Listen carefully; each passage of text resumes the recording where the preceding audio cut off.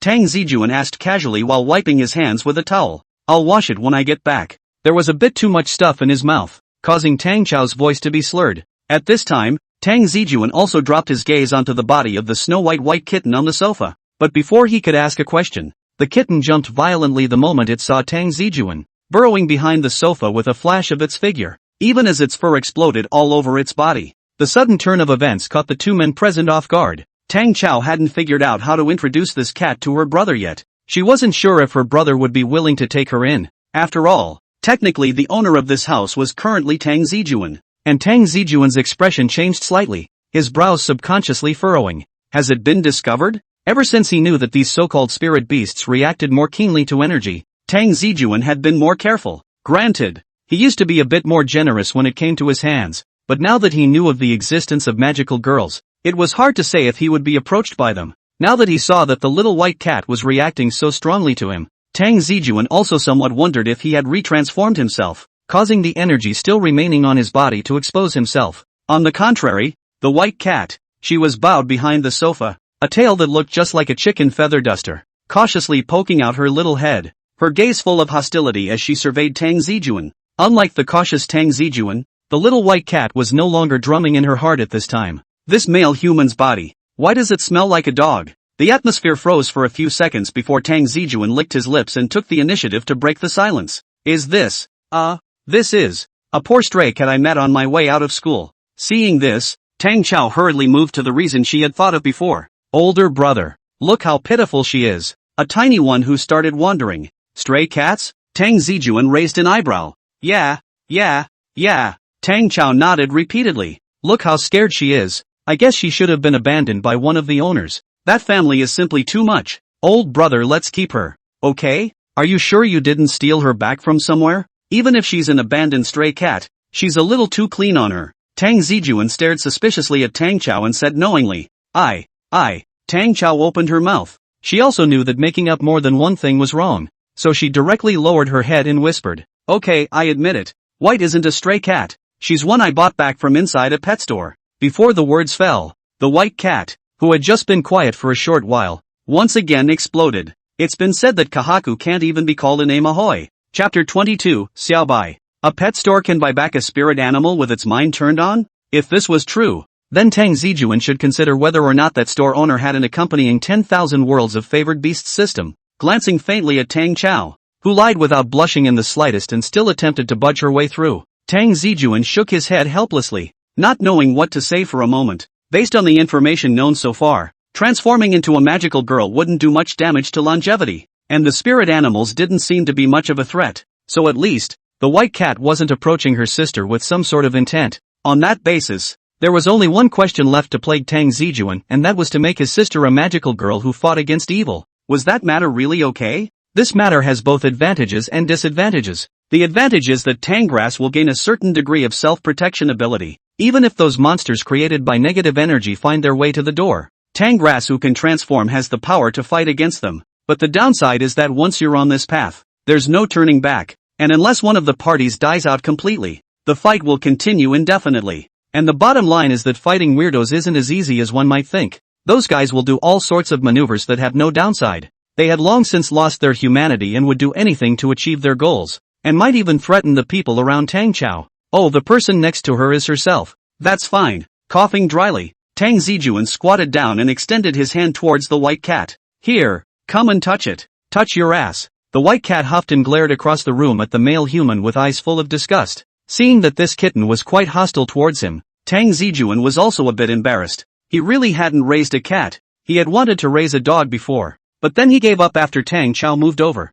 Keeping it tangweed is enough to make his heart tired. The small white cat pressed down, ready to give the male human a claw whenever he dared to do anything to himself. But soon, she noticed Tang Cao behind Tang Zijun giving her a wink. That was the plan they had discussed before they returned home, and in order to be able to make it perfect for Xiaobai, although the white cat didn't recognize the name, to live in the house, she had to get Tang Zijun's approval before she could do so. For this reason, Tang Cao kept coming up with all kinds of ideas. I'll tell you what, Xiaobai, my old brother is the most soft-hearted person. As long as you pretend to be pitiful to rub up against him, I can guarantee that he will definitely agree to let you live in. No man can resist the pampering of a cute little kitten, and if he does, Then you'll meow a few more times with your throat clamped shut. I'm sure you can do it. Come on. It's all for the greater good of our future. You can't just come over and tickle my window every time you sense an outer demon. Tangrass's droning voice still echoed in the white cat's head. Looking at Tang Cao, who had already interlocked her fingers and started to make a pleased gesture in vain,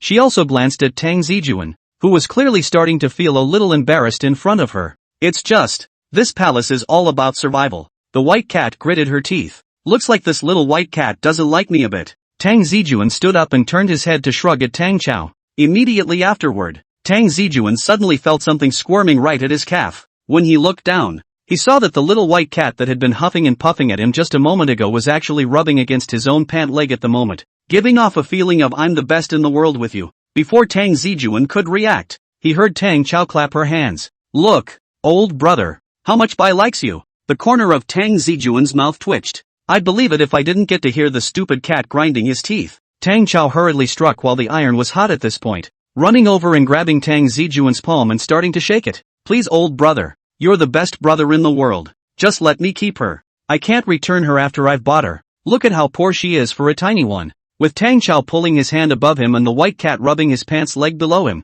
Tang Zijun's body stiffened a bit, so much so that he didn't get bitten by the other party. Looking at Tang Cao, whose face was full of supplication, Tang Zijun sighed heavily. Well, raising can. Yeah, but, don't get too happy yet. Tang Zijun pulled his hand out in one go and said seriously. I don't care if you normally feed stray cats, but when you enter the house, that's different. Saying that, Tang Zijun sat back in his chair, then motioned for Tang Cao to sit down as well. This kitten high and low is also a life. You want to raise must take responsibility. The usual cat food, cat litter and deworming and small snacks. This is money. Given that your main job is now to study, we have to agree on 3 rules. Fine.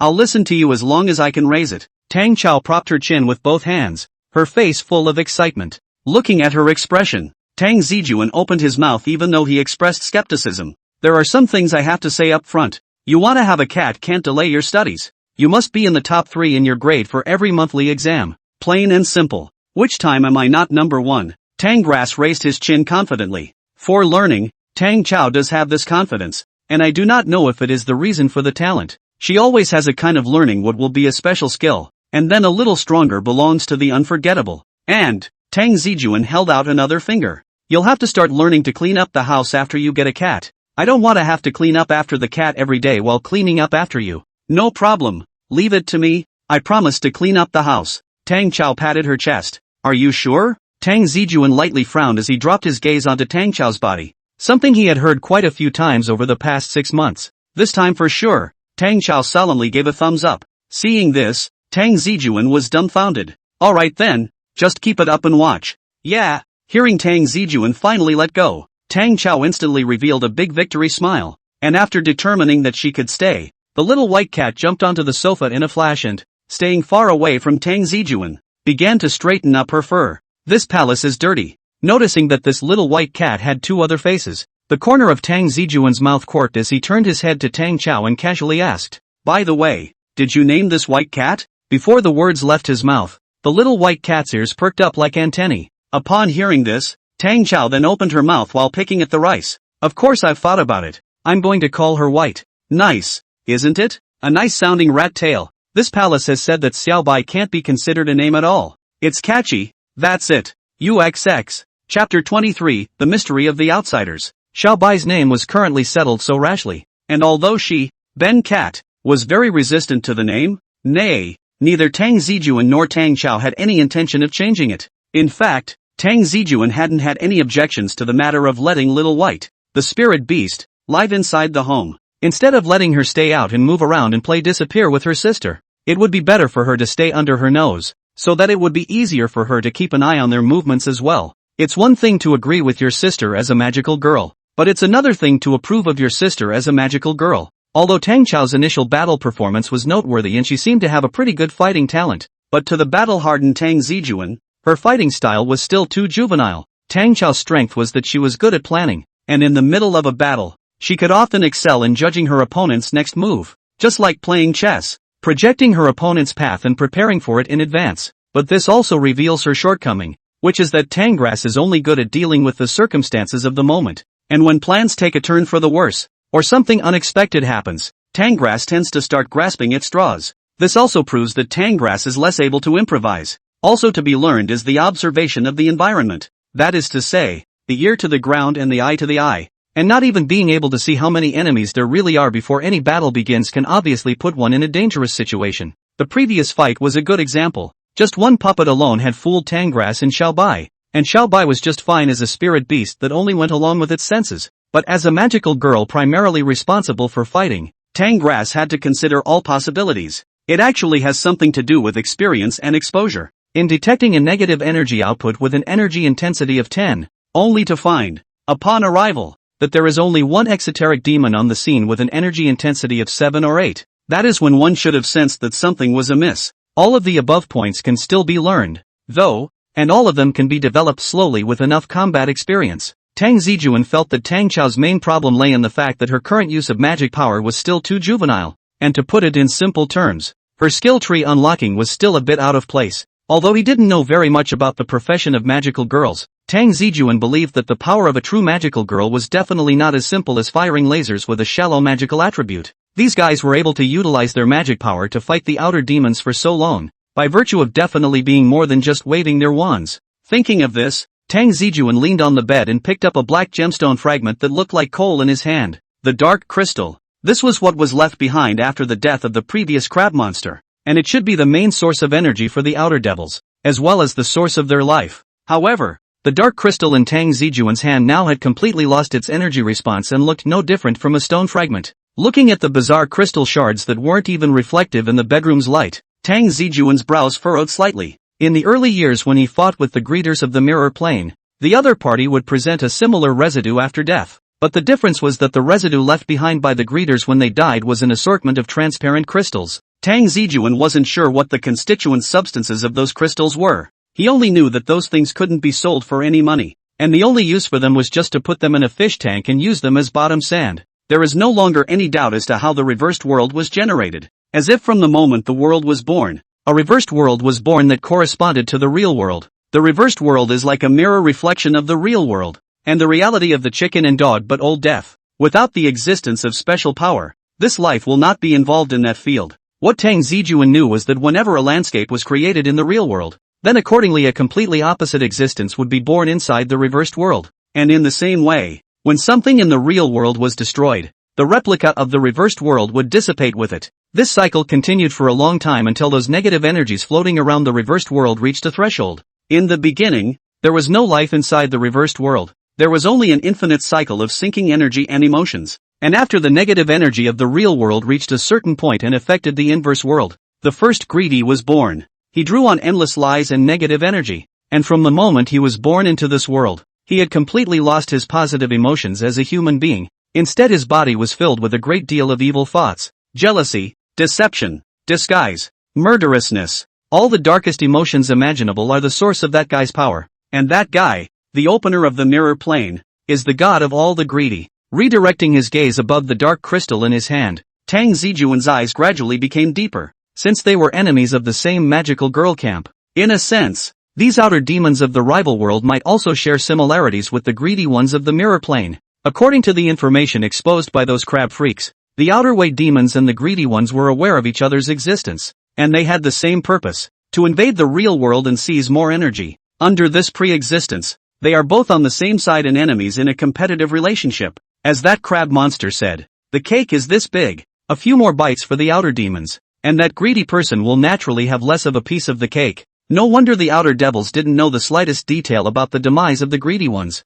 Perhaps for them, the absence of the greedy ones would instead make their hunting area larger. In this case, they'd be lucky if they didn't celebrate with firecrackers. So how could they still be actively probing to find out how the greedy one disappeared? But then again, it was reasonable to say that the entire gluttony organization had been completely wiped out by themselves, and such a big deal had already triggered a tremor in the magical girl circle. So there shouldn't have been no action on the outer devil's side. So is there still a hidden secret present in this that you haven't noticed yet? Lying quietly on the bed, staring expressionlessly at the ceiling, a ripple rose within Tang Zijun's heart. Aside from that mysterious inner world, there was another thing that puzzled him a bit. After fighting those guys from the mirror plane for so long, Tang Zijun had never seen any of the corruptors able to appear in the sunlight. Not even a replica or a corruptor possessing a human could do this. The only one with the ability to stand in the sunlight without being affected is, I'm afraid, the gods of the greedy ones. But the problem was, that crab monster was only a captain-level existence anyhow,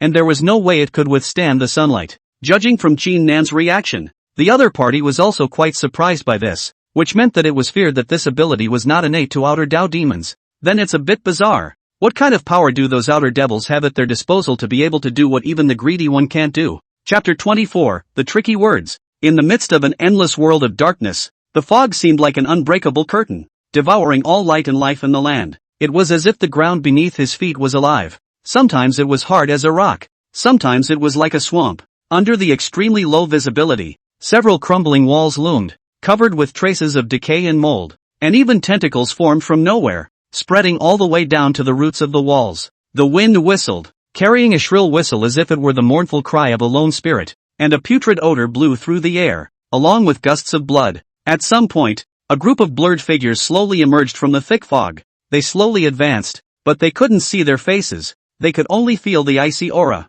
In the midst of the chilly environment, a whisper rang out, as harsh as chains rubbing against the ground. Sir, your presumption is correct. That group of greedy people, I'm afraid they're really making a comeback. There aren't many beings who have the power to strip a ghost-faced crab from the real world in an instant, and the power to take him thousands of miles away in just a few minutes is, I'm afraid, the only ones who don't have faces. The voice was harsh, but it was extremely respectful in its tone. A young voice then surfaced. I'll take it that Ghostface Crab is dead.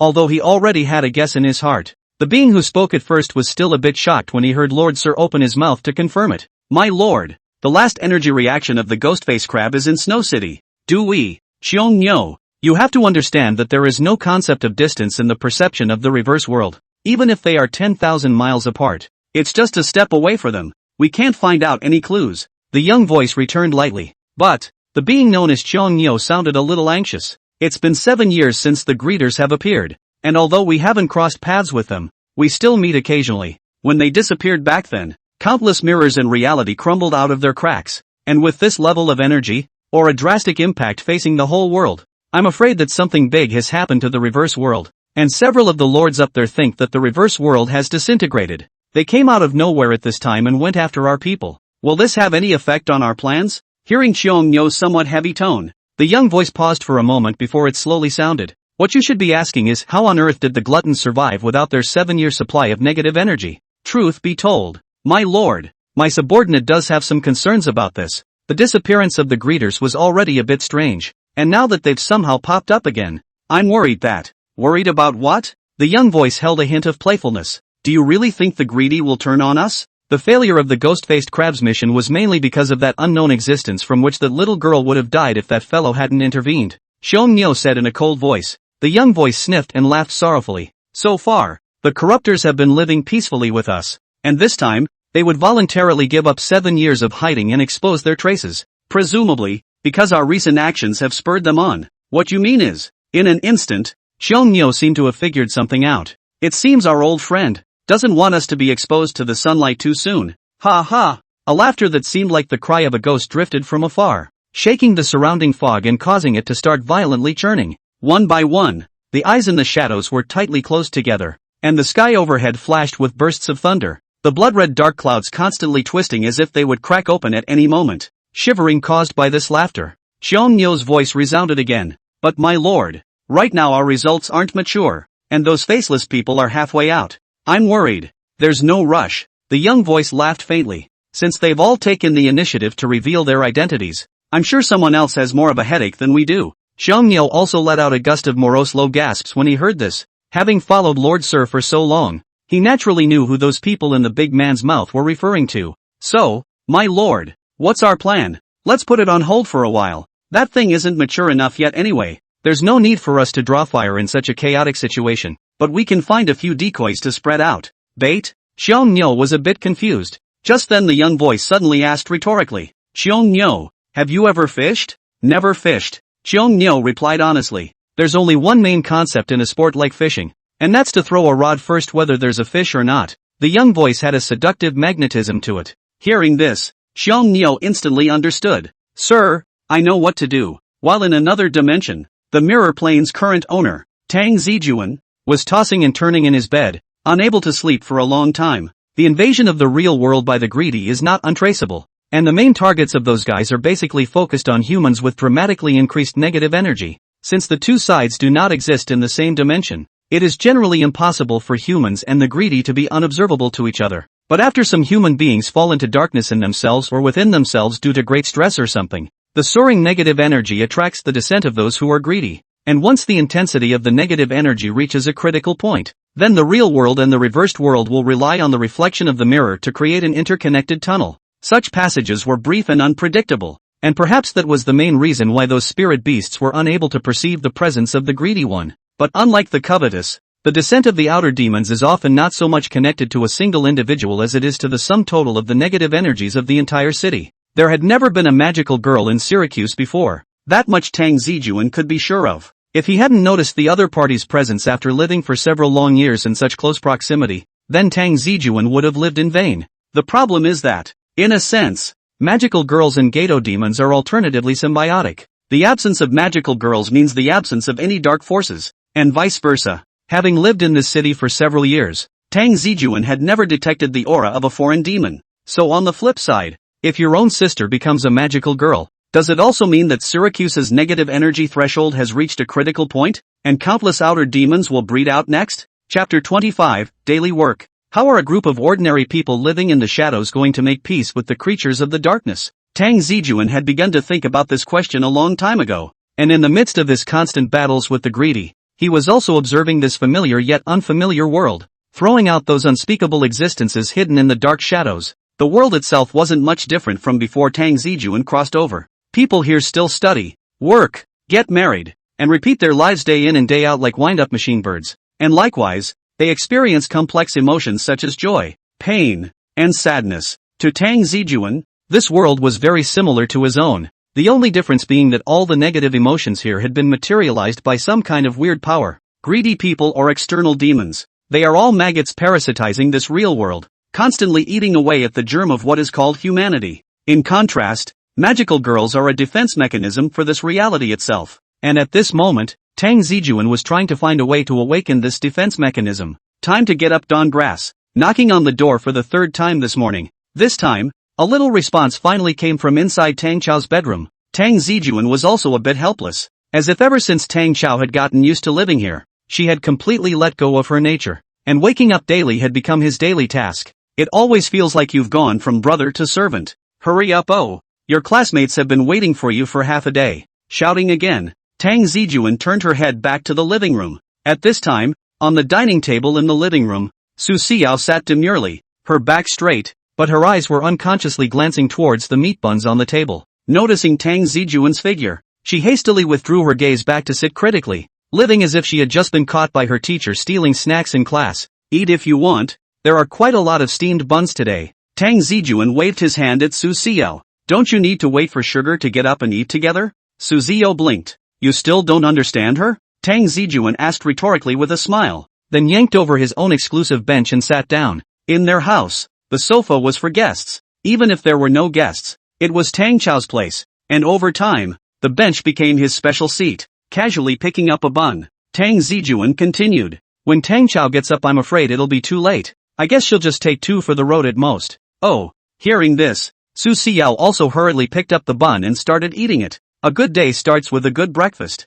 In the past, Tang Zijun hadn't cared too much about breakfast, because at that time, he had slept until noon. But after he had developed the habit of waking up early, he felt that he was missing something if he didn't eat something in the morning. And Tang Cao is still growing his body. Plus his mom's 3 orders require 3 meals a day must be done. So Tang Zijun is now also more important for the diet. Today's breakfast is a bun with the bone soup that was not finished before. It is said that if you eat noodles without garlic, the flavor is less than half. Tang Zijun thinks that eating buns is similar, so it is specially prepared for the lapacho garlic. This pickled garlic wasn't too spicy, and even little girls like Tang Cao and Su Xiao, who weren't crazy about garlic, were able to accept it. Originally, Tang Zijun was going to put down noodles, with bone broth as the soup base. Casually cooking a clear water surface would be delicious. But when he bought spring bamboo shoots yesterday, he suddenly smelled a fragrance of meat filling. As soon as Tang Zijun smelled it, he knew that the meat filling was definitely freshly strung, and the meat wasn't frozen. so he stopped by and bought some back for a taste. Tang Zijun's approach proved to be very wise, as evidenced by the fact that Su Xiao was still shivering her fingers from eating with her hands full of oil. After a beautiful breakfast, Tang Zijun placed the buns in the pre-prepared lunchbox, which was requested by Tang Cao, who was furious with herself for not getting up early enough to eat something delicious. Tang Zijun, on the other hand, said, "I really tried my best." Seeing Tang Cao and Su Xiao walk out the door, the entire room was quiet again. Mornings in Syracuse aren't much different from other cities, and the world outside the window comes to life as the sun rises. The sound of cars, the noise, and the music of the middle school. Tang Zijun took one dish after another to the kitchen to clean as usual, and after he finished washing and walked out humming a song, he suddenly remembered that there appeared to be a newcomer in the house. I don't know if it was because she had a proper place to stay, but Little White didn't follow Tang Cao away today. She was still curled up on Tang Cao's bed napping. That is, Xiao Bai is that so-called spirit animal.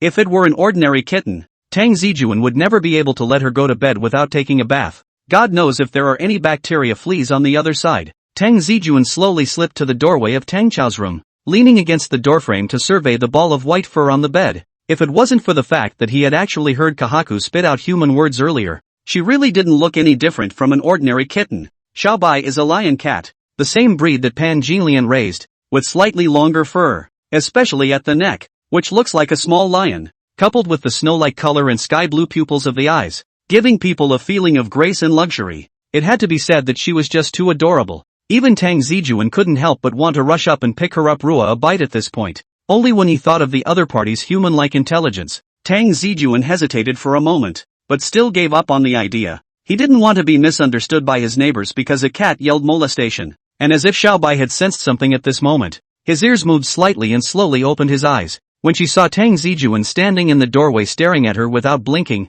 her sleepiness instantly disappeared, and she jumped 3 feet high and blew up her hair, ready to fight once again. The feeling of being stared at by a dog-smelling male human sleeping was also too horrible. Xiao Bai kept looking around, trying to find Tang Cao's figure, and after a while, she reacted with hindsight that Tang Cao had already gotten up and gone to school. That means from now on, whenever it's daytime, this palace will have to stay with this male human as a cat? At the thought of this, White's cat face fell. Looking at Tang Zijun across the room, she kind of regretted agreeing to Tang Cao living in. Regarding Xiao Bai's resistance, Tang Zijun just smiled faintly. He could now be sure that the other party was unable to perceive his energy. If the other party was truly able to sense the power of the masked rider, then it was impossible to turn a blind eye to it for the entire night. However, Tang Zijun hadn't thought of hiding her identity from her, and now while Tang Cao had left and there was only one of them left in the house, it was the perfect time to have a chat about Tang Cao's future development. Just as Tang Zijun organized his words and prepared to open his mouth to say something, suddenly, a strange sound entered Tang Zijun's ears. At the same time, Xiao Bai, who was huffing and puffing at Tang Zijun, also seemed to have sensed something, as she first froze, and then she violently raised her neck, and her gaze snapped toward the window. Chapter 26, Unusual Fluctuations. Only a white shadow snapped onto the windowsill. It's white. There was a hint of urgency in the lightness of her steps. Immediately after arriving on the windowsill, she stretched her neck out to look into the distance, a humanized look of disbelief flickering among her sky-blue eyes. Outside the window the city looks like it's just waking up at the moment, with school children rushing to work announcing the start of the morning rush hour. However, in the midst of this bustle, Xiao Bai vaguely felt a strange fluctuation, as if an invisible pressure had enveloped her. No, it can't be. White's mouth was slightly open, and his pupils trembled slightly. It's daytime. It can't be. And behind Little White, Tang Zijun's expression also turned positive as his gaze looked in the direction from which the fluctuation had come. It was an extremely dark energy, like an icy tide that slowly spread out, and like filth gushing out of a sewer, eroding bit by bit, every inch filled with a creepy aura. Outer demons? Tang Zijun's brows revealed a look of interest. Ever since solving that crab monster, Tang Zijun had memorized the scent of these guys, just like he had tracked down the greedy ones back in the day. White's paws clenched tightly on the windowsill, and a low whimpering sound unconsciously escaped from inside his throat, looking as if he was sending out a warning towards that unknown presence. Hello. Just then, Tang Zijun's voice rang out, interrupting her low growl. You should be able to feel that energy too. White. Although Tang Zijun's words were rhetorical, his tone was unusually firm, as if he had already seen through her. Hearing Tang Zijun's words, Xiao Bai turned his head violently, the shock in his eyes almost turning into substance. To her, Tang Zijun's words were obviously several times more shocking than the appearance of the outer Dao demon in daylight. Tang Zijun, on the other hand, didn't explain too much. The corner of his mouth quirked, and the belt had appeared in his palm at some point, without any extra movement or extra sound. Fiercely placing the belt around his waist, the card slipped through, and in the next moment, Tang Zijun's lips moved slightly. Transform. The silver-gray metallic battle suit appeared out of thin air and, as if it had an attraction, quickly set itself on top of Tang Zijun's body after stalling in mid-air for a split second. In a trance, a wolf howl came from the nine hells. Kahaku woke up like a dream, his frozen brain slowly coming back to life. Before she could react to what was going on, she saw the armor-clad Tang Zijun lift the curtain on the vertical mirror in Tang Cao's bedroom. Tang Cao has a monthly exam today, so it's best to leave her alone, and if you want to know what's going on, follow me. After saying that, Tang Zijun's figure flickered, and his entire body directly disappeared into the mirror, vanishing into thin air. The footsteps paused slightly, and the scenery around them had changed drastically. Returning to the inversion world once more, looking at the familiar twisted landscape in front of him, Tang Zijun moved his neck and let out a gust of clicking sounds. Ever since picking up the Wolf Rider belt again to transform, Tang Zijun found that all of his long-dormant battle consciousness had begun to gradually awaken. Feeling the sense of power that was constantly pouring out of his body, he couldn't help but let out a soft cry of comfort. Just at this time, a ripple suddenly arose at the mirror behind him, and soon, a small white head poked in. I thought you wouldn't follow. Tang Zijun inclined his head, looking at Xiao Bai's face full of incredulity, and a smile appeared on his face under the helmet. You, what the hell are you? At this moment, Xiao Bai, who had suffered a series of shocks, couldn't care less as she finally chose to take the initiative to open her mouth. But before she could finish, Tang Zijun directly interrupted her. Xiao Bai, I advise you to never ask something like, who the hell are you? You were able to send the rainbow crystal flower to Tang Cao. I don't believe you haven't secretly investigated her. At those words, Xiao Bai's stomach of words were all blocked in her mouth. Her eyes clouded as she gazed at Tang Zijun not far away, as if she was on the verge of an enemy. However, Tang Zijun didn't have the time to care about the twists and turns in Xiao Bai's heart at this time. He had more important things to do. Turning his head to look at his sister's bedroom in the reversed world, Tang Zijun slowly raised his hands, and immediately after, the entire bedroom instantly looked like it had been split in half by a knife. And even more than just the bedroom, the entire building had been split down the middle. Xiao Bai was startled by this boom in her sight. She subconsciously wanted to escape, but she turned around and realized that the mirror she came from was pulling away from her at a speed visible to the naked eye. Looking down, he saw that his feet were dangling in the air. Wah! Where had the young white experienced such unthinkable things? He was instantly scared to the point of screaming, his forepaws constantly clawing randomly. Stop screaming. The rules of the inversion world are different from the real world. You can't fall, Tang Zijun casually explained, and then with a hook of his finger, the city in front of him immediately folded up at an extremely bizarre angle. White struggled for a moment, realizing that he really didn't seem to have the weightlessness of falling. Curiously touching her feet, she was surprised to find that she appeared to be standing on top of a huge plating that was invisible to the naked eye. On the other side, sniffing at the source of that energy, Tang Zijun's gaze kept retrieving it, and soon, he was able to determine the exact location where that strange fluctuation had appeared. That place is. Narrowing his eyes slightly, a shattered mirror flew up from the steel guardrail in the city like a meteor heading in Tang Zijun's direction and stopped abruptly when it approached him at a distance of about a meter. Looking along the mirror towards the opposite side of the street, he saw an empty building, broken masonry and garbage thrown everywhere, and a few garbage bags hanging from broken glass. Dilapidated concrete siding fell off and down, revealing rusted steel bars inside. And most of the glass on the window frames was broken, with some of the higher spots not even having windows installed. The road was almost covered in dirt bags, and weeds burrowed through the cracks in the corners, blown wildly by the wind. Looking at the dead silence, Tang Zijun's frown soothed a bit. East End sucks? That's quite a pick of the litter. You know what that place is? White's voice came from behind him. Tang Zijun inclined his head to look, but found little White standing still, presumably because he should be worried about the possibility of falling if he casually wandered off. Without answering, Tang Zijun just smiled, then took a step and walked directly into the mirror that led to the rotten building. Seeing this, Xiao Bai froze. Just now this, and now this, you bastard. Clenching her teeth tightly, Xiao Bai hesitated for a moment, looking at the unfamiliar and constantly changing environment around her. She still quickly followed. Chapter 27, Fey Eggs. The palms of his feet touched the ground, and Tang Zijun slowly stood upright. In front of us was an area that had been forgotten by the entire city. A skeletonized building stands on the barren land, and in the distance you can see a piece of blue iron that surrounds the place. The East End is still a relatively famous place for its crappy buildings. Originally, this was an urban village, affected by the fever of land and property speculation, and many people at that time blindly made investments in preparation for the establishment of a high-class community in this place. There are two areas in the neighborhood, one side of the building, one side of the townhouse. At the beginning of the project encountered resistance is still quite big. After all, it is the city's construction work. Want to start not so easy, but then I don't know who spread the rumor that a large shopping mall was to be built near this community, and this statement immediately strengthened the confidence of investors. Just after the planning and land use formalities had been completed and the entire district project had commenced, only half a year later, the developer was embroiled in a debt dispute and rumors soon spread that someone had run away with the money. This time, everyone couldn't sit still. Joint venture to engage in the project is afraid of encountering pig teammates. There is one runaway. There will naturally be a second. Eventually, the development project came to a long halt, and I'm told that the lawsuit alone lasted for years, and the house, which was never finished being built, was just abandoned on the site. In Snow City back then, this incident was considered a not-so-small news item,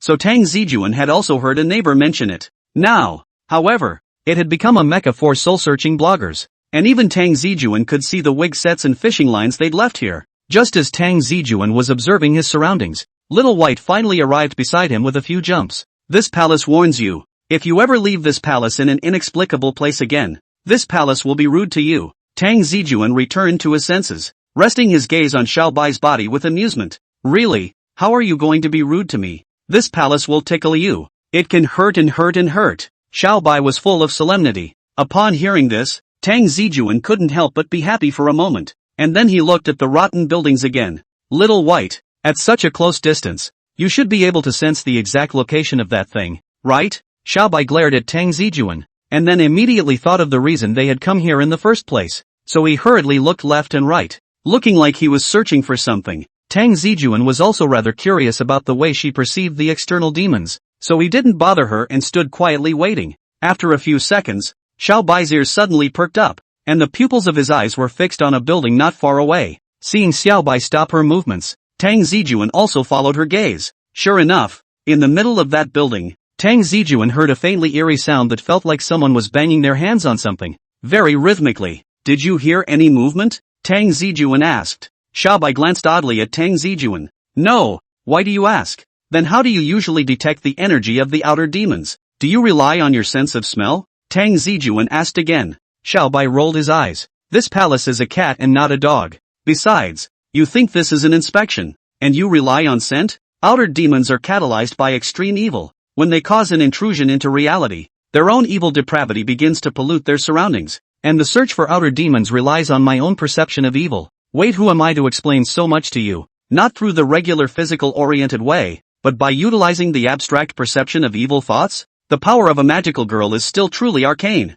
Is there anything more mysterious than you? Xiao Bai opened his teeth and claws. Don't be so excited. No matter what, we're also comrades in the same camp. Tang Zijun shrugged his shoulders. It seems that White is unaware of the existence of the reverse world and the greedy ones, and the point of her surprise is simply the realization that she has mastered special powers. Then a new question arose. Since Xiao Bai didn't know about the existence of the greedy one, it meant that she hadn't been a spirit beast for much longer. In which case, how did the other party know about the existence of the outer Dao demon? Tang Zijun was just about to open his mouth to inquire, when a strange sound suddenly came from the distance. The sound was the same as the one that was banging on something just now, except that the other party's rhythm had become tighter. Tang Zijun frowned, and then his gaze locked onto the rotten building from which the voice sounded. Dang, dang, knock. The voice grew progressively heavier, each stroke seeming to strike at one's heart. This time, even Xiao Bai noticed the bizarre situation, and her expression became quite serious. I don't know what exactly you are,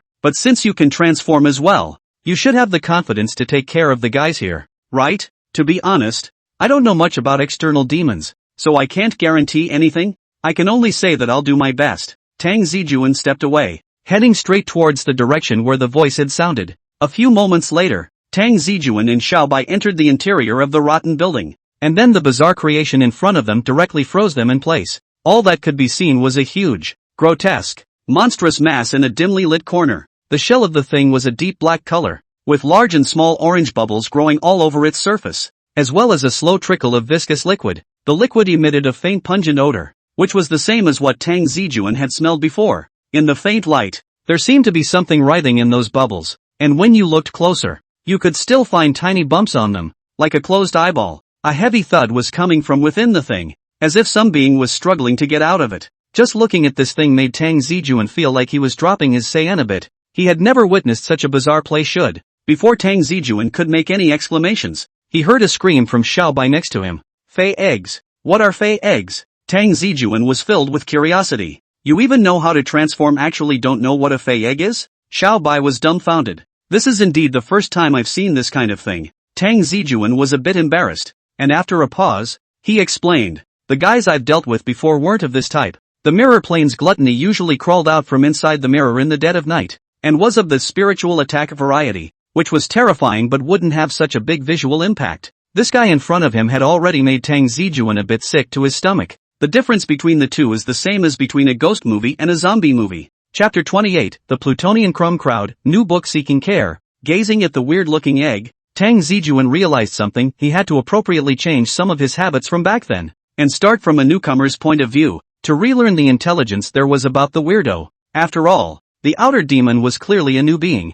and something very different from one's former enemies. If he still acted in the same way as he did in the previous battle, he would most likely encounter unexpected dangers. On the side, Little White skimmed his lips and opened his mouth to introduce alien beast eggs, a special existence birthed by outer Dao demons utilizing broken dark crystals and animal corpses, is a very dangerous thing. Very dangerous. Tang Zijun raised his eyebrows, then also looked seriously at the alien beast egg in front of him. This thing just appeared in the city so brightly. Won't others panic? How is it possible? Ordinary people can't see this thing. Xiao Bai looked at Tang Zijun with contempt. She was even more curious now. Obviously a guy who doesn't know anything, why would he master the ability to transform? And is there really an existence other than magical girls in this world? On the contrary, it was Tang Zijun who nodded thoughtfully after hearing Xiao Bai. Ordinary people couldn't see this Fei egg, which meant that even if the Fei egg was parasitized in a very crowded place, it wouldn't be able to be observed unless the thing in here runs out of its own accord.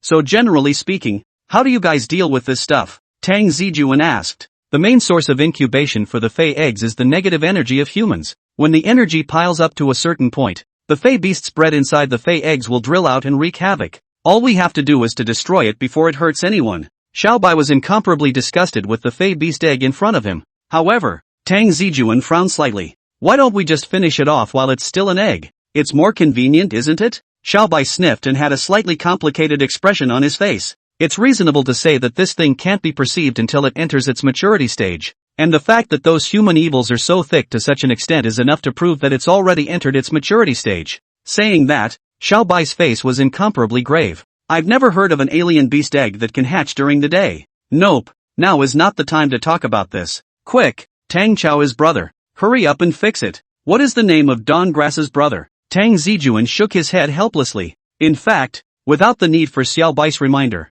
Tang Zijun was already prepared to make a move. Just as he was about to make a move, however, a pattering sound suddenly rang out from the shadows and kept coming from all directions. Noticing that Tang Zijun had stopped moving in place, Xiao Bai instantly looked a bit impatient. She couldn't help but urge, "What are you waiting for? Do it. I'd like to do it too. But it seems like something isn't prepared to just let us settle this guy so easily." Murmuring in a low voice, Tang Zijun slowly turned his head. Hiss, ha, hiss, ha. The haunting sound of breathing echoed through the rotten building. As the voices crescendoed, a twisted presence continued to reveal itself among the shadows. Judging from the sound and number alone, the other party had at least 2 hands, and at the same time, a chilly feeling crept up, and the temperature around them all seemed to have lowered quite a bit at this moment. Kahaku's body stiffened, and then all the hairs on his body exploded. Her eyes widened in disbelief as she watched the humanoid creatures swaying in the shadows ready to burrow out. Outer demons? So many? It's just a bunch of stragglers. It looks like their mission should be to protect the Fei eggs so they can hatch smoothly. Tang Zijun turned around and faced those eerie presences head-on. But the breathing got heavier and heavier. A humanoid creature then completely broke free of the shadows and descended into the real-world dimension. They looked just like normal adults, but their bodies were filled with black mist, and every time they moved, a sound similar to the friction of bones could still be clearly heard. After a cursory glance around, Tang Zijun realized that there were actually more than 20 humanoid bizarre creatures in front of him. This amount of money, if placed on the side of the greedy, would probably result in the destruction of more than a dozen families in one night. The crowd of undercrum. How come there are so many of them? Xiaobai appeared to be familiar with these guys and couldn't help but blurt out after seeing them descend. The undercrum congregation. Is that the name of these miscellaneous combatants? Tang Zijun stepped away, and his gaze clouded. What a bunch of crumbs. Sensing Tang Zijun's approach, the undercrum congregation instantly let out a hiss of unknown significance, and flashed out the weapons in their hands, which were a kind of metal scythes with a bizarre luster. Looking at the scene in front of him, a flash of worry surfaced in the pupils of Xiaobai's eyes. Hey, are you okay alone? Or should I just? Before she could finish, Tang Zijun responded with a movement, only to see that his figure was as fast as lightning, instantly rushing towards the crowd of undercrum not far away. The speed that couldn't even be captured by the naked eye not only made Xiaobai not react, even those undercrum congregation didn't make any preparations. A fist blasted out. The powerful force directly knocked an undercrum congregation flying, heavily smashing into the wall of the rotten building, masonry flying and cracking, splattering a cloud of dust. It wasn't until this time that the undercrum congregation came back to their senses in hindsight, but Tang Zijun's actions didn't stop there. Launching again, his hands directly grabbed the two plague lands in front of him and violently slammed them together. And then, regardless of their softening bodies, Tang Zijun reversed into a roundhouse kick, kicking a piece of the plague lands behind him out of the way.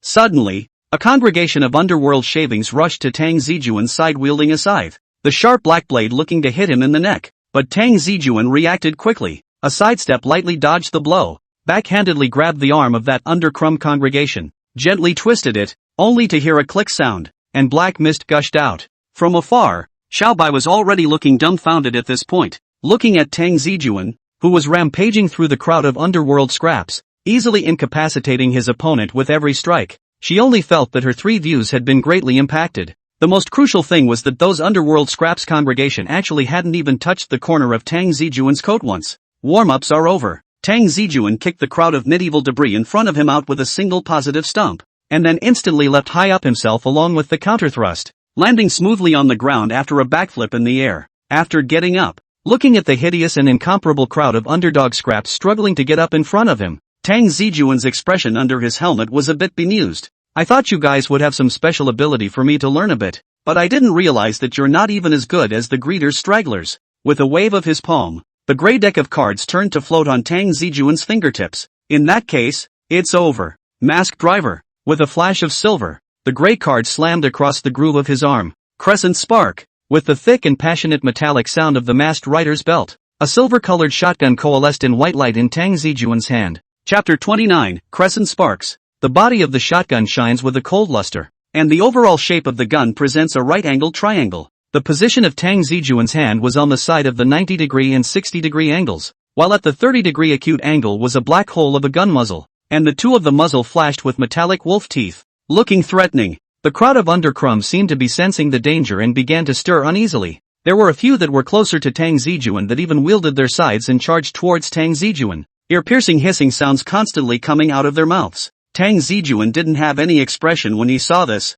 but only tightly gripped the silver-colored shotgun. Slowly, he raised the muzzle of his gun in a calm, strong motion, and the fastest rushing underworld scraps congregation had already arrived in front of it, and the moment it attempted to raise its scythe to launch an attack, it was directly shocked into stopping in place by the aura emanating from Tang Zijun's body. Looking straight at the crowd of undercrum who were moving a little stiffly in front of him, a flash of coldness flashed through Tang Zijun's visor, and then the muzzle of his gun disliked the other party's face directly. Bang! Without hesitation, he pulled the trigger, only to hear a loud bang, and the head of that undercrum congregation instantly turned into nothingness. But the impact of the silver bullets didn't end when they broke the opponent's head. Several projectiles, like a group of life-threatening ghosts, turned instantly and shot towards more of the undercrum congregation behind them. A few of the undercrum congregation that rushed ahead were directly enveloped by the silver bullets, and their bodies instantly burst apart. Black mist churning. The crowd of undercrum in the back looked in horror at the tragic state of their companions in front of them,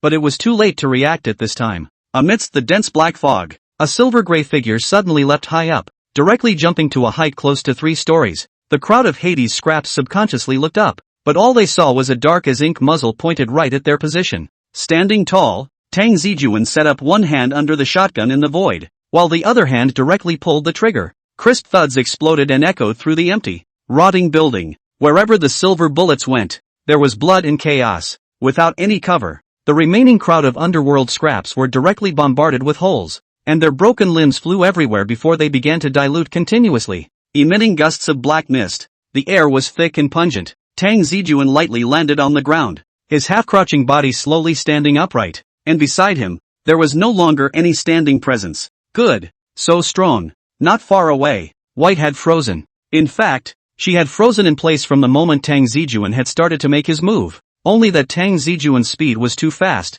and she had only just come back to her senses when the crowd of underworld scraps had already been wiped out. Although he didn't know exactly what Tang Zijun was or where this power came from, the most basic equivalent conversion Xiaobai still understood. Although these undercrum congregation in front of them were not strong individually, they were numerous, and with so many enemies, it was Tang Cao who couldn't do much good even if he came. However, there were such a group of people of the underworld scraps, facing Tang Zijun actually did not even have the power to fight back, and looking at Tang Zijun's smooth breath, he was afraid that none of them had moved for real. Staring blankly at Tang Zijun for a small amount of time, Xiaobai couldn't help but take 2 steps forward. Just as she was about to say something, suddenly, Tang Zijun violently turned around. The shotgun in his hand named Lunar Spark aimed directly at Xiaobai. A terrifying oppressive force came over him, and Xiaobai's body abruptly froze. At this time, she was finally able to empathize with those underworld scraps congregation. The aura Tang Zijun released at this time was simply not something unusual existences could contend with.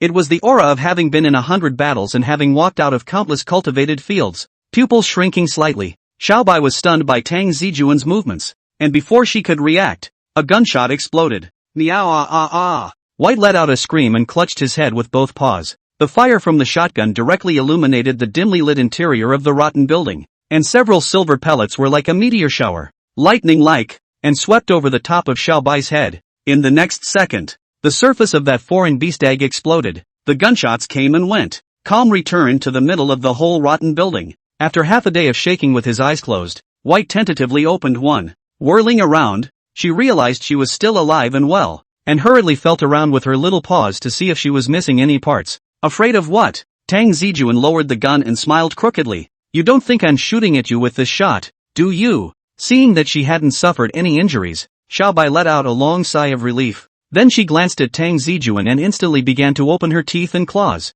If you don't hit me you should at least say so. Hello. You want to scare the palace to death. Why? Tang Zijun lightly rested the shotgun on his shoulder. See you two tits? This palace will fight you. Little White screamed and lunged towards Tang Zijun. However, Tang Zijun put away his smile and moved his gaze from Little White's body to the top of the bizarre foreign beast egg. Stop it. It's not over yet. Hey. Kahaku froze for a moment. Spinning around just as she froze, the ground suddenly began to tremble slightly, and dust and debris fell from above the rotten building. A powerful evil emanated from the egg, impacting everything around it. Xiaobai violently sensed something and violently turned his head to look at the fey egg that was obviously moving in a different way. One could only see that the shell of the fey egg was covered with hideous cracks, and it was even studded with silver-colored projectiles, while from within the cracks, a chilling scarlet-red shimmering light was slowly flickering. Hey, Little White, does this situation look familiar to you? Tang Zijun took a look at Little White, who was hiding behind himself, and couldn't help but ask, how could it look familiar? This palace has never heard of a situation where one can attack a fey beast egg before it hatches. Xiaobai stared at the trembling and increasingly violent fey beast egg without blinking, her complexion a bit grave. That's right. Tang Zijun nodded thoughtfully, then refocused his gaze on the alien beast egg. It looked as if it was his shot that had interrupted the other's normal hatching process, and now that thing inside was going to break out of its shell early. Xiaobai opened his mouth and seemed to be a bit hesitant, but after a pause, he still opened his mouth and said, You be careful. Fey beasts aren't like outer Dao demons. These guys don't have any sanity to speak of. It'll be even more dangerous. Oh, Tang Zijun responded, a smile unconsciously appearing on his face. After fighting alone for so long, Tang Zijun had never experienced a cat accompanying him in battle. I have to say, it's a pretty good feeling. What happened to suddenly becoming envious of magical girls? And while Tang Zijun was brainstorming, along with the sound of clacks, the cracks on the shell of the alien beast's egg grew bigger and bigger. Chapter 30, You're worth a cut. With a sharp shell-breaking sound, a claw full of sharp barbs violently stretched out from within the fey egg.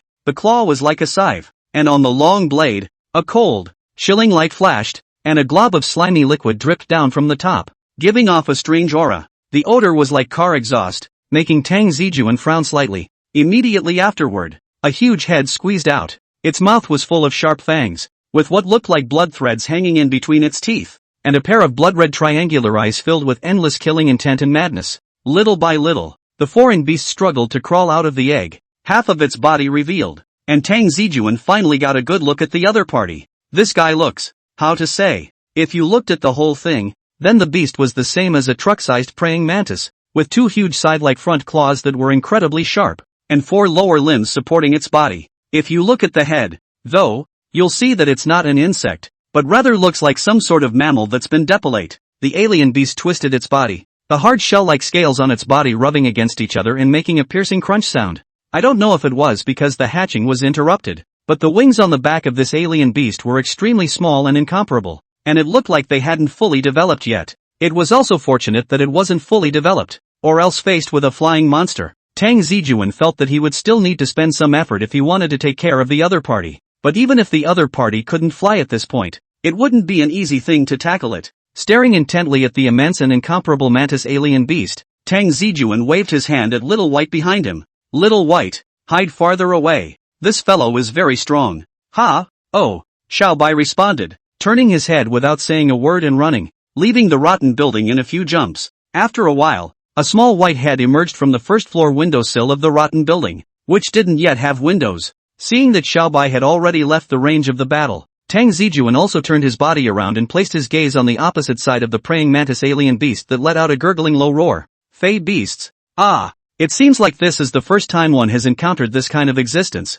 right? When I thought about fighting the greeders back then, it seemed like the weirdest thing I'd ever seen was the unnameable mirror-reading god of greed, wasn't it? Perhaps it's because the births of the greeders are anchored in real-life humans, and the unusual greeders basically appear in human form. Even if they were monsters, they all belonged to humanoid monsters, and basically they couldn't see the existence of any monsters, let alone ones of such a large size. The beast in front of him let out an ear-piercing shrill whistle, the sound waves echoing among the rotten buildings and shaking off a lot of smoke and dust. Luckily, there weren't many people in the neighborhood, or else that voice would have really attracted a little too much attention. Actually, Tang Zijun was a bit panicked in his heart when he shot just now. I don't know if it was because of the early hatching, but the mantis fey beast clearly looked a bit agitated, and its pair of blood-red eyes were filled with madness and bloodlust. It opened its bloody mouth, slime dripping from its mouth, and the scales on its body trembled slightly, the patterns on them seeming to imprint countless twisted faces. Tang Zijun lifted his fingertips, and a silver-colored card instantly emerged. Looks like you're worth a cut, masked driver. The belt resumed its standby mode and the metallic sound mechanically rattled, also attracting the attention of the praying mantis alien beast. At that moment, it finally noticed the short, silver-gray figure beneath it. Sensing the presence of life, the mantis alien beast instantly began to become frenzied, waving its huge scythe front claws to slash directly down towards Tang Zijun's head. Silver light flashed as the card slammed across the groove. Dang dash! A sharp clash exploded out. The immense scythe came to a steady stop in front of Tang Zijun, no more than 20 centimeters away from his face, and in the middle of the two, a silver short sword was straddling the scythe, fending off the opponent's attack with a great disparity in size. The mantis fey's scythe and short sword kept rubbing against each other, erupting in bursts of sparks, and it was at this time that the mechanical voice of the belt slowed down. Crescent crash. Not bad power. Feeling the force coming from above the short sword, Tang Zijun subconsciously quipped. Immediately, his afterglow detected that on his own left, the other scythe front claw of the mantis fey beast was chopping horizontally towards him, while his right hand continued to raise his sword to parry. His left hand was raised violently, and the shotgun was flexibly juggled in Tang Zijun's hand before it was violently aimed at the incoming scythe's front claws. A shot blasted out, and that sharp front claw instantly turned into a roiling slime. The mantis alien beast's forelimbs brushed against Tang Zijun's body before it was surprised to find that its claws had actually been blown off by a single shot. And at that moment, Tang Zijun once again made a move, only to see his hands raised flat, the short sword and shotgun rotating one clockwise and one counterclockwise. Then Tang Zijun closed his hands together, and the hilt of the short sword was instantly inserted into the body of the gun. A crisp click sounded, the answer to the two weapons being perfectly combined. Tang Zijun held his hand on the handle of the shotgun, and the short sword extended out from the 90-degree angle and 30-degree angle on that side, and paired with the body of the gun it surprisingly formed a mold that resembled that of a noble knight's sword. The body of the sword violently erupted with a faint silver-white fluorescence, looking as if it was shining like the moonlight sprinkled from the sky. the mantis Fei's body stiffened, and the madness in its eyes came to an abrupt end. Tang Zijun, on the other hand, had already put his knight's sword up in front of him. Break it! Accompanied by a subtle murmur, Tang Zijun's figure transformed into a stream of light in the blink of an eye, and wherever the blade of the sword went, it chopped at nothing. The familiar sound of breaking glass did not ring out. The huge body of the mantis alien beast was split in two in the blink of an eye, and the sharp hissing sound stopped forever at this moment. Tang Zijun flung his night sword, and the sticky and disgusting black and red slime instantly splattered all over the ground, while the huge body of that mantis alien beast also collapsed to the ground with a dull thud after a moment's pause. The hand holding the sword trembled slightly, as Tang Zijun slowly calmed his heart, which had just become somewhat agitated, looking at the ghastly corpse that was constantly decomposing and diluting, as well as the puddle of liquid on the ground. Tang Zijun licked his somewhat dry lips. Luckily, it's a good thing I didn't use night kick. Thinking about how she looked covered in mud, the cleanliness-obsessed Tang Zijun couldn't help but shiver. And at this time, Tang Zijun also slowly turned his head to look at Xiao Bai's position. Doing this is enough, isn't it? Chapter 31, Showdown. Half an hour later, Tang Zijun and Xiao Bai re-entered the house. Why did it take half an hour? That was mostly because one man and one cat were staring at the decomposing body of that mantis alien beast. Otherwise, in case someone somehow walks into a rotten building and suddenly sees the corpse of such a monster, the internet should be buzzing by the time a certain voice or hand or station posts it. Of course, there weren't many people in that place to begin with, and the odds of that happening weren't great. And even if someone did find it, I guess after he recorded the video, the decomposition of the body would be almost complete, and by then there would be no proof of death. And even if there was a video, it could be said that it was synthesized by AI. But when it's time to be rigorous, it's still necessary to be rigorous, because according to Xiao Bai, the corpses of these alien beasts are extremely corrosive to the human body. And don't get me wrong, this kind of corrosiveness isn't directed at the body, but rather at the spirit. If one stays for a long period of time next to the corpse of an alien beast in the process of decomposition, or comes into contact with these substances intentionally or unintentionally, that person will soon suffer from nightmares and insomnia, loss of appetite, and in severe cases, hallucinations. Going to the living room and pouring herself a cup of tea, Tang Zijun sat back on the sofa in her slippers. Xiao Bai sat perilously in the corner of the sofa, occasionally raising her head to glance cautiously at Tang Zijun, and when Tang Zijun turned her head to look at her, she would pretend to avert her eyes as if nothing had happened. I don't know if it was because she had experienced too many things this morning, which had drained a lot of Bai's brain cells, but she hadn't even taken the initiative to open her mouth to say a single word this whole way back. In response, Tang Zijun just smiled faintly. I know what you're thinking, and it's just as well. Let's talk openly and honestly about it while Tangrass isn't around. Upon hearing Tang Zijun's words, Little White then averted his gaze back, his expression a little complicated and a little fearful. If Tang Zijun's resolution of the crowd of medieval shavings at the beginning had only surprised Xiao Bai, then the later image of him chopping the foreign beasts in two with a single stroke of his sword was enough to make Xiao Bai's heart drum a little. What kind of guy who says the opposite side is strong while going up in one slash to give people seconds off? Reintroduce yourself. My name is Tang Zijun. I'm Tang Cao's older brother. As if he could tell that Xiao Bai was unwilling to speak, Tang Zijun said to himself. Or you can also be called Masked Knight. Mask? Knight? Little White blinked, staring at Tang Zijun with some suspicion. It wasn't as if this world didn't have masked rider specials. The episodes of those riders that Tang Zijun remembered were still hanging online, and magical girl anime existed as well. In fact, Tang Zijun had a black history-like secret that had been buried deep in his heart, and that was that he had actually thought about transforming into a wolf rider to shoot a movie or TV drama back then. But this was just a thought. If this kind of power was exposed, I'm afraid that he wouldn't be able to stop for the rest of his life. And as a cat, Xiao Bai naturally hadn't watched much human television. So Tang Zijun shrugged his shoulders and said mildly, I think this is the first time you've seen this kind of power. As a matter of fact, I didn't realize that magical girls really existed in this world until that night. Originally I just thought you were all anime characters. Xiao Bai's eyes twitched as she quickly thought of what Tang Zijun was referring to when she mentioned that night. But what surprised her was that she actually didn't feel a thing about Tang Zijun stalking. And it wasn't just her. Even the outer Dao demon hadn't detected his presence. Just listen to Tang Zijun continue. I got my shape-shifting ability 10 years ago, and through the Masked Rider's belt I have access to the power of the coyote and the moon, which I have named Wolf Rider, as you have just seen. 10 years ago. Bai's eyes widened. You? Ah. Tang Zijun nodded. I'm also considered to be a warrior with longer seniority, but you don't have to be surprised. In fact, I haven't transformed in many years. Why? Kahaku was a bit puzzled. You're obviously so powerful. More powerful than any magical girl this palace has ever known. Why can't you contribute to the peace of this world? Because I thought I'd already won. Tang Zijun spread out both hands. Ha! White's head tilted. Looking at the somewhat dumbfounded Xiaobai, Tang Zijun couldn't help but reach out and rub her head, while Xiaobai was still a bit dazed. So she didn't resist. After a handful of moments, Tang Zijun slowly opened his mouth. I had been fighting a group of greedy ones guys back then, who were born in the reverse world, the dimension I just took you back and forth to, and aside from them, I didn't know at the time that outer demons as well as magical girls existed in this world. You mean, you've been fighting that reverse world's greedy one since 10 years ago? So, how is that greedy one now? Xiaobai asked tentatively. I told you, I won. Tang Zijun smiled. You won means, Xiaobai felt like her head was a bit short, and after freezing for a full 5 seconds she thought of something and let out a sharp pop.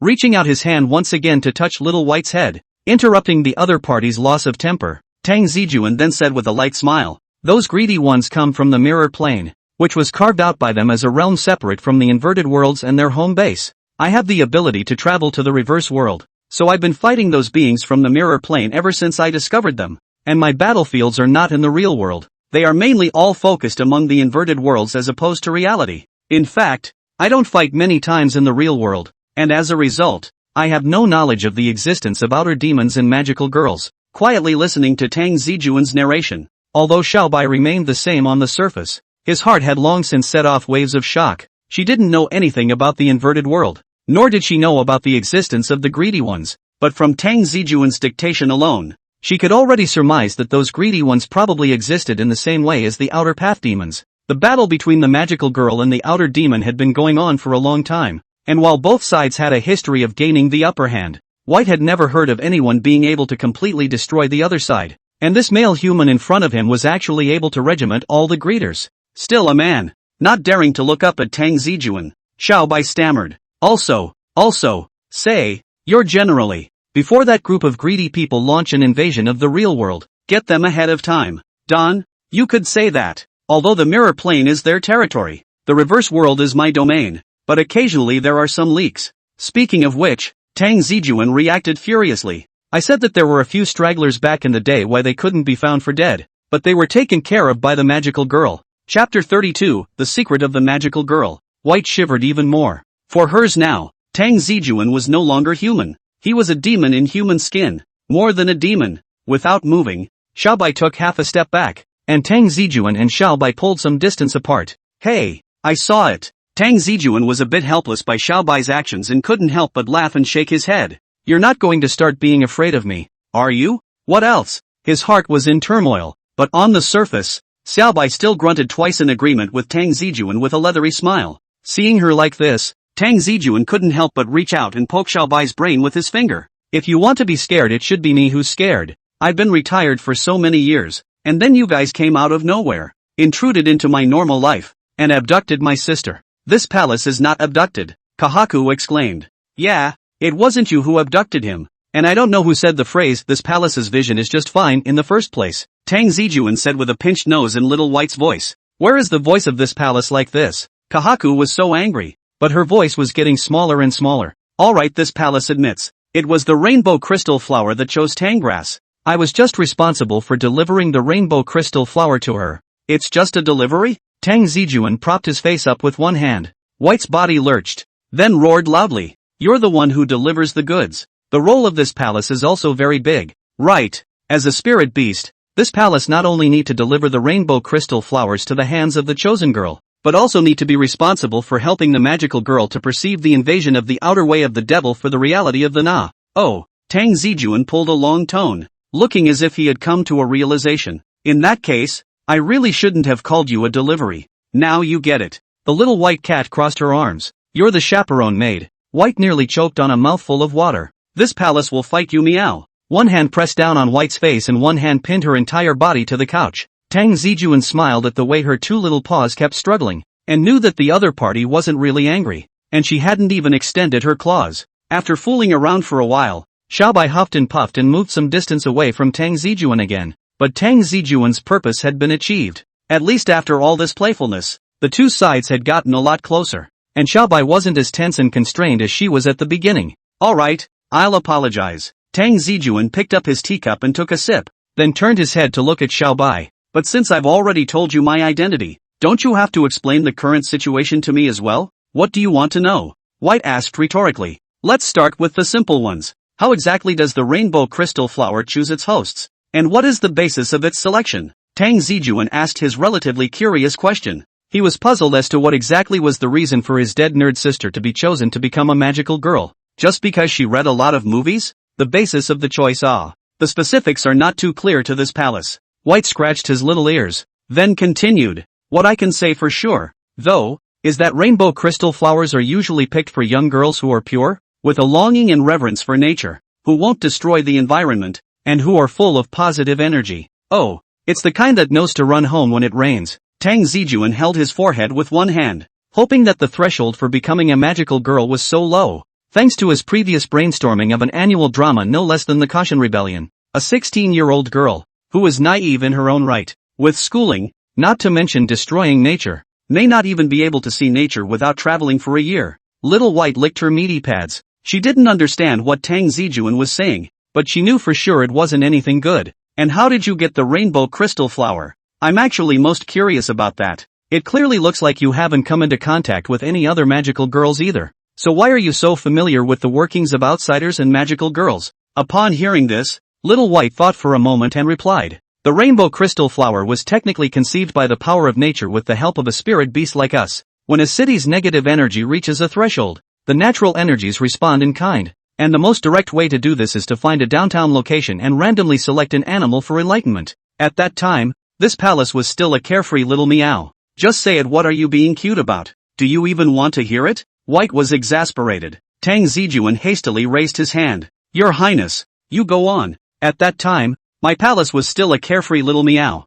Just as my palace was napping, I suddenly had a dream. In the dream, my palace saw so many images. There were scenes of magical girls fighting, and there were also scenes of outer demons wreaking havoc. A humanized look of remembrance appeared on Little White's face. After waking up from the dream, this palace felt that some sudden changes had occurred in my body. This palace could think, and my mind was spinning exceptionally fast. And most crucially, this palace found that in my arms, there was a 7-colored gemstone. That would be the rainbow crystal flower, right? Tang Zijun stroked his chin. Yes. White nodded. It's as if in an instant, this palace understood a lot of knowledge. This palace can't describe that feeling to you in detail. It's just like a yellowish dream. Many memories of my predecessors popped up inside my head. It is also because of these memories that this palace understands the mission and task of this palace. And for the sake of peace and to stop the invasion of the demons of the outer path, this palace must find the maiden chosen by the rainbow crystal flower as soon as possible. After the rainbow crystal flower is generated,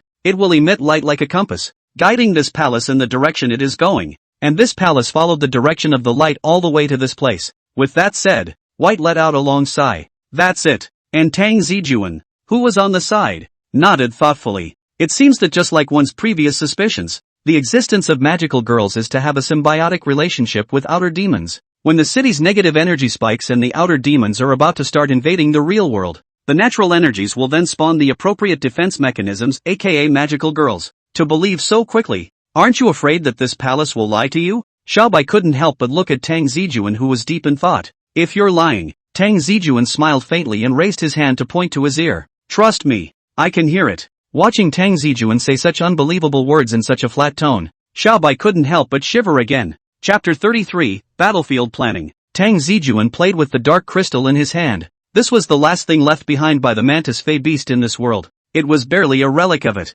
After a brief communication, Tang Zijun now had a preliminary understanding of magical girls as well as spirit beasts. It seemed that he had set up his retirement plan a little too early back then. If he had known that this world still hid so many weird powers, Tang Zijun would not have said anything to start his retirement at the university. Little White was foolishly happy. After only a few minutes her fear of Tang Zijun had disappeared. Instead she even came over upside down. Say, since you're so strong, we'll definitely be able to put an end to the invasion of the outer demons once and for all. Maybe it's not impossible to finish them all off. Nah, it's not that easy. Tang Zijun flexed his fingers and the dark crystal traced a path through the air, accurately falling inside the fish tank in the living room, splashing a patch of water, and startling the goldfish inside. Raising his hand in a yes gesture, Tang Zijun turned his head to look at Xiaobai. The reason I was able to take out those greedy people in the mirror dimension, that's because the reverse world itself is my domain, and I was able to freely enter and exit the mirror world, but the inner world,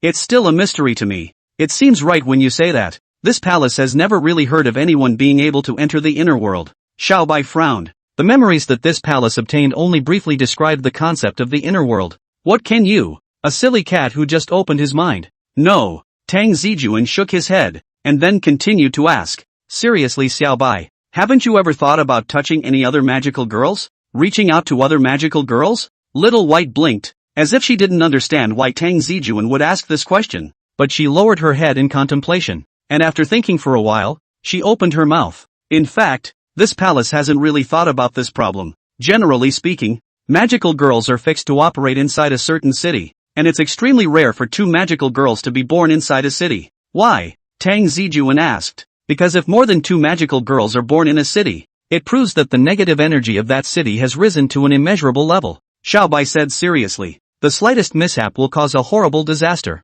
That is to say, magical girls generally can't leave the city once they've settled on their work area, right? Tang Zijun's face was a bit odd. It seems like magical girls don't really seem to have an easy job. Day after day and a group of foreign devils to play life. No 5 insurance and 1 gold not to mention. Without reason cannot take leave. The premise of the whole year without rest, and even the work environment is still nailed in the middle of a city. In that comparison, I couldn't have been happier back in the day. Although it's tiring to juggle school and killing enemies, the work environment is not fixed, and sometimes you can go abroad and experience the customs of various countries. Thinking of this, Tang Zijun picked up the cup and took another sip. According to you, magical girls don't usually have any connection with each other either? That's not true. Kahaku thought for a moment and said. There have been scenes of multiple magical girls fighting jointly in this palace's memory screen. Not many times, but still. After a pause, White reached out a paw and shook it in the air. The actions of magical girls are mainly divided into 2 categories. The first being what the palace mentioned just now, where the chosen magical girl will single-handedly guard a fixed city and destroy all the outer demons attempting to carry out an invasion. The second type on the other hand is then a small group of more than 2 magical girls as you guessed. Most of them act in teams and snipe the invading outer demons together. But this type is rarer unless it's 2 cities in close proximity to each other. Tang Zijun stroked his chin. If the cities are in close proximity and both cities have higher negative energy, will they generate energy interoperability between each other to create stronger enemies? This question wasn't something Tang Zijun asked casually. He had encountered a similar situation himself back then. Since there was no concept of distance in the midst of the inversion world, Tang Zijun often faced battles where fewer people fought more. And it was possible to face one of Chuan City's corruptors on 1 foot, and turn around and have Spring City's corruptors encircle them as well. Hearing Tang Zijun's question, a faint light also flashed inside Xiaobai's eyes. You've hit the nail on the head. The threshold of negative energy isn't set in stone, and the entrance to the Rai world is constantly moving. So if the 2 cities are too close together then the battle lines will be lengthened, and that's when more magical girls will need to step in. With that, White continued, but beyond that there's another possibility. You're referring to a situation where the city is too big for a magical girl to take care of the whole situation, right? Without waiting for Xiaobai to finish, Tang Zijun had already spelled out the answer. In fact, the logic of magical girl fighting is not difficult to guess. Take the most basic tower defense game as an example. A magical girl's radiation range is so big, but the city is big and small. When 2 cities are closer together, the battle lines expand and encompass both cities, and this is when the power of a single magical girl is far from enough. And if a large city is large enough to be several times the size of a typical city, then the magical maiden might not be in terms of city, but more likely in terms of urban area. That's right, but it can't really be helped. After all, large cities also have a large population, and it's quite normal for negative energy to spike high. The little white head nodded quickly, and then smiled happily. But the situation in Snow City is actually okay. This city is of moderate size. Not to mention that you're still so powerful. With you and Tang Cao 2 people. Thanks to those external demons can't afford to make any waves. And while listening to Little White's slightly excited cheers, Tang Zijun's brows left no trace of a few sorrowful looks. On the surface, it seemed that these outer Dao demons encountered today really weren't that powerful. But, one's own front foot intentionally left traces in Snow City, and the other party turned around and sent over an exotic beast egg. There was obviously still a big problem here, coupled with the fact that the outer devil was actually able to find a way to show up in the daytime. It was obvious that the other party was still clutching hidden secrets in their hands that they didn't know about. An unspoken temptation? Oh, Tang Zijun shook his head slightly, and then his eyes fell on Xiaobai's body. Xiaobai, please help me hide it. About this matter of me being able to transform. I don't want Tang Cao to know about it just yet. White's ears twitched. Why? Aren't we comrades in the same camp? You and Tang Cao are still brother and sister. It's best for everyone to unite at this time. In response, Tang Zijun just smiled helplessly and reached out to rub his hand on her chin. You still don't know Tanggrass. It's only been half a year of living here, and I'm almost her nanny. Guess what would happen if she found out I could transform into a masked rider? Hearing this, Xiaobai froze, whirling around her ears. Tang Chao's voice also emerged indistinctly. Oni Ai-chan, one Ichan. This game event honored is fun. It's still limited time. Please help me with that outer demon. People will do anything. Please please please. Think about it. One man and one cat looked at each other and both sighed helplessly. Chapter 34, Monthly Examinations. After another brief chat, Tang Zijun got up and went to cook. Today was the day of Tang Chao's monthly exam at their school. Said monthly exam? But in fact it was nothing more than a feeler test for the three main subjects. A way for the school to test whether the students could keep up with the progress.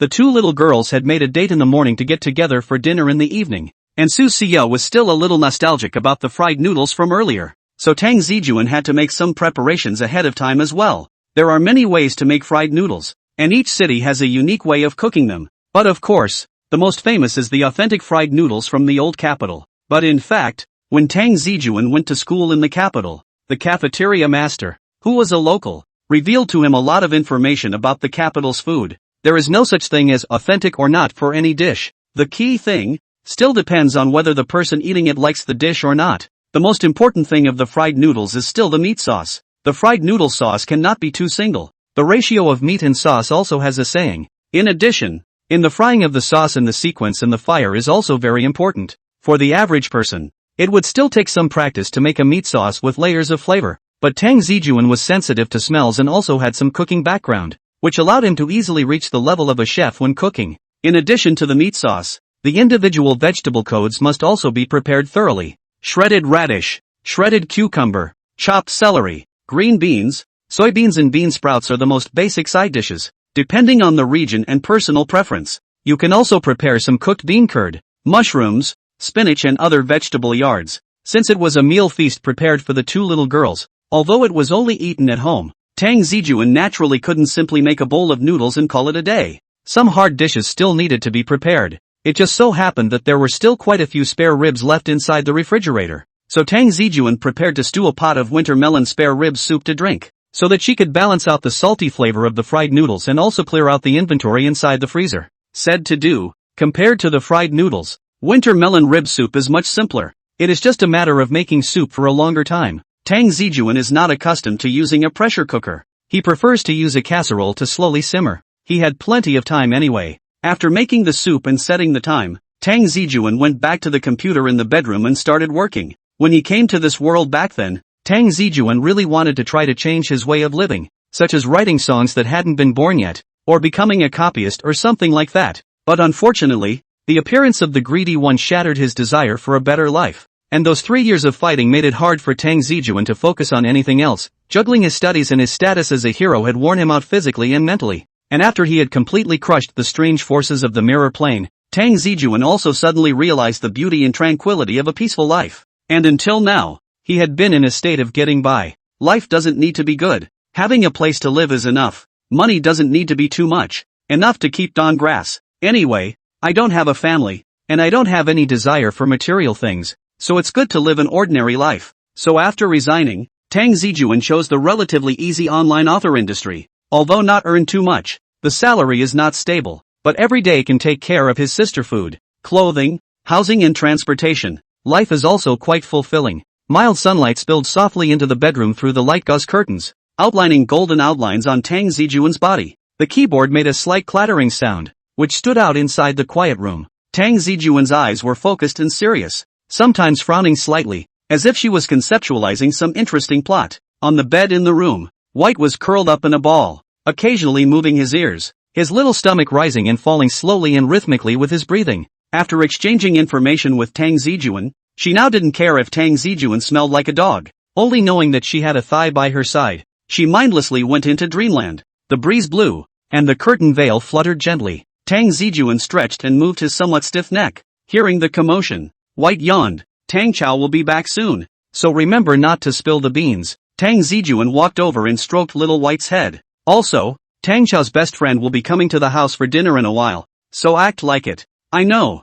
Nagging. White rolled over and drifted back to sleep. Looking at the lax little white cat, Tang Zijun suddenly felt how the scene was so familiar. It's true that two creatures can't sleep under one blanket. Just stayed with Tang Cao for one night. This silly cat also learned to lax on the bed. Shaking her head, Tang Zijun didn't think too much about it, turning around and shutting down the computer before walking towards the kitchen to start preparing to cook the noodles. Calculating the time, just as Tang Zijun had cooked the noodles and was about to cross the water, a sound of a key opening the door rang out, followed by Su Xiao stuttering about something. I still don't think this is that simple. Yao Yao, you're just too simple. Tang Cao spoke up. Doing their line of work, traffic is king. Now that all kinds of scripts are running rampant, how can we attract traffic without some eye-catching gimmicks? Said Dawn Grass, poking her head out of the kitchen doorway. Older brother. I'm back. Oh, get ready to wash your hands and eat. I'll be right here. Tang Zijun answered and chucked the noodles that had passed through the cold water inside 3 bowls. Su Xiao seemed to have smelled the aroma of the meat sauce, and her eyes sparkled.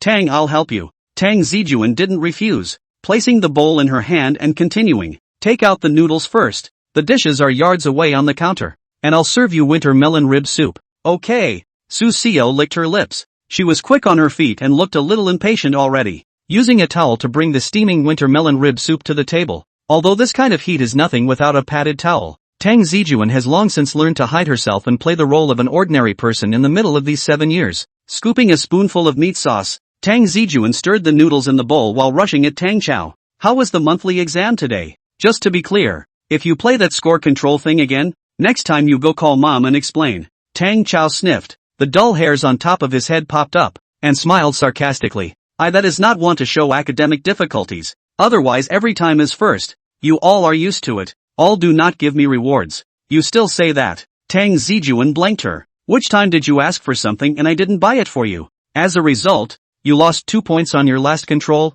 and mom nagged me for a week. Tang Cao spat out her tongue and picked up her bowl without speaking, but looking at her like that, this monthly exam shouldn't be much of a problem. So Tang Zijun didn't ask too many questions. After all, when it came to studying, Tang Cao was much better than him. Serving a bowl of soup to Su Xiao, Tang Zijun casually asked, by the way, what were you guys talking about? What script traffic? Thank you, brother. Su Xiao first gave a thank you before opening her mouth to explain. It's just a rumor we heard from our classmates. I heard that a host had an accident and evaporated. No one could contact him, and there's no follow-up till now. Anchor? Tang Zijun raised his eyebrows.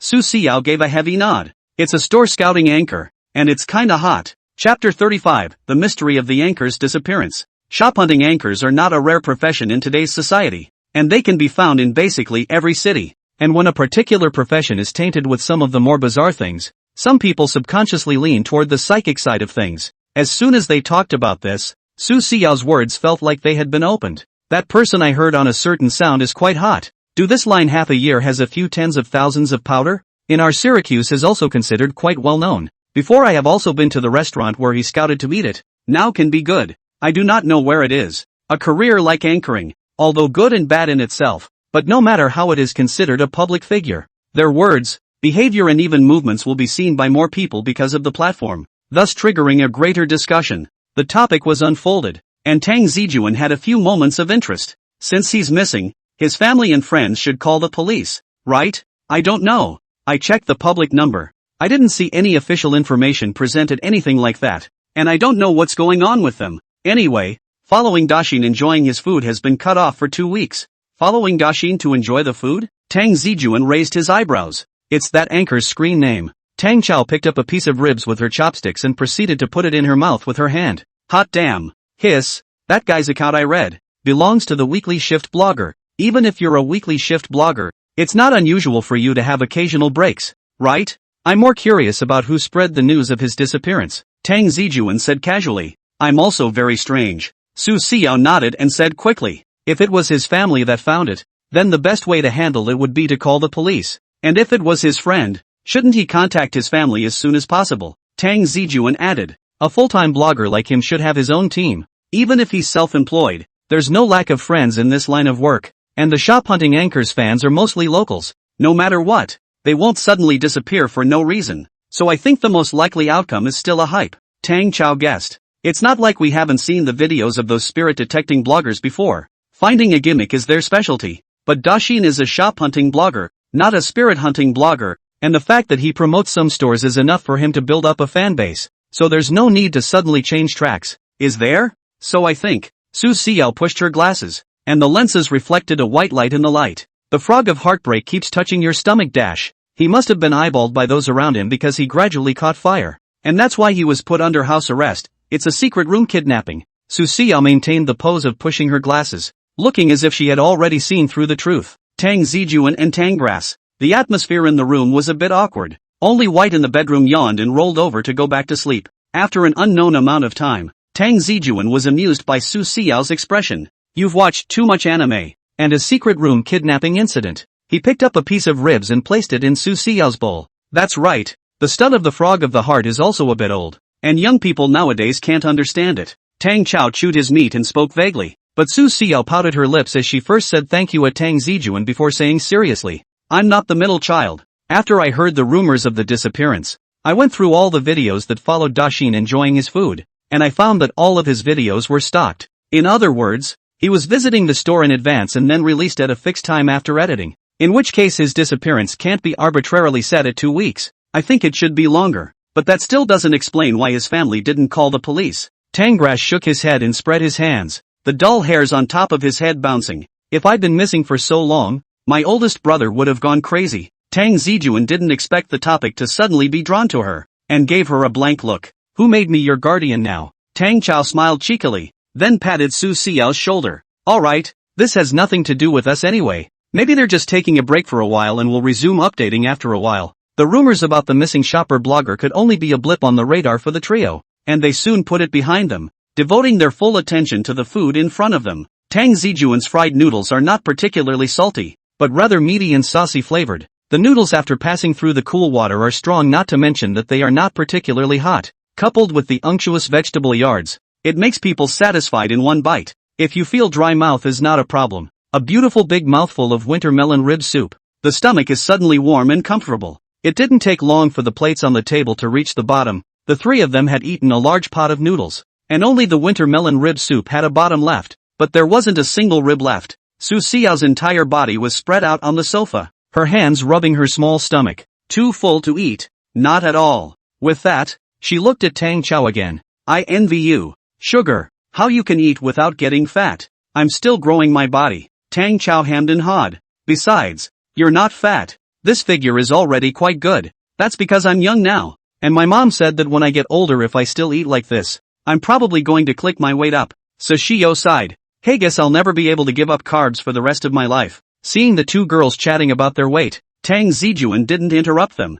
just smiled without saying anything and turned his head to carry the empty bowls and plates to the kitchen, slowly rinsing the bowl and putting it in the dishwasher. Tang Zijun began to clean up the kitchen. It was still easy for him to make the kitchen rather messy when he cooked, and it had become a habit to clean up after every meal. After a while, Don Grass's head poked up. Brother, Yo-Yo and I will go out for a spin. Where to? Tang Zijun asked casually. I want to go to Wuyue Plaza to catch dolls, and there's a new blind box I'd like to check out, just to eat my fill and cool off. Tang Chao's voice came, followed by the sound of her changing shoes. Tang Zijun hadn't bought many blind boxes. He didn't have much interest in the biggest gaming product in the territory, and compared to the unknown surprises, Tang Zijun preferred to buy the one he wanted directly. But for some reason, Tang Cao had a deep obsession with blind boxes, and there were cabinets inside her bedroom dedicated to these little playthings. But since she liked them, Tang Zijun didn't care too much. Is there enough money? Enough, Tang Grass responded. Without looking back,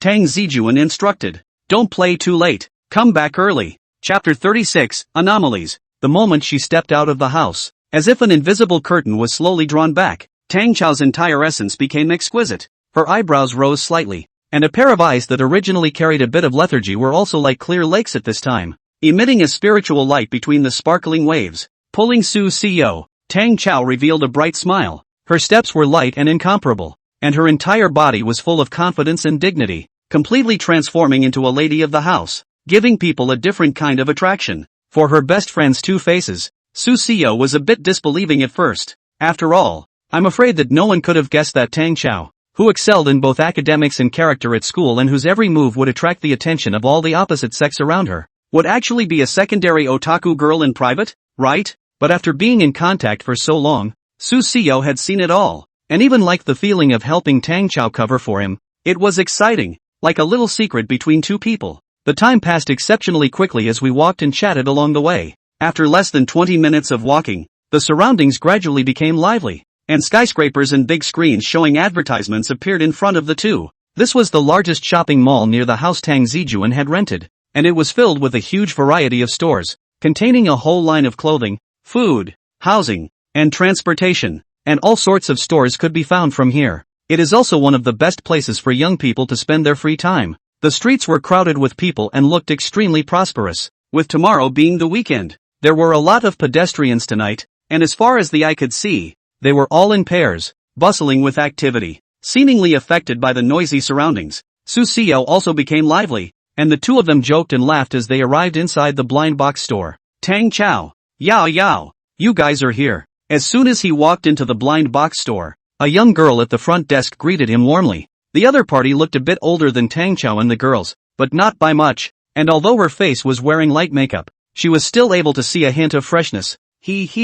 Sister Yu, we're here to stock up again, Su Xiao said with a big grin, while Tang Cao nodded with a smile. After leaving the house, Tang Cao and Su Xiao were as if their souls had been swapped. The originally quiet Su Xiao had become eloquent, while the cheerful Tang Cao looked a bit shy. I would have guessed you guys would be here. You greeted the two men as they came in. Tang Cao and Su Xiao were both old customers, plus they were both young and pretty girls, and over time, the three of them became familiar with each other. The lighting inside the blind box store is soft and transparent, giving an overall feeling of simplicity and cleanliness. On top of the shelves, there is a dazzling assortment of blind boxes. As soon as she entered the door, Tang Chao's attention was attracted by several blind boxes on top of the display table. Her gaze fixed, and then a look of surprise appeared on her pretty face. In an unmistakable position, there was a row of exquisite big-headed figurines. Tanggrass walked into the row of blind box dolls on display and scrutinized them. What a coincidence that you guys came. This is the new linked series of blind boxes that recently arrived in the morning. You noticed Tang Chao's expression and hurriedly introduced it. Su Xiao also curiously came over, looking at the character printed on the top of the blind box, and couldn't help but open her mouth. I know this one. Dome Tracks. Tanggrass nearly fell over at that. What poor guy. It's Avalokiteshvara. We used to play together. Almost. I was just able to find time to play for a while at your house. Su Xiao spat out her tongue. My mom is so strict with me. I don't even have any games on my phone. Soon, though, she was excited again. How about it? Sugar, do you want to buy it? I can help you choose it. Oh, I have a good hand. Perhaps the most appealing aspect of the blind box is the excitement and thrill of the moment you draw the hidden model. It is also this uncertainty that makes a lot of people rush for this. Then it's good to buy two to try your hand at first. Tang Chao's eyes also glittered, the corners of her mouth unconsciously curling up. There are two models in the new series. One is a stacking and one is a regular organizer, but both have hidden O's inside. You smiled as she introduced it, but Tang Cao and Su Xiao had already been impatient. Both hands grabbed the blind box at the same time, seemingly judging the weight inside the blind box, putting down this one and picking up the other. Having fun. Customers around them were also picking out blind boxes, with a few occasional discussions coming in. But what could be felt was that there were quite a few gazes inside the store that were glancing towards Tang Chao's side if anything. It has been proven that attractive girls attract not only the opposite sex, but even the same sex. Before I knew it, the moon had climbed into the sky. After settling the bill, Tang Cao and Sibu Xia walked out of the blind box store as Yu waved goodbye.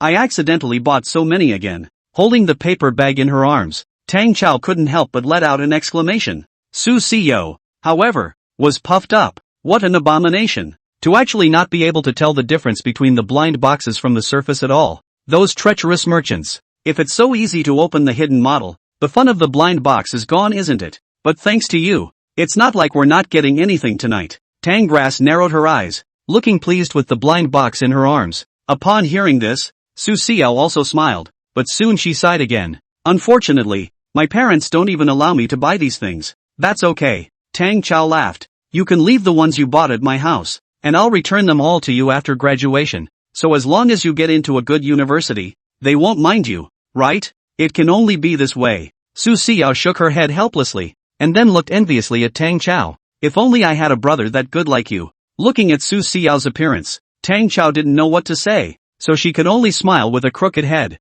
After walking for a while, Sibu Xiao added, "Hey, speaking of your brother, I feel as if I'm hungry again. Sugar, should we go find something to eat? Is that hunger? You're just greedy." Tang Cao cried and laughed as she glanced at her best friend without revealing her. But after all that fun, a little snack wouldn't hurt. Moving in the direction of the remembered dessert store, the two of them chatted at one point or another, laughter echoing through the silent streets. As we walked, the streets got quieter and quieter. Suddenly, Tang Cao stopped in her tracks, her eyes staring straight ahead. Su Xiao froze for a moment, then followed her gaze, only to see an unfamiliar store appear in front of her. That store was obviously a cake shop, and through the glass of the window one could see that it was piled high with all sorts of cake treats, which made one salivate a little just by looking at it. Su Xiao gulped. Sugar, when did a new cake store open up in Wells Hyatt Plaza? The tantalizing aroma of the pastry filled the air, tantalizing both of their taste buds. Tang Cao subconsciously felt a little wrong, but looking at this decoration of incomparable luxury and inside and outside the transparent style,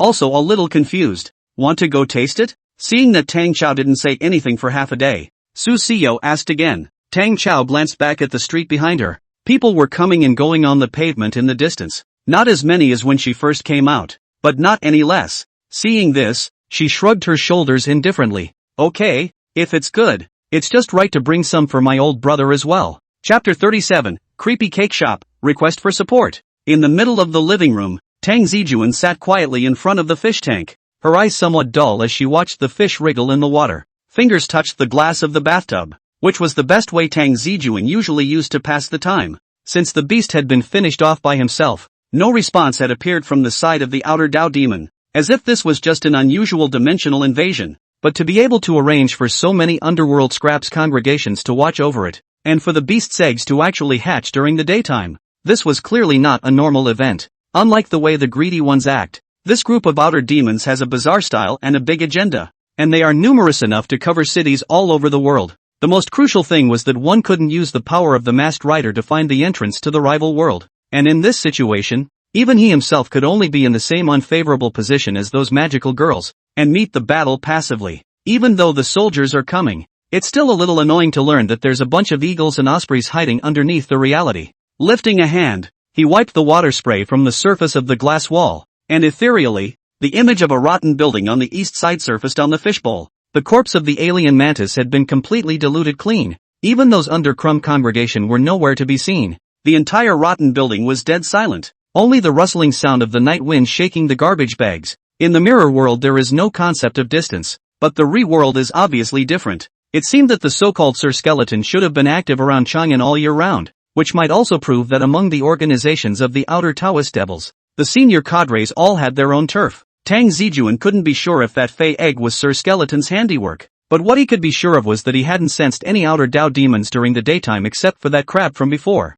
That is to say, the daywalkers that were able to haunt during the day were not a common existence amongst the outer Dao demons, and it was highly likely that they were hiding something, or even that this might have been a test run for the real world. But for now, these are just guesses, until more clues were unearthed. One's investigation could only stagnate at this point. At that moment, a clanking sound suddenly came from the direction of the bedroom. Tang Zijun was startled for a moment, then couldn't help but turn his head to look in the direction the voice came from, and then he saw Xiao Bai rushing to the living room in a panic. Woke up late enough. Tang Cao just said she wanted to introduce you to Xiao, but it turned out that I didn't bother you because I saw you sleeping soundly. Are you hungry? Do you want me to prepare some food for you? Tang Zijun only thought that Xiao Bai had woken up hungry. After all, she hadn't seen her eat anything in the past few days. However, Xiao Bai's eyes flashed with panic. His fur stood up slightly, and even his voice took on a bit of a crying tone. Tang Zijun, it's not good. At first, Tang Zijun was a bit puzzled,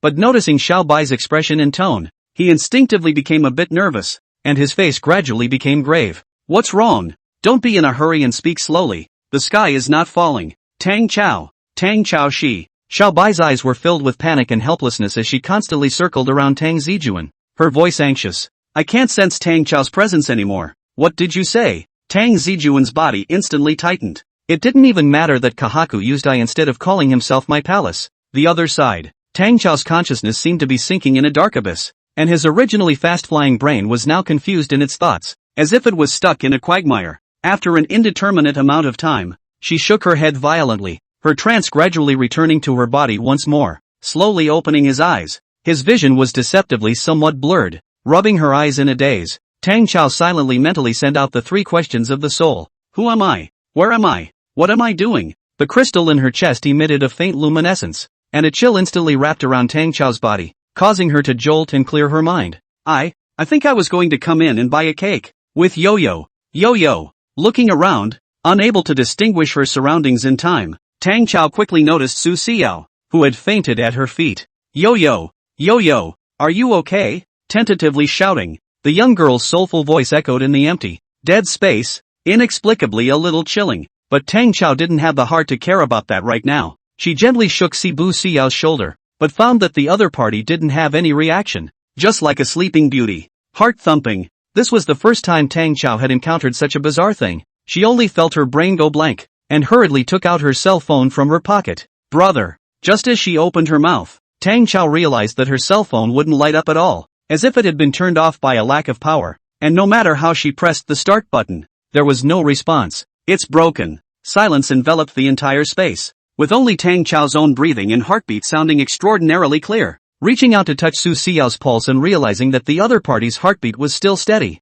Tang Chao's somewhat tense emotions were slightly relieved. Although he didn't know why the other party had fainted, at least now he could be sure that Yao Yao was safe and fine. Palming the crystal pendant on her chest, Tang Cao forced herself to calm down. Looking up and observing the scene around him, Tang Cao realized that he was in a cake store, and judging from the facilities, it appeared to be the same store he had entered in his memory. The light inside the cake store became waxy, quietly reflecting the cakes displayed below, but what didn't match with the memory was that those delicate cakes, at this moment, revealed eeriness. Some of the cakes were topped with jam that looked like congealed blood and decorated with fruit that looked like dried eyes. The scent of cake filled the air, but there was an unmistakable putrid odor mixed in. Tang Cao frowned and slowly stood up, her gaze constantly moving bit by bit from the eerie surroundings. The glass of the window was covered in a thin layer of fog at the moment, making it impossible for her to see out of it, and stain-like moss spread out among the cracks in the tiles on the floor. The wallpaper came off the walls, revealing the mottled inside, while the ceiling bulbs glowed a putrid yellow, the light flickering on and off. The counter was empty, the tray on which the cakes were set had long since rusted, and the cash register looked vintage, with incomplete buttons and fuzzy numbers. Here, in the end, Tang Cao didn't dare to take a breath, fearing that if he moved a little too much he would startle the unknown existence in the shadows. Just as she hesitated to know what to do, there was a sudden dull thud from the closed back kitchen door. Bang! Chapter 38, The Thrill of the Thing. The back kitchen door of the cake store creaked as if pushed by an invisible force. Then, a humanoid monster with both arms hanging down to the ground stepped out of the darkness. Its figure looked extremely distorted in the dim light, its arms wobbling and swinging like limp noodles, and such a creepy monster with a chef's outfit over it. The white chef's uniform was stained with some unidentified stains and gave off a pungent odor, and the collar of the shirt hung loosely, revealing its grayish-white skin. Seemingly searching for something, the creature's head cruised slightly, not a single light inside the empty holes known as eyes. The monster's mouth opened slightly, emitting a low and somewhat slurred voice that seemed to be mumbling. Under the counter, Tang Cao held the unconscious Su Xiao, holding her breath and not daring to make a sound. She didn't know what the other thing was or how she had gotten to such a weird place, but Tang Cao understood that even if he was able to transform to protect himself, but Yao Yao was not necessarily so. Being in a coma was her biggest break in this situation. The monster's footsteps were heavy and slow, and each step felt like it was dragging something heavy. Its slender fingers were bent and kept grasping in the air, as if it wanted to touch something tentatively. Shaking its body around the cake store for a while, the creature let out a long, drawn-out sigh, and then it picked a plate of cake from the counter and walked with heavy steps back towards the back kitchen door. It just moved slowly, adding a touch of eerie color to the already dead silence. It wasn't until after the sound of that thing was completely inaudible that Tang Cao let out a slight sigh of relief. Just now when that monster was picking out a cake on the counter, it was only a dozen centimeters away from Tanggrass. Fortunately both of them were relatively thin. Otherwise they wouldn't have been able to hide in such a narrow space. Cautiously poking his head out, his sight darted across the entire cake store, and only after making sure that the unknown monster had left did Tang Cao burrow out from under the counter. Clutching the crystal pendant with a slight force, Tang Cao was now relatively calm after her initial panic. It seems that this place that one has mistakenly entered, the probability is that it is the realm of those guys from the outer path devil. It just didn't expect that one actually didn't notice it at all, but since it was the means of the outer demons, it was time for the magical girl herself to make an appearance. looking in the direction the creature had come and gone. As long as he could completely solve the trouble here, then he would be able to find a way out of here, thus saving Yao Yao along with him, right? Tang Cao took several deep breaths, mentally cheering herself up. However, soon after, she turned her head to look at Sibu Xiao in the middle of her coma. By himself, he was fine, but I'm afraid it wouldn't be that simple if he had to bring Yo-Yo along. Thinking so, Tang Cao didn't carry Sibu Xiao back out from under the counter, but instead switched her position to better be able to hide it. Originally, Tang Cao wanted to find a tablecloth to cover Sibu Xiao up, or find something to block her body, but she vetoed this idea as soon as it popped up. Under such a weird environment, the best way to stay hidden is to not make any sudden moves, and touching anything here might attract the attention of those guys. She wouldn't dare bet on it. She couldn't bet on it either. Fixing his mind, Tang Cao took a step and cautiously felt his way towards the location of the back kitchen door. The departing monster didn't seem to have closed the door behind them, but left a gap, and Tang Cao clutched the crystal pendant while carefully hooking the door of the room open with her fingers. The expected sudden face kill didn't appear, and behind the door was a dim corridor that couldn't be seen at first glance, with a thick blood-red carpet on the floor. The decor would actually be quite distinctive if the setting wasn't so oozy. Lifting her somewhat nervous heart, Tang Cao walked out of the door as if she were walking on thin ice. She cautiously listened to the movements around her while her footsteps were not slow. A piercing chill struck the silent, dark corridor, and an odd song suddenly rang out. Tang Cao had never heard this kind of song before, and she couldn't even tell if the other party's voice was that of a child or an adult. One could only hear a babbling sound in a trance, like a theater accent, filled with endless sorrow. The atmosphere was getting more and more oppressive, and Tang Cao only felt that with every gate he passed through, he might be ambushed by some kind of existence in the darkness. Why does it feel like playing a horror game? Tang Cao pursed her lips, her brows a little melancholy. Sure enough, a magical girl can't really be anyone. It's decided. When I get out, I'll have my oldest brother get me into the horror game integration pack to work on my guts. Ruminating inside her head, Tang Cao quickly walked through the corridor. Just after she passed a locked door, the left side of the corridor opened up instantly, and an empty hall floated into her view. The entire hall space was incomparably large. It looked like there had to be more than 500 square feet. The ground was paved with a dark red wooden floor, and on top of the floor, a round table was placed according to a fixed position. The table was cluttered with cutlery, knives and forks reflecting the faint light. The overall look of the place was like an upscale restaurant. I thought the cake store was the main body of the space on this floor, but I didn't realize that the cake store was just the tip of the iceberg here. The far desk was empty, except for an open ledger. The entire hall was terribly quiet, with only the treacherous music echoing in the ears, paired with an indescribable flavor that filled the air, giving people an extremely depressing feeling. Tang Cao licked her lips with difficulty, only to feel that her hands and feet were cold. Her eyes wandered quickly. All she wanted was to figure out as soon as possible just what this place was and where those outer demons were hiding. Suddenly, Tang Cao keenly noticed that under one of the tables in the center of the restaurant, the tablecloth that hung down to the floor was suddenly lifted up, and then a pale-faced man poked his head out. There are other people here. Tang Chao's eyes involuntarily widened. She hadn't really expected this to happen. Although he didn't recognize this man, Tang Cao was able to determine that the other party was indeed a human and not some other monster. The man carefully surveyed his surroundings, as if to make sure they were safe. Soon, however, the man's body jerked and his gaze was fixed dead ahead of him. He looked in disbelief at the young girl coming down the hallway aisle towards him, his face frozen in the moment. Obviously, the male hadn't expected to see his own kind here. Chapter 39, Terrorizing Wax Figures. The eerie music was haunting. The man stared blankly at the young girl coming toward him, forgetting even for a moment that he was still in danger. The young girl had long hair that fell to her back. Her features were exquisite, and even in today's dim environment, the man was still able to see the other party's pretty and fair skin. Why don't you hide? The girl spoke, obviously lowering her voice. The man seemed to be unresponsive, and dully asked back, why would I hide? At those words, the girl frowned and tightened her brows, and her eyes became odd as she looked at him. Aren't you afraid that thing will come back? Or that I could very well be that thing's counterfeit? To be able to see such a beautiful young lady in such a weird place, I'm worth it even if you're ready to rip my heart out. The man couldn't help but mumble. Seeing the man reveal a piggish look, Tang Cao rolled her eyes breathlessly. I thought that I and Yao Yao had intruded into this place unintentionally, but I didn't realize that there were actually other human beings in this place.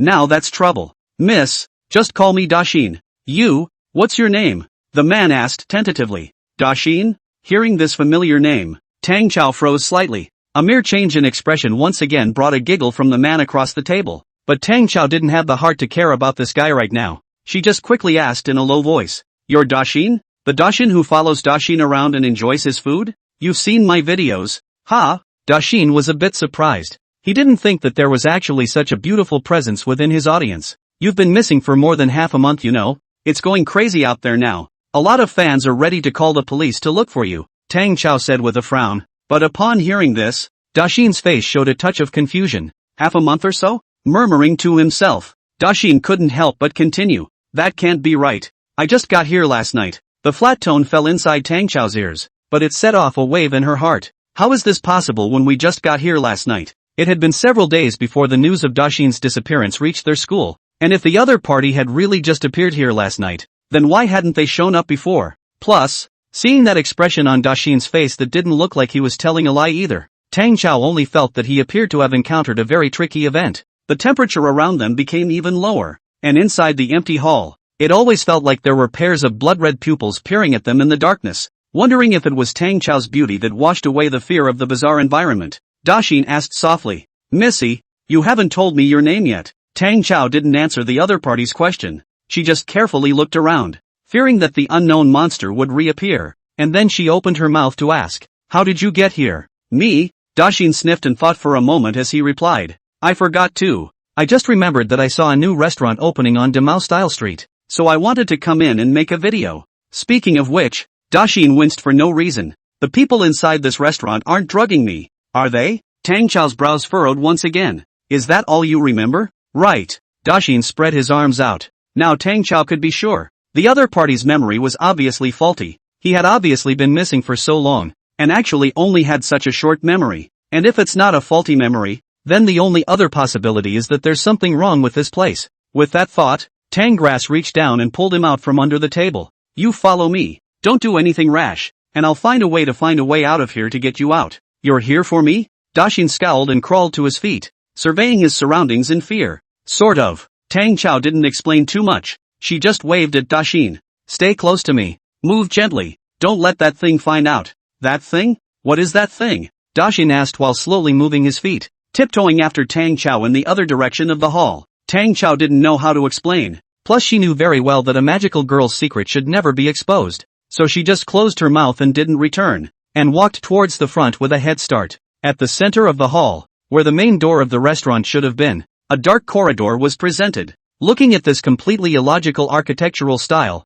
although Tang Cao was nervous, she still had the guts to walk over towards taking Dashin's initiative. An overcast wind whipped across the carpet and the descending temperature gradually formed a mist of water on the windows. And just as the two men entered the corridor one after the other, unnoticed by either of them, a blurry handprint surfaced on the window. The atmosphere gradually became eerie. Dashin also seemed to be frightened by the surroundings. The atmosphere did not dare to take a breath, shrinking his body to follow Tang Chao's back in silence. Just at this time, Tang Chao's footsteps suddenly stopped. Luckily, Dashin reacted quickly, or he would have almost crashed into it. What's wrong?" Dashin's face paled as he poked his head out and peered ahead from behind Tang Cao. But just by looking at it, the next moment, a piercing chill rushed up from the soles of his feet to his head. In the hallway in front of him was standing a man, who looked like a waiter, carrying a delicate dinner tray. On top of the dinner plate, there was a smiling human head. Dashin's big mouth open subconsciously wanted to scream, but the extreme fear caused him to fall into a short-lived loss of voice,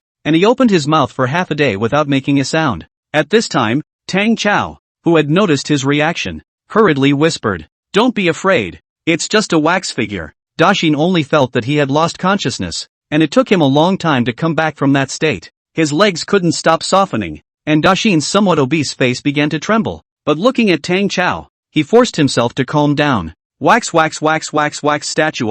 I realized that a long time ago. Ha ha." Although she was prepared in her own mind, Tang Cao had to admit that she was indeed taken aback when she first saw this thing as well. After standing in place for a while, seeing that the other party really didn't have any reaction, nor did they have any scent of a living person, Tang Cao stepped away and took the initiative to walk towards that thing. It was indeed a wax figure of a waiter, dressed in a neat uniform with a black bow tie at the collar. His skin was sculpted so realistically that even the texture of his skin was delicately etched. The waiter's eyes were staring straight ahead, his eyes empty. The corners of his mouth rose slightly, as if he was smiling for the sake of entertaining his guests, but that smile looked extremely stiff and bizarre. And in his hand, held aloft, was a dinner plate with a human head on it, and Tangrass looked up. She thought it was a turkey at first. Seeing that Tang Cao not only wasn't afraid, but even took the initiative to come up to him, Dashin's entire body was about to collapse. However, he also understood that as a man, how could he show more fear than a girl? So he hesitated for half a day,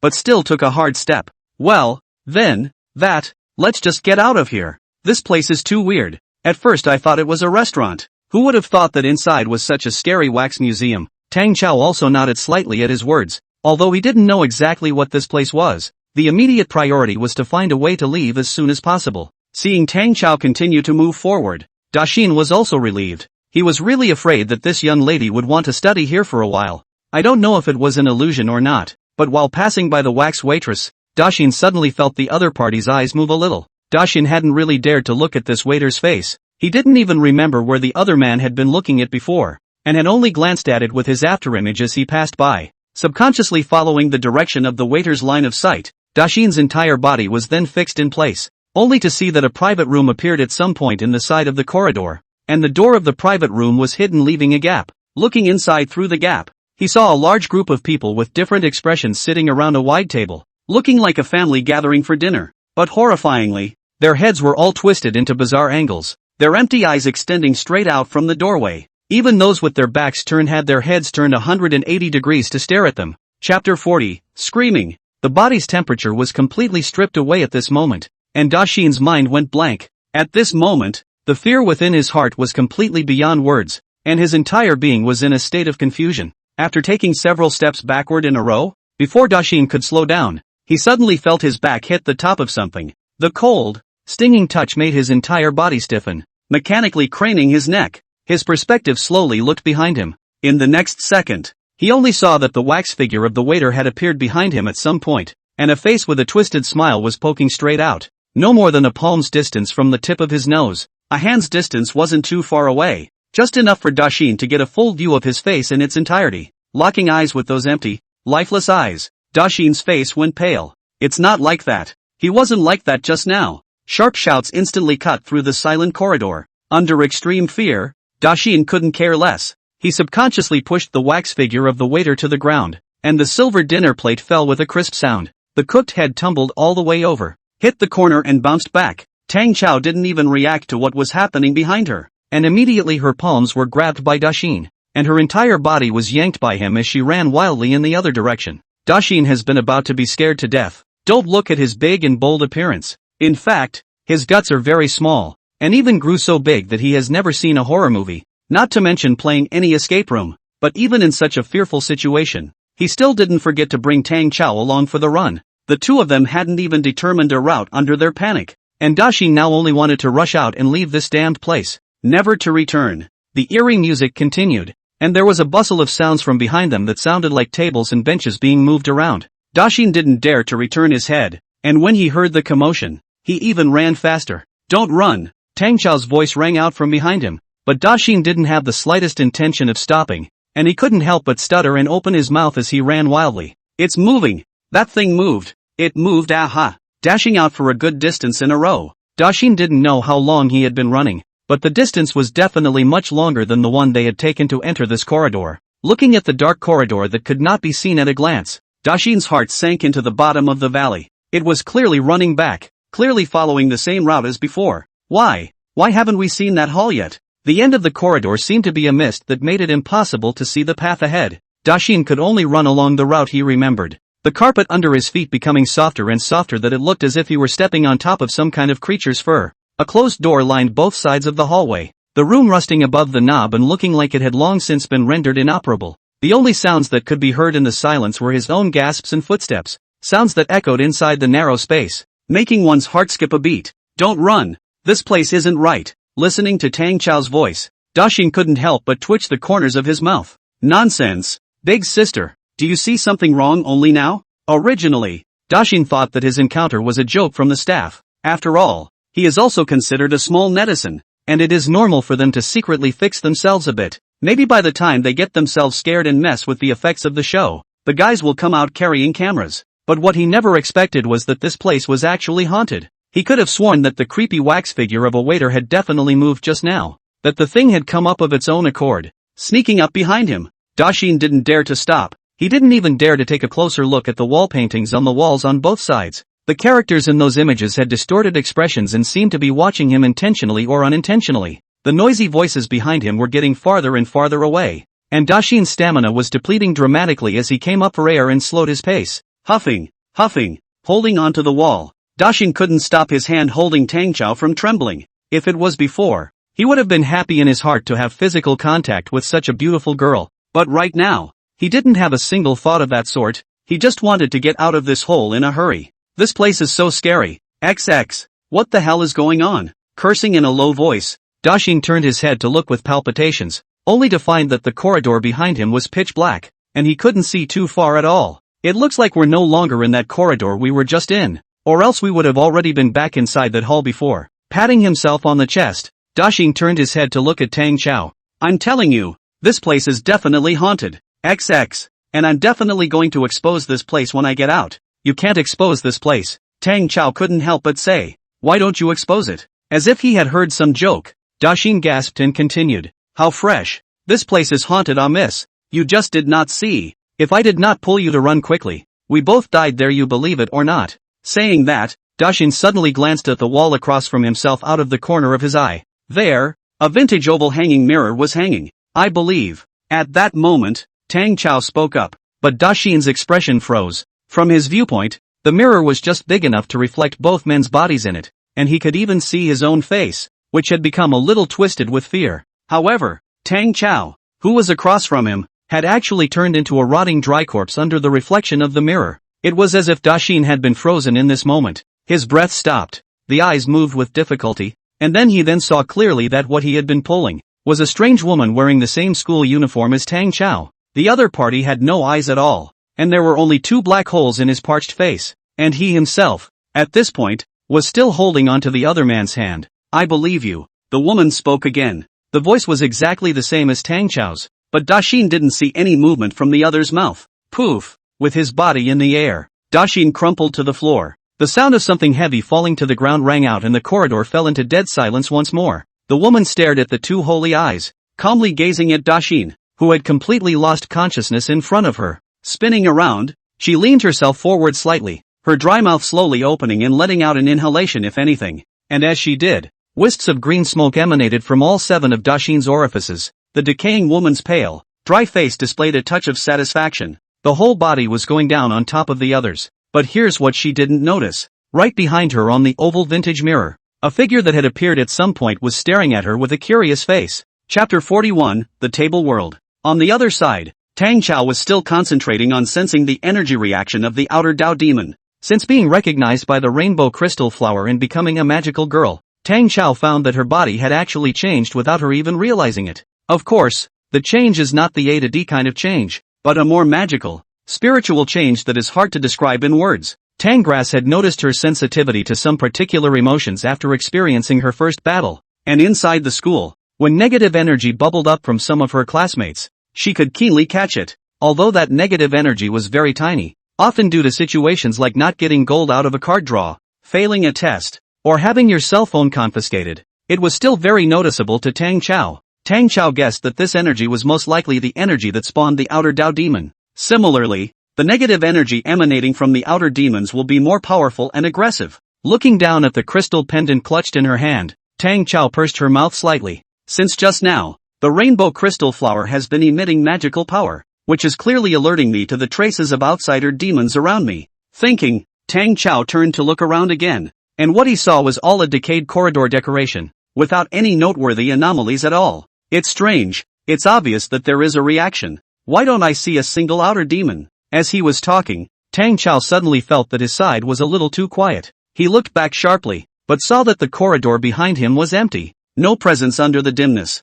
Only a lone set of footprints remained above the blood-red carpet. Where's Daxin? Staring blankly in the direction from which he had come, far down the corridor, he could vaguely see the faint shimmering light coming from the hall. He just, came in with me, didn't he? For no reason at all. Tang Cao felt herself jumping a little fast. Strange environment meets strange kind. If not previously determined that Daxin is indeed human, undoubtedly, Tang Cao now have to doubt whether the other party is a ghost. Gazing at her current surroundings, She wondered if it was because the light was so dim that she always felt like there was something sneaking around her. Staring at her, Tang began to hesitate whether or not he wanted to move on or not. First the spooky cake store, then the even spookier restaurant, and there's no telling what kind of dangers will be encountered if you continue down this corridor. The most crucial thing was that the further he went, the farther away he was from Yao Yao's location. In case he couldn't find his way back, that would be troublesome. Just as the heavens were warring in the midst of her brain, a small sound of an object hitting the ground came from not far behind her.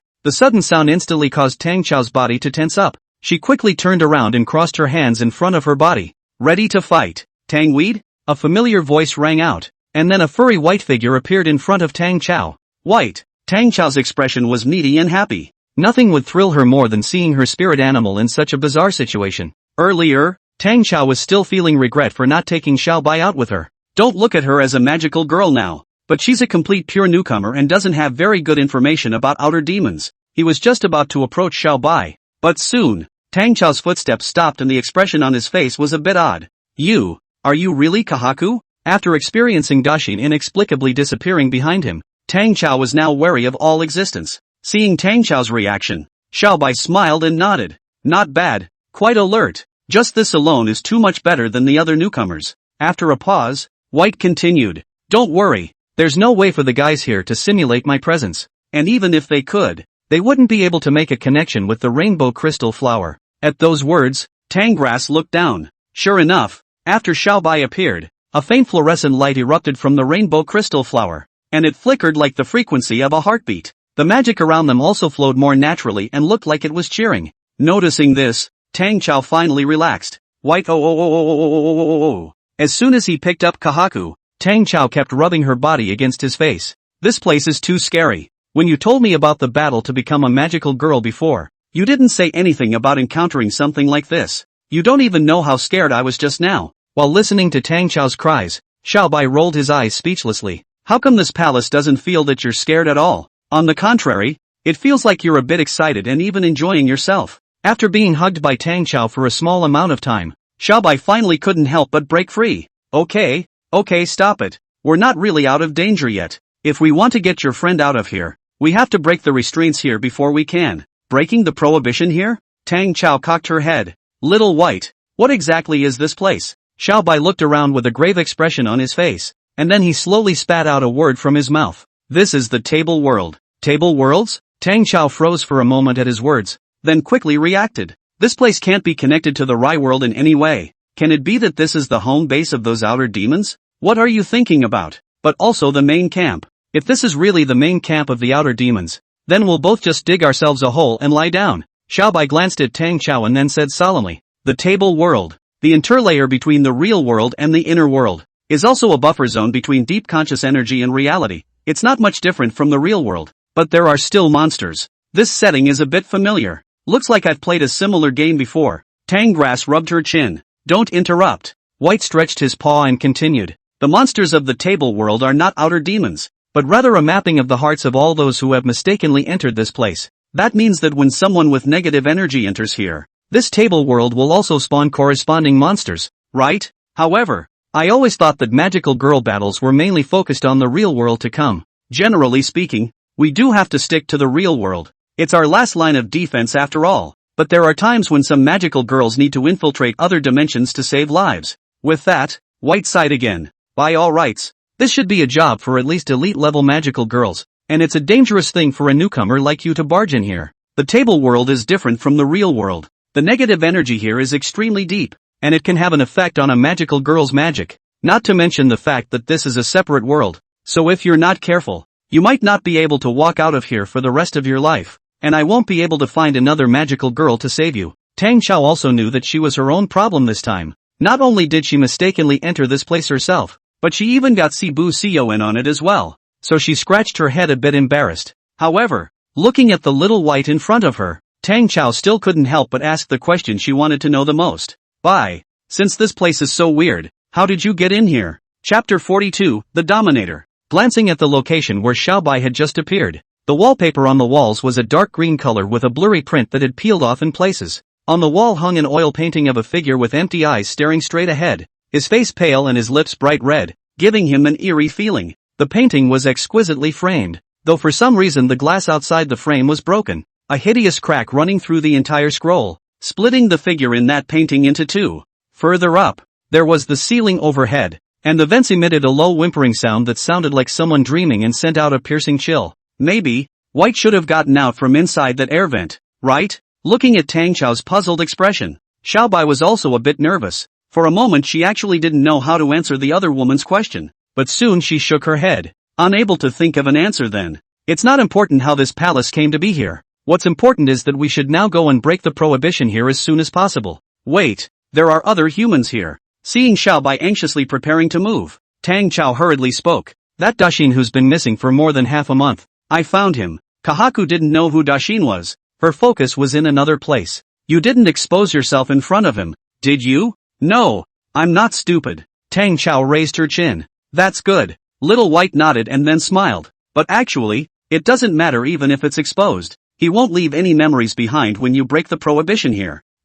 Why? Tang Grass blinked. The table world is a place completely different from your mind. There are no creatures here and there is no concept of it. It's like a secret world that is constantly refreshed and keeps repeating week after week. White patted the carpet under his feet and continued to explain. See this? This is obviously an abandoned restaurant. It's most likely lost to history, but the table world has preserved it and kept it in this condition. When no one is observing, time flows inside the table worlds as well, and most of the table worlds will be in such a situation to die down a little bit. But if someone mistakenly enters this place, it's a different story. Any little nuance of human mental activity and emotion activates the small world, which then creates a corresponding monster. While the concept of time blurs, the person trapped in the table world will repeat forever the entire process from the time he enters here to the time he dies, and then start from the beginning and refresh again, and in doing so contribute a constant flow of negative energy for the continued existence of the table world. Speaking quickly, Xiaobai said with a serious expression. To put it simply,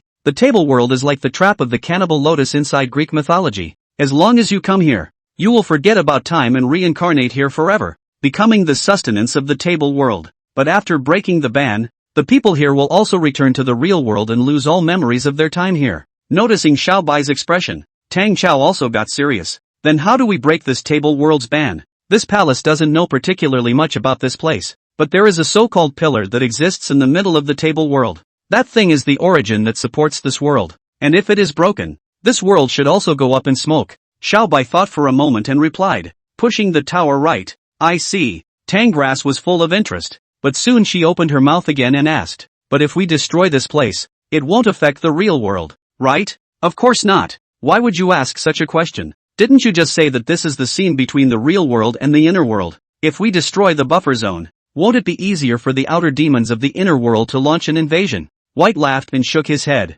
Who told you that there is only one table world? The table world has never been a single dimension. It's more like broken pieces of the world, spread out in all corners of the real world. I see. Tang Grass narrowed her eyes thoughtfully. Great. Useful knowledge added. Don't think too much. I'll tell you everything you want to know when we get out. For now, let's just find the location of the pillars as soon as possible. Little White responded, then held his head high as if sensing something. After a few moments, White beckoned his paw.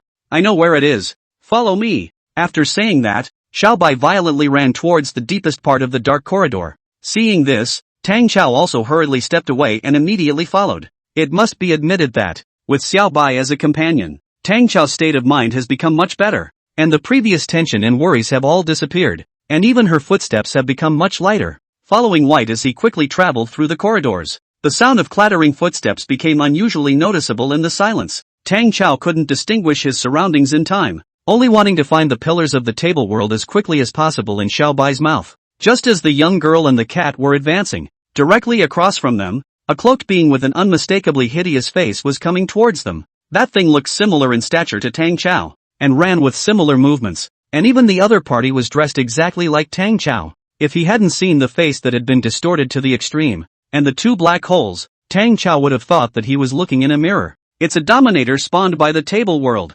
Xiaobai's face was shocked, as if he hadn't expected this thing to appear here at all. And when Tang Cao and Xiaobai saw each other, the weird dominatrix also sensed their presence. Apparently, though, the dominatrix had no intention of stopping. The other party let out a chilling hiss from their mouths and lunged towards them at an even faster speed. White, dodge! And Tang Cao stopped violently. The rainbow crystal flower in her hand instantly erupted with pure white aurora. Answer my call. The soft, holy light directly illuminated the dimly lit hallway, the glaciers towering over the polar ice fields. Frost spread out from under Tang Cao's feet, and the temperature around him plummeted steeply as layers of solid ice covered the corridor and even climbed up the walls. Darkness will be banished at this moment. In my name. Before Dawn Grass could finish, the moment the dominatrix's paws touched the ice underneath his feet, it immediately followed as if he had stepped on the ground. The whole thing dropped with an ow. Chapter 43, The Tree Growing in the Room. The inexplicable scene instantly froze Tang Cao. She stayed in her transformed position for a long time.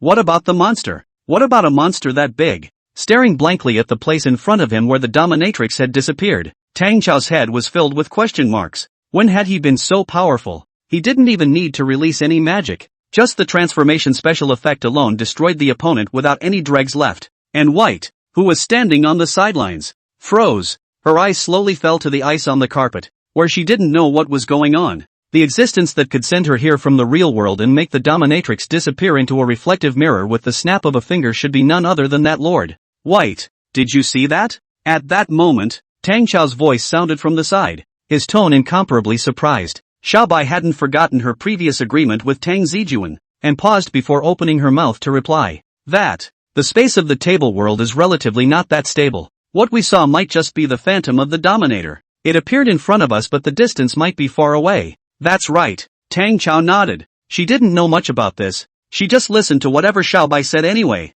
Then what is this dominator? Is it also an outer demon? Although they are both things manifested from negative energy, dominators and outer demons are not the same kind of existence, and technically speaking, dominators can't even be considered creatures. Unlike the outer demons, which form autonomous consciousnesses from the buildup of negative energy into dark crystals, the dominators are monsters catalyzed in the surface world because of the spirit of the intruder, and the dominators seen in the surface world are different for each person.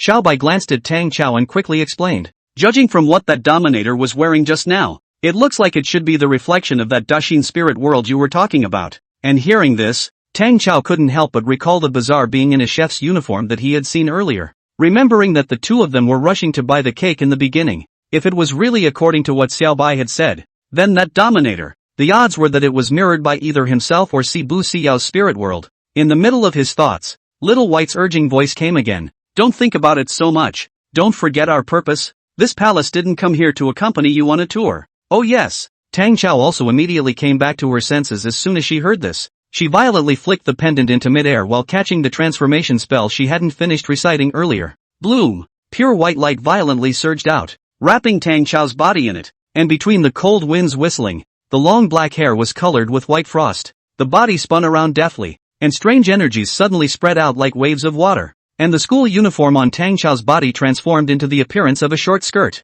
Raising his hand to catch the falling pendant, only at this time the pendant had already turned into a short staff of about 1 meter in length. The short staff was transparent, just like Jin Bing. It's ready, let's go. After transforming, Tang Cao's forward speed was much faster, and I don't know if it was the sense of security that came with the power, but she even felt that the eerie surroundings weren't as scary as they had been before. After all, the temperature of the surroundings was no lower than the temperature of the ice magic emanating from her body. The next part of the road was unusually smooth, and Tang Cao thought she would encounter a sneak attack from the dominator, but oddly enough, she didn't see any presence along the way, as if she and Xiaobai were the only ones in the entire restaurant. It wasn't as if Tang Grass hadn't bothered to ask Xiaobai for the reason, but Xiaobai's implication was that this table world was on the verge of desolation and extinction, and that the negative energy itself wasn't particularly large. If Daxin hadn't accidentally stumbled into this place, then it wouldn't have taken more than a few months for this table world to completely disappear into nothingness, turning into the re-world's sustenance.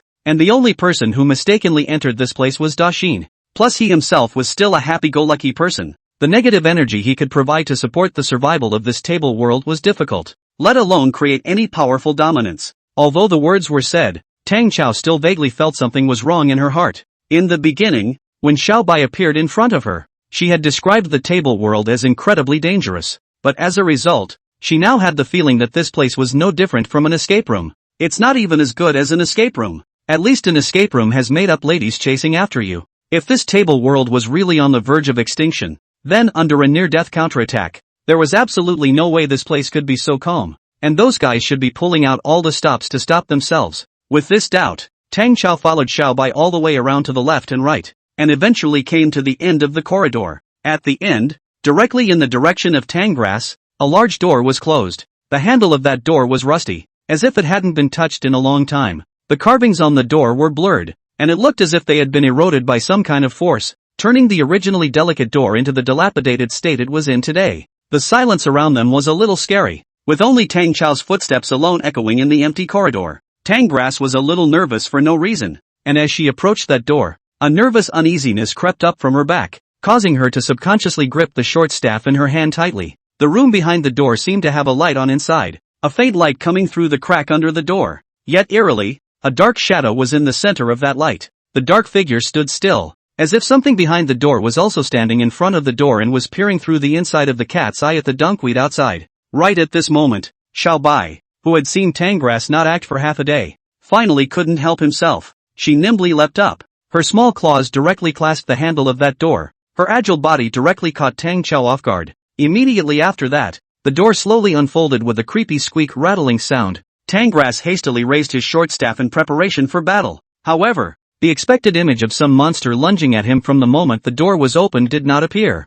In the dimly lit room, an incredibly bizarre tree stood abruptly in the center. The thing's trunk was rough and twisted. Not a single one, but a tangle of countless tentacles. The lines on the surface of the tentacles resembled a human face wailing in pain, and as it breathed, the mouth on that human face opened and closed, looking extremely horrifying. Black snowflakes drifted in the air, and as the door to the room opened, these snowflakes instantly shifted direction and danced out towards Tang Chao's location. This is it. Little White stared dead at the trees growing inside the room in front of him, a flash of disdain appearing on his face. Quick, Don Cho, destroy it with magic. Chapter 44, Return to Reality. The front desk of the creepy cake shop. Tang Zijun curiously surveyed the cake in front of her, hesitated for a small half a day, and ultimately did not have the courage to scupper a spoonful to taste it. Although his sense of smell told him that the cake in front of him was a real cake, and the aroma was no different from a normal cake, and there was even residual warmth on it, as if it had just been taken out of the oven. But looking at the jam on it,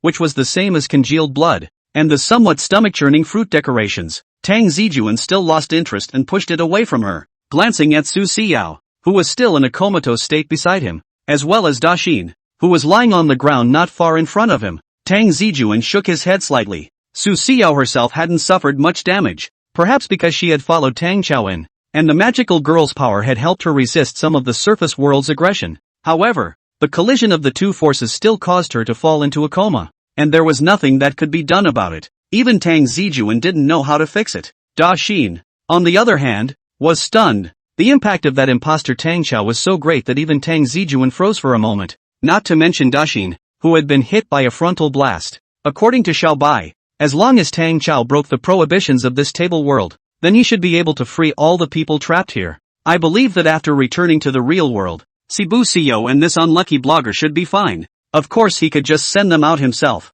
but in that case, it wouldn't be easy to explain on Tang Chao's side, and Tang Zijun still hoped that Tang Cao would be able to grow up as quickly as possible without relying on his own strength. All that juggling of minds aside, the watch world is pretty interesting. It's an entirely parasitic dimension on top of the reality dimension, solidifying environments that have faded into history into separate pocket dimensions. Judging from the size of this space alone, this place was nothing more than the footprint of a 5-star hotel. It's true that it's not that small if you put it in reality, but if you want to count this place as a space, then it doesn't seem that big. And the dominators here are interesting. It looks like the concept of the monsters existing here are given by the pillars of the surface world, and once they are out of this space, then the dominators instantly dissipate into nothingness. This, from the previous dominion that dissipated into the reversed world, would be able to confirm one's suspicions. Also in this case, the table world is much less threatening to humans in the real world. After all, the table world had no ability to invade outwards, and unless someone had mistakenly entered the lair,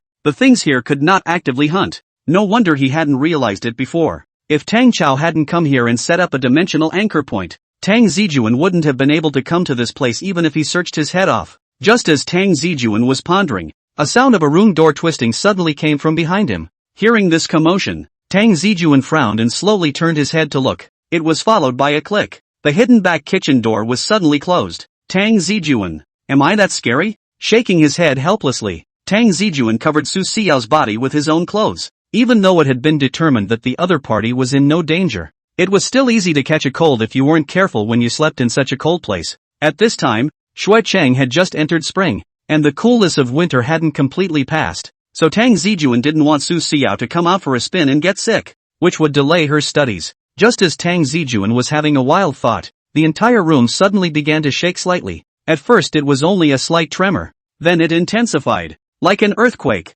and even the entire space began to vibrate violently. One by one, the cakes on the table were dropped to the floor and everything around them began to shake. Tang Zijun stood up violently, his brows slightly furrowed as he could clearly sense that the world was collapsing. Tang Grass succeeded? Also, rushing all the way to the opposite crystal without any obstacles, and still without a defense tower. If Tang Grass this couldn't destroy the pillars of this table world, then Tang Zijun would really have to question the rainbow crystal flower's threshold for selecting people. Glancing back at Sibu Seo and Dashin, Tang Zijun took the clothes back and turned around to disappear amongst a side of silver dinner plates. One step forward, the familiar world of inversion comes to mind. The very next second Tang Zijun arrived. The irregular prism behind him instantly cracked. Tang Zijun only had time to turn around, and immediately afterward, the prism disintegrated into a sky of glittering fragments, and continued to split until it disappeared into the world. Gazing at the prism that had shattered into powder, Tang Zijun knew that one of the reverse world's channels had closed forever.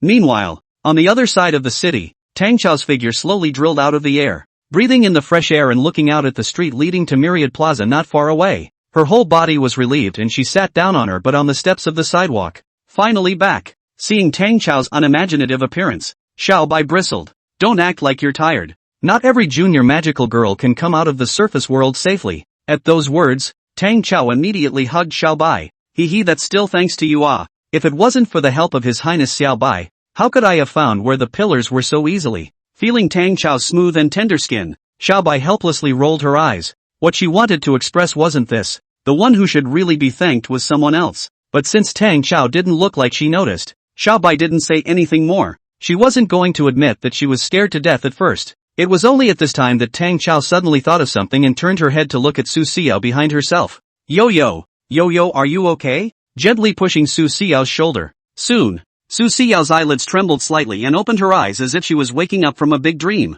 Good morning, sugar. Murmuring vaguely, Su Xiao was ready to roll over and go back to sleep. Her head was still in a dazed state and she hadn't even figured out where she was now. But the hard and cold road surface soon let her notice the abnormality. Her slightly closed eyes snapped open, and Su Xiao's entire body came to her senses. What the hell is this place? How did I get here? With a scream, Su Xiao quickly climbed up from the ground. This. Tang Chao didn't know how to explain for a moment, and she looked helpfully at Little White next to her, only to find that Little White was staring with big, innocent eyes and stopping her ears with her hind legs. Just as Tang Chao's brain was flying around, pondering how to round up this matter, a burst of cell phone ringing sounded, attracting the attention of the two girls. Tang Chao first breathed a sigh of relief, then a heart lifted. Her fingers stiffened a little as she looked at the 016 time on her cell phone. Bad.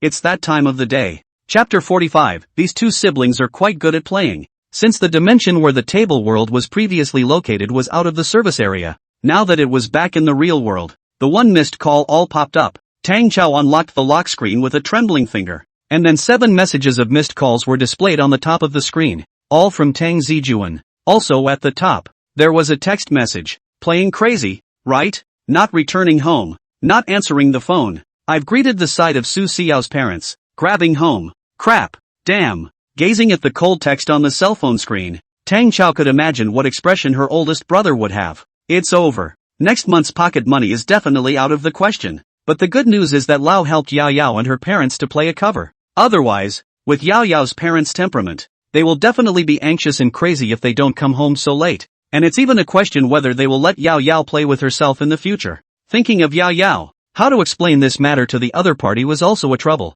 Tang Chao looked up, but saw Su Xiao's head tilted and fainted again. Yo, don't yell. The watch world has a big effect on ordinary people. That energy hasn't passed yet. Let her get some rest. Xiao Bai came over and checked Su Xiao, finding that the other party was breathing steadily. So he continued. That's good. You can't let anyone else know about the magical girl in the table world. Carry this female human back as soon as possible. And don't you dare spill the beans when she wakes up from her nap. Upon hearing this, Tang Chao also quickly nodded, nimbly placing both of Su Xiao's arms on her shoulders and carrying her up with a single push. Right. What about that Dashin? Suddenly thinking of something, Tang Cao asked curiously. Don't worry, you've destroyed the central pillar of the table world, and that human is naturally open from wherever he came in, just like you. Xiaobai glanced at Tang Cao and replied flatly, but that guy has been trapped in the surface world for quite a long time. Even if he is rescued, I'm afraid there will be some after effects, but you don't have to worry too much, at least his life is preserved. That's good. Relieved, Tangrass also slowly turned around and looked in the direction of the remembered cake store, only to see that there was no cake store in front of her, only a rested Snow King standing quietly across the street, and on top of the sign, the Snow King's hand was still holding up a sundae ice cream. It seems that the entrance to the table world is like a ghostly wall. It is like a curtain across the real world that only presents itself to those who touch its rules. When someone inadvertently touches this curtain, the corner of a barren world will unfold in front of that person, and they will be trapped in it forever. And the table world they encountered this time came about because of their thirst for food. The difference was that Dashin wanted to explore the store, so he went to the restaurant, while Yoyo and herself came to the cake store because she wanted to buy some treats. The two sides were not close to each other, yet the table world they came to was the same place. And this experience also gave Tang Cao a new understanding of the hidden secrets beneath this world. No words on the way. About half an hour later, Tang Cao was finally carrying Su Xiao and Little White back home together, cautiously opened the door of the room.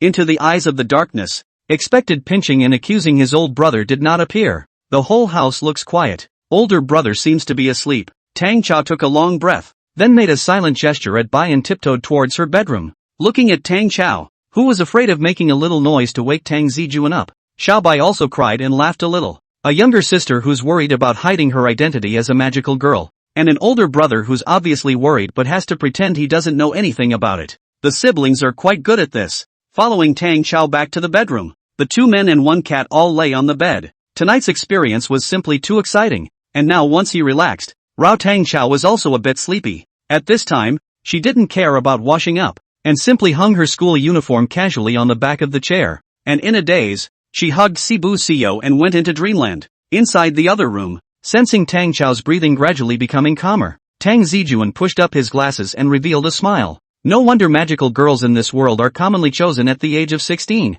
If they really came across a few girls who ran out to save the world in middle school, they would probably have to be discovered by their parents the next day. But through tonight's encounter, Tang Zijun could also see that Tang Cao really needed more exercise now. First there was the bizarre Rai world as well as the outer demons and fae, and now the table world with the dominators had popped up. And if it wasn't for the fact that she had defeated the greedy one earlier, the magical girl would have had to add another mirror realm to her enemies. With such a young body having to face so many external enemies, the profession of a magical girl is really not for everyone, and with Tang Chao's current strength, I'm afraid it would be difficult to fight those powerful monsters, not to mention that group of dominants tonight. Even that mantis alien beast from before would be enough for this girl to drink a pot of water. In this situation, exercising one's magic and quickly improving one's combat power was what Tangrass should do most right now. Tang Zijun got up and came to the window, looking out at the world plunged into darkness, and couldn't help but feel a wave of powerlessness flood through his heart. Although he himself had some ability to defend himself, that came mainly from the masked rider's power after all. Defeating enemies, obtaining new cards, and living his own power to become stronger and stronger was the way Tang Zijun had always promoted himself. And on the magical girl side, he really didn't know anything about it. With both sides not belonging to the same power system, teaching Tang Cao wasn't really an easy task. As for Kahaku, not to mention, that guy was also a newbie, with intermittent memories in his head. He didn't even remember the most basic introduction to magical girls very well. If Tang Cao were to rely on Tang Chao's own comprehension alone, there was no telling how long it would take. Although Tang Zijun had great expectations for his sister. After all, with Tang Chao's talent for learning, it wasn't impossible for her to quickly master the spell casting of a magical girl. What Tang Zijun wanted, however, was to shorten this learning period, reduce the cost of trial and error, and find the right track for utilizing magic as soon as possible. If only there was a magical girl senpai willing to step in. It wasn't that she was required to teach her everything, as long as she had the ability to get Tang Cao started and learn some basic magical means, that would be enough. Thinking of this, Tang Zijun raised an eyebrow, his slightly furrowed brows slowly stretching. It seems that he really knows such a guy. The lone wolf magical girl who practiced for 2.5 years. Chapter 46, Ordinary People? As the rain subsided, Chang'an looked like a painting that had just been colored with ink. The ancient city wall under the baptism of rainwater. More and more looks a little thick. The wall bricks of the gap. Water beads slowly dripping down, giving people a sense of depth. The streets were wet, the stone pavement shimmering, and the occasional car passed by, the sound of its engine echoing off the silent road, interrupting the tranquility, but soon returning to its previous state. On the city walls, the uneven stone tiles formed an irregular puddle, and the rain reflected the moon overhead,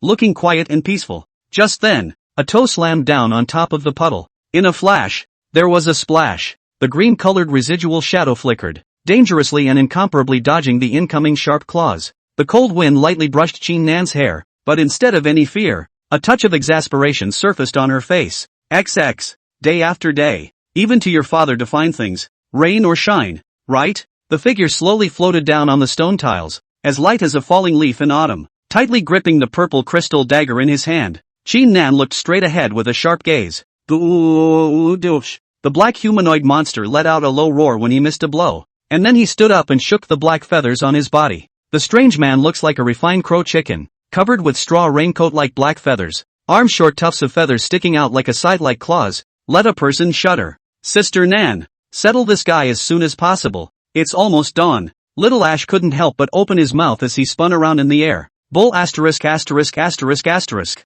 I know. No, I mean, you're going to be late for work, Ash stammered. Shut up you. Don't remind me of such a horrible fact. Glaring at Little Gray, Qin Nan took a deep breath. Looking at the progressively approaching urchin monster in front of her, she decided to make quick work of it and was the first to attack. Without waiting for the other party to react, Qin Nan violently swung the dagger in his hand, and in the next moment, a gust of wind whistled out, rushing straight towards the other party. The gale cut away like a sharp blade, bringing up a green-colored luminescence and emitting an extremely sharp sound. Seeing this, the strange man's scarlet pupils rounded up, and with a quick sidestep, he easily dodged the blow. The green-colored stream of light almost passed against the strange man's neck, and the light gradually revealed its true form, which was the dagger in Qin Nan's hand earlier. The strange man looked fiercely at Qin Nan's position, but was surprised to find that Qin Nan had long been nowhere to be found. But at that moment, a terrifying sense of crisis came from behind him. He saw Qin Nan suddenly appear behind the strange man as if he had instantly moved,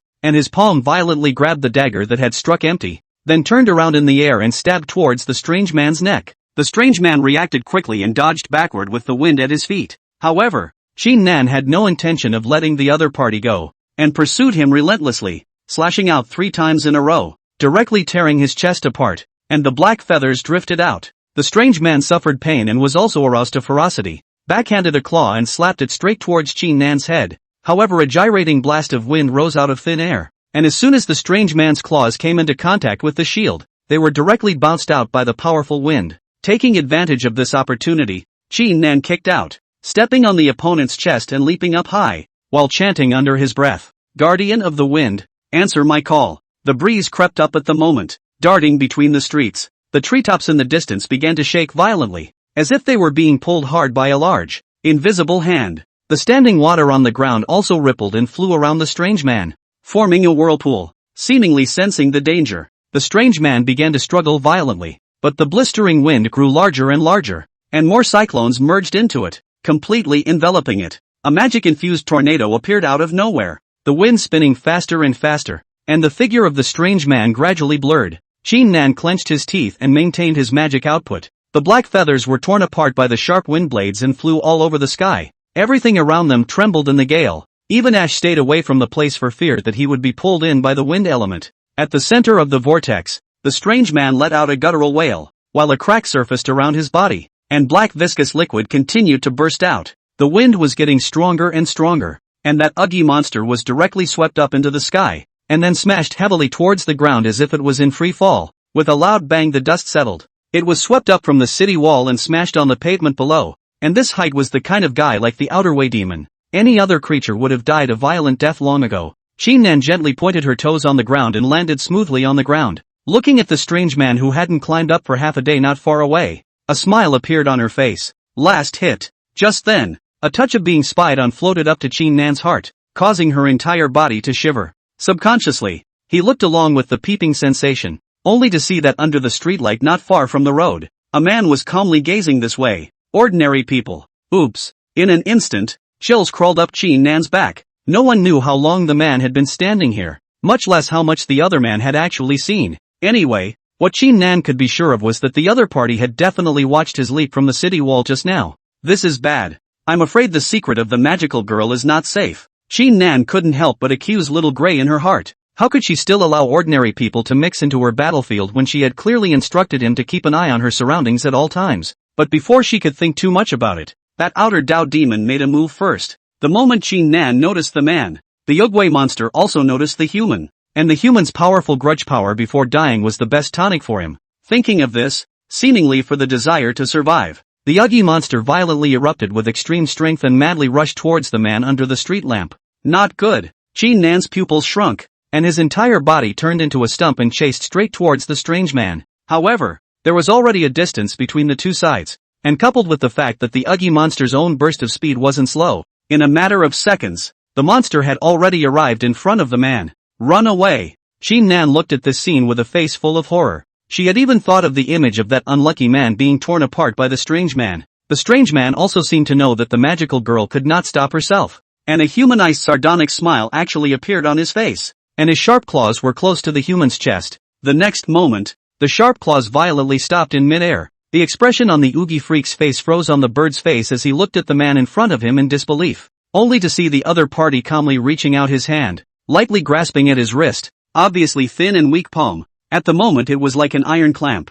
and no matter how hard one pushed, the sharp claws couldn't advance a single inch. Chapter 47, Resisting Monsters in the Flesh. Good speed. Gripping the sharp claws near his eyes slightly harder, Tang Zijun slowly raised his head, revealing a smile. It's just a little less powerful. Hearing this, the ocelot monster visibly froze. Scarlet's blood-colored pupils were a bit distorted at this moment, as if his three views had collapsed a bit. He never thought that an ordinary human would be able to block his sharp claws, and so easily. Immediately without waiting for him to react, the scenery around him instantly began to regress. A wave of dizziness hit him just as he saw the man keep his legs up and move further and further away from him, and it was at this point that pain surfaced from his chest as an afterthought. At the back of the strange man, looking at the outer Dao demon that was bursting back at an even faster speed than before, Qin Nan hadn't come back to her senses yet, but her muscle memory allowed her to rush forward in a smooth manner. The green-colored stream of light violently traced a trajectory in mid-air, and Qin Nan's entire body leaped high into the air and flew to the top of the strange man's head.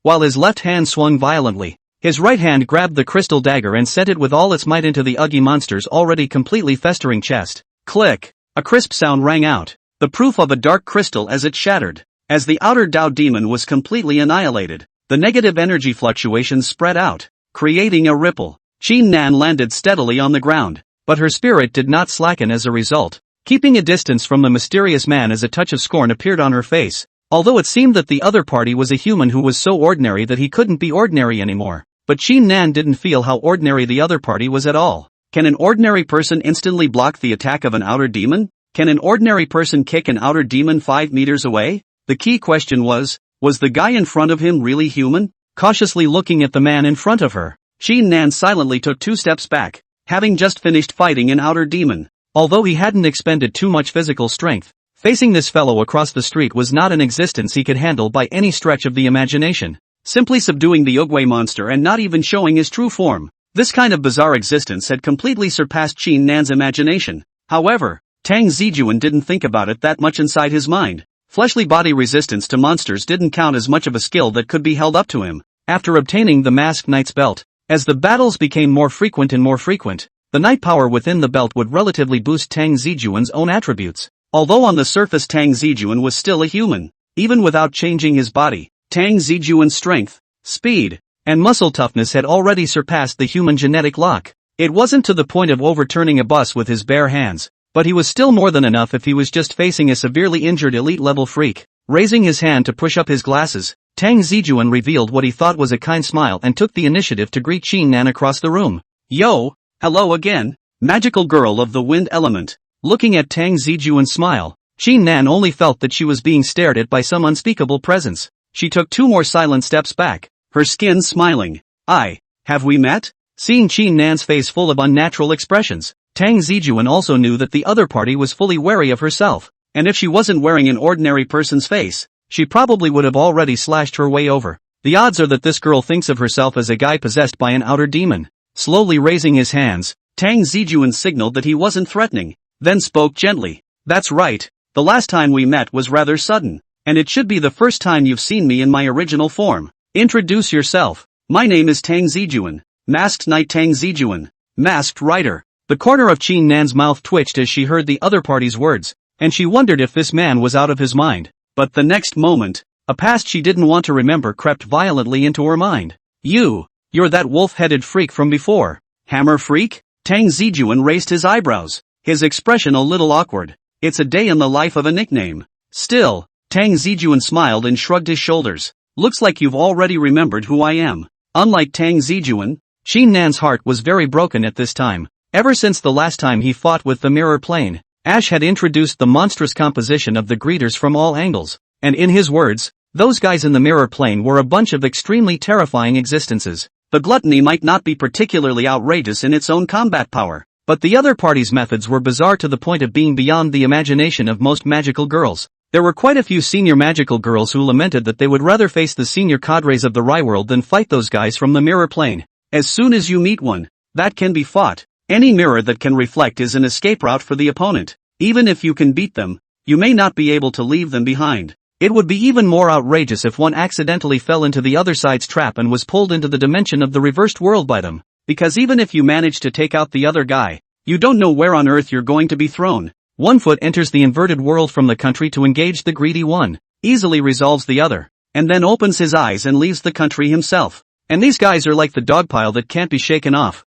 Once you don't get rid of them, they're on to you. Those guys will watch you from all sides and launch a sneak attack on you when you're at your weakest. Luckily, magical girls usually had their own spirit animal, or else they wouldn't be able to take a bath if they were targeted by a greedy person. It was also by these introductions from Little Ash that she was frightened. And ever since her encounter with Tang Zijun, Qin Nan had fallen into a paranoid state of victimization, and she felt like she was being watched at all times, and she couldn't sleep well. Now that she saw Tang Zijun appear in front of her again, Qin Nan only felt her heart beating hard. You seem to be afraid of me? Tang Zijun's smile remained unchanged. I thought we were already friends. Ha, oh, yeah, we're friends. Qin Nan had a complicated expression and squeezed out a smile. Then she quickly reacted, staring at Tang Zijun with a slight frown. Wait, what did you just say you were? Masked Knight. Tang Zijun replied and added. Masked Knight Wolf Rider. Masked Knight. Qin Nan repeated, looking at Tang Zijun in a strange way. Is that the Masked Knight as I understand it? The one with the belt? Hearing that, Tang Zijun also knew that the other party had most likely seen the Masked Rider special as well, just as he himself had seen the magical girl anime. Nodding slightly, Tang Zijun said with a light smile. You've already seen what I look like when I'm transformed, haven't you? Chapter 48, Getting into the car. Having looked Tang Zijun up and down, inside and out carefully, Qin Nan was unwilling to believe even now that what he had in front of him could actually be a masked rider, the living kind. Although the profession of a magical girl also belongs to the existence of fantasy in the perspective of ordinary people, the masked rider, there's a sense of incongruity in how you look at it. It felt like an otherworldly brave man suddenly pulling out a divine light rod from his arms when he was facing the Demon King.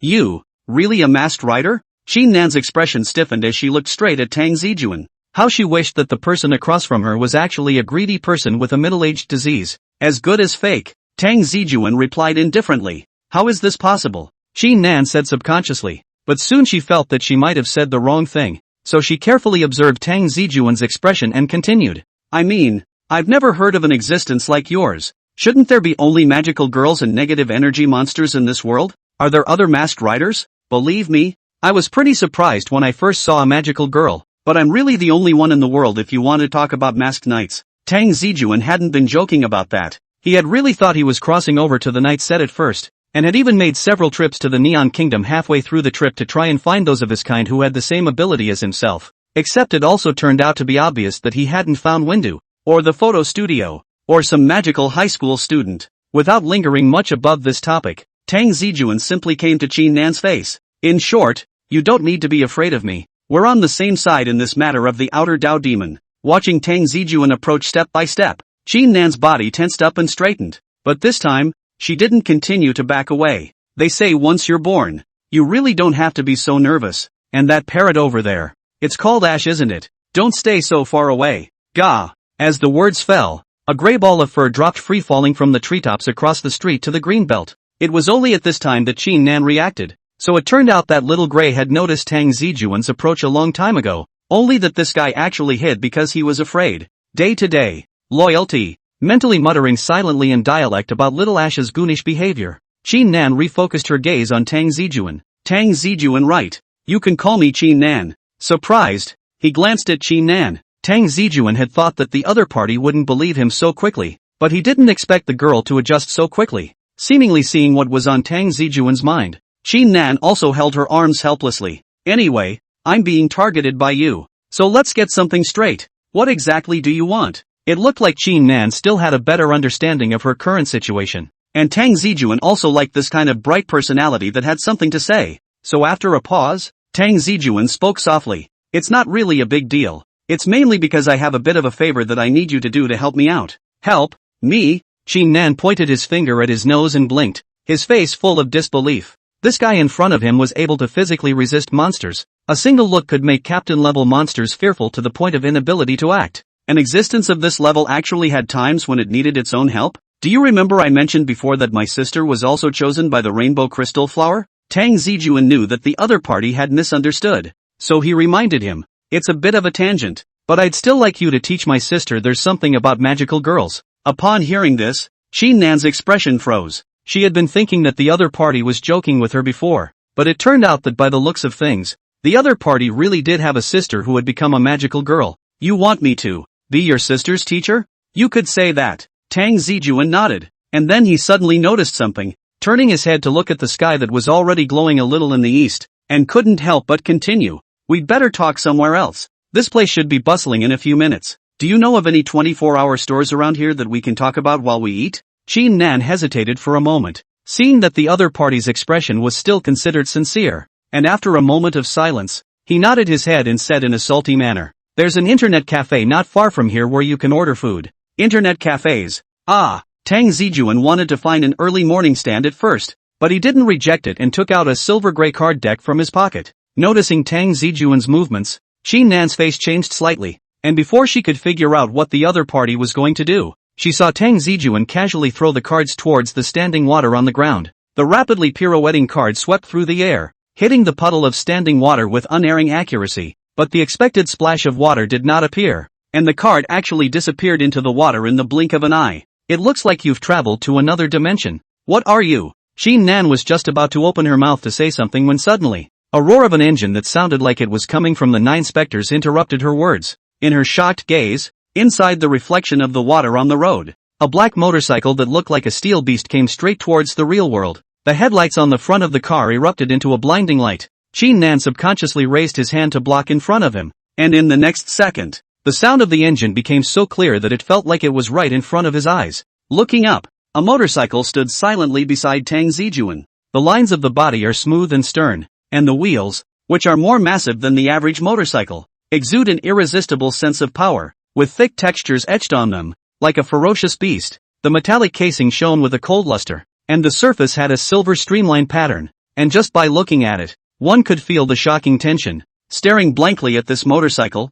which was extremely attractive in every inch, Qin Nan instantly felt that a certain point in his heart had been touched. XX's. I want it too. Just as she froze, a spherical object flew in and was subconsciously caught, and she looked down only to realize it was a silver motorcycle helmet. You show the way. Tang Zijun himself took a black helmet and put it on, laughing. Get in the car. On the other side, on the bed in Don Grass's bedroom, Su Xiao's brows were slightly furrowed, her forehead was covered with fine beads of sweat, her lips trembled, and her breathing became a bit rapid. Clutching the corner of the quilt tightly with both hands, Su Xiao seemed to have seen some sort of extremely frightening sight, causing her body to subconsciously curl up. Breathing became more and more disorganized, and a feeling of suffocation hit him. In the next moment, Su Xiao violently opened her eyes and couldn't stop breathing heavily, looking at the white ceiling in a trance. What came into her eyes was Tangrass's arm around herself, and looking down, she saw Tangrass hugging herself like a wombat. Is it a dream?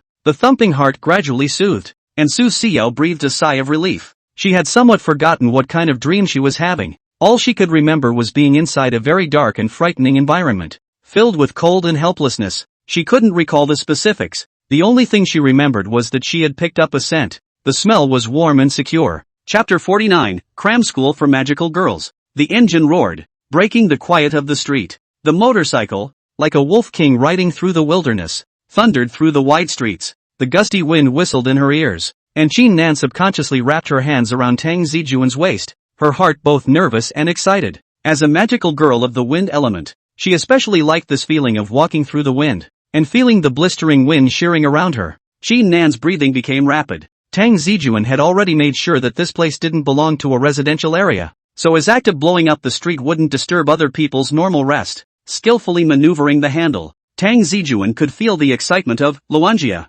Luanjia was the name of this motorcycle, and ever since getting it, the two sides had been fighting side by side. Only later, after Tang Zijun became more and more homely, he would rarely summon Langjia out, at this time to see the light of day. Luanjia, not to mention how exuberant. The trees on both sides of the street backed up quickly, as if they were all making way for them. Time passed quickly, and with the ear-splitting sound of tires rubbing against the ground, the motorcycle steadily stopped at the entrance of an internet cafe. Netting fish, Tang Zijun looked up and looked around, parked the car, and turned back to look, only to see Qin Nan frozenly gripping her clothes for a moment. Tapped Qin Nan's helmet with his finger. Hey, it's the place. It was only until this time that Qin Nan, who was immersed inside that exciting feeling just now, came back to his senses in a trance. Oh, silently responding, Qin Nan reluctantly got out of the car, then returned the motorcycle helmet to Tang Zijun. Noticing Qin Nan's expression, Tang Zijun couldn't help but feel a little embarrassed as well.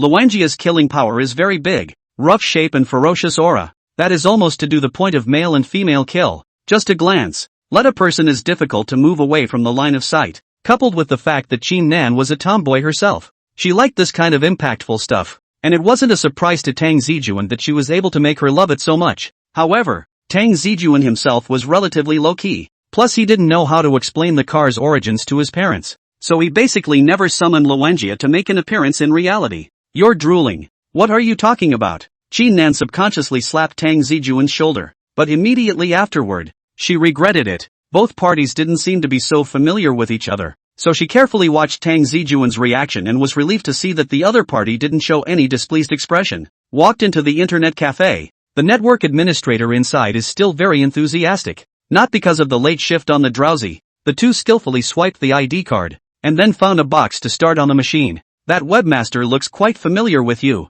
Recognize? Tang Zijun asked casually as he opened his computer, ordered a beef noodle, and helped Qin Nan order a covered rice and drink. In the past, I used to often help other people here as a substitute trainer, and I became familiar with it after 1 or 2 visits, Qin Nan said casually, not looking very eager to introduce his past. Tang Zijun also saw this, and turned the conversation back to the occupation of magical girls. Don't you have to wait for Ash? It doesn't look like he's following. Don't worry about him, that guy is scared to death to see you. He's probably hiding outside at this time and not willing to come in. Qin Nan waved his hand. Then he stared at Tang Zijun and continued, let's get down to business. Do you really want me to teach your sister? That's the idea. Tang Zijun nodded, then narrated with a somewhat serious expression. I had previously thought that I was the only one with special abilities in this world, and it wasn't until my sister was chosen by the rainbow crystal flower that I learned of the existence of magical girls, and although I'm confident that I can protect her, you should also understand that I can't protect her for the rest of her life.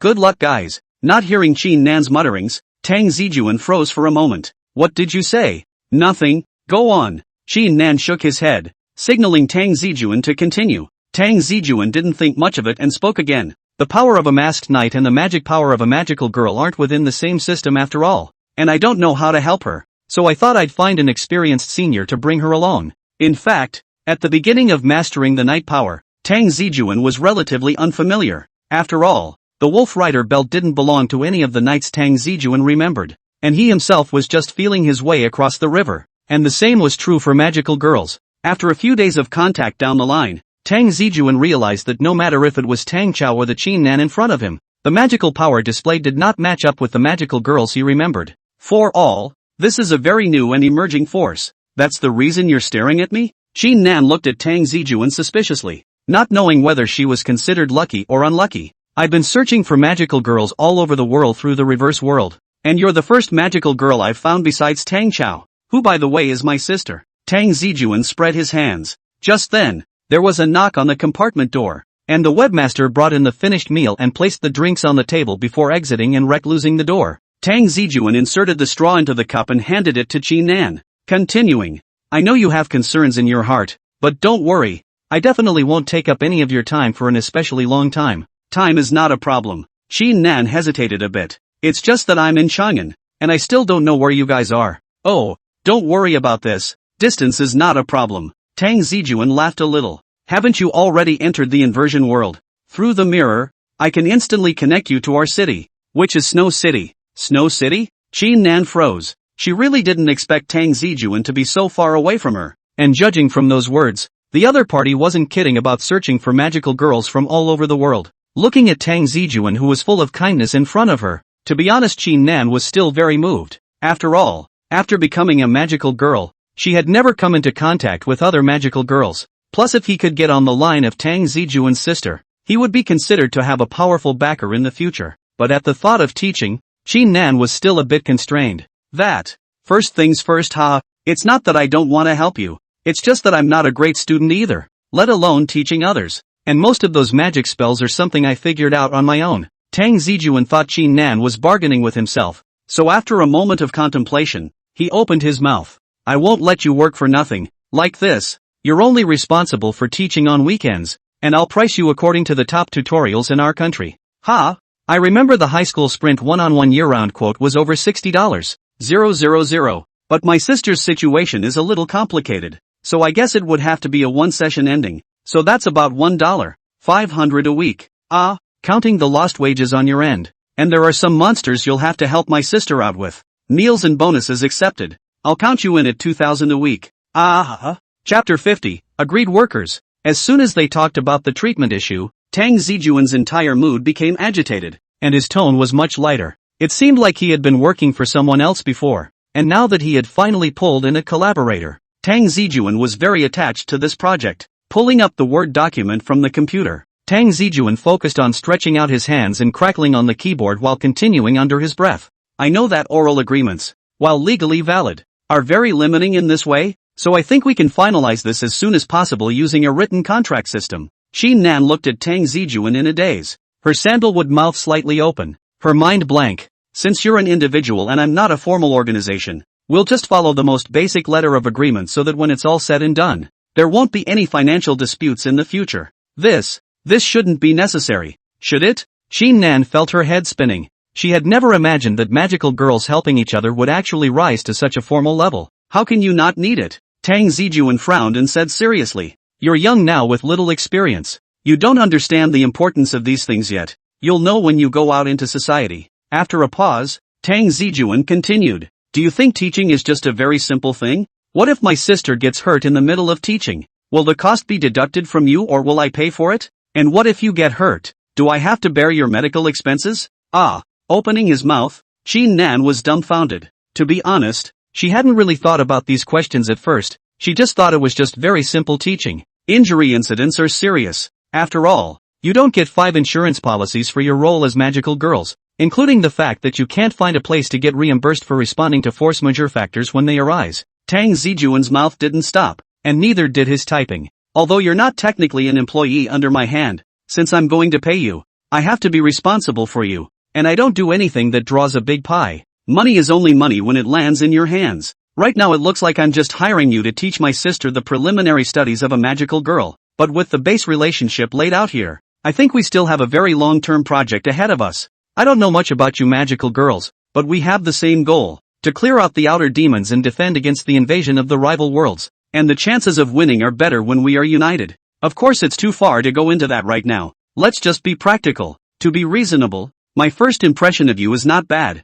and your ability and caliber are above the passing line, but it's still a good idea to start out as an intern at first. Qin Nan was dizzy as she listened to Tang Zijun's words, only feeling as if she was in a job interview at a certain factory, and before her eyes, Tang Zijun was making herself an offer. Let me ask, what was your major in college? That doesn't matter. Tang Zijun waved his hand and continued. The internship will start at 3 classes. That's less than a month. I won't press for an internship paycheck, but there are no bonuses or food supplements. Of course you can eat together at my house if you want to, but you'll have to think of a suitable excuse. Excuses? Qin Nan blinked. Yes, I don't want my sister to know who I am as a masked rider just yet, so you mustn't reveal yourself. Something I made clear in the first sentence of the contract. Tang Zijun said casually. You need to find a suitable identity to engage with my sister, and the two of us can't be too familiar with each other at first, so that she doesn't see the signs. In addition to the problem of the outer road magic above, you do not need to worry. really cannot be solved, guys. I took the time to do it.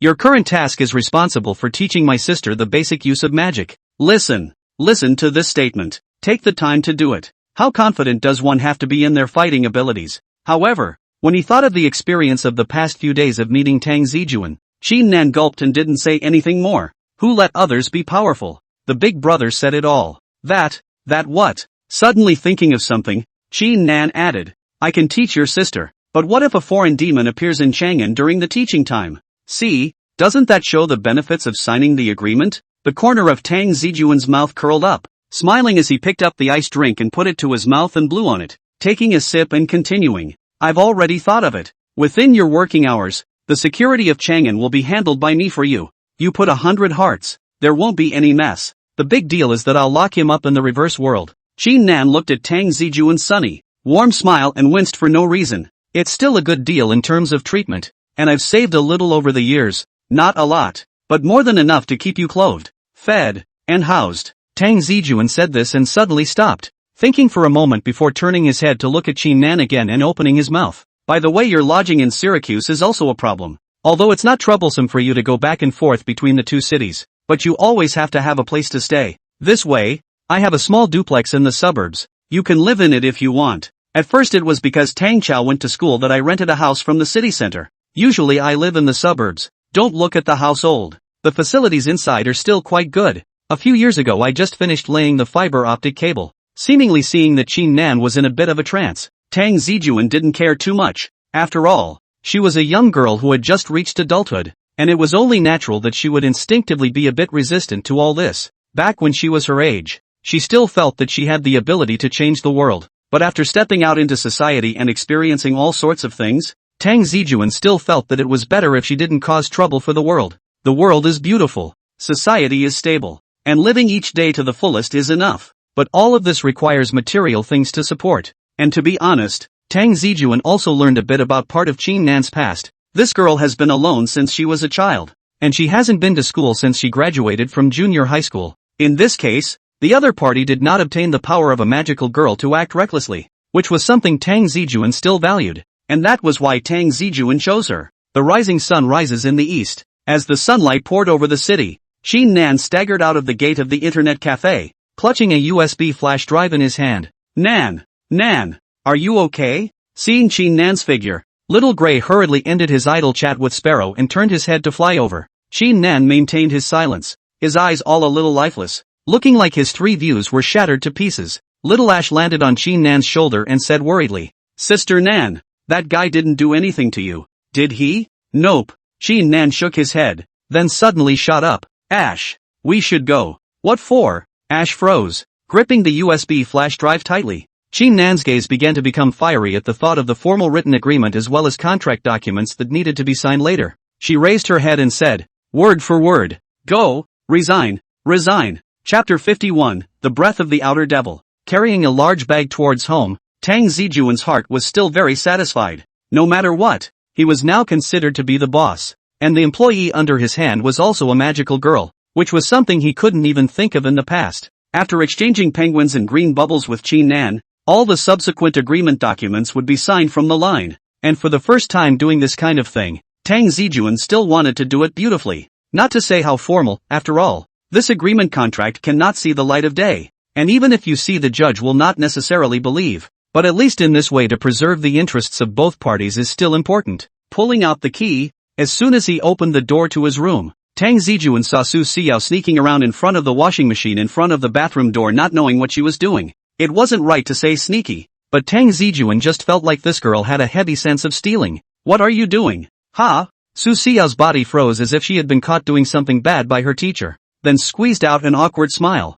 No, nothing for nothing, I just got up and washed up. You're up pretty early. Tang Zijun didn't think much of it. After all, it wasn't the first time that Su Xiao had stayed over, so he closed the door and casually asked, where's Don Grass? Should still be asleep. She didn't react at all when I got up. Su Xiao didn't dare to look at Tang Zijun, toying with her fingers as she answered truthfully, AI, if only Tang Cao could have a good biological clock like you, it wouldn't require me to go through the trouble of yelling at her to get up every day. Tang Zijun helplessly shrugged his shoulders and walked into the kitchen with the bag in his hand. Su Xiao hesitated for a moment and carefully came to the kitchen door. Dawn, when did you go out? I got up early, and when I saw that none of you were awake, I went out for a walk and got you some breakfast back on the way. For some reason, Tang Zijun always felt that today's Su Xiao was a bit strange. It felt like she wanted to say something but didn't know where to start. After a pause, Tang Zijun asked if she had a point. By the way, where did you guys go last night? My calls to Tang Cao's cell phone weren't in the service area. At those words, Su Xiao froze for a moment, her eyes a bit confused, but her body was not as restrained as before, as if she was recalling something. After a while she shook her head slightly. I remember we went to buy the blind box.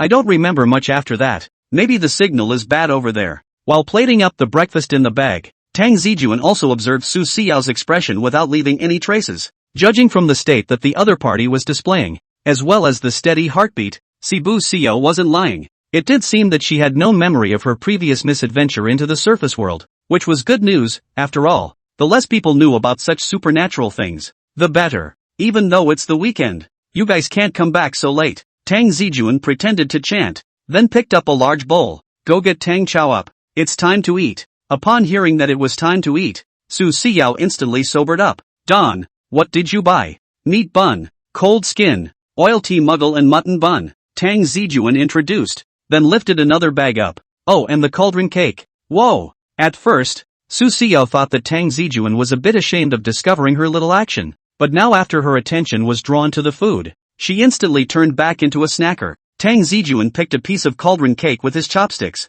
Try it, it's sweet and delicious. Ah! Quickly coming to Tang Zijun's side, Su Xiao's mouth opened wide. With a bite, the sweetness of the honey dates burst from the tip of the tongue, paired with the texture of the glutinous rice, causing Su Xiao to uncontrollably let out a soft hum. This is called cauldron, zang, cake, but it's pronounced zing, Tang Zijun introduced, and continued. Don't eat too much. The glutinous rice kinda takes up your stomach. Don't eat nothing else. It's okay, I'm an ox with 4 stomachs. Su Xiao laughed nervously, then cheerfully went to yell at Tang Cao to get up. This girl. Tang Zijun shook his head helplessly, and was about to fill the tub with lamb meat buns when he turned his head to see Little White slipping in, full of curiosity and sniffing at Tang Zijun's pants leg. You want to try it too? Tang Zijun raised his eyebrows. He had really forgotten to bring back canned cat food for Little White. Xiaobai didn't bother to pay attention to Tang Zijun, just frowned and lowered his voice. Why do you have the aura of a foreign devil on you? Upon hearing this,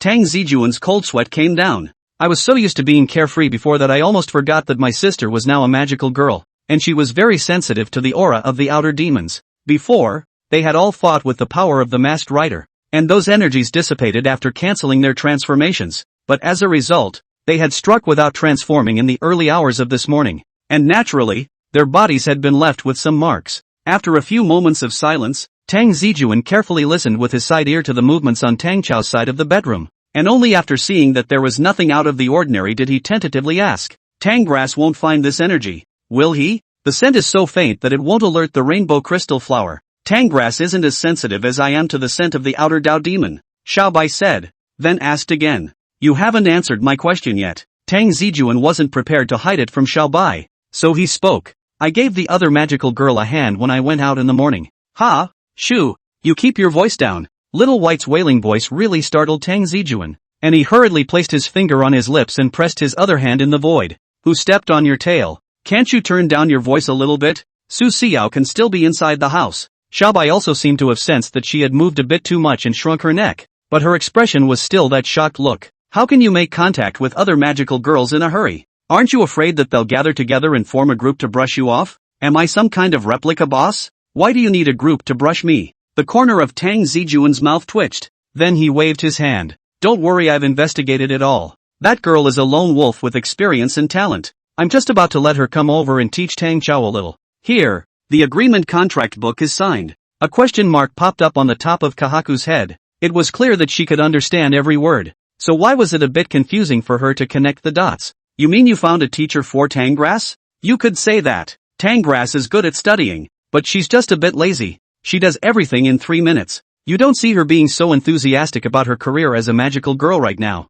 After a while she'll slack off. Tang Zijun still knew his sister well, so while she still has a passion for this line of work, letting her improve her combat power as much as possible will help her in the future. I've greeted people, and I'll arrange for them to come over the next time there's an outer demon in Syracuse. After a pause, Tang Zijun took another serious look at Xiaobai. Don't you dare say anything. Chapter 52, Alarms. I don't know if it was because of the scent of breakfast or what, but Tang Cao actually managed to be shouted up by Su Xiao. Tang Zijun looked toward the window in surprise. The sun wasn't rising from the west today either. Of course, words were said, but Tang Zijun still knew exactly why Tang Cao was so uncharacteristic today. After last night's experience in the table world, I guess Tang Cao was worried about what Si Bu Xiao still remembered. At this moment, when called by Su Xiao, even the heavenly sleepiness was energized. Not seeing anything wrong on her best friend's face, Tang Cao was relieved and turned her head to focus on the top of the table. Ooh, older brother, you've crossed over? At those words,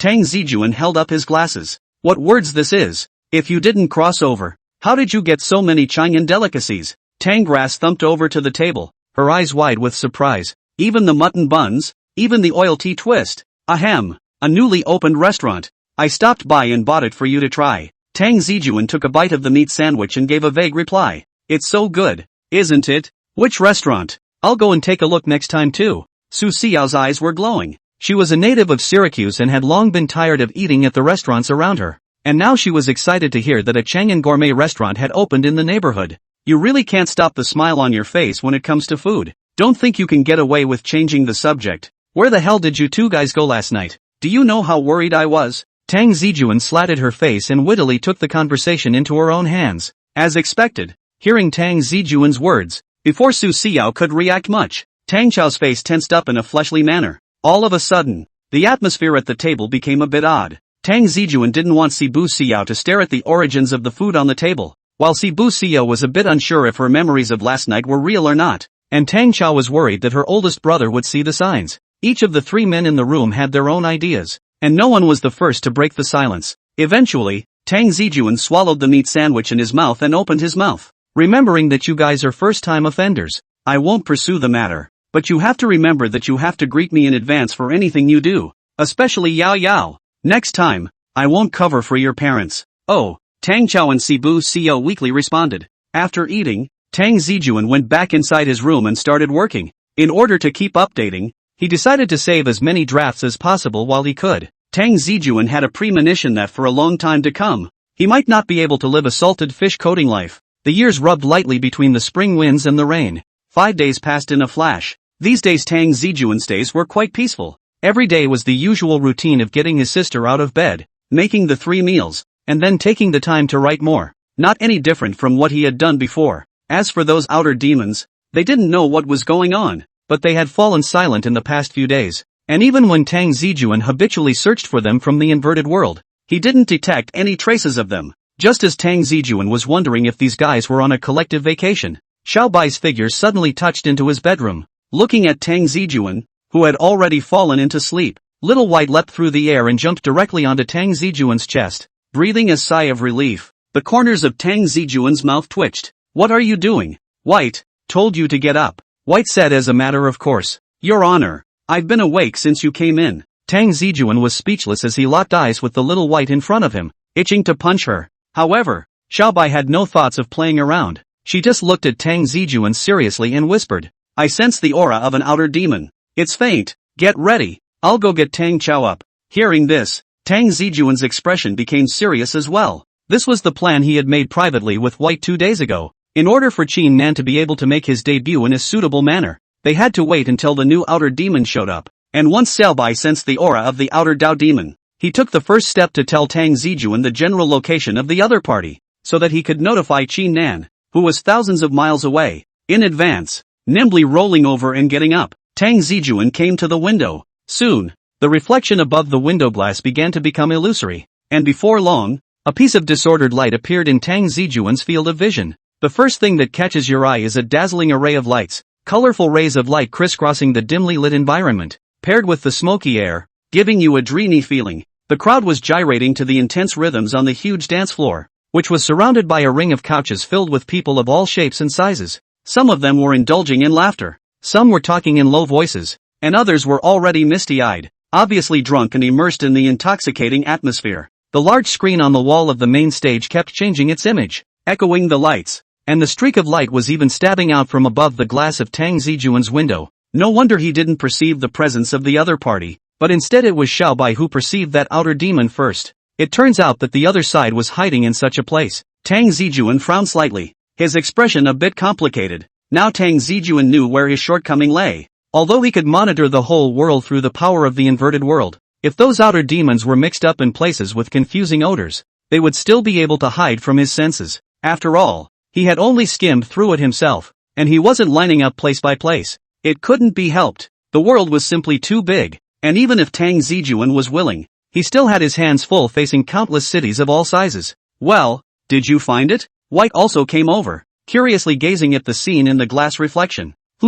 Elite level combat power. Tang Zijun nodded slightly, judging the opponent's strength with just a glance from afar, and then turned his head to look at Xiao Bai. You go get Tang Cao. I'll go find Qin Nan. Good. White sniffed without hesitation, and with a flash he slipped through the crack in the door of the room. Tang Zijun didn't linger much longer, and after he closed and unlocked his bedroom door, he re-entered in front of the window. Only this time, the reflection on the glass turned out to be the likeness of a rental house. In the far outskirts of Chang'an City, in a plain old unit building, in the midst of a dimness, a finger slowly reached out of the bathroom mirror, followed by a palm and an arm. Immediately afterward, Tang Zijun's entire body fell from above the sink to the ground, before he could make his next move. Alarm! Alarm! A loud and shrill sound rang out sharply just beyond the bathroom. Wah wah wah wah wah wah wah wah wah wah wah wah wah wah wah wah. There's an alarm in this house? So advanced. Just as Tang Zijun froze, he heard Qin Nan's voice coming from outside the room. Ash!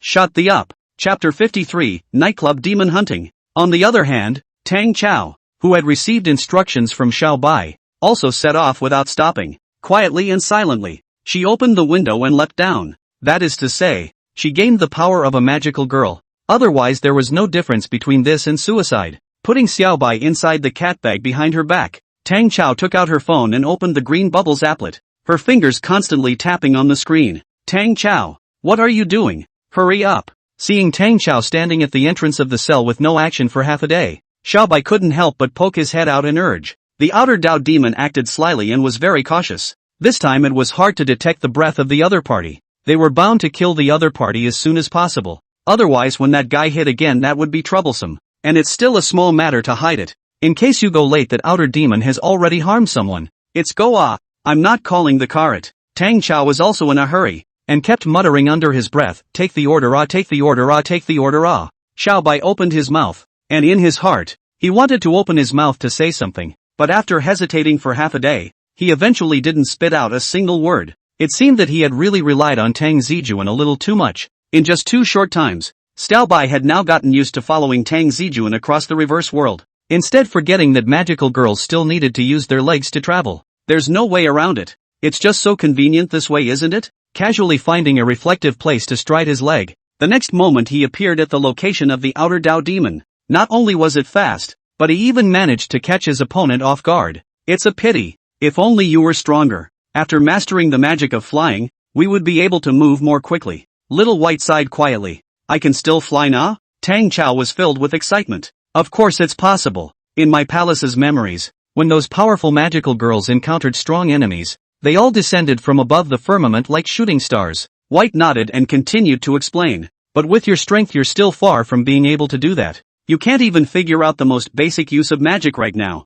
let alone those high-level magic. And listening to Xiao Bai's words, Tang Cao was heartlessly giggling. The latter half of the sentence was directly ignored by her. Her mind was now full of images of herself flying in the sky. No human being does not want to soar freely in the sky. From ancient times to the present, the vast sky has always been the desire of people's hearts. Even Tangrass is no exception. Some time ago, Tang Cao even pestered Tang Zijun wanting to buy a ticket for a rocket ship to go around outer space. Tang Zijun went online to see. Good guy. Experienced 10 minutes of weightlessness, as well as a short time outside the atmosphere selfie. Just these 2 items foot 7-figure price. It would be fine if it was just that, but the key appointment line is already booked for next year. There are still a lot of rich people. After getting into the cab in about 10 minutes or so, the environment outside the window started to get lively. The night shrouded the bustling city, and the hustle and bustle between the flashes of neon lights was unrelenting. Previously, Tang Cao had always thought that fighting with external demons was all about finding a place off the beaten path to fight one-on-one,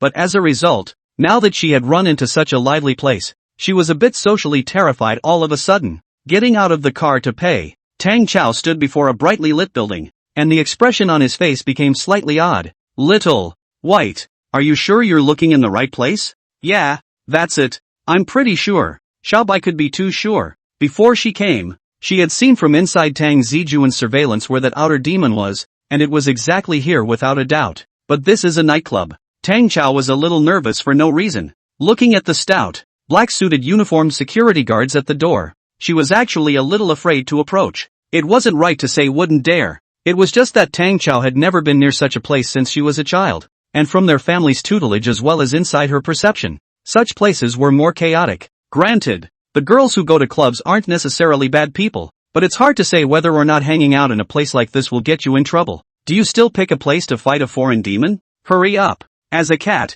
Little White naturally didn't understand what Tanggrass had in mind. At those words, Tang Cao took a deep breath and finally made up her mind. Taking a step towards the gate, the two security guards at the door had noticed Tang Cao from the moment she got off the bus. There was no way that the naturally beautiful Tang Cao paired with her innocent appearance. It was hard not to be noticed, but the two of them didn't say much. They just looked at each other for a couple of moments and then retracted their gazes, not even thinking of coming up and striking up a conversation. As a member of the service industry, reading people's faces is considered a basic skill. Although the two of them couldn't do the point of being able to tell the worth of an outsider at a glance, they could tell from Tang Chao's appearance that such a girl was clearly not an existence they could hit on. Seeing that the people at the door didn't stop themselves, Tang Cao was slightly relieved at the same time, and her footsteps quickened considerably. When she walked through the front door, deafening music came out of the store at once, pounding her eardrums, and White frowned frequently, as it was her first time in such a place. The glass in Tang Zijun's bedroom wouldn't be audio synchronized,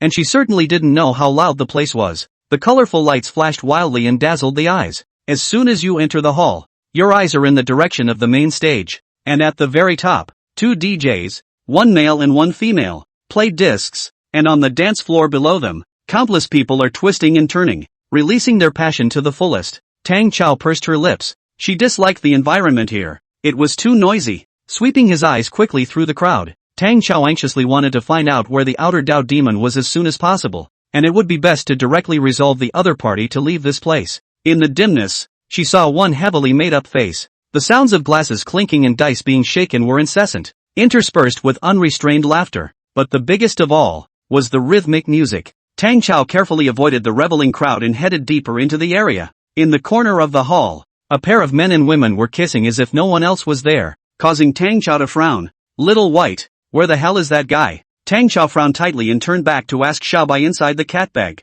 Did you say goddammit? Ben Court, just see White pulling at his throat. Hear no more. Tang Grass, coincidentally not. She didn't hear it either. Her heartbeat gradually accelerated with the rhythm of the music, and Tang Cao knew that the outer Dao demon was most likely hiding in the midst of this chaos, but there was no way for her to find out in this situation. Glancing down the deepest part of the hall where the restrooms should be as well as the direction of the fire escape, Tang Cao couldn't be bothered to look for the outer Dao demon, and quickly walked towards the bathroom. She just wanted to find a quiet place to reformulate her plan with Xiaobai. Just as Tang Cao was anxiously running all the way to the bathroom, a man on his face had just walked out from around the corner of the bathroom. Seeing a pretty young lass walking towards him, the man was instantly captured by Tang Chao's charm. With the strength of his drink, he stopped Tang Cao as soon as he could. Missy alone? Want to join me for a drink? My treat. Chapter 54, First Meeting. Taking 2 steps back from the stench of alcohol on the man's breath, Tang Cao frowned and glared at the other party in displeasure. Sure enough,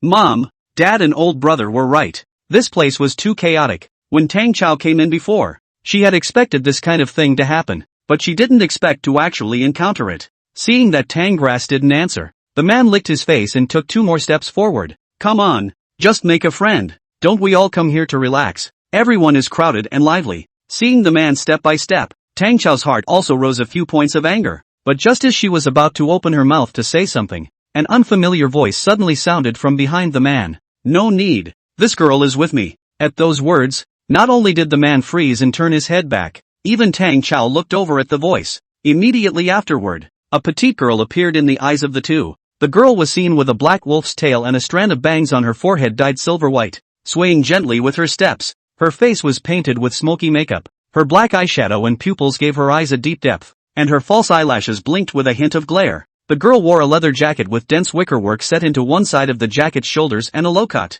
tight-fitting black tank top that revealed a large expanse of snow-white skin and hidden tattoos. Underneath was a pair of ripped jeans. with holes at the knees that even allowed her entire leg to be seen, giving her a wild look. The man's attention was focused on the other party's appearance that was completely unrivaled by Tang Cao's, while Tang Cao dropped her gaze to the top of the other party's earrings. For some reason, looking at the spirited earrings, Tang Cao always felt a few flutters in her heart. You. The man was just about to open his mouth when he was directly interrupted by the girl. You? Don't make a fuss over nothing. Get drunk and get off your ass and throw up. Being disliked so much by a girl younger than himself, the man's anger immediately rose from his heart. But looking at the other party's slightly stern gaze, his anger was directly doused by a pot of cold water again. As a regular here, the men know exactly what women can and cannot be flirted with. If he met that kind of simple girl who didn't know any better, but when he met the kind in front of him, it was possible that behind the other party stood something that he couldn't afford to mess with. Thinking of this, the man's drunkenness is gone,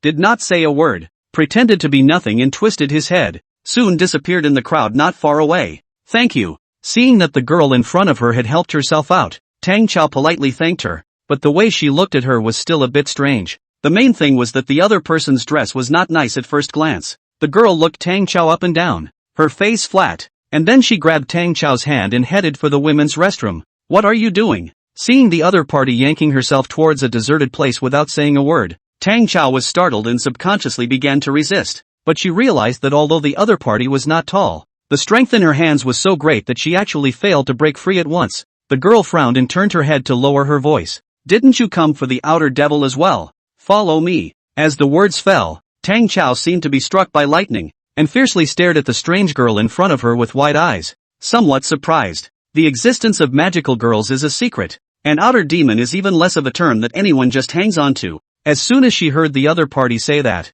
Tang Cao instantly reacted, staring at the girl with a mind full of shock. And in a trance, she pulled her into the women's restroom, closing the door. The girl first glanced at the mirror of the nearby sink with a somewhat unnatural expression before setting her eyes on Tang Cao in front of her. New guy, right? Ha? Ah, right. Tang Grass nodded slightly. After the initial surprise, now Tang Cao was completely just filled with curiosity about the girl in front of her. Introduce yourself. My name is Qin Nan, Wind Elemental Yellow Level Magical Girl. And you? Qin Nan's speech was fast and her tone was a bit raw and cold, giving off a raw and unapproachable feeling. But Tang Cao didn't think about it that much. She was still immersed in the surprise of having met a fellow traveler. Hey, don't show that expression of finding an organization. Okay. Qin Nan was a bit mortified by Tang Cao's gleaming gaze. Oh, sorry. It's my first time seeing a magical girl senpai. I got too excited and lost my manners for a moment. Tang Cao hurriedly returned to her senses and bowed slightly. My name is Tang Cao. My attribute is ice. And this is Xiao Bai. Ice elemental? Qin Nan's eyes narrowed slightly. Still a lucky guy. That, Elder Qin Nan. What did you mean when you just said yellow-ranked magical girl? Could it be that our magical girls are still divided into grades? Seeing that Qin Nan didn't say anything, Tang Cao took the initiative to ask. It was Qin Nan's turn to be surprised, and she frowned at Xiao Bai. Didn't you introduce her to the hierarchy of magical girls? My palace. This palace didn't receive memories of that aspect to come. Kahaku was a bit embarrassed. Didn't pick up. Qin Nan almost choked when he missed a breath. Isn't that the base of the basics? It should be knowledge that every spirit beast would have mastered. Tang Cao also looked towards Xiao Bai with a bit of curiosity. It seemed that since she was chosen by Xiao Bai to become a magical girl, the other party hadn't really introduced herself too much. Xiao Bai was a bit intimidated by the two women's sight and couldn't help but speak. This palace just doesn't know. I just remembered a group of magical girls beating up a monster bigger than a mountain. But the rest, I didn't pay much attention at the time when I was sleepy. Qin Nan's eyelids jumped, forcing himself not to explode. Now she sort of knew why Tang Zijun had traveled a long way to find herself over. The combination of encountering such a fledgling, budding magical girl, coupled with such a confused spirit beast, clearly highlighted an unreliable one. However, that bigger than a mountain monster in Little White's mouth caused Qin Nan to frown slightly. After serving as a magical girl for so long, she had never heard of a monster of that size existing. Even if it was a fae that was bigger than the average weirdo, it wasn't as big as a mountain. If that kind of monster appeared in reality, I'm afraid the whole world would have a big earthquake. Just as Qin Nan was pondering, Tang Cao suddenly opened her mouth and asked, Elder, speaking of spirit beasts, didn't your spirit beasts come? At those words, Qin Nan casually shrugged his shoulders. I'm not a magical girl from Syracuse, and I'm just passing through on this trip. And as for my spirit animal, he has more important things to do. Thousands of miles away, at the top of the big wild goose pagoda in Chang'an, Tang Zijun sat crouched at the top of the tower, staring wide-eyed at the little gray beside him. Chapter 55, Elemental Attributes. Anyway, Qin Nan's gaze moved back and forth between Tang Cao and Little White's bodies, and finally sighed helplessly and spoke faintly. Seeing as we're all peers, I won't say anything more. I'll leave this operation to me. You guys stay here. How can this be? I'll go with you. Tang Cao instantly became excited at this. Qin Nan shrugged his nose and let out a soft hum. Together? With a newcomer like you? You don't even know the most basic telepathy. Telepathy. Another new word popped up, and Tang Grass turned her head to look at Xiao Bai, who returned a clear, clueless look. Hey! Shaking his head helplessly, Qin Nan casually handed Tang Cao his shoulder bag and continued. If you really want to help, go wait for me in that deserted alley behind the club and I'll evict the guy there. After saying that, and not caring about Tang Cao's and Xiao Bai's reactions, Qin Nan pulled open the door to the bathroom and walked out, only leaving them with a back figure that quickly disappeared around the corner. Oh, good. It was only at this point that Tang Cao answered as an afterthought. Previously, Tang Cao had fantasized countless times about her meeting with other magical girls, but she really didn't think that this day would actually come so soon. Only putting aside this sense of excitement, Qin Nan left her with more doubts about magical girls as well as spirit beasts. Whether there was a hierarchy about magical girls or exclusive magic like telepathy, Kahaku had never previously spoken to herself properly. At first, Tang Cao simply thought that everyone started out this way, but now it seemed that the situation appeared to be completely different from what she had thought. Carrying Qin Nan's shoulder bag out of the restroom, Tang Cao didn't return to the lobby, but turned her head to follow the fire escape to find the back door. The back door of the nightclub just happened to be sandwiched between the mall behind it, a dimly lit alleyway leading straight down to the road, which wasn't exactly spacious, just big enough for a garbage truck. As soon as we arrived, a putrid odor and the smell of booze hit us. Broken beer bottles and cigarette butts were everywhere,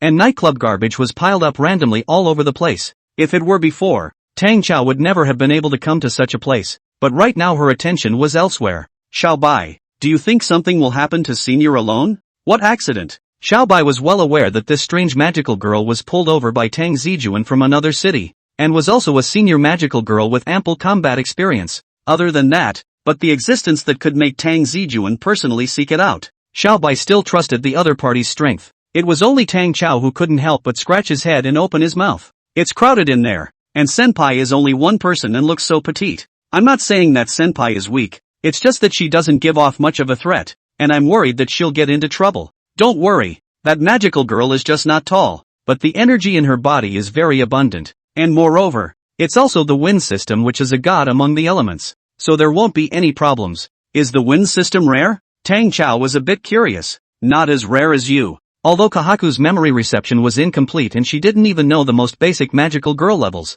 she was still relatively clear about the magical girl system. The four elements in nature are the base attributes of a magical girl, and in addition to earth, wood, water, and fire, there are variant elements of these four elements on top of them. Earth begets gold, wood begets wind, water begets ice, and fire begets thunder. The first two belong to the lower mutation elements, while the last two are the upper promotion elements. And what you have is one of the two rarest elements among magical girls. And can different elements react with each other? What are you talking about? White froze. No, nothing. Tang Grass smiled sardonically, not explaining his sudden brainstorm. Xiao Bai didn't care about her either, but continued on his own. That senior of yours isn't a newcomer. I'm sure she's already solved quite a few invasions of external demons on her own. This situation is nothing to her. Just as White was talking, a cloud of black smoke suddenly surged up from underneath the doorway of the nightclub's back entrance, and it felt like someone had released black dry ice on the ground. The moment that black mist appeared, it instantly caught Xiao Bai's attention. Coming, the scent of an outer Dao demon was very sensitive to spirit beasts. In fact, just now when she was inside the hall, Xiao Bai had already determined the location of the other party, only that due to the fact that it was too noisy inside, she simply couldn't communicate properly with Tang Cao. Answer my call. Tang Grass reacted quickly, immediately starting the transformation process as the black mist surged out. That black mist seemed to have sensed something as well, forcibly twisting its advance in mid-air, bypassing Tang Cao's position and directly starting to climb with a dry land pulling onions against the wall. Just then, the back door of the nightclub was kicked open, and Qin Nan quickly rushed out, a pair of deep pupils flickering with a greenish shimmering light, firmly locking on top of that mass of black mist. Stop him, don't let that guy get away. At those words, Tang Cao fiercely waved her short staff, and a brilliant stream of light blasted in the direction of the black mist. However, that black mist's movements were extremely flexible, dodging the blow with a quick pirouette on the wall. And the wall he was just on was instantly covered in frost. The temperature inside the entire alley plummeted, but the black fog was not affected too much. Instead, it rushed towards the top even faster. XX is trying to run? Qin Nan does not want his debut to go wrong. After all, he is still in the internship period. With a slight step of his feet, a blast of wind rose out of the air, as if invisible hands were holding up Qin Nan's body. In the next moment, Qin Nan's entire body directly transcended the laws of physics, and his entire body violently leapt onto the wall, chasing straight up and down in the direction of that black mist. I'll be damned. The warrior woman is so light. Don't sigh. Hurry up and catch up. Seeing that in the blink of an eye, both the black mist and Qin Nan were about to climb up to the roof of the building. Xiao Bai hurriedly said towards Tang Cao beside him. The black fog tumbled onto the rooftop and rushed straight towards the direction of the distant shopping mall. However, before he could advance for long, the black fog stopped violently as if it had hit a barrier invisible to the naked eye. The sound of feet landing on the ground came from the back, and he saw Qin Nan, who had already finished transforming, standing at the edge of the rooftop. Run, run again for me. As the words fell, a twisted and deformed face was suddenly revealed in the black mist, a pair of blood-red eyes staring sorrowfully in Qin Nan's direction. You guys got here pretty fast. Magical girls. Qin Nan juggled her blade, the amethyst dagger fluttering up and down in her hand like a butterfly. I won't be able to wait long to exterminate you gutter rats. Chapter 56, Imminent Death Squall. West Wind Junction? Not far behind Qin Nan, Xiao Bai let out a cry of shock as he stared. Because of the need to hide their identity while fighting outer demons, magical girls are more or less equipped with the ability to cast boundaries to a certain extent. However, the general function of the boundary was to stop ordinary people from approaching the battlefield, like this one that directly used the boundary to bind the outer demons. It was the first time that Xiao Bai had heard of it, and she had never even seen a similar one in her received memories. This could also prove that the Qin Nan in front of him had already reached the point of proficiency in the use of the elements of his own lineage,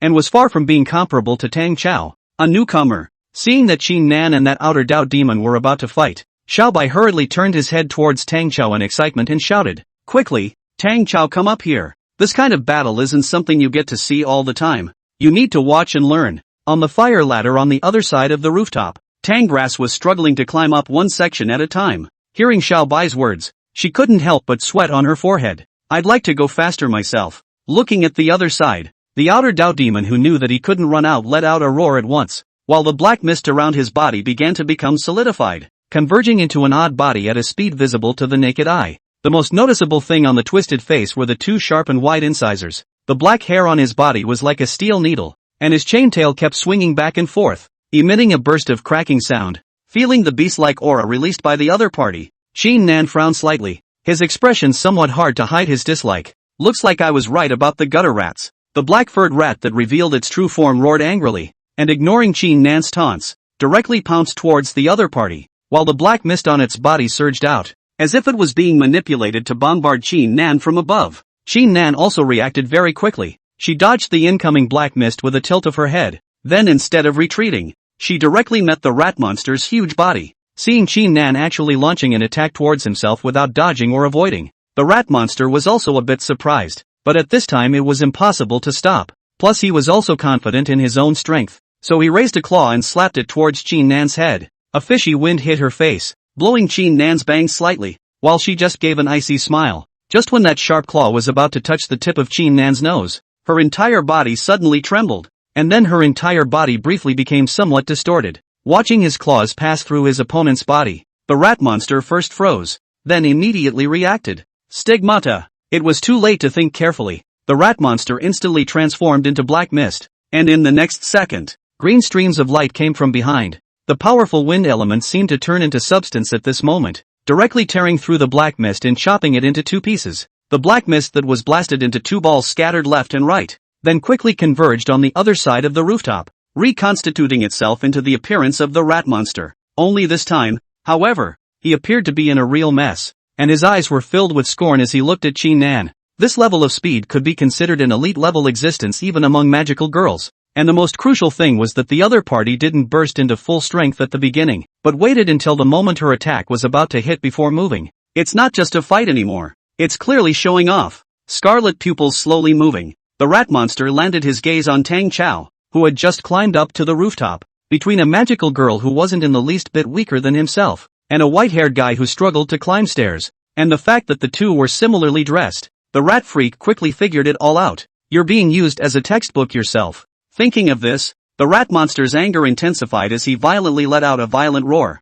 his entire body directly transforming into a roiling black mist, like a meteor shower that surrounded towards Qin Nan from all directions. Seeing this, Qin Nan was not panicked. Standing on his tiptoes in the same place, he avoided the first black mist, and then, just like a dance, his feet stepped on the smooth steps, constantly dodging the attacking trajectory of those black mists. The black mist failed to land a single blow and quickly arced in midair to charge at Qin Nan once again. A black mist surrounded her like a chain of iron cables. While Qin Nan was on her feet, not only was she not attacked for a moment, but she even looked like she still had some strength left. So strong. Outside of the battlefield, Tang Cao was already looking a bit mesmerized. This kind of battle where one faced a storm of attacks, but oneself gently defused the enemy's attacks, instantly elevated Qin Nan's status in her heart. Now that's a real magical girl mouth and teeth. Learn well, Tang Cao. What the other party is showing now is still just the basic use of the elements. Don't forget, she hasn't released a single magic yet,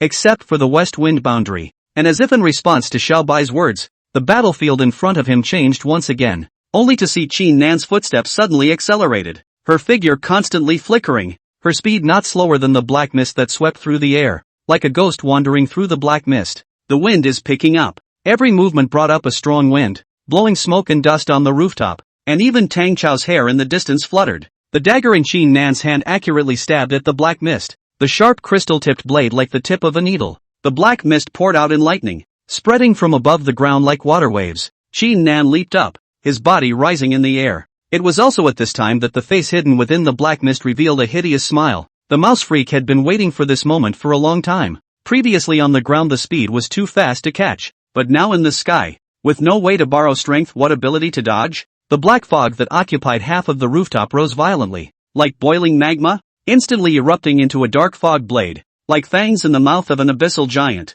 opening its mouth towards Qin Nan in midair. However, Qin Nan's cold smile was unchanged. Her body elegantly turned back, her white palm grasped in the void and then gently patted. In an instant, the black mist that rose up in the sky solidified. Amidst the black mist, the rat freak's eyes cracked. All he could feel was a sharp and irresistible something binding his entire body, but any movement would be torn by pain. But the problem was, he was now in the form of a black mist. What was there that could harm a mist that could not be seen or touched? Tang Cao in the distance also froze, unable to imagine looking at the scene in front of him. The wind turned into a line? Under the illumination of the moonlight, a transparent silk thread as if it were a steel wire shimmered with a subtle cold light, sewing the massive black mist together in an indescribable way. And linked at the end of that thin thread, it was the amethyst dagger in Qin Nan's hand. It's over. In midair, Qin Nan let out a light sigh. Again, it's like giving the final judgment to the outer demon in front of you. Wind damage imminent death squall line.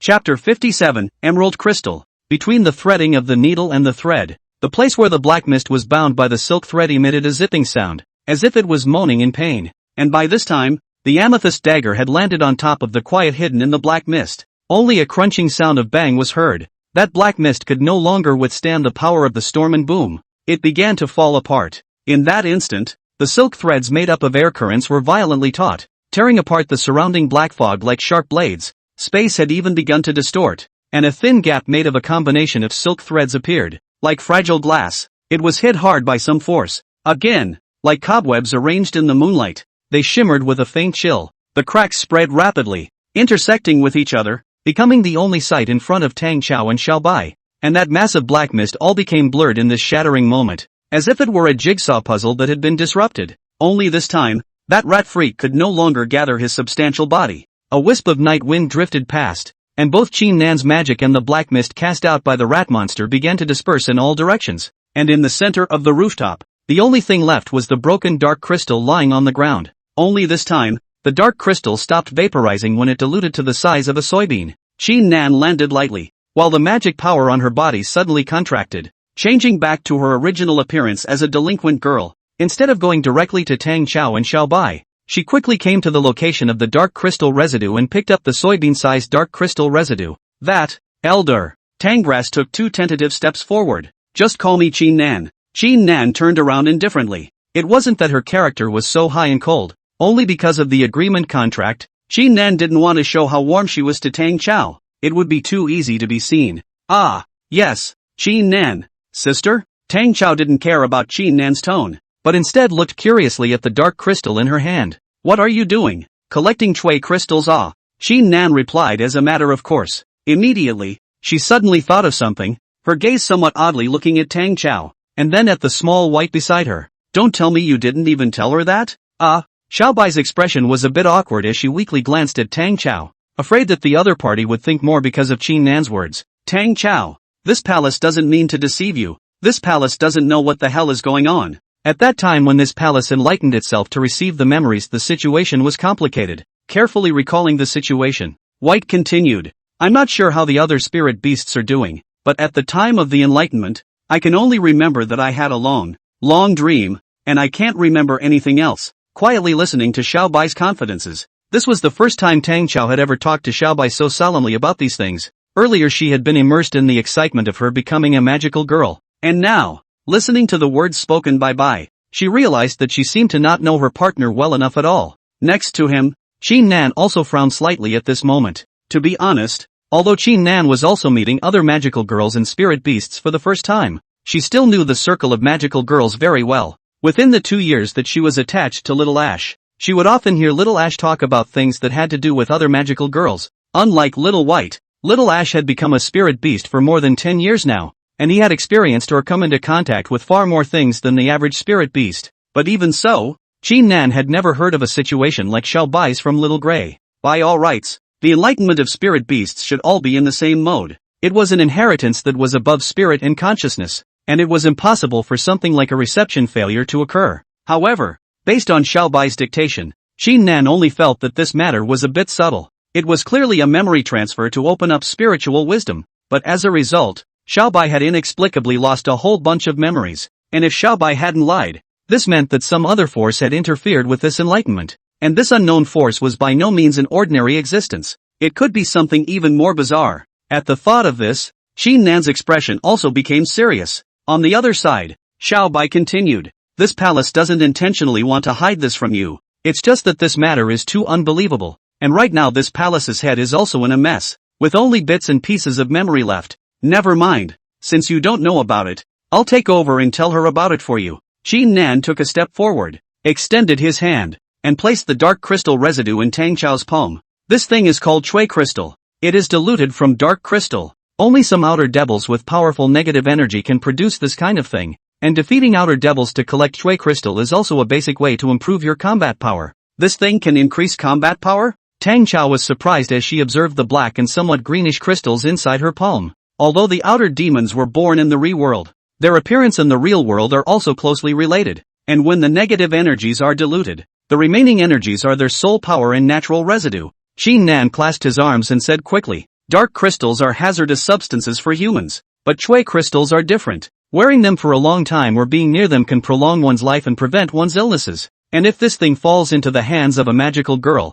then it can also be a medium for boosting your magic power. As long as you absorb the essence inside, you can increase your own magic power in small portions. I see. Tang Grass blinked. This thing is something like an experience book, right? It's fine if you want to interpret it that way. Qin Nan didn't realize that Tang Cao was still a fan of the game, but this is just a way. If it's a bare-level magical girl you can still use it. After you're a bit stronger, I wouldn't recommend it. Why? Tang Grass asked. It's simple. Because using the Chui crystal to boost your combat power is ultimately just an external force, and your true combat power is still something you have to acquire by constantly fighting. Speaking of this, Qin Nan's eyes became quite serious. If you just boost your magic in this way for a time, then your falsely high magic will make it harder and harder for you to control it, and you may even end up hurting yourself in turn. Qin Nan's tone was very serious, as if he was talking about a strictly forbidden rule. She was genuinely afraid that the Tang Cao in front of her was obsessed with the feeling of the emerald crystals boosting her magic power.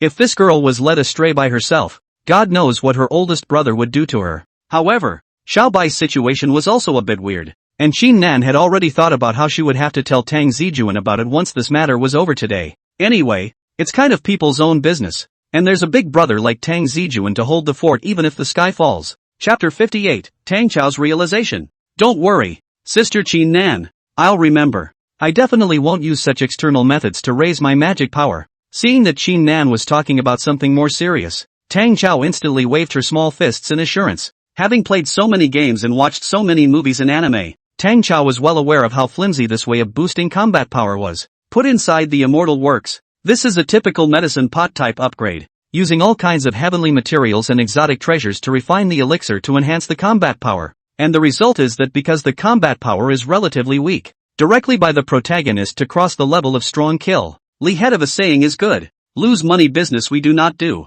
This seems to enhance the real but the consequences of upgrading the way, without the need to Qin Nan specifically reminded. Tang Cao will not do it. However, Qin Nan only nodded lightly and spoke again. Although that's true, it's fine for a red-level magical girl like you to use a little bit of the power of the emerald crystal. Sister Qin Nan, after hearing you say it several times, what exactly does this red ranka yellow ranka mean? Tang Cao still hadn't figured out the rank system of magical girls until now. Qin Nan sighed and explained. Our power comes from the rainbow crystal flower, and the ranking system is naturally divided according to the rainbow, with the primary being red and the highest being purple. But it's been a long time since a purple-ranked magical girl has been born. That's so. I thought it was ranked that way according to white, green, blue, purple and gold. You play too many games. Hey. Tang Grass giggled before continuing to ask. Then why is it possible for a red-ranked magical girl to absorb the emerald crystal? Their ranked magical girls are just starting out. Their own magic and combat power is generally low,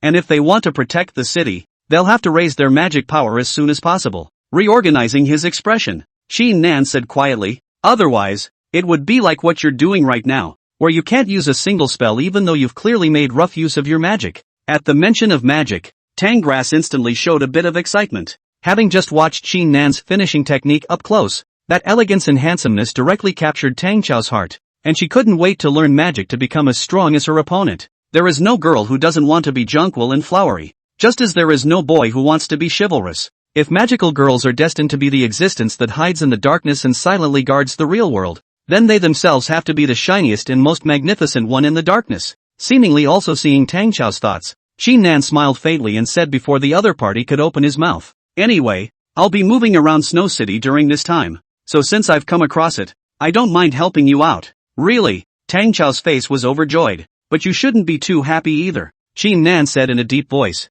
I'm only teaching you the use of magic at the primary stage. How much you can learn is entirely up to you. Saying that, Qin Nan didn't know what came to his mind, and a touch of gloom appeared between his brows. And, the profession of a magical girl isn't as easy as you think. This is war. It's a war to the death. We don't give our enemies cute codenames, and we're not superior because of our mastery of magic. If you don't want to die a horrible death in the gutter, rot into a pulp and then make the news, you'd better make your realization early. Qin Nan's words were loud and clear, and even Xiaobai was shocked by the aura she displayed, her gaze flickering slightly to Tang Cao. On the contrary, Tang Cao, at this moment, she also slowly collected her laughter and excitement and gradually calmed down, lightly biting her lower lip. Tang Cao's eyes were lowered, as if she was also pondering whether she was really ready. The atmosphere on the rooftop fell silent. Neither Qin Nan nor Xiaobai disturbed her. They all just quietly waited for Tang Cao's answer. After an unknown amount of time, Tang Cao raised her head again, and this time,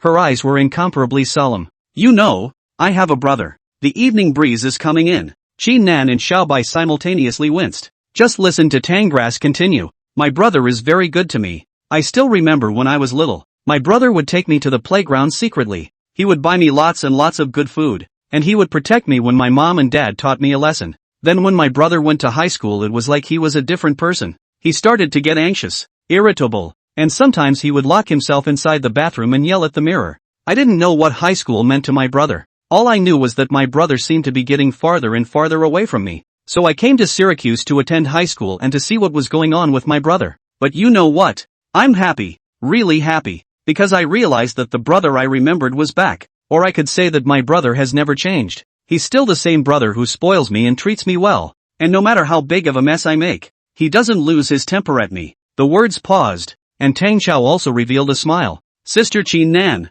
I've actually already made a good realization. I'll protect the city well. I'll guard the real world with all my heart, and I'll fight tooth and nail to take care of all my enemies. Because exhale softly, because I have my family behind me that I need to protect. The words fell, and the surroundings fell back into a silence. Qin Nan stared blankly at Tang Cao in front of him, his head buzzing as he didn't know what to say, and Xiaobai also lowered her body, her expression both praising Tang Cao and a hint of embarrassment, which made her face go a little odd. After a long period of contemplation, Qin Nan let his expression remain as serious as possible, then nodded slightly. Not bad. I hope you really can do what you say you're going to do. Good point. Next time don't say it again. At your brother's level, he doesn't need your protection. Not to mention ordinary outer demons. It is estimated that even senior cadres passing by would have to be slapped twice by your brother. However, looking at Tang Chao's resolute expression, a trace of envy still sprouted in the deepest part of Qin Nan's heart. That's family feeling?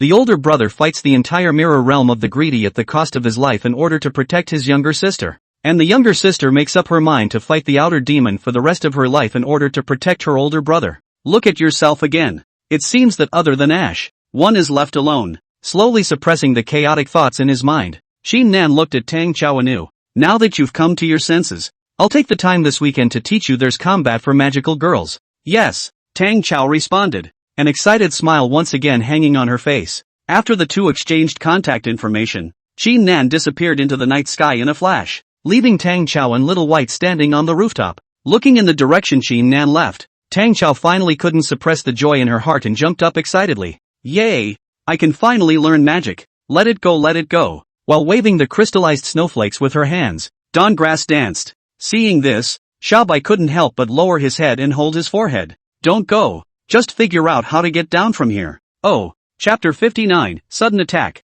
That's the situation. In Chang'an, inside Qin Nan's temporarily rented one-bedroom apartment, she was gravely reporting this evening's intelligence to Tang Zijun. Well, actually it wasn't that serious. Qin Nan had been swallowing his saliva during the report, and his eyes flicked towards the top of the food on top of the table from time to time. I told you we'll talk while we eat. No need to be so formal. After Tang Zijun went out and wandered around, he realized that Chang'an was unusually quiet this evening, so he dragged Little Gray to buy some ingredients and simply made a meal of grilled pork ribs and battered up some pasties. When I went to pick up Qin Nan and came back, the pork ribs were fresh out of the oven and fragrant. That's how. At those words, Qin Nan instantly became serious. Work is work and eating is eating. How can the two be mixed up? Tang Zijun was dumbfounded, saying that if you weren't so mesmerized by your eyes I'd really believe you. And after a pause, he still waved his hand. That's the kind of attitude I like. Eat it, it'll get cold in a minute. Tang Zijun's words were like a starting gun. Upon hearing this,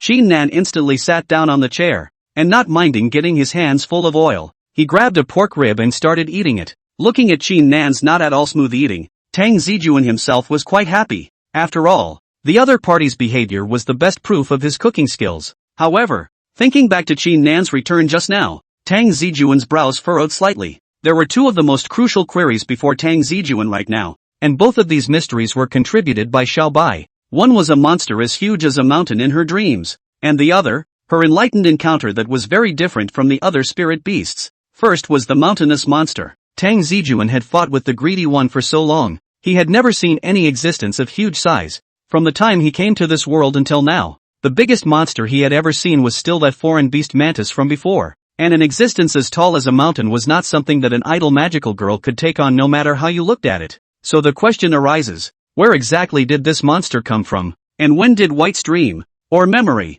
originate? As for that memory transmission at the time of enlightenment, there is an even greater mystery hidden within. The enlightenment of spirit beasts relied on the power of nature, and it was reasonable to say that this kind of memory transmission would never cause any problems. But what had happened to Little White had exceeded Qin Nan's imagination. Holding up his glasses, Tang Zijun turned his head to look at Ash. Ash, I don't know much about enlightenment. Can you tell me more about the process of this stuff? Hearing Tang Zijun's voice, little Ash, who had been attempting to play dead, suddenly winced, then carefully opened his eyes and smiled sarcastically. Of course, as you wish. The enlightenment of a spirit animal is simply the process of infusing some of the basic knowledge from the battles and research of past magical girls into the animal's mental world by way of dreams in order to open up the spirit's mind. Dreamland? Tang Zijun sharply grasped the key. Yes, it is. Ash shivered. Animals also dream. Only because of their brain capacity, their dreams are always strange, and the forces of nature, too, take advantage of this time to open up the animal's brain so that it can gain sanity and autonomous consciousness. Then would it be possible for this memory transfer to be affected by other forces? Tang Zijun asked again. Theoretically it should be impossible. This is after all a blessing brought about by the power of nature, the origin of the real world. If there really is some kind of power that can affect this blessing, It would prove that the other party is above the real world. Ash laughed and flapped his wings, then continued. I have a feeling that things may not be that serious. And the odds are that the kitty in your house is just sleepy and confused. Do you think that just the reason of sleeping blind can explain why she even forgot such common sense as a magical girl's hierarchy? Tang Zijun rubbed his temples and was a bit helpless in his heart. Although Xiaobai had spat out an unreliable feeling to him from the very beginning. In addition to not moving to address himself with his palace, he was also a bit strange when facing the external demons. Especially since the first time he revealed his identity in front of her. White actually hadn't even heard of the reverse world or the greedy one. It was important to realize that even if the greedy had been exterminated by themselves for 7 years, their past should have been more or less passed down. What's more, the enlightenment of spirit beasts is transmitted by memories, and since it would transmit the past battles of magical girls, it's not as if the power of nature can't even tell exactly how many enemies there are. Thinking so, Tang Zijun continued. I remember Qin Nan mentioning to me earlier that you've been enlightened for a long time, Ash, and that you used to stay temporarily in the homes of other magical girls? Ash. Without leaving traces of a fierce glare at the Qin Nan who was eating a lot of food, Ash was a little angry in his heart. Is this guy's mouth with zippers? How can he say everything outwardly? But on the surface, little Ash still meekly nodded his little head at Tang Zijun. Yes, there was such a bad experience. You don't have to be nervous. I don't mean to get to the bottom of this. I just want to know more about something that has to do with magical girls and spirit beasts. After all, on top of the issue of Kahaku. Saying that, Tang Zijun suddenly stopped. His ears twitched slightly, and Tang Zijun's expression wasn't as relaxed as it had been at first. Seeing Tang Zijun's words suddenly come to a screeching halt, little Ash froze for a moment as well. What's wrong with the Lord? There seems to be something wrong. Tang Zijun looked like he was answering and talking to himself. Noticing that Tang Zijun's expression was a bit subtle, Qin Nan's eating movement stopped, and his gaze kept wandering back and forth between Little Gray and Tang Zijun, wondering what was going on. Just then, Tang Zijun suddenly stormed up without any warning. Little Ash didn't even react when he saw Tang Zijun violently grabbing his body, and then the next moment, a deafening blast of sound descended with a roar. Only a loud boom was heard, and Qin Nan's one bedroom instantly crumbled apart. Masonry and wood blocks flew around like cannonballs, kicking up dust in the sky. The old walls were mercilessly ripped apart by the force, and everything in the house fell apart in just a few short breaths. The wall linking the streets was as if it was ripped apart by a huge palm. The entire wall brick along with the steel reinforcements snapped off at the roots and smashed heavily on the ground. The entire house was reduced to rubble in this instant, leaving only the rolling smoke and the wretched ruins. Between the smoke and dust, two figures leapt out violently, one after the other landing steadily on the street.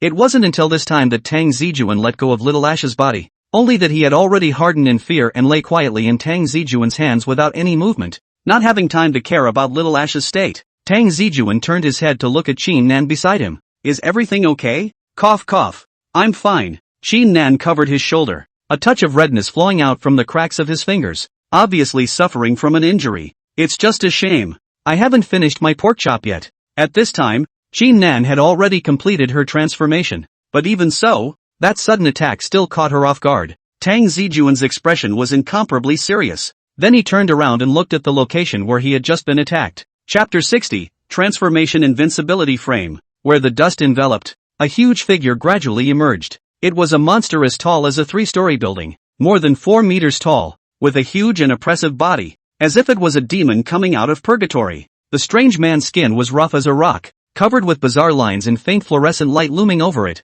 and its head was huge, a hollow and godless smiling face. It was clearly a face full of smiles, but the feeling it gave was full of bloodlust, perversity, and indifference to life. Tang Zijun didn't know how he could tell so many emotions from the other party's unchanged face. The most crucial thing was that he didn't smell any external devil's aura at all. It was as if this monster had appeared out of thin air, without any origin. With no time to think carefully, Tang Zijun just quickly placed Little Ash in Qin Nan's hand. I'll get you to safety first. No. Upon hearing this, Qin Nan immediately spoke. I want to fight with you. Listen. Tang Zijun's tone carried an irresistible power, and a touch of gravity surfaced in his gaze as he looked at the monster. There was no flavor of external demons, nor any signs, but instead, it exuded a bizarre aura that made it difficult to distinguish. The thing. It's not that simple. But with two people. Qin Nan wanted to say something else, but was interrupted by Tang Zijun raising her hand. I'm the boss, and if you want to get past your internship, you're at my beck and call. After saying that, Tang Zijun's gaze moved to the water stains on the roadside. The rain that fell the day before yesterday hadn't completely dried up yet, and there were still quite a few water stains on the road. Tang Zijun didn't hesitate, and directly pulled Qin Nan and prepared to send him into the midst of the reverse world, no matter what. In the face of this monster of unknown origin, protecting the injured Qin Nan first was the most crucial thing. However, when he saw the reflection of that water stain, Tang Zijun's pupils suddenly shrunk. Only the reflection in the water had no reflection at all. There was only a deep darkness, like an abyss. The passage of the reversed world is blocked? Tang Zijun couldn't think fast enough and violently pushed Qin Nan beside him out. Spinning around the next moment, the fist of the weird freak behind him had already come close. Tang Zijun turned back and blocked. Spinning around, the whole person flew out upside down, directly transforming into a meteorite that heavily smashed into the residential building next to him. At this time the hardened building was like papier-mâché. Tang Zijun's backwards body directly blasted it through, shaking out a hideous huge mouth. Before Qin Nan knew what was happening, she felt a sense of weightlessness hit her, and immediately afterward she gave Tang Zijun a push onto the top of the lawn not far away, forcing himself to endure the stabbing pain in his shoulder. Qin Nan looked up furiously, only to see the image of Tang Zijun being blown away by a punch. Tang Zijun! He couldn't help but let out a cry of surprise, but Qin Nan's voice attracted the monster's gaze. The wry smile moved slowly, and the empty, lifeless gaze fell on Qin Nan's body not far from his feet. Being stared at by that monster, Qin Nan only felt a sense of suffocation, for no reason at all. She suddenly had the idea of pulling her legs out and running away from this place as quickly as possible. To run away? This kind of monster, no matter how you look at it, it doesn't look like you can beat it, right? Even Tang Zijun was sent flying by the other party's punch, and she herself was just a yellow-ranked magical girl. I can't die here myself. There are still things that one must do that one hasn't accomplished yet. The next moment, Qin Nan squeezed his shoulder fiercely. The sharp pain instantly banished the fear from her mind, and she stood up, the amethyst dagger having fallen into her hand at some point. Escape is not in my vocabulary. Deadly clenching his teeth, Qin Nan's gaze was fixed on the gigantic monster across from him. The breeze blew her messy hair, but her eyes were full of determination and she didn't flinch. Just then, Tang Zijun's voice came from the distance. Good point, because there are no words in your dictionary. Hearing this voice, Qin Nan first froze, then jerked his head in the direction the voice came from, only to see Tang Zijun moving his body while drilling out of the cracks in the residential building.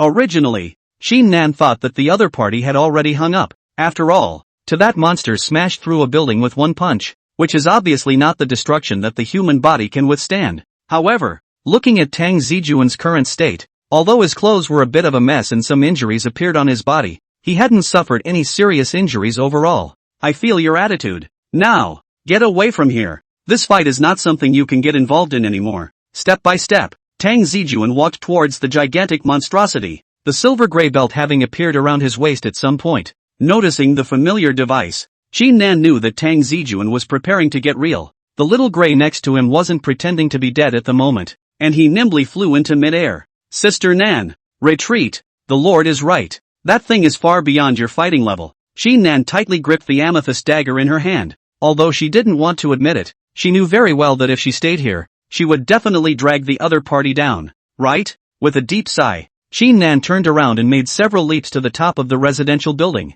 standing next to a solar water heater. On the contrary, Tang Zijun's expression wasn't sad or happy, and he was even a bit excited. Big guy, that punch just now really hurt a bit. The giant monster reoriented his face towards Tang Zijun, a touch of doubt looming above his unchanged expression, as if wondering why the human in front of him was still able to climb up. But soon his body was in motion. Watching Tang Zijun slowly walk towards him, the strange man let out a deafening roar, and immediately blasted a fist straight towards Tang Zijun. Seeing this, Qin Nan immediately exclaimed, "Look out, masked driver!" A wild metallic sound rang out. Tang Zijun swung his big hand, completely ignoring the incoming terrifying fist. The gray wolf's head deck appeared at his fingertips all of a sudden, and then he slammed it into the slot. Just like back then, time and space are intertwined at this point. Ride through the moonlit wilderness, changing body. With a low whisper, amidst the ghostly light, smooth lines of armor instantly surfaced on Tang Zijun's entire body, while a terrifying oppressive force also filled the air at this moment. Masked rider, coyote, wolf rider. The blinding light instantly brightened the dimly lit neighborhood, and it was as if the strange man's fist had been affected by the wave of light, and his huge body was shaken back several steps, staggering and almost falling. And when he stood still he realized that the man in front of him had actually turned into a strange silver gray being. Chapter 61, Switching Forms. This is, above the roof. Ash looked down in shock at the existence that was confronting that monster. This was the first time he had seen what Tang Zijun looked like after transforming, and unlike Qin Nan, as a spirit beast, he was much more sensitive to the perception of energy. At this moment, Tang Zijun had completely detached himself from his human form, and that wild aura and hunter's killing intent gave little Ash a chilling feeling. It's like the silence of a powerful predator's territory. If it wasn't for the fact that he knew that the other party was in existence on his side, little Ash really hated to escape from here immediately with Qin Nan. And while little Gray and Qin Nan froze, the two sides below had already collided ferociously and incomparably. Facing the bizarre weirdo whose size comprehensively suppressed his own, Tang Zijun fiercely matched him with a punch at his normal height. The moment the two fists with completely different proportions came into contact, a violet energy swept out at once, and a powerful sound wave shook all the surrounding windows into pieces in the blink of an eye. Feeling the sense of power coming from the top of his fist, Tang Zijun had to admit that the fighting prowess of the guy in front of him had completely exceeded his expectations. Is there such a level of existence in this world? Tang Zijun was a bit puzzled. But at the moment, judging from the power that the other party had erupted, this guy wasn't enough to pose any fatal threat to himself. It was only this level of opponent that Tang Zijun really hadn't encountered in a long time. Looks like you're worth a cut. Seemingly also aroused by Tang Zijun's power, that monster emitted an ear-piercing hissing sound from a vocalizer he didn't know where, and at the same time swung his fist to blast towards Tang Zijun once again. Tang Zijun used his strength to backhand him, and his entire body violently leapt into midair as the huge fist grazed his back and whistled, heavily blasting into the ground. Above midair, Tang Zijun pulled out his hand back, and the crescent sparks had appeared in his hand. Bang! The crisp sound of a gunshot pierced through the night sky, and silver bullets burst out, directly enveloping the monstrous man's massive body. Boom boom boom boom. Caught off guard, the strange man's body violently erupted into a cloud of blood mist, and the viscous liquid looked as black as asphalt. However, the effect of this attack didn't look obvious, as the monster's attacked position violently extended its tentacles, like whips towards Tang Zijun's position. Several tentacles covered in runes carried a vicious wind, directly encircling all of Tang Zijun's evasive directions, and Tang Zijun had no intention of trying to dodge. Between the flashes of silver light, the crescent crushed shortsword appeared out of thin air, quickly combining with the shotgun and transforming into a knight's sword that shimmered with a bright white luster. Looking at the tentacles that were already close at hand, Tang Zijun's muscle memory from 1,000 battles had already reacted. The sword moves with the heart, only to see Tang Zijun violently raise his arm. That bland horizontal slash exploded into a white crescent-shaped chop. In the next moment, the white crescent moon violently dispersed in all directions, splitting into countless chopping strikes, carrying the sonic whine of a cold mane coming out of its sheath, and in the blink of an eye, all the tentacles in front of him were all chopped off, steadily landing on the ground. Tang Zijun quickly turned around, the blade of his sword pointing straight at the massive monster across from him. Not the delusions of the greedy, nor is it the tyranny of the outer demons. The guy in front of me is something new. And Qin Nan, who was watching the battle from afar, was now looking dumbfounded. It wasn't that she was surprised that Tang Zijun would erupt with such a powerful force. She was just gazing somewhat anxiously at the residential building that had been destroyed due to the battle between the two. It's over. It's over. It's over. Now the magical girl's secret can't be hidden at all. What time is it and you still care about that? Ash's eyes widened. Can you not care? Qin Nan was on the verge of crying out. God knows what will happen if the others find out about the magical girl's existence. If it triggers chaos, the power of the outer way demon will become even stronger. The conversation between one man and one parrot fell into Tang Zijun's ears, but his expression under his mask didn't change much either. It wasn't that Tang Zijun didn't care about these supernatural existences being exposed to the public. It was just that what happened here had long since ceased to exist in the real world. Deadly staring at the strange man with open teeth and claws across the street, Tang Zijun's hand holding the sword was also slightly harder. From the moment the creature launched its attack, Tang Zijun had already realized that something was wrong, because at that moment, he suddenly noticed that all around him had gone quiet. He didn't hear anyone's heartbeat or breathing except for Ash and Qin Nan, who was eating. To know, although the house rented by Qin Nan is in the old city, but the surrounding is not so much as nothing. Upstairs and downstairs living are grandparents. How can they not make a sound? And after he himself was blasted into the residential building by that monster's punch, and saw the house without any signs of life, Tang Zijun realized that all existence seemed to have disappeared in an instant, coupled with the fact that the passageway to the reversed world had been blocked by the influence of some kind of power. Tang Zijun then determined that they had long since ceased to be in the real world at this point. It's just that the power of being able to pull oneself into a special dimension without realizing it, that kind of thing is still very concerning. As the tentacles spreading out from his body were all chopped off by Tang Zijun, the strange man clearly fell into a state of extreme insanity, erupting into a violent roar. Gu la la la la la la la la. Seeing this situation, Tang Zijun also lost the idea of playing on with the other party. It was still uncertain where they were, much less if there were any other weirdos in the neighborhood, and the only thing to do was to take care of this guy as soon as possible. Thinking of this, Tang Zijun slapped the card box on his waist, and a white card instantly popped out, which he directly grabbed with one hand. The white card as a whole took on a glazed texture, glistening in the moonlight. This feeling is, before the monster could react, Ash in the distance couldn't help but scream out, "What's wrong? Little Ash? What happened?" Qin Nan didn't know why Little Ash suddenly looked like he had been strangled. "There's no mistaking this feeling," Ash muttered in a daze. However, he saw that Tang Zijun had already pulled open the card slot at his belt. Mask Drive Form Ride. Metallic sounds erupted from within the belt, and Tang Zijun placed the card into the slot. Mirror. Pure fluorescent light surfaced all over Tang Zijun's body, and a hexagonal prism rose abruptly and slowly from the ground in front of Tang Zijun. Ultimate Greed. With a bellowing cry emanating from the belt, the prism violently blasted straight towards Tang Zijun. Click! A crisp sound of shattering mirrors rang out. As the two sides collided, the prism split apart in a flash. Instead, the shattered lenses transformed into countless meteors of tiny energy, filling Tang Zijun's entire body. The light dissipated, presenting Tang Zijun's figure at that moment, and the armor on his body had completely changed into a different appearance. At this time, Ash finally couldn't suppress his inner panic. This guy really is the greedy one, isn't he? Chapter 62, The Final Mirror Shattered. Tang Zijun stood upright, and the air around him seemed to freeze because of his new form. At this moment, Tang Zijun had completely transformed into a different appearance. As the strange energy spread out, his original silver-gray metallic battle armor suddenly twisted into something else, transforming into a brilliant prismatic crystal. The texture of the crystals was clearly visible, refracting the surrounding light and giving a dreamlike feeling. Two cape-like ribbons fluttered down from the back shoulders, and the texture of the prismatic crystals became more and more pronounced amidst the intertwining light. The original metallic aura was swept away, and what reappeared in front of everyone's eyes was the exquisite shining crystal battle armor. The mask on his head was no longer full of wild sensations, but had morphed into a face made of crystals, exuding an extremely mysterious quality from the inside out. And the reason why it caused Ash to scream was solely because Tang Zijun's form at this moment was filled with the aura of the Mirror Plane's Greedy One. The only difference was that the aura of the Greedy One was filled with human evil. But at this moment,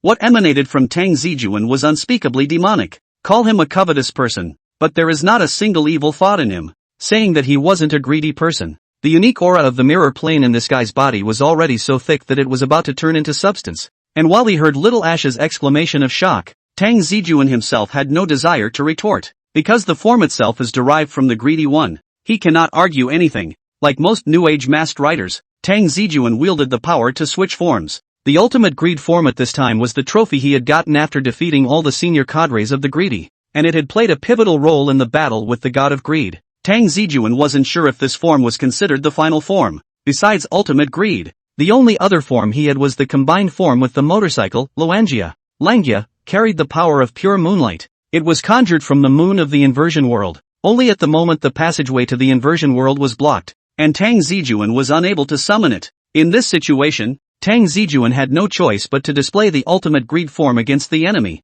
and he had no intention of trying to hide it. After all, he and Qin Nan and Little Gray would have to fight together in the future, so sooner or later, these cards would be shown. Celebrate. Tang Zijun smiled faintly. You're still the first existence since the god of greed to see this face of mine, and to be able to injure me, you are indeed very strong. As he spoke, without giving his opponent much time to react, Tang Zijun once again pulled out a card, and after switching to Ultimate Greed's form, his original cards had all been transformed into crystal form. Kamen Ride Dash. The crystal deck slammed into the blade slot of his arm, bringing up a brilliant trajectory. Final. Tang Zijun's palms slammed together, bending his knees in place to store up his strength, and then he violently leapt above the heights. With just a single leap, his figure instantly arrived dozens of meters above the night sky, even higher than the surrounding residential buildings. Noticing Tang Zijun's movements, the giant monster raised his head violently, while Qin Nan and Little Gray also raised their heads coincidentally, their gazes following Tang Zijun's figure. Attack Ride. At this moment, everything around them seemed to stand still. with only Tang Zijun's figure shining high above. His legs fiercely ignited with brilliant energy, the light as if it was like a mirror that one could not penetrate. Final mirror shattered. When the energy had finished converging, Tang Zijun's body kicked straight toward the strange man below with a devastating trend. The strange man roared, as if sensing the coming of death. He let out a roar and frantically met it, wanting to take this night kick hard. In the space of a breath, Tang Zijun's figure had crossed the sky like a meteor, blasting over with unrivaled power. The figures of both sides crossed paths, and Tang Zijun landed firmly, maintaining his flying kick stance. Break it! Tang Zijun said as much, followed by the next second. A crisp click sounded abruptly from the spot where the strange man had been kicked, like a mirror suddenly cracking. A tiny crack appeared on the strange man's body, and then, his huge body began to shake. The cracks grew bigger and bigger. The entire surface of the body was like a spider's web, covered with interlocking cracks, each one of them expanding and emitting a heart-pounding sound. Snap! A shard appeared in the corner of the mirror, and as if it were some kind of signal, more shards began to fall off, plummeting downward. Ding ding ding! The debris fell faster and faster, like a broken meteor shower. Only a loud bang could be heard, and the monstrous man's huge body completely disintegrated, turning into a sky full of prismatic fragments. From the use of the final necessity to the monstrous man shattering, a total of only 10 seconds had passed, and on the roof of the building, Qin Nan and Little Gray had watched in disbelief. Her hand unconsciously covered her mouth, trying to suppress the shocked cry that was about to come out of her mouth, but her gaze as she looked at Tang Zijun's back was a different color. Is this the power of a knight? Kaku 1. Yet just for a moment, the scene suddenly changes. Qin Nan and Ash only felt a blackness in front of their eyes, and when they opened their eyes again, she was already sitting back in her chair at the dining table. Both of their eyes were still a bit confused, as if they were a bit discerning as to what was going on. Looking around, the familiar furnishings of the room came into view. Even the uneaten pork ribs were still on the table. Tang Zijun's figure was sitting right across from his own, not any different from before, except that his clothes were a bit wrinkled. Staring blankly, Qin Nan's head was a bit spinning. Everything that had just happened seemed like a dream. Nope, that was all a dream just now. Qin Nan only felt his heartbeat accelerate a little, and raised his hand to wipe the sweat from his forehead, when a stabbing pain came from his shoulder. Looking down, she was surprised to find that she had indeed received a wound on her shoulder, but the bleeding had stopped. Tang Zijun had also reacted by this time, and he stood up. Do you have a medical kit at home? There's one inside the bedroom's closet. Qin Nan was still in a state of blindness, and subconsciously returned a sentence, and by the time she came back to her senses, Tang Zijun had already walked up to her with a medical kit. I'll just do it myself. I'll do it. Tang Zijun's tone made it impossible to refuse, and he took out alcohol and iodine vapors from the medical kit,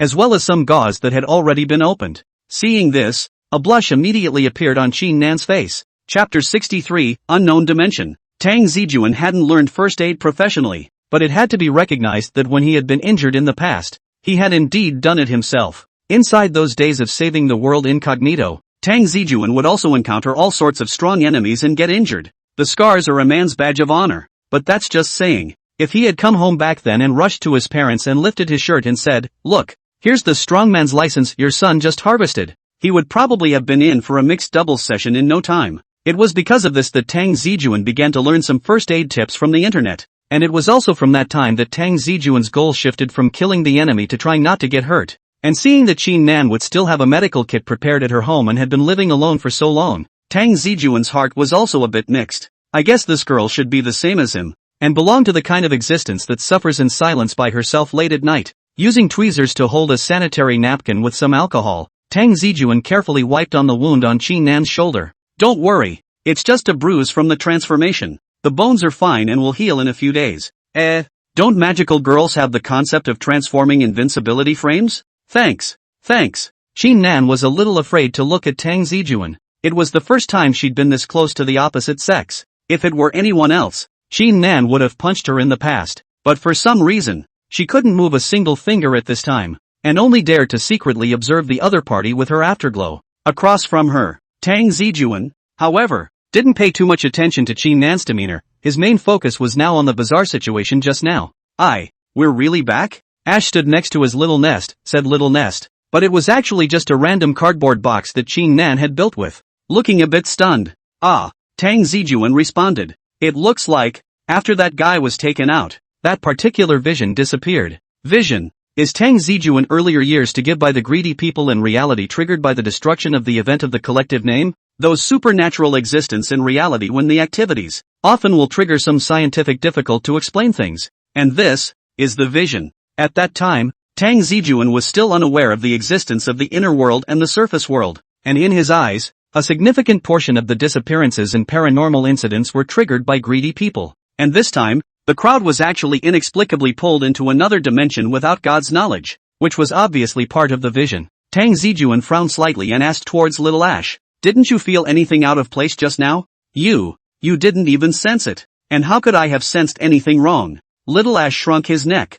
"If it wasn't for you stepping in to help me before, I probably wouldn't be alive. Now you believe I'm on your side?" Tang Zijun smiled flatly. "You heard it all." Ash winced, wanting to whip his wings and give himself a beak. "Why can't you keep your damn mouth shut?" At this time, Qin Nan also slowly calmed down and came back to her senses, and she also felt that what she had just experienced was somewhat unbelievable. "Tang Zijun, just now that was exactly. I don't know." Tang Zijun shook his head slightly, his face much more serious. "This means of pulling people into other dimensions looks like something the table world can do, but there are prerequisites to enter the table world. And looking at the surroundings, it doesn't look like it's being parasitized by the table world. It can't be the table world. If this thing is related to the Dominator, I would have sensed it in advance." Qin Nan couldn't help but say, and Little Ash nodded repeatedly. Tang Zijun held up his glasses. "I don't think it's the table world either. The passageway to the reverse world is isolated. It's not something the table world can do."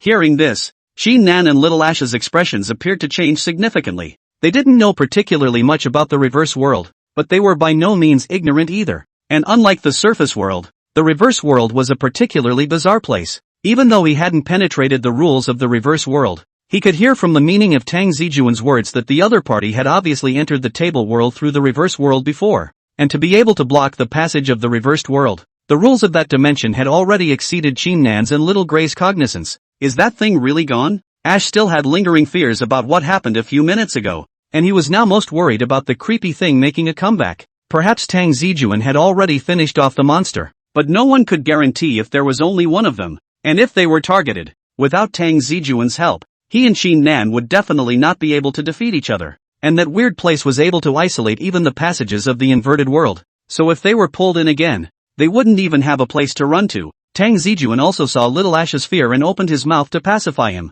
"Don't worry, that thing isn't coming for you guys." As the words fell, Qin Nan and Little Gray froze. "When you said it wasn't directed at us, you meant..." Looking at the breezy Tang Zijun in shock, Little Ash's heart already had some guesses, only this guess was a bit hard for him to accept. "That thing's attacks have been aimed at me since the beginning. I can be sure of that," Tang Zijun said casually. Tang Zijun had noticed from the first time that bizarre giant monster had attacked, when he and Ash were so close. That punch was clearly aimed at himself, and Qin Nan's injuries were completely unwarranted. But why is this? What is the other party's purpose? Qin Nan frowned tightly and asked in disbelief. "Yeah, why?" Tang Zijun pondered for a moment and looked up. "You guys might want to think about what we were talking about before that monster launched its attack." "Talk about what?" Qin Nan thought for a moment. "Weren't you and Little Gray discussing something about that spirit beast thing by your sister's side?" Saying that, Qin Nan's voice gradually weakened as she had already seen Little Ash's expression of extreme fear. Thinking back to what Little Ash and Tang Zijun had said earlier,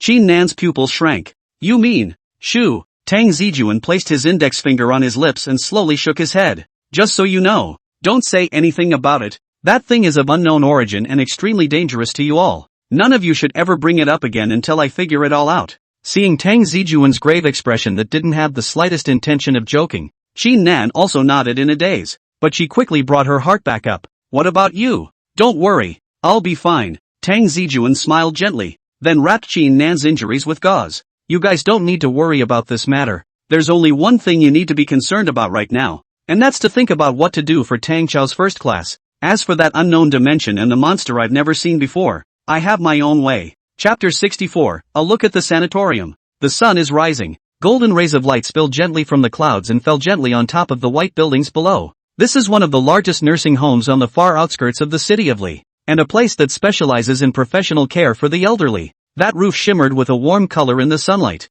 reflecting the white walls all clean. The green lawn, after a night of silence, is now bathed in sunlight, giving off a fresh fragrance of earthy grass and leaves. At the bench next to the trail, An elderly woman sat quietly, and next to her stood a well-built middle-aged man, carefully cleaning his wheelchair. Footsteps sounded softly on the cobblestone path. The middle-aged man heard the voice and turned his head to look. "Good morning, caregiver Lu." "Good morning." The woman known as caregiver Lu smiled. "I saw that your mother's room was empty and knew it had to be you." "Hey." The middle-aged man laughed nervously. "I saw that the sun was pretty good today, so I thought I'd bring my mom out to soak up some rays. These days, there aren't many sons and daughters like you." Caregiver Lu sighed. "Most of the old people's children are so busy that they don't come a few times a year. And it's you who comes every week, rain or shine." Seemingly sensing that she had said something wrong, caretaker Lu also hurriedly waved her hand. "Enough about that, your mother is doing fine.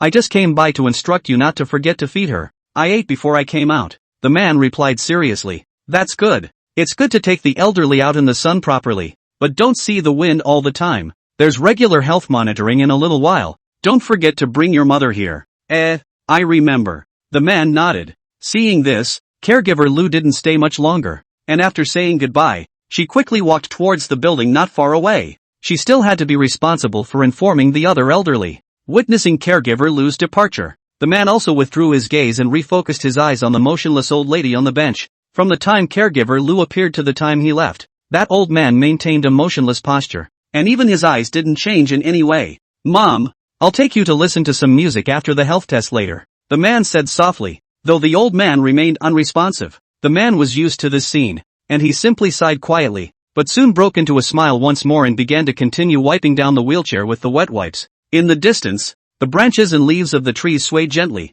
making a rustling sound, and unknown birds chirped in the branches with a clear and pleasant sound. I don't know how long it took, but a footstep sounded from behind the man again. The footsteps were a little heavier this time, and the pace was unhurried, slowing from far to near, stopping a short distance behind the man. The man thought that caregiver Lu had forgotten to say something and stood up in a hurry. "Caregiver Lu, what else do you?" Situation. And when he saw the somewhat clean-cut man standing behind him, he swallowed back the words that were already halfway out of his mouth. In front of the man, Tang Zijun stood expressionless, exuding a faint pressure, scrutiny in her cool gaze. Being stared at by this look, the middle-aged man only felt like he had fallen into an ice cave. The early morning sunlight did nothing to dispel the chill, and his hands froze a little as he held the wipes. "It's been a long time." Tang Zijun opened his mouth, his tone somewhat flat, making it somewhat difficult to judge his emotions at this time. At those words, the expression on the middle-aged man's face also became a bit unnatural, and even though he was at least 2 rounds older than Tang Zijun from the looks of it,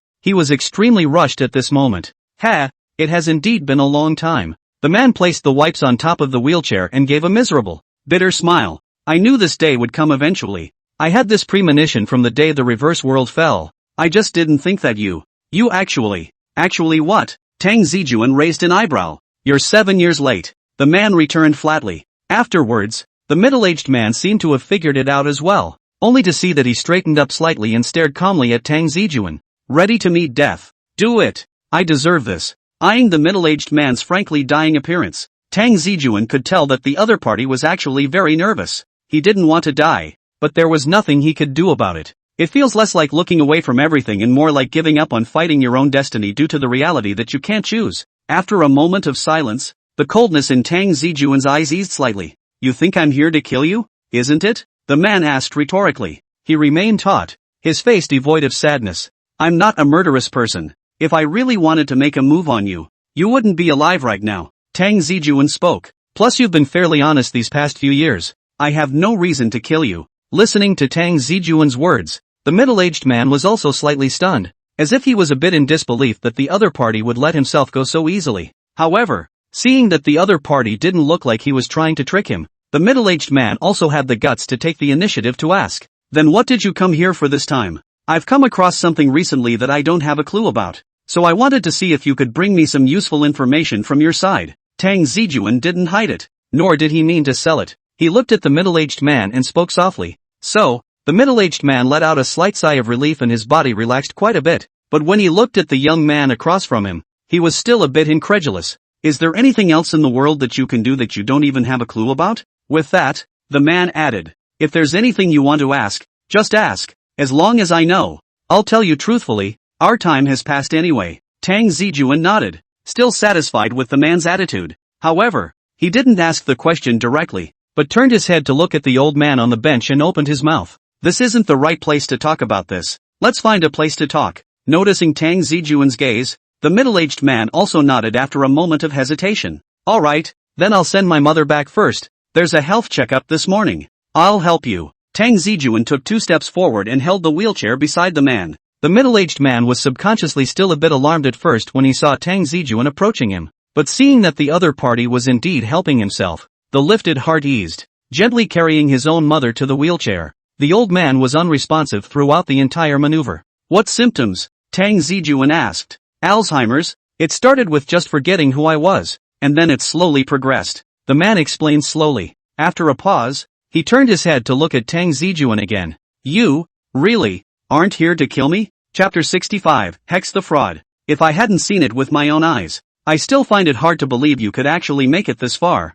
The lake is like a mirror, reflecting the blue sky and the white clouds. In the center of the artificial lake, a lake pavilion stood quietly in the water, and between the pillars of the pavilion, Tang Zijun and the middle-aged man sat face-to-face on stone chairs. I think even the other greedy ones, I'm afraid it's hard to imagine that you, as a high-ranking cadre, would actually choose to make a hasty retreat at the most critical moment. Gently picking up the teacup in front of her, Tang Zijun raised her eyebrows at the man in front of her. Should I call you fraudster, or should I address you as Mr. Hoaxer? Seeing Tang Zijun's seemingly smiling face, the middle-aged man shook his head with a complicated expression, and immediately patted his already blossoming stomach. Just call me Chanlei, fraudster or whatever. It's been history for a long time. You can't say that. Back then, your tactics troubled me for a long time, Tang Zijun said as if he had a point. That ability that was enough to distort the 5 senses could even fool Langya. Hearing this, Chanlei didn't respond immediately, but instead picked up the teapot first and poured tea for Tang Zijun. Then only then did this speak in an unhurried manner. But even with that kind of power, wasn't I still unable to cure my mother? As the breeze brushed by, the wind chimes hanging at the corner of the pavilion emitted a crisp sound that echoed on the empty lake. Tang Zijun looked straight at Chanlei in front of him and raised his hand to hold up his glasses. To be honest, the Chanlei in front of him really made Tang Zijun a little afraid to recognize him. If it wasn't for the lingering aura of the corruptors on the other party, who would have imagined that this middle-aged man with a bit of a shaved head would have been a high-ranking cadre of the corruptors before? The man who wore a slim tuxedo back then, who always had a smile at the corner of his mouth, who let himself wander around like a headless fly with a wave of his hand, would now actually be reduced to such a state. It's a little saddening to think about. I never regret the decisions I make. Wolf Rider. Sometimes the people who know you best aren't always your friends, but the ones who could be are your enemies. I understand that statement a little better now. Chanlei clutched the teacup with both hands, lowered his head and quietly looked at his own reflection in the teacup and said calmly,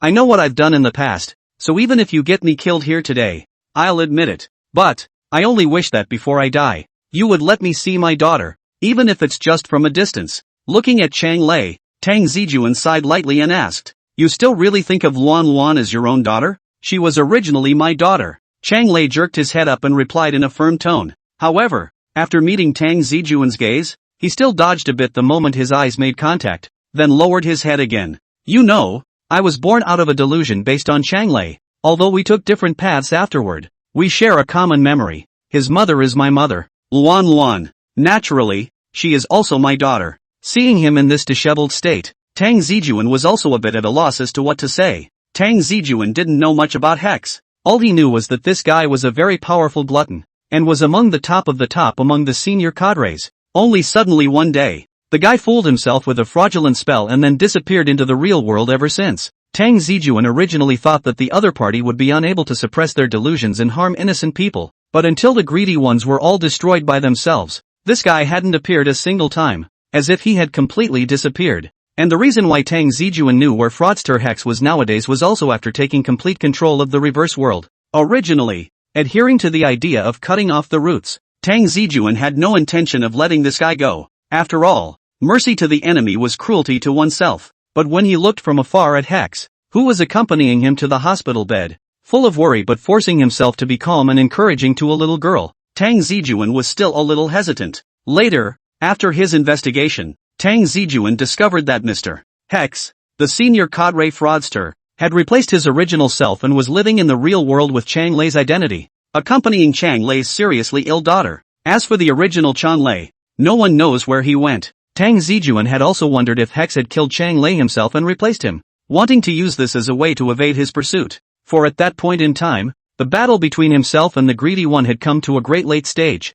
Almost all of the greedy, at that point, were in a state of washing their necks and waiting to find themselves, and Hex the fraud was no exception. If Hex really had this kind of idea, then with this guy's means, it was impossible for anyone in this world to find Chang Lei's whereabouts other than him. But the scent of a greedbuster who kills his own homunculus is completely different from that of a normal greedbuster. Tang Zijun wasn't sure what had happened, but what he was certain of was that Chang Lei's death was not directly or indirectly related to Hex. Slowly bringing back her scattered thoughts, Tang Zijun gently shook her head. Like I said, I didn't come here with the intention of killing you. At that, Chang Lei lifted his head. What do you want to know? There were many things Tang Zijun wanted to ask, but he decided to start with the simplest topic. Have you ever heard of a magical girl? A magical girl? Chang Lei's eyes appeared to change slightly. I've heard of it, but haven't fought it. And since you've appeared, there haven't been many times when the greedy have been able to break through the reverse world from the mirror plane into reality. And most of them don't make it back alive. That is to say, before I showed up, you and those magical girls were the real opponents. Tang Zijun lifted his teacup. You could say that, but I was born later, and by the time I coalesced into an entity, the main enemy of the greedy one was already you, so I don't have much of an impression of the magical girl. Chang Lei explained. What about the outer demons of the world there? Tang Zijun interlocked his fingers and asked indifferently. Hearing this name, Chang Lei's expression was obviously a bit odd. You're up against them now? Ahem. Sort of. Tang Zijun coughed dryly and didn't linger on this issue much, but continued. So you were aware of the existence of the inner world and the outer demons before? No part of it. Chang Lei took a sip of tea from his cup and nodded. I've heard other senior cadres say before that we and the outer demons are all doing their own thing, belonging to the well-watering river water kind of relationship. Of course, that means before you showed up, and after I show up, the well is dry. Chapter 66, The Dreamstone. As expected, even among the camp of the greedy ones, they were aware of the existence of the inner world as well as the outer demons. Strictly speaking, we're not in the same category as the outer devils, and we're even enemies of each other in a sense. The covetous are born of despair, deception, and unspeakable secrets, while the outer demons are spawned from among the bloodthirsty and tyrannical. We get our lives based on the delusions of our real-world synesthetes, and although we're born cruel, we at least maintain a shred of humanity, while those guys. Speaking of this, Chang Lei couldn't help but reveal a touch of mockery. Those guys are a bunch of crazies, maniacs with no sense of beauty whatsoever, or even stupidity would be an understatement. I didn't expect Chang Lei to have such an unfavorable opinion of the outer Dao demon. However, looking back on the encounters during this period of time, that group of external demons were indeed just as Chang Lei had said. They were all guys who did things recklessly. The ways in which the greedy harm people focus on terrorizing their victims as well as mental pressure. And when they set their sights on a person, they will torture them with everything they have until they die a brutal death. And on the contrary, the outer Dao demon, not to mention anything else, let's just talk about that fey egg. If that fey egg managed to hatch and run out onto the streets, Tang Zijun didn't dare to imagine how many people would die. One is a targeted assassination and the other is a weapon of mass destruction. And it doesn't even need to be explicitly stated which one does more damage to the real world. Of course, the crow falls on the pig's back. Neither of these two parties are any good. And now that the greedy one has been eliminated, on the side of the outer devil, he himself will have to get on top of things. It was fine if he didn't know before, but now that he knew of those guys' existence, Tang Zijun naturally wouldn't let them go, and Chang Lei couldn't help but open his mouth when he noticed Tang Zijun's face. Seriously, Wolf Rider, did you come to the door out of the blue just to ask that? It's not possible that you were completely unaware of the existence of the outer devil before and just stared at us and did it, is it? Looking at Chang Lei's slightly surprised expression, Tang Zijun lifted his cup and took a sip of tea to hide his embarrassment. After fighting the greedy for so long,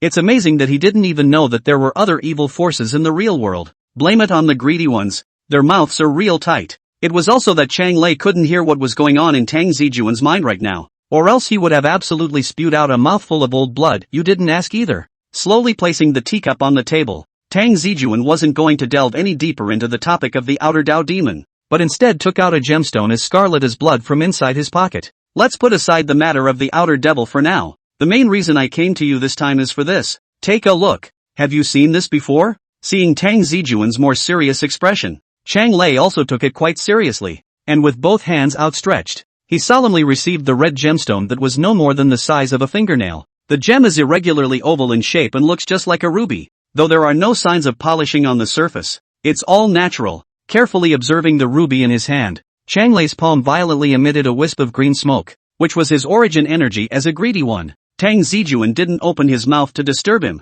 and just looked at Chang Lei so quietly. As the greedy one's origin power surged forth, the bizarre ruby reacted. Only the center of the ruby suddenly flashed a faint fluorescent light, and although it was daytime, this light was still very conspicuous. The crimson light came into contact with the green-colored smoke, and instantly began to fiercely collide with each other. But the impact wasn't too great, just a slight distortion of the space on the surface. The origin power that Chang Lei was manipulating shrank back as if electrocuted the moment it touched the light. Chang Lei's eyes changed with it. "Where did you get this stuff? I'd like to know too," Tang Zijun said with both hands spread out. "I was staying at home earlier, and somehow I got pulled into another dimension, and it was so weird there that I couldn't even reach the inverse world." Gently handing the ruby back to Tang Zijun again, Chang Lei had a somewhat strange expression on his face. "There's absolutely no way you were pulled in somehow." Tang Zijun raised an eyebrow. "You know the identity of this thing? Dream stone. Ever heard of it?" Chang Lei pondered for a moment before suddenly spitting out a word under his breath. Tang Zijun shook his head in some confusion. He did remember that when his sister played Adventure Island in the past, there was a kind of strengthening material known as dreamstone in it, but odds were that it had nothing to do with the thing in front of him. Seeing this, Chang Lei scratched what little hair he had left, then leaned his body forward and opened his mouth to ask, "You are now considered the true master of the reverse world, and it wouldn't be too much of a stretch to say that you are the god of the mirror plane. So I'd like to know how much you know about the real world and the reverse world?" Tang Zijun opened his mouth. Originally he wanted to say some insight of his own, but he didn't know how to describe it when the words reached his mouth. He had retired for such a long time, and he used to take the reverse world as a copy down, and he hadn't really studied the relationship between the two worlds much at the time. Noticing Tang Zijun's expression, Chang Lei couldn't help but let out a light laugh. At the same time, he was also a bit speechless as to how a galactic battleship as powerful as the greedy one ended up being knocked over by this reckless young man. "I'm guessing you don't have a good understanding of it either, or else you wouldn't even be aware of the existence of the surface world and the inner world." Chang Lei picked up the teapot and set it in the center of the table. "This is the equivalent of the real world, and the material world in which mankind lives, the world of the surface and the world of the inverse, are all based on the real world." While saying that, Chang Lei took out a few more empty teacups and made a circle around the teapot. "These teacups you see are just like those small worlds. They all exist around the real world. You're already familiar with the reverse world. Then you should also understand that the different small worlds have their own rules." Mirror reflection. Tang Zijun nodded. "Yes, there is no unit of distance measurement in the rules of the reverse world. 1,000 miles is a step. Any mirror that reflects is a passable tunnel." Chang Lei paused and continued. "And it is the mirror that links reality that the greedy were able to invade the real world before. Except that no one but the greedy one, born in the mirror plane, can open such a passage except you." Tang Zijun felt as if he understood a bit. That is to say, the channels of the reversed worlds are based on the real world, which is why they are able to connect with each other. And if it's another small world,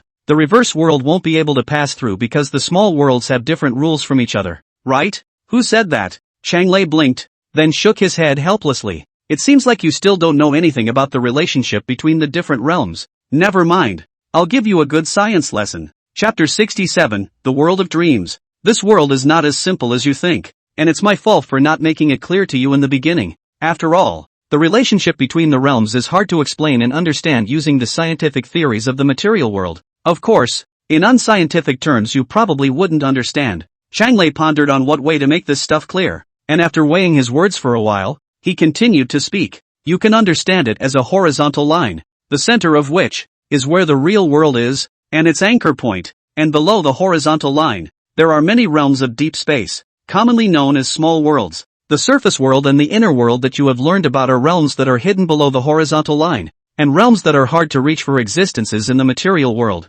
"Is the reverse world also in it?" Tang Zijun listened attentively. He even took out the attitude he had when he was in school. "No, the mirror plane is a special case, and unlike the rim world and the table world, the mirror plane is an existence that is at the same location and different anchor points as the real world." Chang Lei put his hands together and clenched them into a ball to explain. "Like a braid, the real world and the reversed world are intertwined and connected to each other, though they remain invisible to each other without special abilities. Just similar to parallel worlds?" Tang Zijun asked curiously. "As I said, the scientific theories of the material world have a hard time explaining these things, all you need to know is that the inverse world is on a level with the real world, and below them are the table worlds, and further down are the inner worlds. I understand this. The table world is a buffer between the real world and the re-world. Tang Zijun remembered that Xiaobai had mentioned this. That's right, and these worlds started out as nothingness, and even if relative laws were born, no life could survive from under such circumstances, and the power that really made these small worlds form into groups came from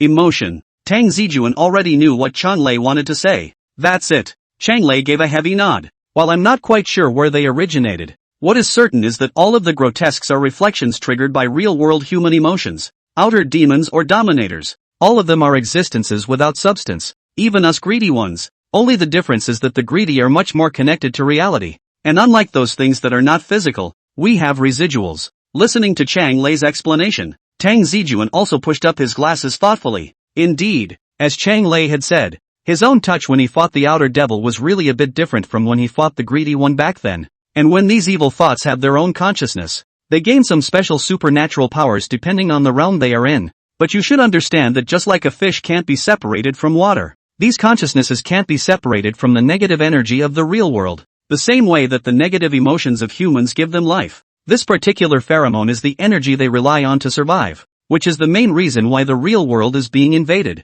These things, back then, Tang Zijun had more or less had some knowledge of them. It's not like he didn't do any homework, except that he thought the only enemy at that time was the mirror plane. Just as a table world is sandwiched as a buffer zone between the re-world and the real world, since the reverse world is at the same position in the horizontal line as the real world, the re-world and the table world cannot help but intersect with the reverse world to some extent when they make their incursions into reality. This intersection makes the reversed world a special existence similar to a central hub.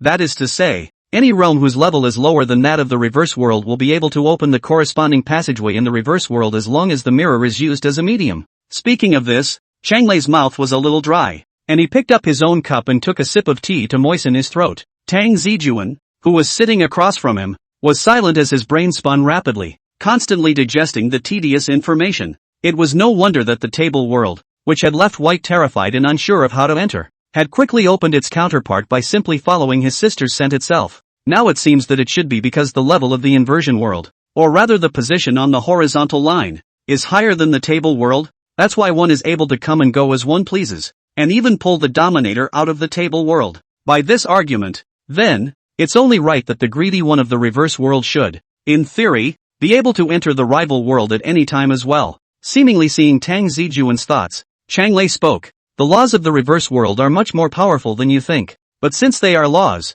they must be strictly followed. The inner world is barren. I heard that the inside is full of death. Even the lake water is as black as ink, just like a black hole that can't reflect the light, so we naturally can't go there without a medium. And as for the surface world, it's even deader there. Most of the surface worlds are empty and there's no need to occupy them, so we usually just come to the real world to pick our prey. I see. Tang Zijun was now certain that he could kiss his old salted fish life goodbye. I thought that I would be able to rest after destroying the greedy people of the mirror plane, but now it seems that the splendor of this world is far more than I imagined. But thinking about this, the doubts that had been temporarily pressed down before also reappeared in Tang Zijun's mind. Then if the reverse world was able to establish a channel with so many dimensions, why was the reverse world's channel blocked when I was pulled into that dimension? This problem. Chang Lei looked at Tang Zijun and raised his cup once. Didn't you already have the answer in your heart? In response, Tang Zijun couldn't help but be dumbfounded. Sure enough, is that the world that's above the horizontal line?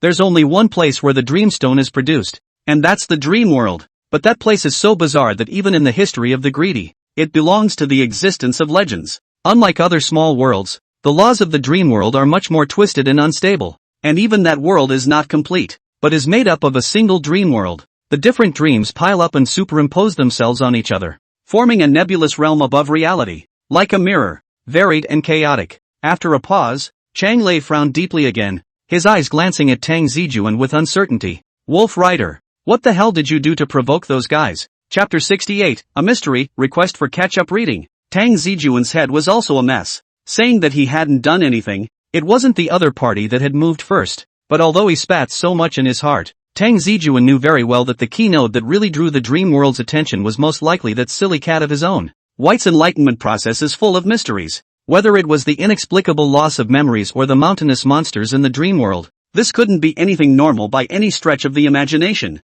and judging from the previous encounters, it appeared that the existence of the dream world had been paying attention to Xiaobai. I'm afraid that Qin Nan's and Ash's guesses were correct. When Xiaobai opened his spiritual wisdom, for some special reasons, there was indeed some kind of existence that stepped in and intervened in the process of this enlightenment, and even forcibly erased some of Xiaobai's key memories. And this existence would be something born inside the dream world. And only the guys inside the dream world would have the ability to intervene in this kind of dream-based memory transfer. So here's the question. There should be quite a lot of magical girls in this world. And naturally, spirit beasts would not be any less. On top of that, why single out Bai? What is the purpose of the other side? Or rather, what exactly was the difference between Xiaobai and other spirit beasts? Tang Zijun clenched his left hand into a fist and put it to his mouth, chewing on his thumbnail as he pondered on this question that bothered him a bit. It was a habit he had picked up before he crossed over, and whenever he encountered a problem he couldn't figure out, such as an exam, he would make this gesture.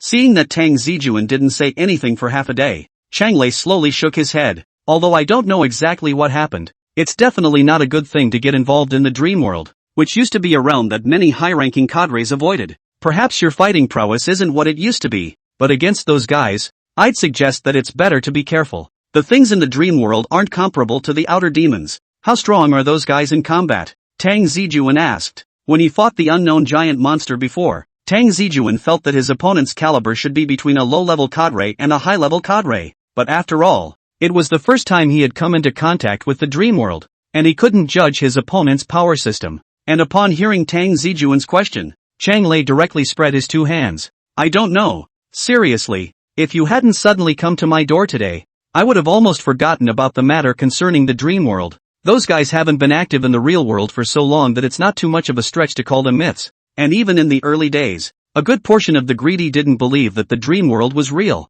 Tang Zijun frowned and remained silent. He also understood that although this world was similar to the blue planet he remembered, the bizarre existences hidden in the darkness were more complicated than he had imagined. This time, he came to find Chang Lei Tang Zijun was holding the idea of trying. He did not have much hope at the beginning, but the topic was able to chat here has been very out of his expectation. This conversation was still rewarding. At least what Chang Lei, the former senior cadre of the Greedy One, revealed was much more important than the information provided by Ash and the others. In fact, Tang Zijun also slightly regretted how he hadn't thought to ask more when he kicked out the god of mirror-eating greed back then. That guy was born nearly 1,000 years, killed more people than Chang Lei has seen people. How to understand some of these hidden secrets under the reality? Pity. Sighing softly, Tang Zijun placed the teacup back on the plate before standing up from the stone chair. Noticing Tang Zijun's movement to get up, Chang Lei's expression flinched, and he hurriedly followed suit and stood up together, his gaze leaving no traces to Tang Zijun's waist. Tang Zijun didn't think too much about it. He just silently walked to the edge of the pavilion and calmly looked at the lake in front of him. Chang Lei was a bit unsure of what Tang Zijun meant, and for a while, he didn't know what to do. Just as he froze, he suddenly felt something flying towards him, and subconsciously raised his hand to catch it, and the familiar energy immediately surged into his palm. Looking down, I saw the mirror core. The mirror core is the source of power for the greedy and the residue of the greedy after their death, similar to the dark crystal and the dreamstone. But the effect is more special, and ordinary people will become more beautiful if they wear it for a long period of time. It feels like an upgrade material to increase your charisma, but for the greedy, the mirror core is their red pill to replenish their origin power. You, what are you? Chang Lei looked at Tang Zijun, not understanding what the other party wanted to do. Sort of a thank you gift. I don't want to owe you a favor. Tang Zijun spoke indifferently. Besides, this body of yours right now is about to run out of gas, right? After not returning to the inversion world for a long time and not absorbing enough negative energy, Chang Lei's body was on the verge of reaching a critical point, not to mention the battle power of a senior cadre. In his current state, he probably couldn't even be counted as elite level, not to mention that he had been living hard with the sunlight for so long. As for that mirror core, Tang Zijun had a whole bunch of them in his fish tank. You want to pull me in? Chang Lei's face was odd. If it was the you from 7 years ago, I'd still consider it, but the you now. Tang Zijun turned around. You'd better calculate how long you can live in the sunlight first. Don't underestimate me, Wolf Rider. As if he could tell that Tang Zijun really didn't have any killing intent, Chang Lei smiled. I'm Mr. Hex the Fraud. I can even fool the sun. Tang Zijun smiled back and didn't poke him, but that reminded Tang Zijun, and he asked casually, by the way, earlier I ran into an outer demon that wasn't afraid of sunlight, and an odd fey egg. Do you have any ideas? An outer devil that isn't afraid of sunlight? Chang Lei froze for a moment, and a flash of doubt flashed in his eyes. That's the first time I've heard of it. When did it happen? Just last week. That guy was of average strength, but he was able to appear in the sunlight with a possessed body. I always feel like those guys are up to something big. Tang Zijun replied. What I can say for sure is that it was absolutely impossible for outer demons to have the ability to defy sunlight in the past, but it's hard to say if they've suddenly mastered some kind of special power. Chang Lei also revealed a look of interest. Maybe it's what you think. Those idiots are really preparing for something big. Although I have a hard time imagining what big plans those guys could conceive with their heads. But as to the matter of not being afraid of the sun, if you can bring back a live one, perhaps I can counsel you. A live one. Tang Zijun nodded. Little things. Chapter 69, A Magical Girl from the Ground Up. As night falls, Mudanjiang River looks like a painting rendered in ink colors. Bright moonlight sprinkled on the river. Sparkling waves, like a dream but not too cold. By the Muden River, Qin Nan quietly looked ahead. Not far behind her, Tang Cao and Xiaobai quickly ran over one after the other. You're late. Qin Nan slowly turned around when he heard the sound. It's because the place you made the appointment is too far away from our school law. Tang Cao responded breathlessly. She just got out of school and rushed this way. But there's no way. This time of day just meets the evening rush hour, coupled with the need to go back to pick up Xiaobai. This way to her blocked enough. After all, it can't be helped if you have to hide your identity. You have quite a lot to learn. I should always find a suitable place to teach. Qin Nan said flatly. She actually didn't know much about Snow City. This place was still a place she temporarily found from a map, and usually there weren't many people. It was also because this was Snow City. If it were Chang'an, Qin Nan could find a whole lot of locations off the beaten path. And hearing Qin Nan's words, Tang Chao's mood was also excited. Ever since she had seen Qin Nan's fighting prowess last time, Tang Chao's heart had been pounding, and she had been a bit distracted in class for the past 2 days, just wanting to make time go by faster. After 2 days, it was finally time for the weekend's teaching, and now Tang Cao was filled with thoughts of becoming a powerful magical girl like Qin Nan. I won't say any more nonsense. Since you've been chosen by the rainbow crystal flower, it means you've officially become a magical girl. And in light of what happened to your spirit beast, that is, Xiaobai. Saying that, Qin Nan glanced at the clear-faced Xiaobai with a different meaning, and after a pause, continued. I'm going to teach you now from scratch what there is to know about magical girls and how to fight. Yes. Tang Cao instantly responded with delight. Looking at Tang Chao's slightly excited appearance, Qin Nan's heart was a little complicated. If he himself hadn't encountered those things back then, if he had become a magical girl, odds are that he would have been as happy as Tangrass is today, right? Slightly shaking his head, Qin Nan adjusted his emotions and said with a straight face, I won't say much about the things about the outer demons and the dominators. After all, they are our main enemies, and this aspect is all clear to White. What I'm going to teach you is that there is some basic information about magical girls. As I mentioned before, magical girls are graded according to the colors of the rainbow, and it's not really rigorous to say that because we can't evaluate magic power. Tangrass blinked. I thought you were going to take out a stone that could detect magic for me to touch. Senpai, a stone for detecting magic? Qin Nan cocked his head. It's that special stone that you touch and then the stone shows magic power 3.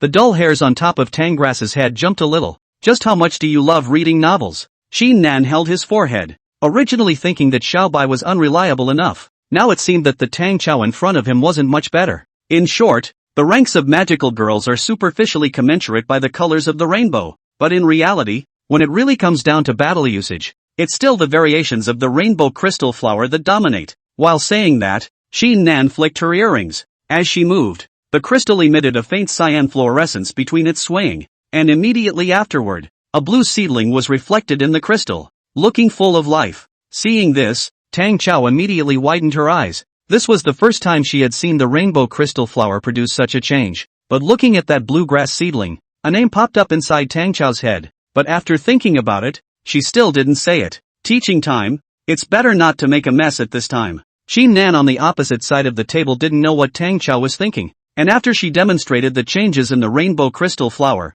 she continued. See, after your magic power grows to a certain level, the rainbow crystal flower you have is going to change accordingly. I'm a yellow-ranked magical girl, so the reflection of a seedling floats inside the rainbow crystal flower, while the red-orange, yellow-green, green, blue, and purple, the corresponding reflections are the seed buds, seedlings, stems, leaves, stamens, and fruits, respectively. Once your magic reaches a certain level, the rainbow crystal flower will rely on your magic circuit supply to grow and evolve in a certain way. and allow you to reach new levels. Of course, the plants reflected by the rainbow crystal flowers are different from one magical girl to another, and the colors of the plants change successively with different elements mastered. For example, if I'm a magical girl of the wind element, the seedling is a greenish-blue color, and the species is pomegranate flower, only it's still just a flower seedling. Listening to Qin Nan's introduction, Tang Cao couldn't wait to lift her pendant and inspect her rainbow crystal flower up and down.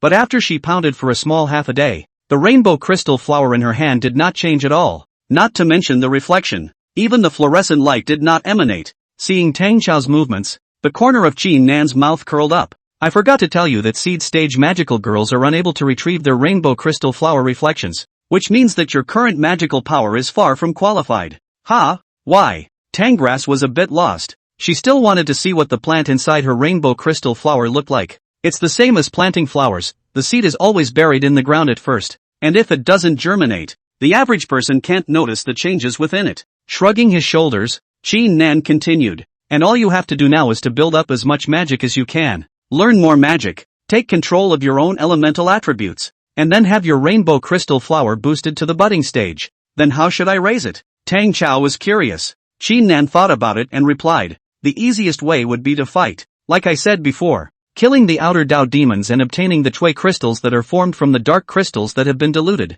This? Tang Cao took out a soybean-sized crystal from inside her pocket, the very same one that Qin Nan had handed over to her earlier. But how exactly does it work? It's simple. All you need to do is to clutch the emerald crystal in your hand and then channel the magic to start the absorption process. Qin Nan made a fist-clenching motion and demonstrated it to Tang Cao. I don't need to teach you about the channeling of magic power. Right, after becoming a magical girl, you should have already felt the change in yourself. Tang Cao nodded with gusto, and then he directly held the Chui crystal in his hand, closing his eyes and trying to mobilize the magic power latent within his body. At first, there was nothing strange about the Chui Jing, but soon, Tang Cao felt a wet sensation in the palm of her hand. When he opened his eyes to look, he found that the Chui crystal had actually begun to melt, clearly a hard crystal, but at this time, it was like ice under the high temperature. Don't look. Close your hand quickly or the energy will evaporate. Seeing Tang Chao's curious look, Qin Nan couldn't help but remind him. At those words, Tang Cao hurriedly clenched her small fists.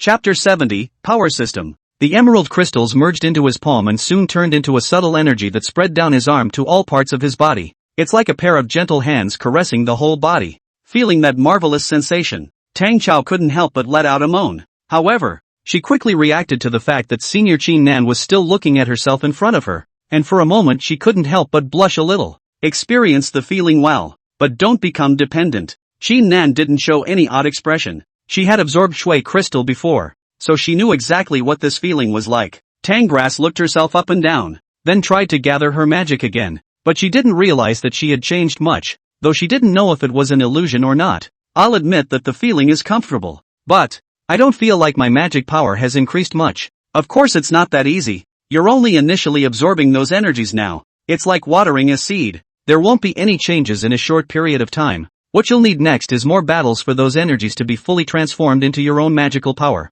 Qin Nan pondered for a moment and opened his mouth. True power doesn't come from absorbing external forces. It ultimately relies on your own cultivation. As long as you have the determination, the rainbow crystal flower will definitely respond to you. I think I kind of get it. My brother told me before that hard work doesn't fail. Is that what he meant? You can also understand it that way. Qin Nan nodded lightly. What about something about magic? And also, that delicate crystal dagger you used earlier, senpai, is really handsome. Is that also a type of magic? I don't know if it was because of the feeling of absorbing the emerald crystal experienced in the initial teaching, but Tang Cao only felt that the door to a brand new world was slowly unfolding towards him. She was now impatient for more knowledge. As a red-ranked magical girl, you can't master too advanced magic right now, so I suggest you don't be overly ambitious and get your magic control down first. As for my amethyst dagger, that's even more of a thing you can't touch right now. As Qin Nan spoke, he realized that Tang Chao's expression was a bit lost, and couldn't bear to see her enthusiasm extinguished by himself,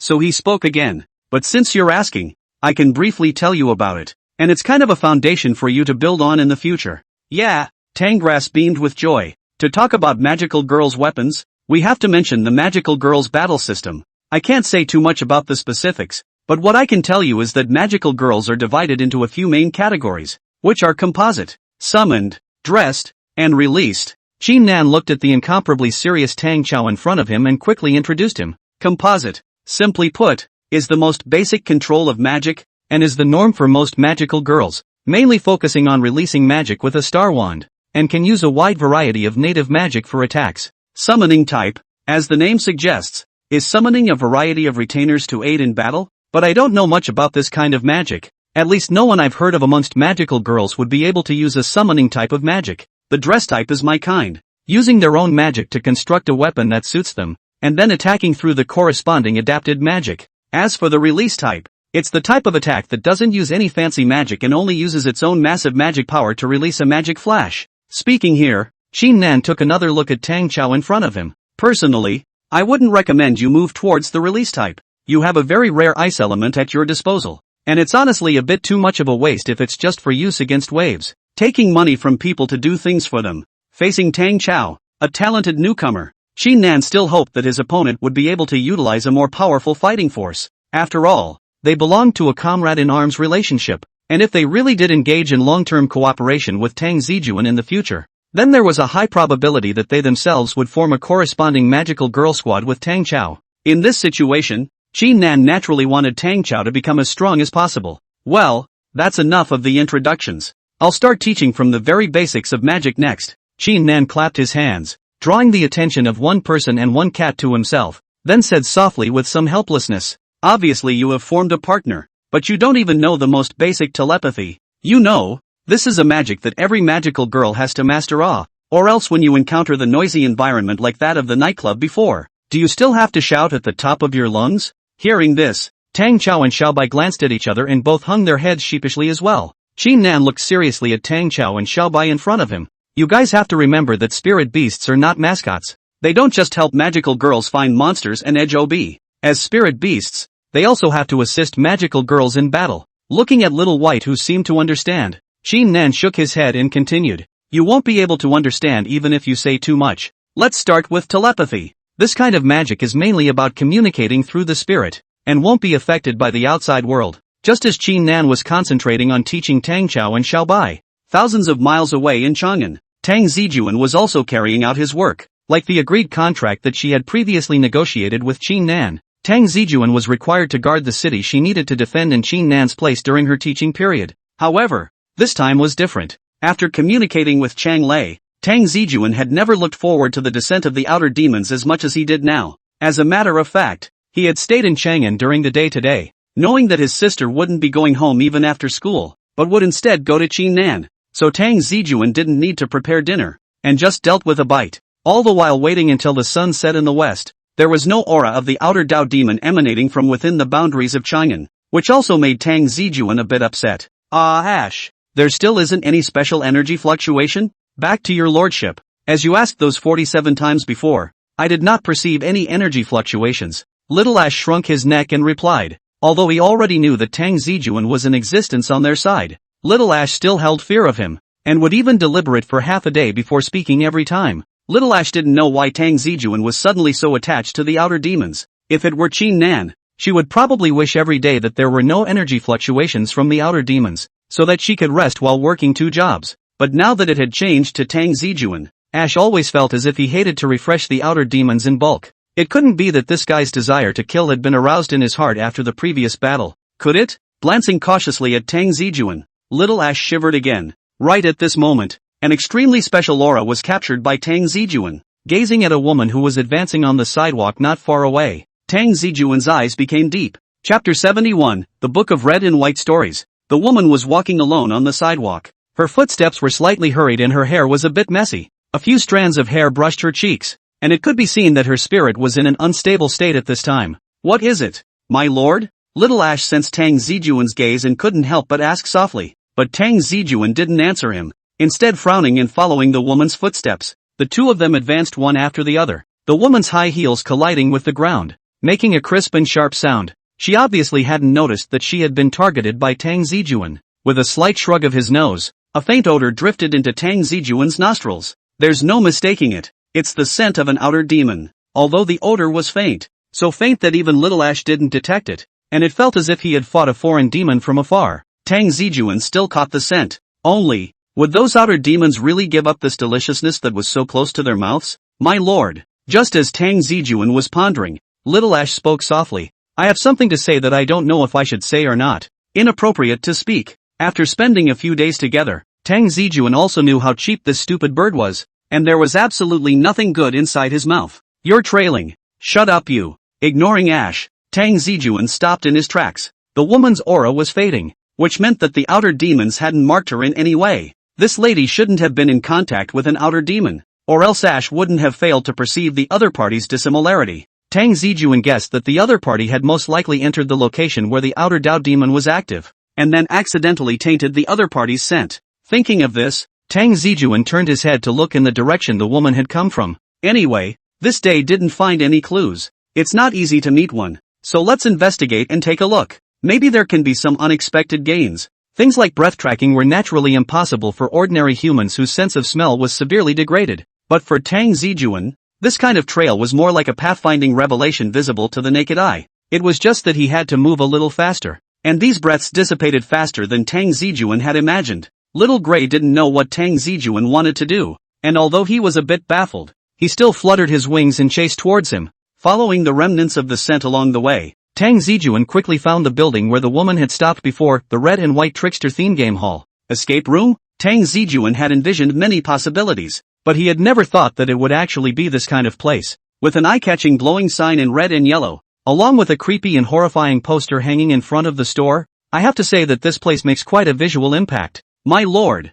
what are you? Wait for me outside. Tang Zijun waved his hand, causing Little Gray to fly high into the air. You can't bring cats or dogs into the escape room, and you can't walk the birds. What's more, Little Gray wasn't any ordinary creature. If there really was an outer demon inside, a spirit beast like Little Gray would probably be exposed as soon as it went in, pushing the door into the hall of the escape room. A low, depressing music soon hit the room. Tang Zijun had played escape room before, if fighting the greedy ones of the mirror realm counted, but as for the real world, this was the first time he had come to such a place. Frowning slightly, Tang Zijun's gaze circled around and swept across the entire hall, attempting to find traces of the outer Dao demon. The lobby of the escape room is similar to a movie theater bar, and it would be even more so if the scary posters were replaced with movie posters, except it doesn't look like there's any popcorn for sale here. In the middle of the hall, players who had come over to play were gathered in twos and threes. Some of them were many people who had come together, while others had come individually to wait for the staff to make a pairing.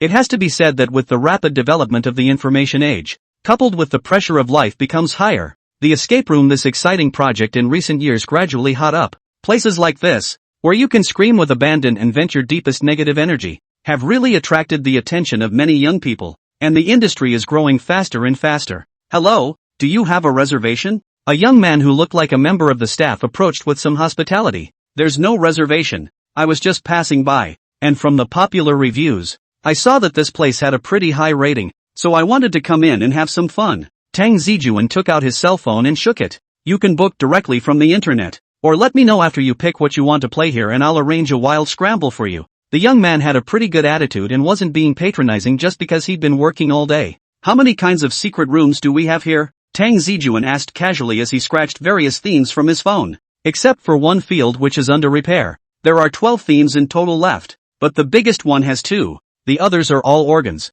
belonging to the kind of themes without NPCs. By the way, brother, are you playing micro dread or heavy dread? It didn't matter if it was a slight fear or a heavy fear. Tang Zijun's purpose for being here wasn't purely for fun either. Just as Tang Zijun was thinking, his afterimage suddenly caught sight of 2 young couples who had just walked out from the exit of the secret room. They didn't look very old, and I don't know if it was because they had just walked out of the chamber and were still a bit stunned at the moment, but the girl kept coughing and her voice was muffled. Which theme are they playing? Tang Zijun asked, pointing at the couple. He had determined that the couple had the same scent as the woman before them. It seems that they all got tainted with traces of the outer demon after playing this theme, which means that the thing is hidden in the secret room. The young man looked back and thought for a moment and replied, that's a 2 to 3 person book. Horror photo booth. Sort of a medium horror theme. Would you like to play? I can spell the game for you. I want to play alone. Tang Zijun spoke. It's quite crowded today, and you don't have an appointment. The staff member was a bit embarrassed,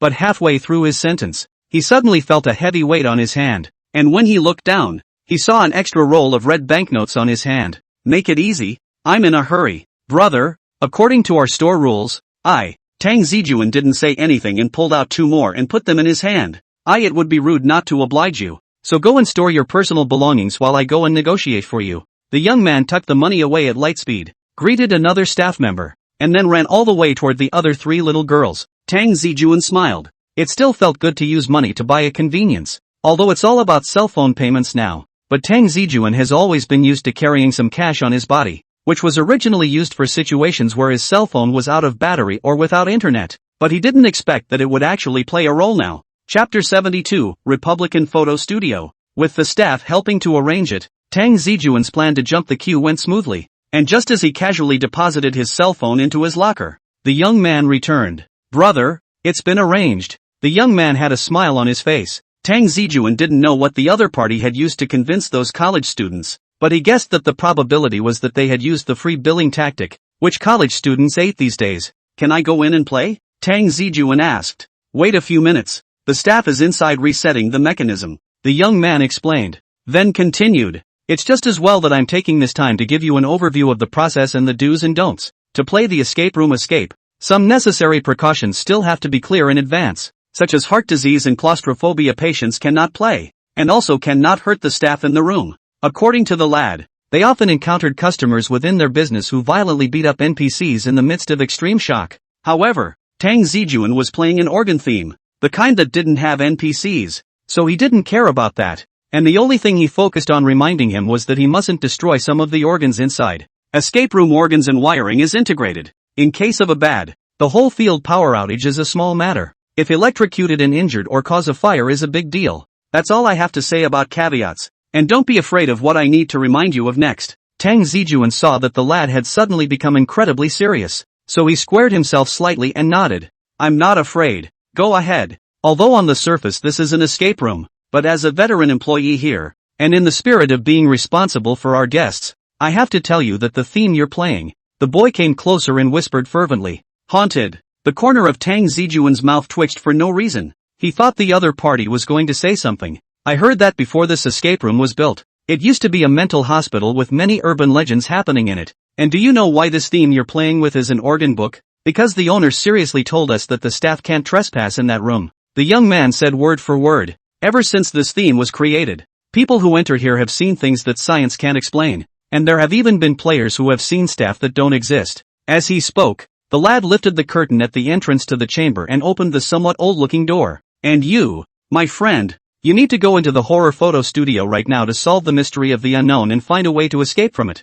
Inside the front door was a long corridor. Not much darker, but not much brighter either, with wax-colored chandeliers that dimmed and dimmed, and old photographs hanging on the walls on either side of the corridor. Just by looking at it, there is a sense of vintage travel that pulls one into the last century. Have fun. The young man placed a walkie-talkie in Tang Zijun's hand. Contact me with this if you have any questions and I'll give you directions in the monitoring room. But only 3 chances. There you go. Tang Zijun had thought that this guy was really going to tell himself about some hidden event, but now it seemed that the whole bunch of things the other party had just said were routine before entering the secret room. And what about the boss won't let the staff in? How can we recover if we really don't let people into the organization? It's no wonder, though, that it's necessary to give players a sense of experience and immersion with some scary tidbits, something the escape room staff is known for. Nodding slightly, Tang Zijun took the walkie-talkie and walked in. Since the moment the door closed, horrifying music instantly descended inside Tang Zijun's ears, occupying all of his hearing.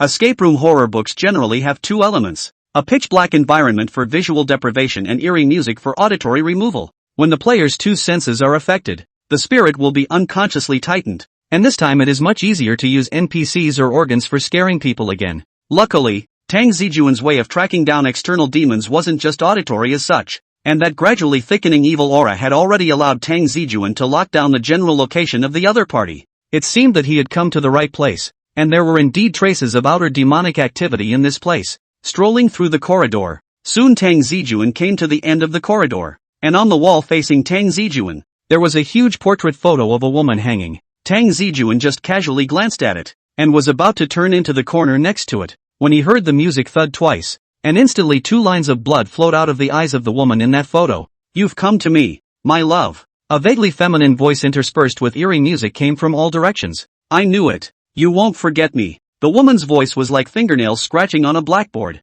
making Tang Zijun, who was extremely sensitive to this sound, a bit toothless. Find me. I'm right here. Interesting, this kind of setting and soundtrack, coupled with a compelling story, that sense of vicarious tickling came up. Wanting to experience this kind of exquisite amusement program in Snow City was still a bit difficult. If it was possible in the future, it would be possible to bring Tang Cao and Su Xiao over for a spin. Just don't know if the two of them would be afraid. A smile unconsciously hung at the corner of his mouth, and Tang Zijun certainly hadn't forgotten his purpose for being here. As he calmly glanced at the photo and turned his head towards the depths of the secret room. The entire theme of the chamber is built around photo studio and the decor is of the Republican type. The first two rooms were pretty generic, both photo studio interior sets with places to take ID photos and costume rooms for changing clothes. Honestly, if you remove those scary horror models and the moving clothes organs, this place would really have a Republican era feel to it, and maybe it could even be used for short dramas. After briefly cracking the mechanism, Tang Zijun managed to open the door to the third room.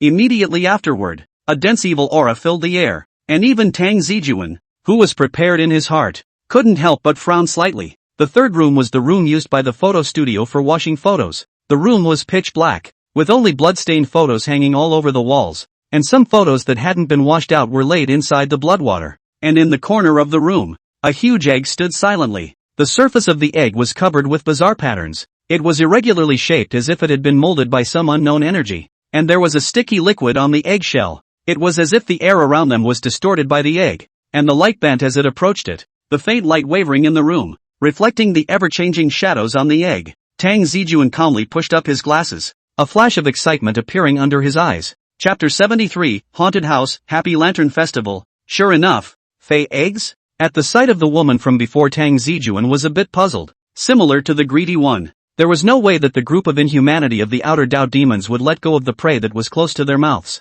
If the woman was tainted with the scent of a foreign demon, then she would inevitably be marked by the other side, and then die a horrible death on the spot late at night on one of the following days, which would be the normal process. It is also the basic means by which those forces of evil brutalize life. But now, after seeing that fey egg that was constantly writhing on its surface, all of Tang Zijun's questions were answered. Xiaobai had said that the fey eggs wouldn't be discovered by humans until they broke their shells, and even magical girls and spirit beasts couldn't detect the hidden aura. And that's the main reason why no one was injured or died tragically, despite the fact that there was clearly an outer demon inside this escape room. It was because the group of guys in the inner world were clearly using this place as a hatching barn for fey eggs. With the help of the venue of the escape room game, the fear and fright of the players here will be the best nourishment for cultivating the fey eggs, which can't be seen by human beings before they break their shells, which also ensures the safety of the fey eggs. After all, the players and NPCs wouldn't expect that in the corner of this dimly lit and terrifying room, there would actually be a bizarre existence parasitized that could not be detected by the naked eye.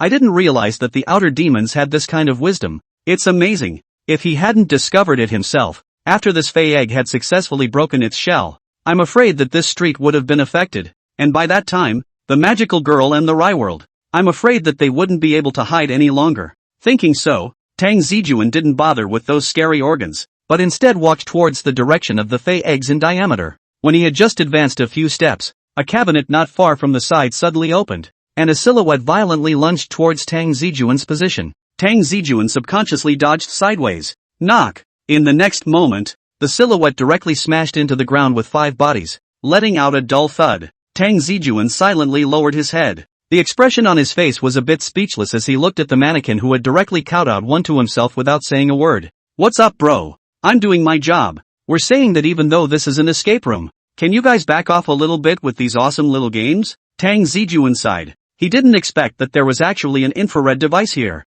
The other party should have sensed that he had walked to the designated location. That's why he triggered the mechanism inside the cabinet at the same time. Shaking his head slightly, Tang Zijun lifted his feet, stepped over the dummy, and continued toward the location of the alien beast eggs. Just at this time, a bang inexplicably came from among the cabinets behind them once again. Knock! Eerie music interspersed with a burst of women's screams, and all the devices around them were activated at that moment, as a drawer was inexplicably pulled out and slammed hard into the ground. The dimly lit surroundings came alive for a split second. Tang Zijun frowned slightly and jerked back. Then he saw that in the half-open cabinet, a dummy was standing upright in the middle of the cabinet, looking like a model used for display in the window. His eyes fell on top of the dummy lying motionless on the floor. Then Tang Zijun moved his sight to the dummy inside the cabinet. That cabinet volume wasn't big. Fitting a dummy would have taken up all of it. Plus this theme was an organ book. There were no secret passages used for NPCs to get in and out. That is to say, before Tang Zijun could think clearly,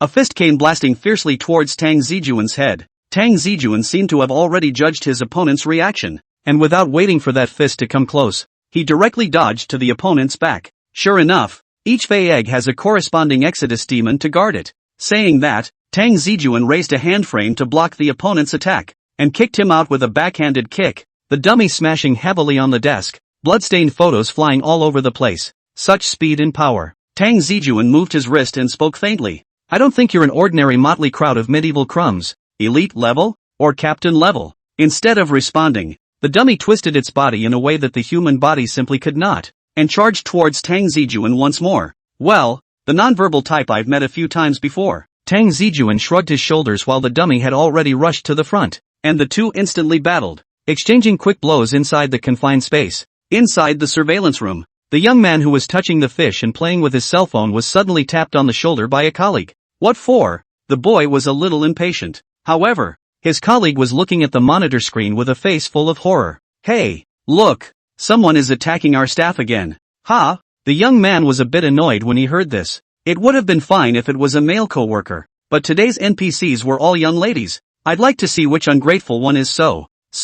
Halfway through, the lad couldn't go on, only to see that on top of the surveillance screen, a full-scale martial arts battle had been staged in the middle of the secret room. A player with a mask and a pimply-faced figure with a wig went back and forth, with neither side holding back, and punches were thrown to the bone. Nope, this doesn't seem like the time to go overboard. Are you sure this is really the surveillance of our secret room and not the martial arts instruction footage from the Sungay class? If you look at the setting, it's ours, the co-worker said dryly. Then what are you waiting for? The boy jumped 3 feet in the air. Why don't you hurry up and go stop them? The things inside are so expensive. Who's to blame if they break? Upon hearing this, the male co-worker quickly shivered and stood up before he was ready to enter the secret room through the back door to block the two people who were fighting. Later, just as he was about to run out of the surveillance room, the lad suddenly called out to him. What's up, brother? The male co-worker stopped a little strangely and turned his head to look at the lad in confusion, wondering why he was stopping him. He then saw that the young man's eyes were staring deathly at the surveillance across the street.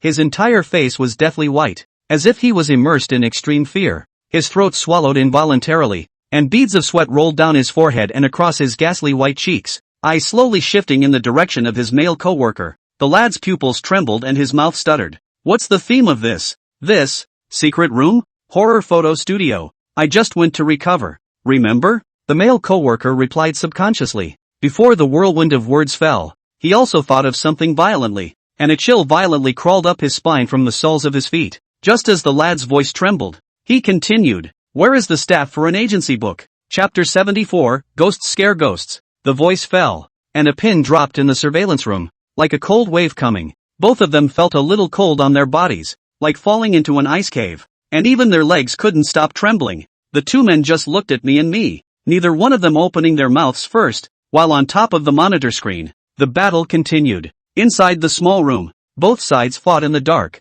A picture stained with blood fluttered recklessly in midair, and the objects around them shattered with a bang. There was no sound from the surveillance turned on, but the picture was enough to see the intensity of the battle. Go. I don't know how long it took, but the lad spoke up at his male co-worker. Get in there and see that they don't fight anymore. I'll call the boss. At that, the male co-worker's face turned green. Why don't you go? Nonsense. You don't have the boss's phone number. The young man shivered and pulled out his cell phone, almost skimming it out without holding it steady. Hurry up. I'll keep an eye on you from the monitor. I'm not going. You go if you want to. The male co-worker backed up, the fear in his eyes almost on the verge of turning into substance. There's a ghost in there. Ghost? What ghost? The young man forced himself to calm down. He looked at the cell phone in his hand as well as a few bills, and after carefully inspecting them to make sure they weren't plutonium, he continued. Whoever ghost fights by physical combat. I reckon someone sneaked in while you were recovering, and as a result, the new big brother was taken by surprise,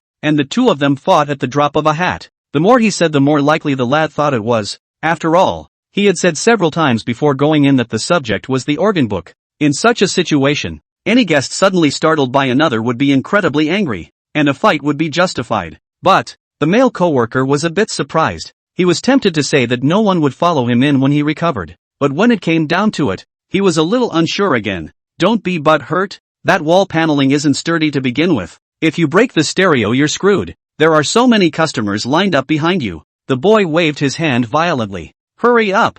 Hearing this, the male colleague cannot be helped. Who let the other party is the manager. The official level of the death of people. Gritting his teeth, he grabbed the walkie-talkie as soon as he could and ran in the direction of the staff corridor. However, it must be admitted that after such an exchange, the original fear in his heart had dissipated quite a bit, but what followed was a strong sense of nervousness. Those two guys across the street aren't going to hit each other in the head and beat themselves up, are they? Apprehensive as he was, his male colleague was not slow on his feet, and soon he was entering the second room through a dark, narrow, single passage. The staff secret passages inside the escape room aren't able to connect to all the rooms. There are 2 secret passages in the photo studio that lead to the second and fourth rooms, and the room where the martial arts movie is staged is the third room. Taking the second aisle is a bit faster time-wise. As soon as he poked his head out, his male coworker was startled by a dummy head in front of him. Looking around, I could only see that everything inside the third room had been thrown into the second room, and various dummy mannequins were lying all over the place.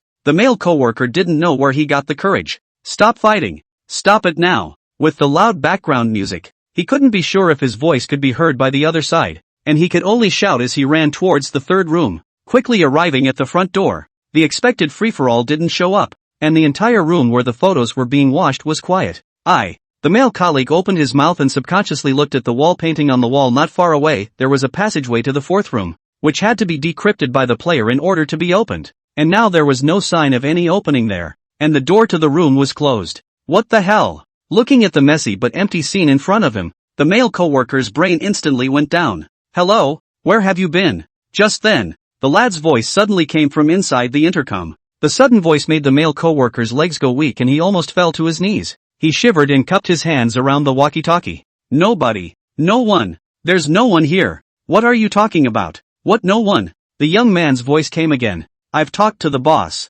You have to pay for all the things you've broken. Keep an eye on them. Don't let them run. The boss will be here soon. The male coworkers were on the verge of tears. XX's where there is someone. As he was talking, suddenly there was a creak from behind him, and the male coworker jumped straight up and turned towards a broken stool next to him. It turned out to be a second room where a dummy's arm fell to the floor. Hearing the male colleague's screams from the intercom, "See, the other side does not look like a joke." The young man rushed to look up, but found that the monitoring screen do not know what was covered. Hey, are you okay? Still there? I can't see you. XXX. XXXXXX. Under extreme fear, all sorts of salacious words come out. The weird atmosphere really made the male colleague look like a scared bird. He kept backing up as his body entered inside the third room. Under the dim light, everything in front of him was blurred, and the male coworker only felt his heart beating hard, and the originally familiar chamber unexpectedly became depressing. There was a huge pile of messy things under his feet, and he didn't even dare to move too fast for fear of tripping over them. He didn't understand how he had disappeared out of thin air after he came in when he had clearly seen two people who were fighting inside the surveillance. There were quite a few entrances and exits to enter, but he had come from the second room. The fourth room had not been opened, and the other party was definitely still inside this room. But how could anyone hide in such a small room? What's more, the places where people could be hidden had been destroyed. The large cabinets that housed the dummies were at the moment dismantled and collapsed across the middle of the room. Could it be that? Is there really a ghost? Once the idea popped up, it never lingered. The male coworker's throat moved, and between bated breaths, he backed all the way to the edge of the room. Just then, there was a sudden sound of water behind them. I looked back sharply, but it was the table where the photographs had been dipped. This would be the only thing left inside the room that hadn't been affected by the battle. The blood water and the photo inside were intact, and the water reflected his ghastly white face. Gazing at his own reflection in the water and those scary pictures underneath, his male coworker's heart was pounding. Wealthy, strong, democratic, civilized and harmonious, free, equal and public. Public. On the surface of the water, faint ripples rocked, and the male colleague's pupils narrowed a little, only to see that his reflection in the water was slowly distorting, and a pudgy, odd-looking being surfaced. The male coworker's mouth dropped open, and the ghostly figure actually extended its palm towards him, as if it wanted to grab him in. The next moment, a miserable scream resounded through the chamber. Ah ha ah. Chapter 75, Conspiracies in the Inner World. Where are you running to? Looking at the outer Dao demon who was constantly struggling to escape from the inverted world, Tang Zijun grabbed him by the hair and violently yanked him back. The outer Dao demon only felt a huge force coming from behind. followed by a heavenly rotation. I couldn't move you outside before, and you still want to leave when you're here? Tang Zijun patted the dust on himself, his eyes looking at the dummy extra-dimensional Taoist demon that he had thrown out with a bit of displeasure. As expected, it wasn't easy to subdue such an elite-level monster with one's own physical strength alone, and when he grabbed the other party's head and pressed it down into the blood water just now, it was almost broken free by the other party. What an abomination! But now that it was better, back in the reverse world, one didn't have to worry too much. Tang Zijun stepped up, the knight's belt having been hung around his waist at some point, changing body, placing the card into his belt. Amidst the bright light, Tang Zijun was instantly wrapped in metal, and the Wolf Rider battlesuit floated above his body in the blink of an eye. Approaching step by step towards the dummy extra-human Taoist devil, Tang Zijun's voice also became somewhat cold. Come on, now that there's no one else, let's have a brotherly chat. As soon as the dummy ectoplasmic demon, who had been thrown in a state of disarray, looked up, he saw Tang Zijun, who had already transformed, and hastily stretched out his arm, swinging both palms in quick succession. He looked like he wanted to say something, but because the dummy had no mouth, he couldn't make any noise. You really can't talk? Tang Zijun clasped his arms. He had initially thought that the other party had a colder personality to begin with, but now it seemed that this guy didn't seem to have the ability to open his mouth. The dummy extraterrestrial demon sniffed and took a few more steps back towards the back before nodding heavily and pointing again to the spot where he was supposed to have a mouth, but at the moment there was nothing. Well, Tang Zijun was helpless. Similar to the greedy one, there is a probability that the outer devil is a being who is unable to vocalize. Ectoplasmic demons are born from dark crystals, and when they take form, their bodies stay with them for the rest of their lives from the moment of their birth. The dummy extra-human Taoist devil in front of him had obviously picked a very awkward image, and although the Valley of Terror effect would have allowed him to harvest more negative energy, the trade-off would have been his inability to speak. If this guy was a bit stronger, like reaching the level of a low-level cadre, perhaps he would be able to simulate human voices with his energy. But now, he's nothing more than a moving dummy. I ask and you answer. Nod if it's yes. Shake your head if it's no. Got it? Tang Zijun spoke flatly. The dummy ectoplasmic devil nodded his head repeatedly. Very good. Tang Zijun was satisfied with his reaction, and then he pointed at the alien beast eggs not far away and opened his mouth to ask, was this put here this month? Glancing at the fey eggs that had become a bit shriveled due to the loss of the negative energy supply, the dummy ectoplasmic demon hesitated and shook his head. Put in last month? Tang Zijun raised an eyebrow. He shouldn't have known Qin Nan at that time, which meant that the other party had started doing this a long time ago. Second question. Is the shell-breaking period of this fey egg coming soon? This time the dummy extra-dimensional demon responded quickly, nodding his head back and forth, confirming the thing's hatching cycle. In fact, there was no need for him to answer. Tang Zijun could also see that through the surface of the fey egg, Tang Zijun was already able to make out the squirming shadows inside, and thought that it wouldn't be long before this thing broke out of its shell. This foreign beast's shell-breaking period. It's during the daytime, right? As the words fell, the dummy ectoplasmic demon visibly froze. Tang Zijun didn't know how he could tell the expression from the other guy's featureless face, but he could just sense that the guy was a bit staggered. I'm afraid that the dummy extraterrestrial Tao Devil hadn't expected Tang Zijun to ask this question, and for a moment he didn't know how to respond. Yes or no? Don't make me repeat myself a third time.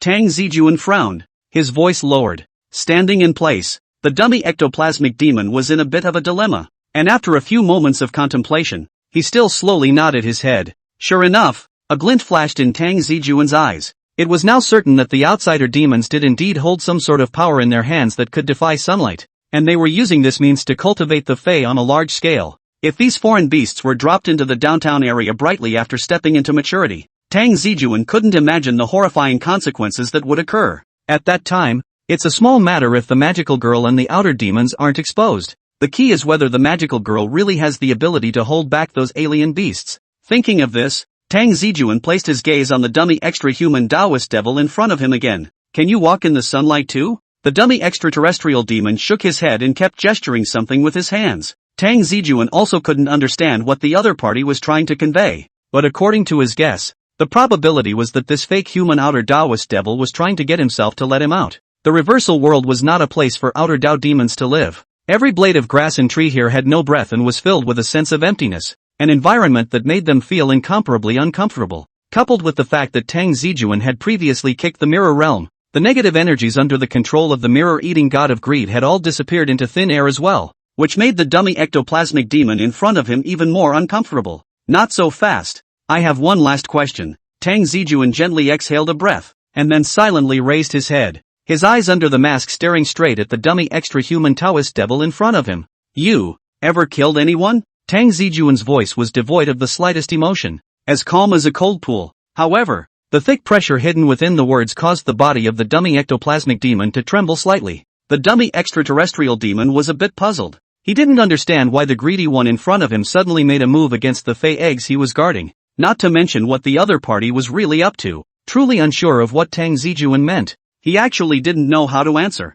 Feeling the faint killing intent that pervaded his surroundings, the dummy extra-human Taoist devil could be certain that if this question was not answered well, he was afraid that his life would really have to stay here. However, for Tang Zijun, the other party's silence was an answer in itself. Shaking his head slightly, a card appeared in Tang Zijun's hand. Can't walk on sunlight and has killed people. The card slammed through the groove of his arm. Then what right do you have to live? Attack ride. A wolf howl came from the nine hells. It wasn't until this time that the dummy ectoplasmic demon reacted to the fact that the other party hadn't wanted him to leave this place alive from the very beginning, but by this time it was too late to figure it out. Looking at the metal monstrosity that rose up in the air in front of him, the dummy outsider Taoist devil raised his hands in an attempt to parry his opponent's attack. Next, the night cake came crashing down. Chapter 76, The Tacit Understanding Between Brother and Sister. Did you hear? An escape room in Chang'an is haunted. Cough cough. On the dining table, Tang Zijun, who was drinking soup, heard Su Xiao's sentence that came out of the blue,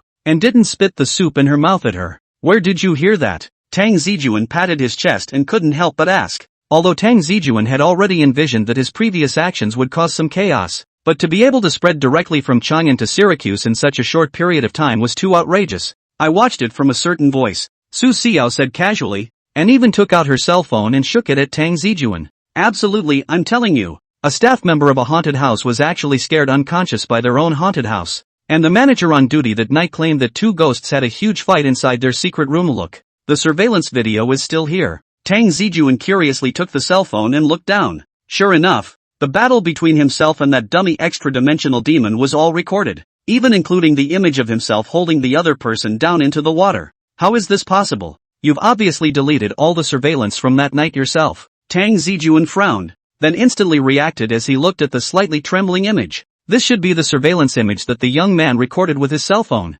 not the original surveillance data. Damn it, 10 years ago there wouldn't have been this much of an impact. Noticing Tang Zijun's expression, Su Xiao continued in a fervent manner. The staff of the secret room also said that a man came in to play the secret room that night, and he watched the other man deposit his cell phone into the cabinet, only to find that when he opened the cabinet, there was no sign of it being opened. But the cell phone had mysteriously disappeared. Tang Zijun skimmed his lips. The cell phone naturally took itself. But this kind of thing was really troublesome. It's not like he hadn't encountered similar situations before. But in those days, even if there was a mess, as long as there were no casualties there wouldn't be too much of an impact. And generally things didn't go out of the province. At the top of the day it may be moved to the top of the Tianya forum by some people. But the netizens are basically just looking at it for fun. No one will take it seriously. And now, with the development of the information age, more and more things are gradually becoming transparent. Under such circumstances, the secrets hidden under the reality are not expected to be hidden for long.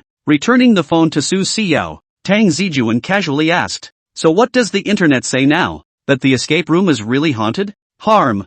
It's just a marketing tactic. Su Xiao waved her hand. Hearing this, Tang Zijun couldn't help but cry a little, and Sibu Xiao continued, but I have to say, the two of them still fight pretty good, but to say that the ghost got the probability of no one believe. I guess that the boss just want to get a wave of traffic. Now are not all popular this, but a lot of things inside were indeed destroyed. Tang Zijun said casually, but those things were not worth much. Ah, tables and benches, including those dummy mannequins, all from the thrift market. The most expensive thing in the whole room is the stereo and the surveillance. And the result is that one of the expensive things did not break. That's true. Tang Zijun chucked a piece of leek and egg into his mouth. He doesn't know if it's expensive. He was there. Many netizens have guessed that the owner of that secret room should be renovating it. After all, the themes inside are rather old, and this time it's just the right time to make a little bit of noise. And in the meantime all the themes that should be phased out will be redecorated. Speaking of this, Sibu Xiao again placed her gaze on Tang Cao,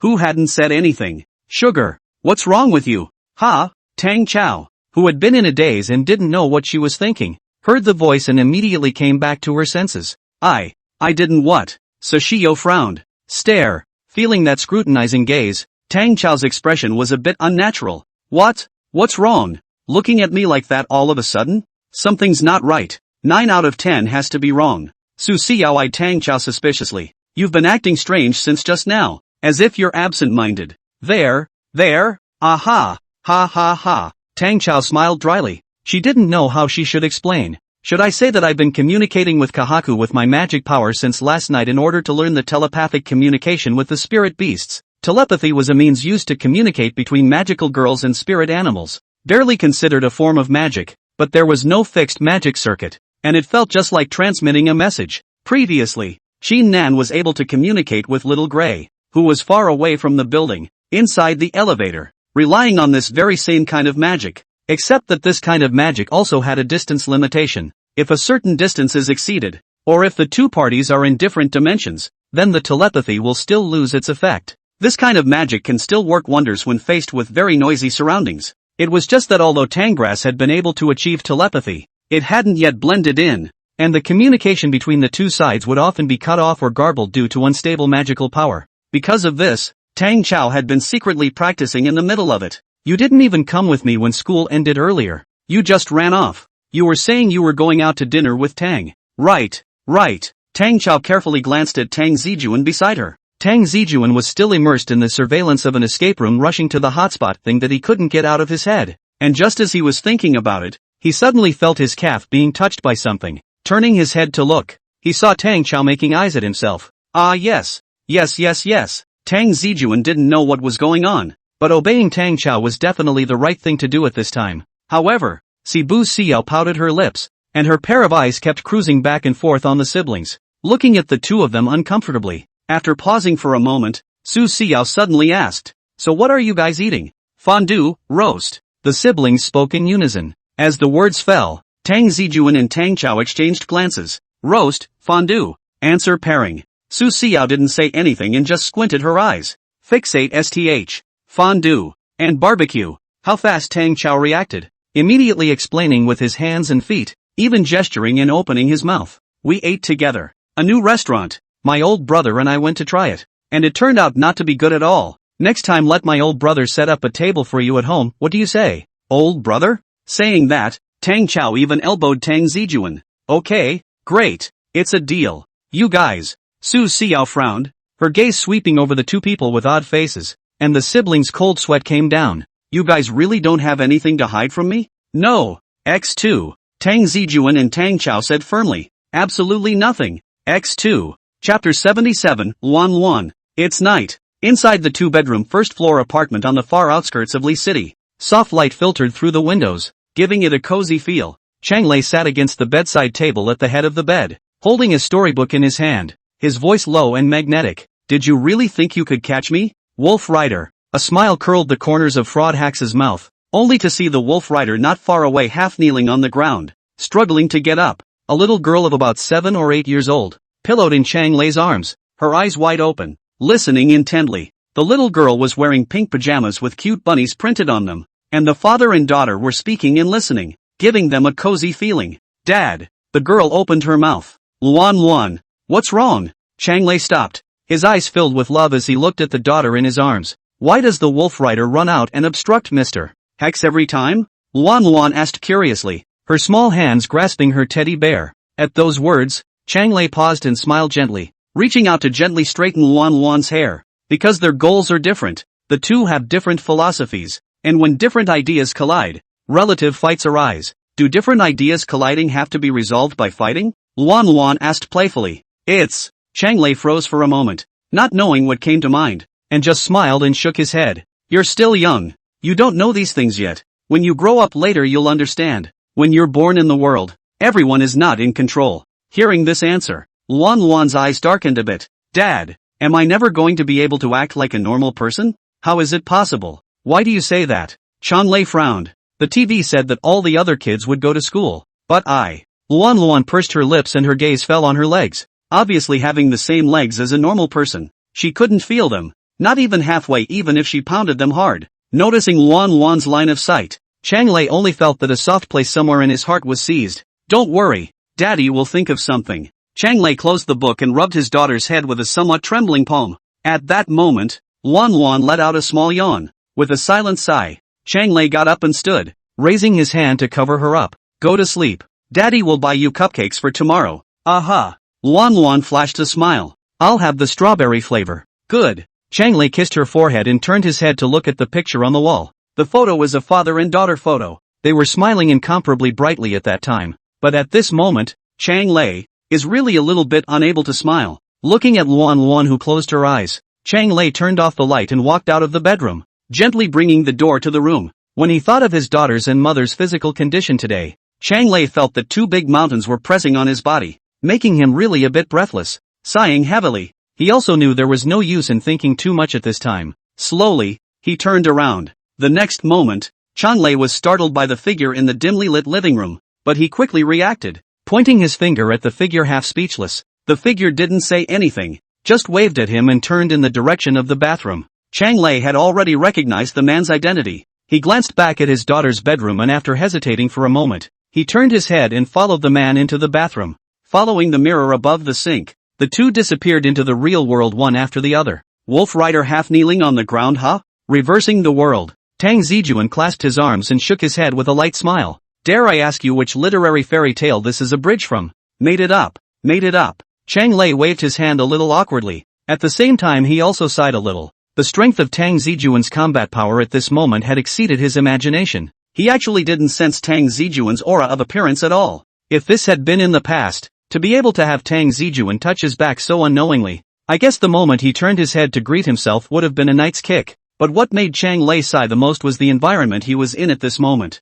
I didn't think that I would actually have a day to return here. Tang Zijun looked at the sigh in Chang Lei's eyes and shrugged his shoulders as well. Come back if you want to. It's not like I'm stopping you from coming in. Chang Lei glanced at Tang Zijun without saying anything. You didn't stop me. Who knows if you're addicted to playing will get yourself killed together. It's hard to escape to the real world. I'll go back to the minefield to pop up again. It's not purely looking for death. I don't know much about medicine. Luan Luan, can't you really stand up? Tang Zijun asked. Chang Lei sniffed, his brows a little somber. Keeping her alive has already used up most of my strength, and if I want to cure her leg, I'm afraid I won't be able to do it with me. What if I give you enough mirror cores? Seeing that Chang Lei was a bit dazed, Tang Zijun paused and then continued. I'm not doing this to help you. I just want to help Luan Luan. Chang Lei also understood what Tang Zijun was trying to say. Kind words are appreciated. That's what I was thinking before. But it's complicated. The energy of the greedy one is harmful to the human body. I'm afraid it'll backfire if you force it too much. So don't end up with a healed leg and a lost life. That's right. Tang Zijun nodded thoughtfully. He really doesn't understand much about this stuff. And as he said before, he doesn't know much about medicine. However, if the power of the greedy one couldn't save Luan Luan, maybe the side of the magical girl, who was mainly natural energy, had the ability to cure Luan Luan while preserving her life. But it was just a possibility. Plus Tang Zijun didn't know many magical girls right now, so he couldn't give a definite answer for a while. Instead, it was Chang Lei who took the initiative to pull away from the conversation. What did you bring me here for? Don't tell me that you've already captured the sunlight unafraid outer Dao demon alive so quickly. I didn't run into any outer devils that don't fear sunlight, but there was one fey egg that broke its shell under the sun. Tang Zijun waved his hand, and a square prism floated over. And what was reflected in the prism was precisely the alien beast egg that was about to reach the shell-breaking stage in the secret escape room earlier. Fey eggs? Chang Lei somewhat curiously surveyed the egg-like object in the prism. It was the first time he had seen such a thing with his own eyes, and he couldn't help but open his mouth in disgust. The means used by the outer demons for biological weaponry is quite sickening. Chapter 78, Tang Cao, Tang Zi. Surveying the fey eggs that were imprisoned in the world of mirrors in front of him. Although they were separated by a layer of curtains, Chang Lei was still able to feel the evil aura. I've heard about the existence of these things a long time ago, only that I've never had the chance to come into contact with them. It's really better to be known than to be seen. This thing is even more disgusting than I imagined. Since the corruptors are all transformed as human reflections in mirrors, most of them launch their invasions in human form, even if they sprout mirror cores, and their appearance is still in grotesque form. But the outer demons of the inner world were different. Their images were all strange. And any living or dead thing that was possessed by a dark crystal would be transformed into an outer demon full of evil power. And the reason why the alien beasts created by the outer way demons were called biological weapons was because they were completely devoid of any reasoning. Only endless killing and bloodlust. In Changlei's words, there is not an ounce of beauty. How? How do I need to work with you? Tang Zijun came to Changlei's side and casually asked with his arms wrapped around him. It's enough that you can catch it here, Changlei said in a deep voice. Next, I'll try to figure out what kind of transformation this thing has undergone. Are you okay on your own? Tang Zijun turned his head and glanced at Changlei. It's not that I'm looking down on you. This Fey beast isn't an ordinary beast. If you hastily interrupt its shell-breaking period, then the Fey beast will fall into extreme berserkness, which is extremely threatening. If you still possess the power of a senior cadre, then I wouldn't care. But right now, with what you have today, I'm afraid. Are you worried about me? Changlei smiled and continued. Don't worry, although I can't show my true power, I'm not so bad as to let this kind of guy get hurt. The mirrored channel opened and pure light wrapped around the Fey egg, presenting it to the two. Changlei tentatively touched the surface of the Fey egg with his hand and scraped off a layer of black sticky liquid with his fingers. Watching Tang Zijun frown repeatedly. Pure death creation. Indeed the handiwork of those guys in the inner world. Saying that, Changlei stuck out his tongue and licked it. It tastes like putrid, festering brown bear, with some human blood in it, and if you take out all that rich negative energy, the outer devil has really put in some blood. Looking at Changlei's Fey eggs on the tongue operation in front of him, Tang Zijun was about to vomit. Still, he quickly cleared his mind and asked, I can understand the smell of human blood, but what is a warrior? Has the bear warrior ever heard of it? Changlei asked rhetorically. Tang Zijun froze for a moment, then glanced at Changlei in surprise. Are you talking about a special species amongst the bears? I thought that thing was a creature from historical legends. Could it be that to people in the real world, we are not legendary creatures? Changlei said mildly. Don't underestimate those guys in the inner world. Bears as creatures are very intelligent and cunning and tricky. They are the strongest beings amongst the bears and the most intelligent individuals. Most of the bear killings you have heard of have been the work of the bear. Listening to Changlei's explanation, Tang Zijun also fell into silent contemplation. Although Tang Zijun himself didn't really know too much about the habits and understanding of these animals, he who often watched some strange and suspicious cases from the internet had heard of some bears slaughtering humans. The so-called Fey beast. The first and foremost point is to have a murderous intent towards humans. A horrifying monster that hunts humans for food. Most exotic beasts are bred by pouring human flesh and blood. But for exoteric demons, monsters that have actually killed people are the best materials for breeding exoteric beasts. There are many bear fighters who have tasted the flavor of human flesh who become addicted to the meat and indulge in the desire to kill. And those guys will disguise themselves as human beings and wait until the hikers get close before charging up and killing each other. The Fey eggs you brought this time. The Fey inside should be the bear fighter that is being transformed and constructed by the negative energy correctly. Changlei turned to look at Tang Zijun and continued. Luckily you were quick. I don't know where you got this thing back from, but I'm afraid this bear bearer would have caused quite a bit of havoc if it had been exposed on the street. When did you turn around and start worrying about the well-being of humans? Tang Zijun laughed lightly as he hugged his arms. People change. Changlei sighed quietly, and then he raised his head, and after a moment of silence, he slowly opened his mouth. Seriously, Wolf Rider, there's actually something I've been meaning to ask before. What is it? Tang Zijun said. You were silent for 7 years. 7 whole years. And you didn't appear in front of me again, and I knew you'd be able to find me eventually, but you didn't mean to kill me. Changlei stared at Tang Zijun somewhat seriously. Why did you choose to re-emerge at this time? Maybe you didn't know about the existence of the Rai world before, but that shouldn't be a reason for you to fight. I can feel that you're in a hurry. You seem to be so desperate to figure out the information about the outer demon that you even went so far as to come to the aid of your former enemies. So why, exactly, did something happen that could make you react so badly? Hearing Changlei's words, Tang Zijun opened his mouth, and after a pause, he couldn't help but laugh dumbly. You're pretty sharp, Hex. Tang Zijun shook his head slightly and sighed.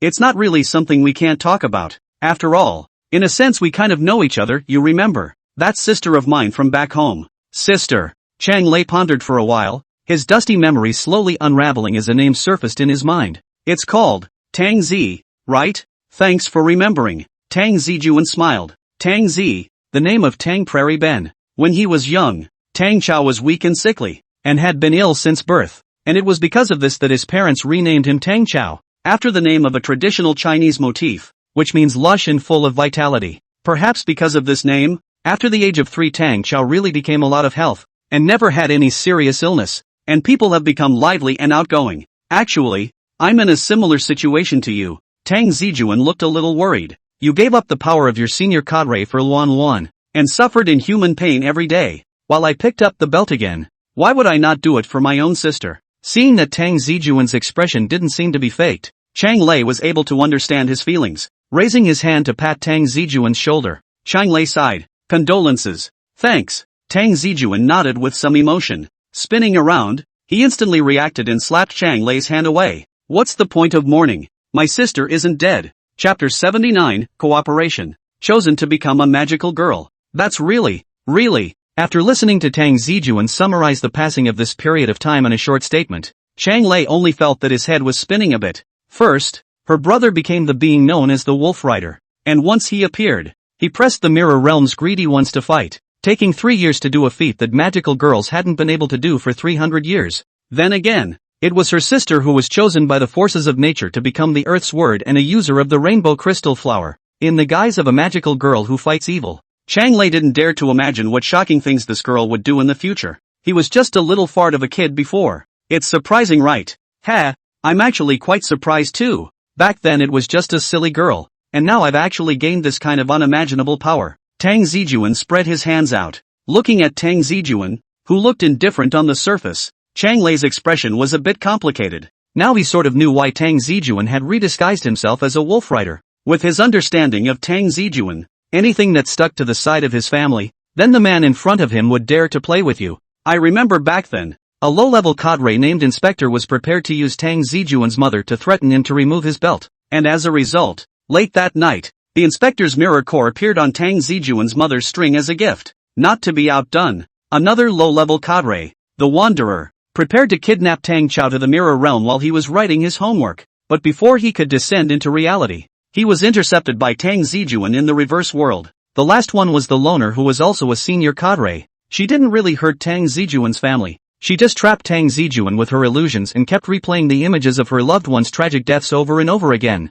As a result, this completely triggered Tang Zijun's killing intent, and in a fit of rage, Tang Zijun erupted with an energy that made even senior cadres look on. Tang Zijun, who had awakened his combined form with Langya, directly broke through the illusion, killing his way through the reversed world before ending the loner on the stone monument of the Wuho Shrine. From there, the battle between the Greedy One and Tang Zijun was stuck on targeting Wolf Rider alone. Although no one opened their mouths to clarify, the Greedy Ones all unspokenly admitted this: if Tang Zijun had a family, he might still retain his sanity, but if he lost his family, then this wild wolf would be completely out of control. Fighting for your family, this is really something you can do, Chang Lei said dryly. No wonder you're in such a hurry. It would make sense if your sister. Don't talk about all this nonsense about the Greedy One being able to appear in the sunlight. Can you figure it out or not? Tang Zijun looked at the somewhat shriveled Fei egg and asked. Don't be in a hurry. I haven't used my powers in 7 years either. You have to give me a little preparation.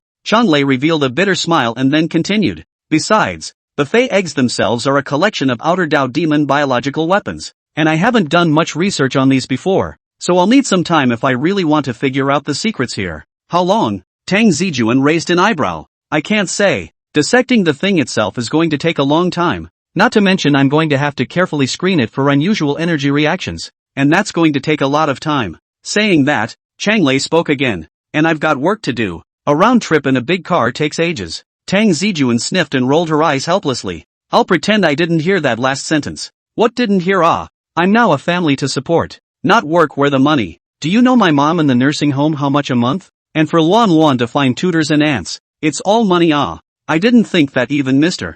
Hex, a high-ranking cadre of greedy people, could be troubled by money. Listening to Chang Lei talk on and on, Tang Zijun could also imagine how much pressure a person in middle age has when they have an old man and a young man. With a deep sigh, Tang Zijun took out a bank card from his pocket. There's more than 87,600 in the card. You can use it first. Tell me if it's not enough. I'll put a sum of money into it every month from now on. It's enough for your whole family to spend. Looking at Tang Zijun's operation of pulling out his bank card without saying a word, Chang Lei immediately closed his mouth and quieted down. Thanks, that's a big help. Silently accepting the bank card, he gave another goofy smile. By the way, Wolf Rider, how come there are zeros and holes on this card? This is Tang Chao's year-end money from when she was little. I helped her save it before. The card is new and hasn't expired yet. The password is 250s. Tang Zijun replied. Then what will your sister do if she looks for you? Chang Lei asked. I still have money in my card. Just make it up to 100,000 for her when the time comes. Tang Zijun replied casually. As long as you help me properly. Money is not a problem. Okay, I'll count on that with you. Chang lay holding the bank card, hand slightly trembling. He that is excited. With this money, he will be able to take Luan to play in Disney. And the mother there, can also change a better single room? Incredibly careful to put the bank card into his own pocket, Chang Lei breathed quite a bit more sharply as he looked at Tang Zijun and smiled. Since you're so sincere, I can't just take the money and do nothing. Give me a week. I'll study this damn thing. When I find a clue, I'll contact you from the reverse world. When that time comes, I'll first cover the mirror with a layer of water mist, and then I'll write down a coordinate, and you'll use it to reach the specified location. After that, how about you just send me a message on your cell phone? Tang Zijun breathlessly interrupted Chang Lei. Chang Lei's spirit was stunned, as if his mind was stuck. Then he stared at Tang Zijun for a long time before slowly nodding. That's fine, but I'm not very good with those apps. Can I call you directly? I'll save my contacts. Looking at the old smartphone Chang Lei took out, Tang Zijun held his forehead inside. After exchanging contact information with Chang Lei, Tang Zijun went ahead and returned to his home. Listening sideways to her sister's breathing as well as Xiaobai's snoring, Tang Zijun couldn't help but smile. It looked like they were so exhausted today that they actually managed to fall asleep before 12. In normal times, this would have been impossible to happen. Casually folding his own clothes and placing them beside the bed, Tang Zijun stretched and lay down on his own bed as well. A cold moon hung high above the sky, shedding a clear and cold light. Clouds drifted by on the wind, lightly blocking out the moonlight and plunging the land into brief darkness. The night was late and the hustle and bustle of the city was falling silent. Tang Zijun, who was in a light sleep, felt a bit cold on his body and casually rolled over, subconsciously wanting to tug the quilt upwards, but as a result, his hand was empty and he only touched his thighs. The next moment, Tang Zijun's eyes snapped open. Sleep was lost as he looked at the barren landscape in front of him. Chapter 80, Dreaming Again. Where did this come from? Is this still Earth? After a brief moment of daze, Tang Zijun instantly climbed up in a flash, mentally straining himself to look around the scene, fearing that something around him would suddenly launch an attack on him. As far as the eye could see, there was a barren landscape in front of them, with a few unknown plants popping up sporadically on the endless Gobi beach, and most of the scenery was made up of irregular rocks. Dream world? Although he didn't know why he had appeared in this place, there were only two possibilities for the situation at hand. If he hadn't somehow traveled again, then he had most likely been pulled into the dream world again. Just how is this possible? Tang Zijun frowned slightly, his brain spinning rapidly. Last time, the reason for being pulled into the dream world. The probability lies in the fact that he talked to Ash and the others about Xiaobai. But this time, he didn't do anything. He just slept normally. Could it be that the monster from the dream world that I took out earlier caused me to be marked by the forces of the dream world as well? Unable to think of a reason, Tang Zijun couldn't help but mutter. What it was like to appear in the dream world. This was a question Tang Zijun couldn't say for a moment. Normally when people dream they have no senses. No sense of smell. No sense of pain. Only a voice like a narrator guiding you to the next step in your quest. There are many people who have no control over their bodies in their dreams, such as jumping off a cliff when they know it's right in front of them, or dreaming about a cave full of pythons and trying to escape but still going deeper and deeper. And most dreams are forgotten after waking up and do not cause any harm to the body itself. But now, when Tang Zijun put himself in the dream world's shoes, there was only one thought within his heart, and that was to hurry up and find the way back. That previous trip to the dream realm had left a deep impression on Tang Zijun, and although he hadn't stayed for too long, that feeling of deadness and dilapidation was still fresh in his mind even now.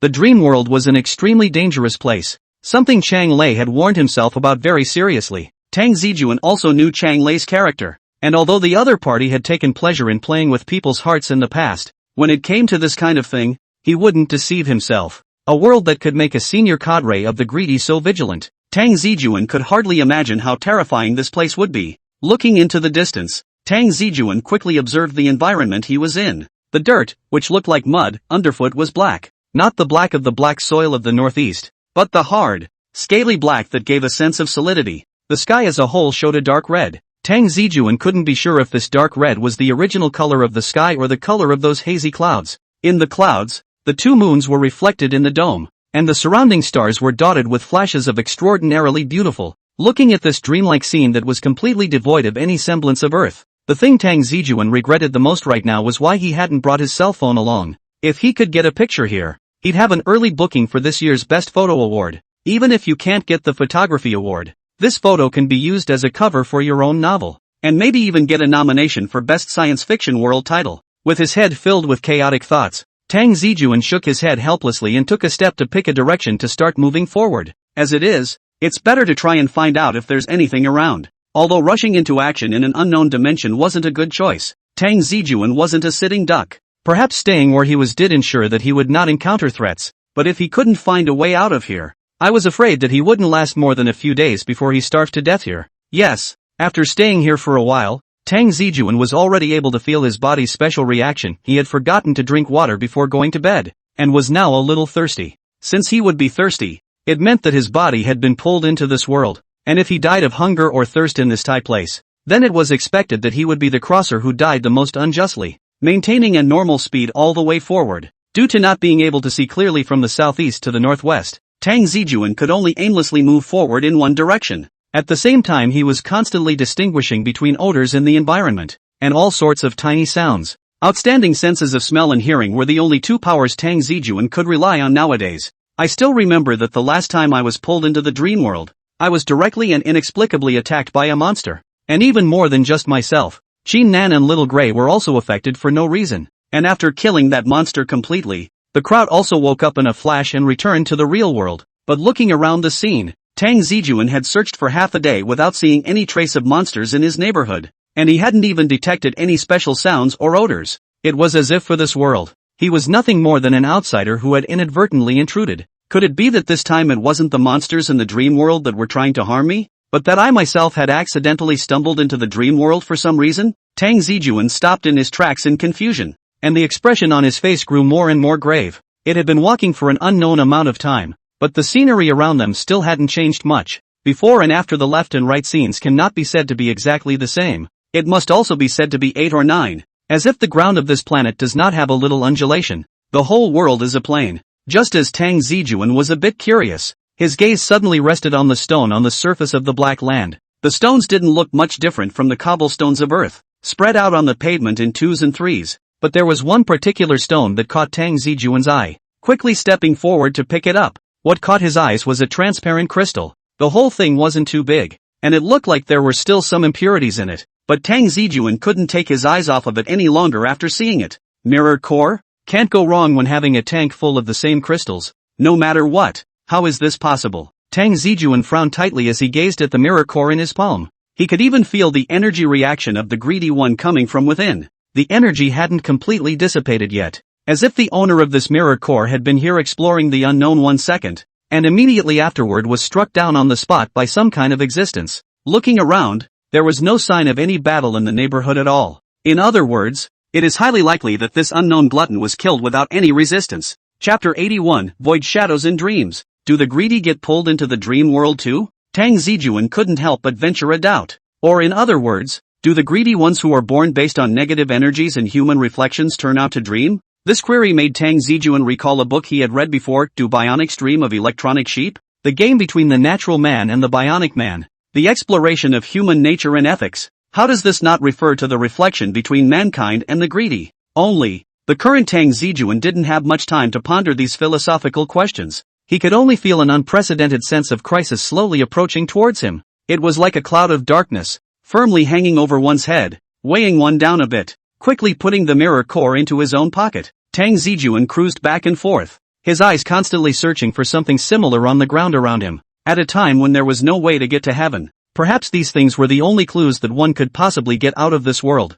Just then, a prying sensation struck, and Tang Zijun's body stiffened, the belt having appeared on his waist at some point. Carefully checking the surroundings, but the sense of prying eyes was like a hallucination he had created because he was too nervous. It quickly disappeared, and with the surroundings empty, Tang Zijun didn't see any unusual presence. But even so, Tang Zijun still didn't let go of her heart. During the years of fighting the greedy one, he had seen many strange people with special abilities. Things like invisibility had been taken for granted, and as this was a dream world, Tang Zijun had to use the worst-case scenario to anticipate the situation at hand. Standing still, he paused motionless for nearly half a minute, seeing that there really wasn't any abnormality around him at all. Tang Zijun frowned, and immediately stopped thinking about these has-beens and turned around to pick up a glowing green crystal once again. This thing is, surveying the crystals in his hand, although energetically this should be a dark crystal, but after carefully separating them, Tang Zijun still detected that there was a big difference between this thing and a dark crystal. Dark crystals were all composed of negative energy. And the one in one's hand was like the state after it had been diluted and all the negative energy had been evaporated. Dark crystals after purification? Or is it something really strange that even creatures from the rival worlds have existed here? Having just discovered the mirror core left behind by the greedy one, and now finding the dark crystal of the outer Tao demon, Tang Zijun only felt that this place was getting weirder and weirder. It feels like a chaotic graveyard for the forces of evil. Is this really a dream world? Tang Zijun couldn't help but be a bit curious, and at the same time a bit bottomless in his heart. Before he had too much time to think about it, the prying sensation surfaced once more, and this time Tang Zijun had anticipated it and reacted instantly. This was definitely not a hallucination of one's own, nor was it the sight of any idle person, but rather the kind of indifferent peering that came from the top down, standing at the top of the food chain looking down on the prey, without any change in emotion. At the first moment he sensed the prying, Tang Zijun had a sharp, stabbing sense of stress, while he jerked his head in the direction from which the sight had been cast. The scene behind them was no different from before. Even the rocks and plants hadn't moved and remained in their original state. However, Tang Zijun's brows furrowed deeply. He was certain that something was staring at him, and that it could launch a devastating attack on him at any moment. Only, Tang Zijun couldn't tell where the other party was, and he didn't perceive any visions, as if he was the only being present in this dimension. Recalling that feeling of being spied on, and so on, top down, Tang Zijun's face snapped into focus, and then his eyes looked upward bit by bit, and even his head slowly moved upward. In that deep dark red sky, above the dim dome of the sky, two round moons were hanging in mid-air, with weird shimmering light appearing and disappearing, as if a pair of pupils without a trace of temperature were looking down on the earth. Tang Zijun slowly pulled his sight away, spreading it across the entire sky. Then, an outline made up of dark red clouds came into view. The thing was thousands of meters in size, and its huge figure even occupied the general sky.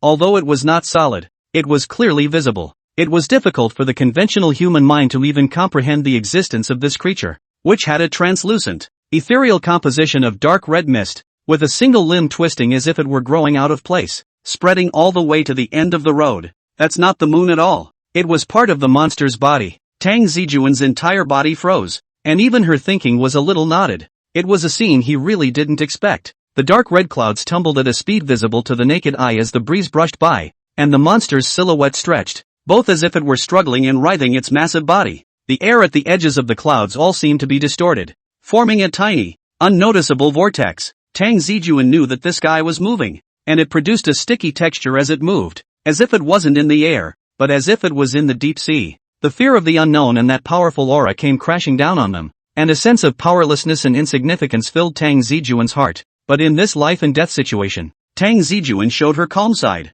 The silver-colored cards jumped at his fingertips, and facing the bizarre, gigantic shadow directly in front of him, Tang Zijun didn't have any sense of fear. Instead, he revealed a smile of relief. So, just take you out. I'll be able to go back to the real world, I guess. Masked driver, no need to care where you are, no need to care who the enemy is, and no need to care what the odds are against you. You look like you deserve a cut. With a wave of his hand, the cards were perfectly placed at the card slots of his belt, and Tang Zijun's eyes gazed at the overwhelmingly terrifying presence. His face filled with battle intent. Change, light and shadow flickered. The world around them suddenly turned upside down. All the images were twisting and jerking away at a rapid pace, and Tang Zijun only felt a wave of dizziness coming over him. In the next moment, the familiar bed and desk appeared in his field of vision, and the scene in the bedroom hadn't changed in any way from before he went to sleep. As if all the previous encounters were just an illusion, Tang Zijun opened his mouth and silently snapped the cards inside his belt again. Luckily it wasn't a return to reality during a battle. Otherwise this house wouldn't be wanted. With his transformed power, a casual blow could make the place refurbished. Recalling the clear and incomparable experience just now, he only felt that he appeared to be involved in something incomparably troublesome again. And this thing was far more bizarre than the time when he had stumbled into the mirror world by mistake. Chapter 82, Magic Spells. Staring at the mirror cores and dark crystals lying quietly at the palm of his hand, Tang Zijun knew that the odds were that he wouldn't be able to sleep tonight. Inexplicably pulled into the dream world, then inexplicably sent out again. And the key problem was that this was the second time. Recalling the images from just now, to be honest, it was impossible for Tang Zijun not to be nervous in his heart when faced with that kind of bizarre skyscraping giant. Could it be that this was the mountainous, gigantic monster from White Stream? Tang Zijun couldn't be sure, and it's a question that no one can give him a definitive answer to at the moment. Xiao Bai himself was dizzy about it. let alone other existences that hadn't come into contact with the dream world, even Chang Lei, who was in a state of half-knowledge about the dream world. However, from the information that can be gathered so far, the dream world should be a special world that rarely intersects with the real world. This was because according to Chang Lei's description, there were quite a few existences amongst the greedy ones who believed that the dream world was a legendary world, a realm that did not exist at all. That is to say, in the long and limited history of the greedy, only a handful of existences have been able to reach that world, or in other words, almost none of them have been able to return alive. Unlike the inner worlds and the table worlds, the dream worlds are dimensions above the real world, and such dimensions are only compatible downwards, but it is difficult for the lower dimensions to make contact with the upwards. The question then arises as to why one would be pulled into the dream world twice in a short period of time. Moreover, the scenes of these two arrivals in the dream world were completely different. Before and when Qin Nan and Little Grey were pulled into the dream world, the surroundings, although odd, were still considered to be on Earth, and this time, the scene he had arrived at was bizarre to the extreme.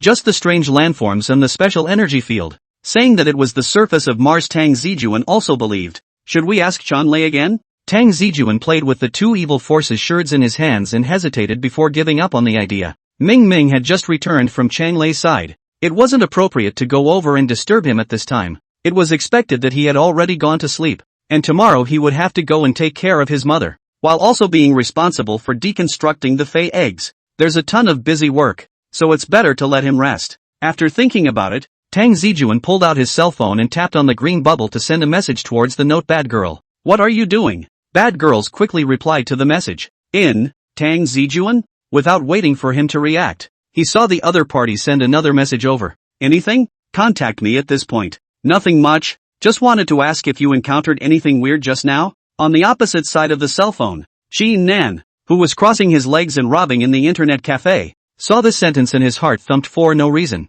Something weird? What do you mean by something weird? Carefully glancing around, although it was already late at night, the atmosphere inside the internet cafe was still hot. Many people were staring at the screen with no sleepy look at all. Ash was snoozing with his eyes closed on the headset stand, looking just like a normal parrot, not sensing any particular energetic response. Looking at the other party showing that he was in the process of typing, Qin Nan took a sip of Coke and quickly replied, "There's nothing out of the ordinary. What's wrong? Don't you tell me something's wrong again?" Tang Zijun originally wanted to ask Qin Nan if he had also been affected by the dream world. After all, the other party had also had the experience of being pulled into the dream world with himself before. Although he had already determined that the creatures of the dream world were targeting himself, but adhering to the mentality of caring about the safety of the people he was working with, Tang Zijun still wanted to make sure Qin Nan was safe. But just as he was about to reveal something about what he had just encountered, his typing fingers slowed to a halt. The dream world was a dangerous and bizarre world. Before observing the laws of entering and exiting the dream world,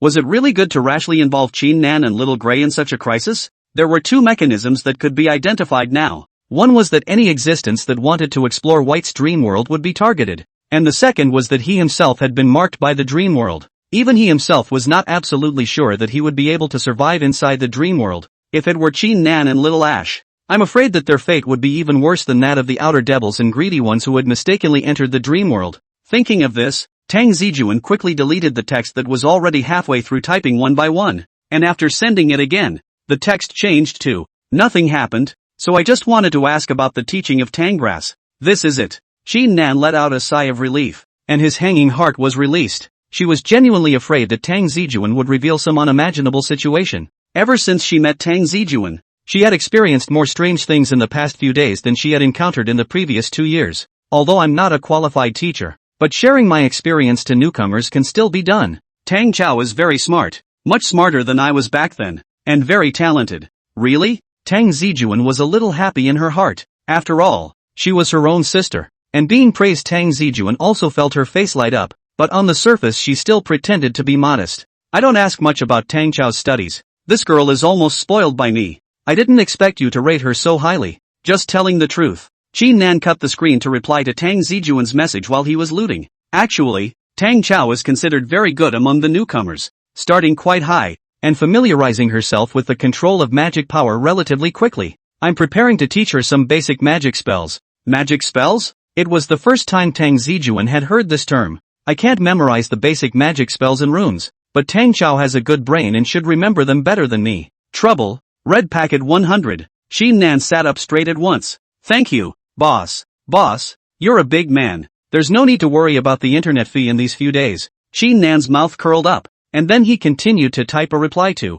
Actually, Tang Cao still needs to use battles to improve. She can't be treated as a flower in a greenhouse all the time. Otherwise this would be a great waste of her talent. Seeing this, Tang Zijun also nodded thoughtfully. As a matter of fact, Tang Zijun had already considered this issue a long time ago. Whether it's a magical girl or a masked knight, in a sense it's just a way of utilizing power. And ultimately whether it's powerful or not depends on the user's own willpower. One could protect Tangrass for a while, but one could not always guard Tangrass. Since she had become a magical girl, she had to shoulder the responsibility of protecting the earth. Chapter 83, No Evidence. Early in the morning, Tang Zijun unprecedentedly sat at the dining table with 2 dark circles under his eyes, and across from him, Su Xiao and Tang Cao both somewhat curiously sized up Tang Zijun. The two of them had never seen Tang Zijun in this state before. In the eyes of the 2 young girls, Tang Zijun has always given people the impression of being sunny, gentle and full of enthusiasm. But now, Tang Zijun looked like a social animal that had worked overtime until dawn,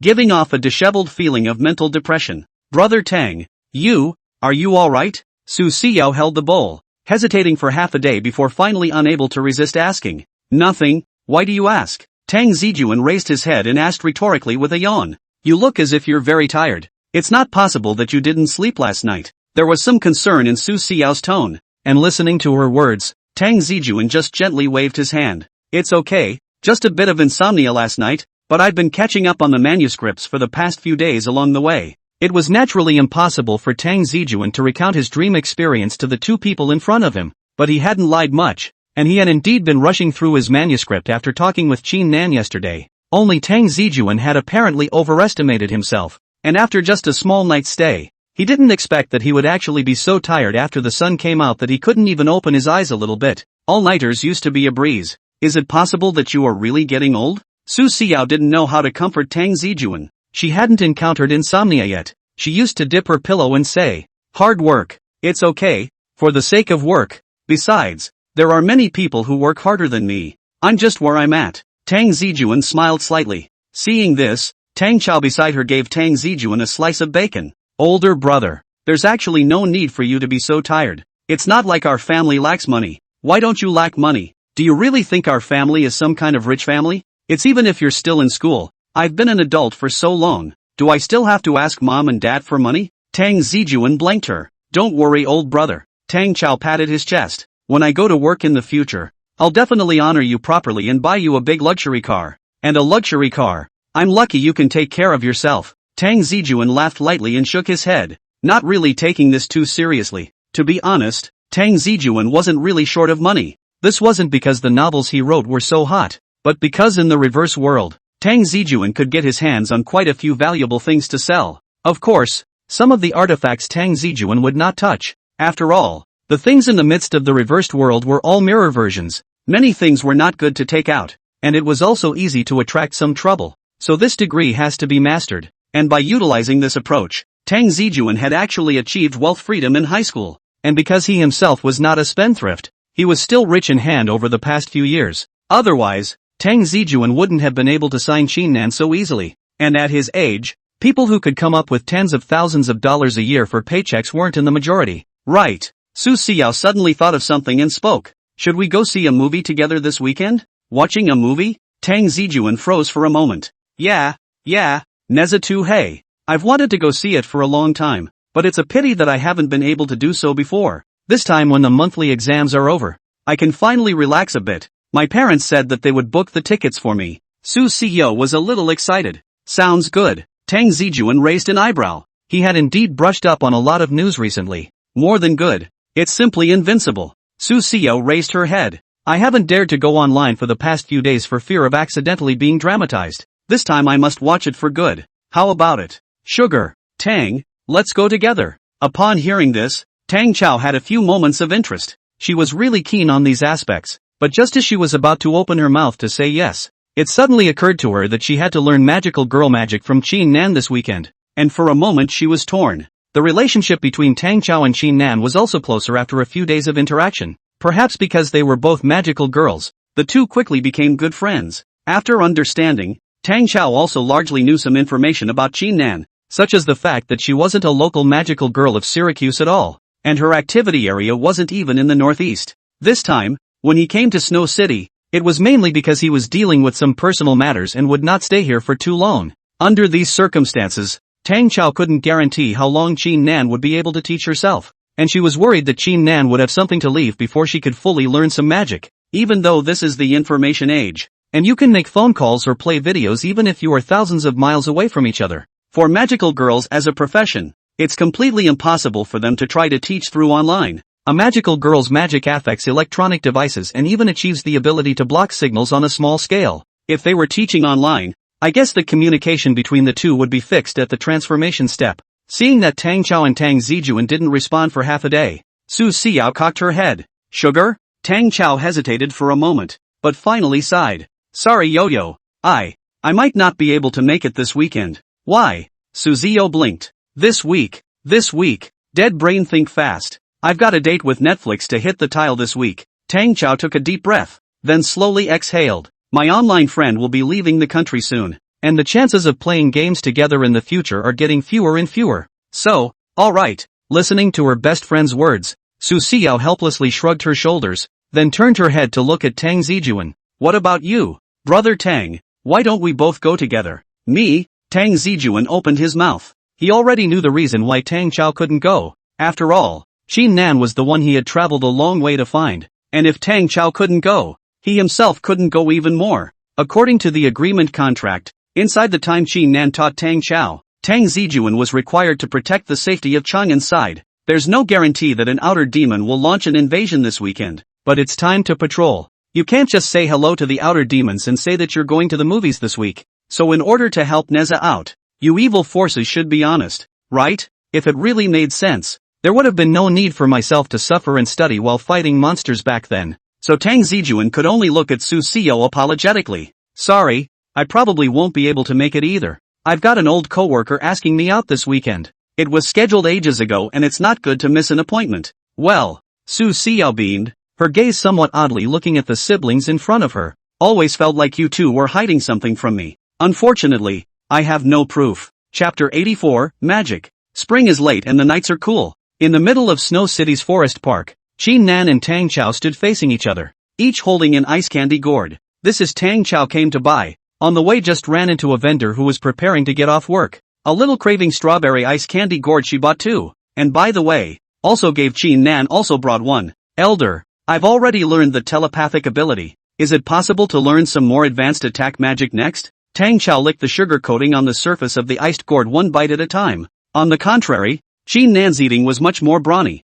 biting down on an entire strawberry, the broken icing and juice running down the corners of her mouth and being rolled into her mouth with her tongue. Don't even think about advanced magic. The magic power you have right now won't support you in accomplishing that level of magic. But you're right, it's time to teach you some attack-type magic. Looking at the Tang Cao in front of him, Qin Nan continued to explain. The use of magic is actually easy to say and complicated to say. To put it simply, there are only 3 steps in total, which are spell, link, and release. Jutsu, as the name suggests, are a variety of patterns or carriers capable of carrying magical power, and generally speaking, most magical girls' jutsu are composed in words, characters such as kanji, English, oracle bones, rune script, etc. are all characters that can be categorized within the scope of the jutsu, and you can even create a script of your own to use if you wish. Tang Grass blinked. All words are able to be used as jutsu? Doesn't that mean there are magical girls abroad as well? Of course there will be. Qin Nan nodded.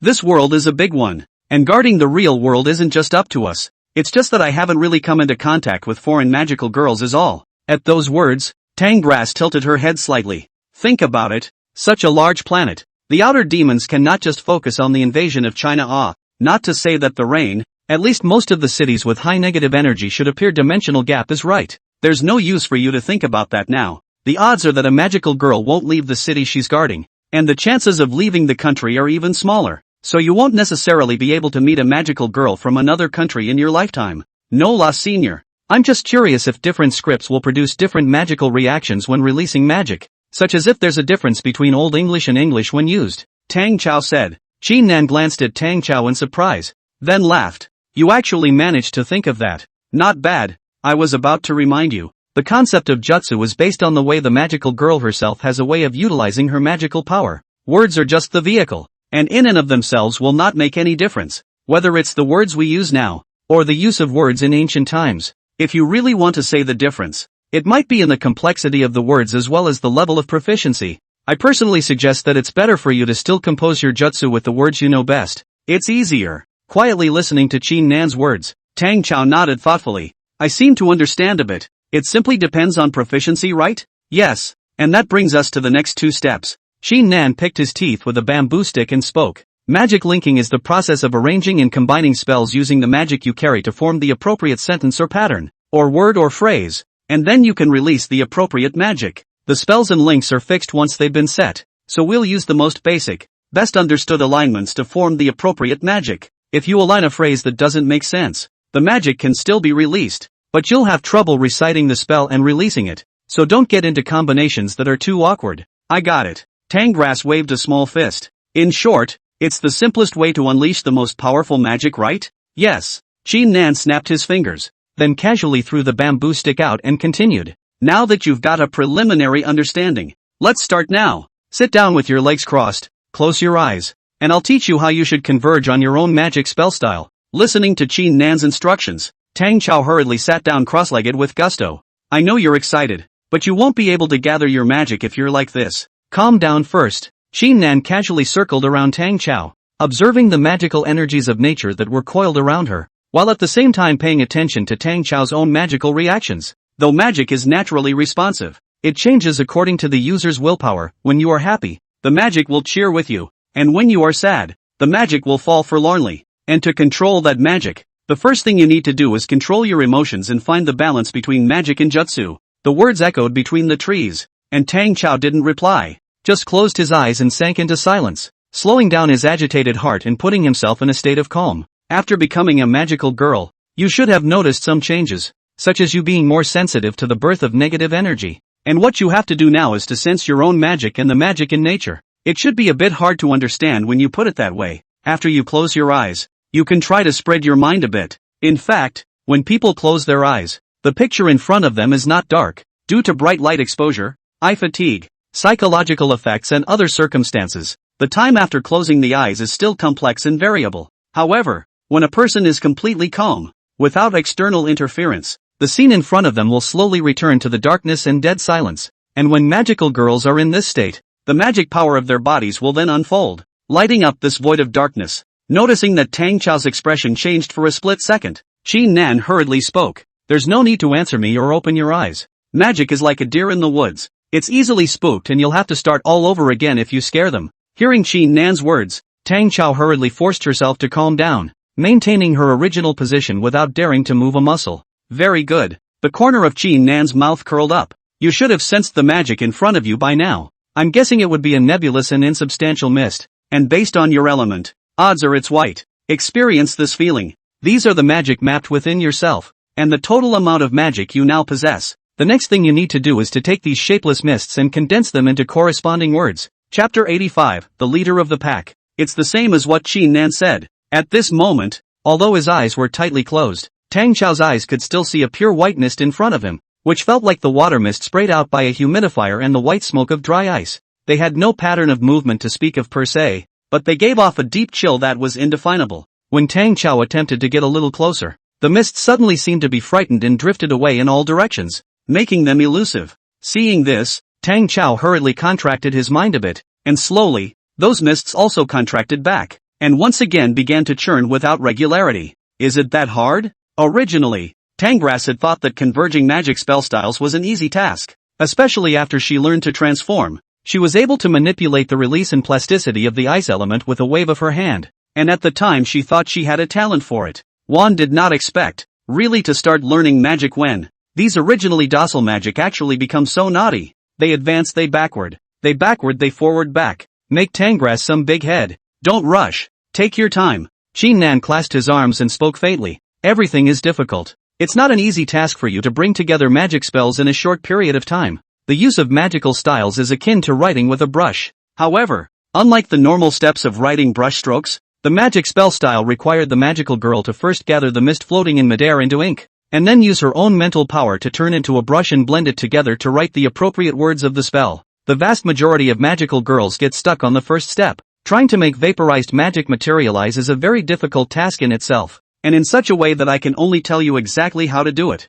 Listening to Qin Nan's words, Tang Cao slowly sank her heart down. She kind of understood the deeper meaning of this now. Just like the blind monks or flash, some people will take a look at it, and some people can't learn how to practice it, and even if it kicks out, it's useless, and only if you can really use it smoothly in the middle of a group battle will you really be able to do it. This operation itself is a test of one's own agility of thought, as well as proficiency in heroes and control of group battles, and all aspects add up to something that can't be coached through paper. After figuring this out, Tang Cao seemed less anxious. I was able to get through Tiger Vanguard in one night when I was playing Black Myth myself, so I don't care how long it takes to fight Erlangchen. Not to mention, Tang Cao's slightly furrowed brows relaxed slightly, and the corners of her mouth curved up into a confident arc at some point. Qin Nan was originally going to play with her cell phone for a while. Anyway, she felt that Tang Cao wouldn't be able to succeed for a while, so she might as well take the game out and have some fun. Now that she had Tang Zijun as her boss, there was no need for Qin Nan to go out to work, and she set aside a large portion of her time for entertainment, having only put down the 16 voices of Yan Yun yesterday. However, before she could turn on the game, a particular energy fluctuation suddenly attracted her attention. When he looked back, he saw that Tang Cao's entire aura had changed. This kind of change could not be observed with the naked eye, and although he didn't understand what had happened, Qin Nan always felt as if Tang Cao had changed into a different person, or rather, had entered into another form. What the hell? Qin Nan's mouth opened slightly as she looked at Tang Cao with some surprise. Then, a touch of coldness surged out abruptly, and the surrounding temperature dropped quite a bit at that moment. It was the first time that Tangras had used his serious mode in the middle of magic study. There was no way around it. She really wanted to get ahead so badly. Qin Nan's eyes flickered with a greenish shimmering light, which was a kind of magic called magical vision that belonged uniquely to magical girls, and was used for observing special energy fluctuations as well as subtle clues that were hard to detect. This kind of magic is basic magic like telepathy,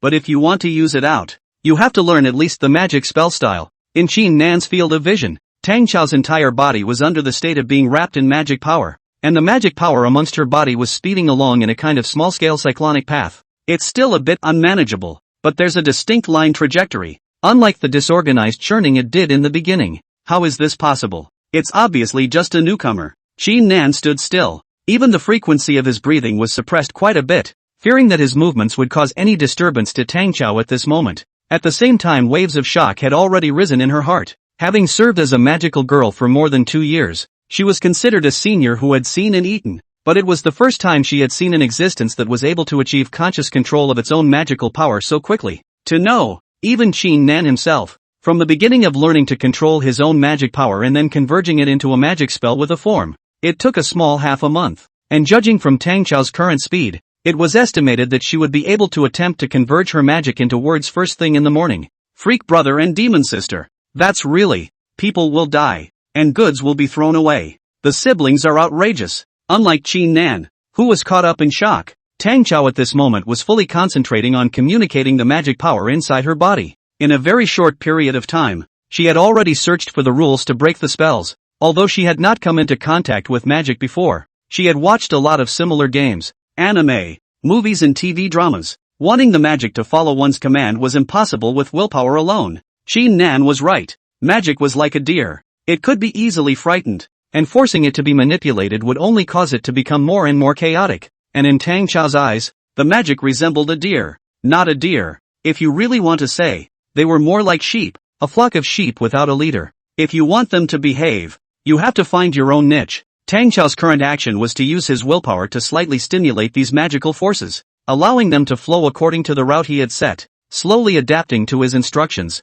Of course, Tang Cao also understood in her heart that this step was just the beginning. Wanting to completely control these magical powers, just being a sheepdog was far from enough. What she needed was to let her spirit become the leader of these magical powers. Only then would she be able to truly make magic do what it says on the tin. Qin Nan was now no longer in the mood to play games as she focused on Tang Cao, carefully observing her progress. There was a breeze and a rustle in the woods. Time passes by. In the blink of an eye, Tang Cao also came to the critical moment when magic power transformed into reality. As long as she could successfully make the atomized magic power turn into a liquid that could be written, then she could be said to be halfway successful in her learning of magic spell styles. Just at this moment, a white shadow jumped out from among the trees. Xin Nan instantly sensed the movement and violently turned his head to look. However, he saw Xiaobai rushing over with a serious face. Chapter 86, A New Storm Has Arisen. What's wrong? Xin Nan stopped in front of Xiaobai with a flash and communicated with her using his telepathic ability. Tang Cao could not be disturbed at this time. She had reached this step with great difficulty. If she was disturbed and caused to fail, she would probably die of anger. On the other hand, Xiaobai's expression was a bit grim, as she first glanced at Tang Cao, and then placed her gaze on Xin Nan. Something's wrong. I just sensed a dimensional gap in the inner world. What did you say? Xin Nan frowned, and her pretty face clouded over. Damn, it's just at this time of year. Unable to think carefully, Xin Nan hurriedly continued to ask, where is the gap located? When did it appear? It hasn't been long since it appeared. That outer demon shouldn't have descended into reality yet. The location is near the International Studios. International Cinema. Xin Nan's face changed at his words. If one were to pick the location among the many magical girls where they would least want a Gato demon to appear, then movie theaters, especially large ones, would definitely have a place. This place was already crowded and the environment was dark and complicated. Once a fight arose with the outer Dao demon, then exposure was secondary. The most crucial thing was the possibility of huge casualties. If some of the places that are not open at night, even so, the key movie theater is a night show, and many films released when there is a premiere. 0-point field. Although it is the middle of the night, but it is overcrowded. What a pain in the ass. Xin Nan murmured softly, and then she hurriedly continued her communication. Right now Tang Cao is at a critical time. We can't disturb her, so determine the location and I'll go with you. Good. Xiaobai also knew the priorities, so he hurriedly answered. However, the next moment, she froze in place, her eyes staring blankly behind Xin Nan. Xin Nan noticed the look in Xiaobai's eyes and was also staggered for a moment. Then she suddenly thought of something and slowly turned around. He saw that Tang Cao had already exited his meditative state at some point, and was full of seriousness as he stared at Xiaobai. Tang Cao. You. Xiaobai opened his mouth and was about to say something, but was interrupted by Tang Cao opening her mouth. Did you just say that the location of the notch was International Studios? Yeah. What's wrong? Kahaku blinked at Tang Cao's expression, and after hearing Xiaobai's certainty, Tang Cao didn't hesitate for a second, directly took out his cell phone from his pocket, and opened his address book after unlocking it with his fingerprint in seconds. Xin Nan and Xiaobai were both a little confused by Tang Cao's actions. Tang Grass, you don't have to worry about it. As your senior, I will help you deal with the invaders of Snow City while you learn magic. Isn't that what we've agreed on before? No, Sister Xin Nan, you don't understand. Tang Cao was in a great hurry, and after clicking on the call, he quickly put the cell phone to his ear. The person Tang Cao dialed was no one else but her good best friend Su Xiao, and if she remembered correctly, the movie tickets Su Xiao had booked earlier were at the International Cinema. It was only that Tang Cao wasn't sure if the venue the other party was watching was a midnight show, but even if there was a 1 in a million chance, she didn't want her BFF to possibly be in danger. Just as Tang Cao was getting anxious, the phone finally connected with a beep. The voice on the other end of the line was incredibly noisy, and it was lurching, and it didn't look like the signal was particularly good. But Tang Cao could still tell the voice of Su Xiao. Hey, Sugar, what's wrong with Sugar? Hearing the other party's voice, Tang Cao's heart instantly lifted. With Su Xiao's tutelage, it was absolutely impossible for her to be running around outside at this point in time, so there was only one possibility, and that was that the venue that Su Xiao had said happened to be right now. Yo, don't go in there. What? Don't go into the movie theater. Can you hear me? Yao, don't go into the movie theater. Tang Cao's voice was unconsciously loud, and at this time, Xin Nan and Xiaobai looked at each other and understood why Tang Cao's reaction was so great. I can't hear what's being said. It's too loud. Su Xiao's voice kept jamming, and paired with the raucous noise around her, it made Tang Cao anxious inside as well. You come out. Tang Cao gripped her cell phone tightly. I'm coming to you now. Wait for me outside. Seeing Tang Cao in such a hurry, Xin Nan also frowned. It looked like this Su Xiao and Tang Cao had a very unusual relationship, and if anything really happened to the other party, I'm afraid Tang Cao. For a moment, Xin Nan couldn't help but think of himself back then. Sighing silently, Xin Nan pulled out his cell phone with it. If you want to quickly travel to another place in a short period of time, asking for that lord's help should be the only way at the moment, right? Took out his cell phone just about to unlock it. The next second, she saw that on the black screen, Tang Zijun was shaking her head slightly towards her. Xin Nan, directly startled by Tang Zijun's sudden face, Xin Nan's cell phone almost skimmed out. However, she quickly reacted, and was afraid that what Tang Zijun meant was that everything was under his control, and until they reached the location of the dimensional gap, the probability was that that outer Tao demon wouldn't be able to make any waves. Thinking of this, Qin Nan also let out a slight sigh of relief. It was different to follow a big brother. How could she have experienced this in the past? Tang Cao on the other side also stopped at this time. She didn't hang up the phone, but the call was disconnected due to signal problems. Just as she was about to make another call, Qin Nan couldn't help but speak.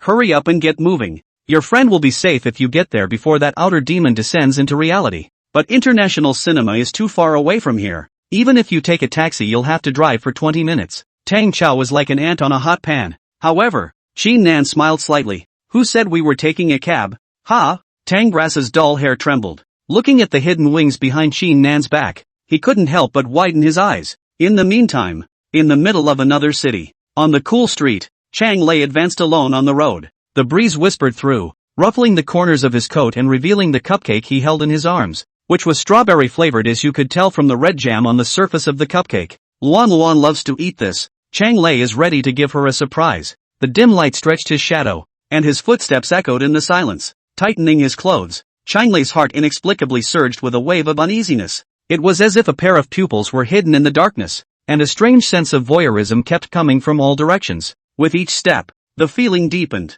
Hesitantly, Chang Lei's footsteps lurched and he jerked around. The street behind them was empty, only garbage bags fluttering in the wind, tumbling toward the end. Looking at the scene in front of him, Chang Lei's spirit did not slacken off. The sense of prying eyes was still there, and it was obvious that it was coming towards him. Who could it be? Chang Lei frowned. With his understanding of Wolf Rider, the odds were that Tang Zijun wouldn't joke with him like this. But if it wasn't him, what could it be? Licking his somewhat dry lips, Chang Lei turned around and turned into the middle of a dark alley. Chapter 87. Strike. The alley smelled damp and the moss on the walls gave off a pungent odor. The moonlight overhead barely shone through, and darkness became the only dominant theme beneath the setting. Chang Lei's steps advanced unhurriedly, and the waterlogged pavement under his feet made a gusty, wet sound. Obviously he has been silent for more than 7 years. In the middle of those 7 years, everything seemed so normal and natural. No supernatural forces threatened to take over, and no magical girls found themselves on the trail. There wasn't even a need to worry about a wolf rider popping out of nowhere to give himself a kick in the pants.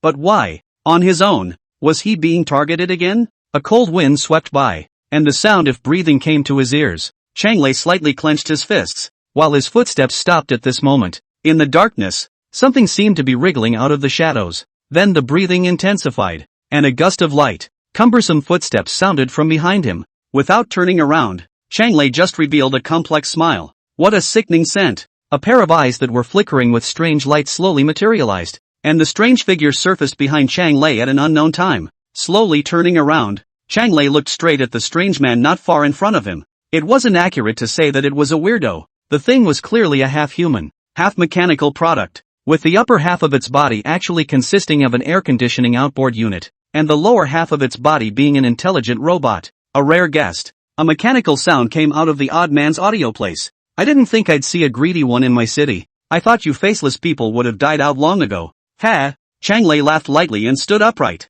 Aren't you crazy dogs of the inner world living well? From the moment the other party's breath flowed out, Chang Lei had already recognized the identity of the other party. This mechanical monster was none other than the outer demon of the Rai world, and it was also a captain-level outer demon. And the fact that he could appear here without being killed by the magical girl when he descended into reality was enough to prove his strength. What do you mean you stopped me here? I should be the one to ask you this. The mechanical outer Tao demon stared unkindly at Chang Lei and sneered. You guys disappeared for 7 years and then put your hands on our territory. What do you want to do? I can't understand what you're saying. Chang Lei's face remained unchanged, but a touch of confusion welled up in his heart. Since he had used up most of his origin power, the energy of the greedy one in his body had been minimal. Not to mention these outer demons. Even if the magical girl was in his face, it would be impossible to detect any difference in him. But this guy was clearly coming for himself. Can't understand? The indicator light on the mechanical outer Tao demon flashed twice, and immediately countless shadows began to wriggle out of the darkness, transforming into a humanoid creature that occupied both directions of the alleyway. Noticing that he was surrounded, Chang Lei frowned slightly. Plutonium Crumb's congregation? It's just a bunch of stragglers, but that amount. Just as Chang Lei was pondering, he heard the mechanical outer Tao demon continue. Greedy one, we're not enemies, but we're definitely not friends either, and I'm not interested in your schemes at all. But you seem to have crossed the line a bit. Crossing the line? The words of the mechanical outer Dao demon caused Chang Lei to faintly freeze, and then he violently thought of something, and a flash of realization flashed across his eyes. Without waiting for Chang Lei to have any reaction, the air conditioner external unit on the chest of that mechanical outer Dao demon violently began to rotate sharply, and violent gusts of wind swept out all of a sudden, filling the entire alleyway. The sound of air being torn apart rang out, and the silent, dimly lit alley burst into a clamor. Chang Lei subconsciously raised his hand to block it, and then he felt a heat wave coming, and the wet pavement of the alley became dry at a speed visible to the naked eye, and the puddles of standing water were all evaporated cleanly, with a piece of glass leaning against the wall not far away shattered by a congregation of medieval shavings. The claustrophobic alley was left without any more mirrors that could reflect light. After doing so, the mechanical outer Dao demon also slowly stopped. That way, you won't have a chance to escape. Looking at Chang Lei, whose face was somewhat gloomy, the mechanical outer Dao demon sneered. Yes, I've heard about those tricks of yours, and it's not an easy thing to trap you loaches, but it's not impossible. Unlike the greedy who possessed supernatural powers, most of the abilities of the outer devils were closely related to their bodies after incarnation, and the mechanical outer devil in front of him was clearly able to freely switch between hot and cold winds. While this ability isn't exactly damaging, it is, in a sense, extremely difficult to deal with if used correctly. Are you trying to break the balance between us? Chang Lei's gaze was a bit grim. We weren't the ones who fired the first shot, and you know in your heart what you've done. The mechanical exo-demon shifted, a pair of what appeared to be eyes emitting an ethereal glow. I'll give you a chance, greedy one, to bind your hands. As the words fell, the surrounding crowd of underworld scraps took a few steps forward, closing in on Chang Lei and surrounding him in death. Sweeping his afterglow over the crowd of underworld scraps behind him, Chang Lei dropped his sight on the mechanical outer Dao demon again. Are you threatening me, arrogant fellow? You asked for it. The mechanical outer Dao demon let out a low roar, but he saw that Chang Lei only shook his head slightly, unable to figure out what shenanigans the other party was up to. The mechanical outer Dao demon was about to make his move, but suddenly felt his immediate vision blur, and then the space on the surrounding walls suddenly began to distort. The originally hard wall suddenly became like jelly, softly rippling in a circle, followed by a phantom taking shape, only to see one silhouette after another with a human outline come out from among the walls. They were blurred all over, making it impossible to observe their entities, yet their presence was clearly felt. There was no warning. One of the undercrum congregation's head tilted and fell directly to the ground into a cloud of black mist. This was followed by a second congregation of medieval crumbs falling to their deaths. Any being touched by these shadows was stripped of life. How is that possible? The undercrum congregation was in an uproar. They tried to launch an attack on those shadows, but the footsteps of death were already slowly approaching. I've obviously cut off all the mirror passages to be sure. The mechanical outer Dao demon backed up in terror, turning his head to look for Chang Lei's figure, only to realize that the other party had actually disappeared at some point. Poof! Another one of the undercrum crowd fell to the ground. This bizarre scene completely froze the mechanical outer Dao demon. And beyond the alley, Chang Lei's gaze was icy cold as he gazed at the group of outer Dao demons in the midst of the dark environment. Wolf Rider, you've really gotten me into a lot of trouble. Murmuring softly, Chang Lei turned around and took a step in the direction of his home. No weird vapors, no wet pavement. All there is a bunch of self-inflicted exoteric demons. To the beginning and to the end. Chang Lei hadn't even stepped half a step into that alley. Chapter 88, Flying. The cold moon hangs high in the night sky. High above the sky between the clouds, a greenish light indistinguishable to the naked eye wrapped two figures quietly through the night sky. Gusts of wind whistled, which was mixed with the sound of dragonflies generally vibrating their wings. Senior, what's wrong? Let's just say, although I'm not afraid of heights, I don't often come to such high places, so can we change our position? Tang Cao stammered out as she dangled her feet in the air, looking down at the tiny city and the sedan the size of a seashell at her feet. At those words, Nan glanced down at Tang Cao. I can't help it. I used to fly alone. How could I ever experience carrying a person and a cat to fly? It's not like little Ash needs me to hold him.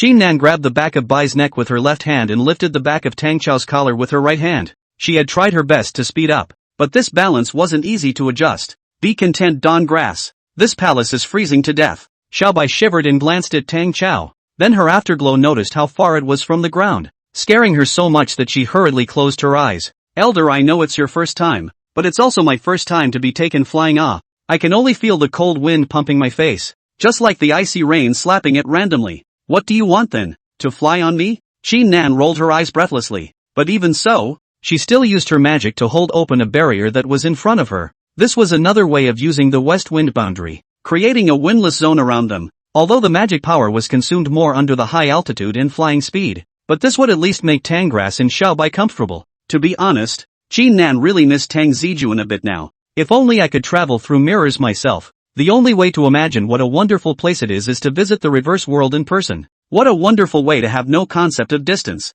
And although Tang Cao was a little nervous at first, after all, she had never even experienced bungee jumping before, much less the feeling of being lifted up into the sky like a plastic bag. But she got used to it after a few minutes. Ever since Xiaobai had told her earlier about magical girls being able to fly, Tang Cao had always had her heart set on experiencing the thrill of flight. At this time, being taken flying by Qin Nan, she was also considered to experience the feeling of flying in advance. Little White, when will I be able to fly like Senior? A magical girl's flight ability is something you can only learn after green level, and before that, your body's magical power simply can't handle that level of exertion. Little White now slowly recalled some of his lost memories after communicating with Qin Nan, and although it wasn't much, he didn't know as much as he did before when asked. Only she was a bit afraid of heights. She didn't dare to open her eyes at all, and could only tightly close her eyes in a mute subconscious explanation. Green rank? But isn't Senior a yellow rank? Tang Cao froze for a moment. Just listen to White continue.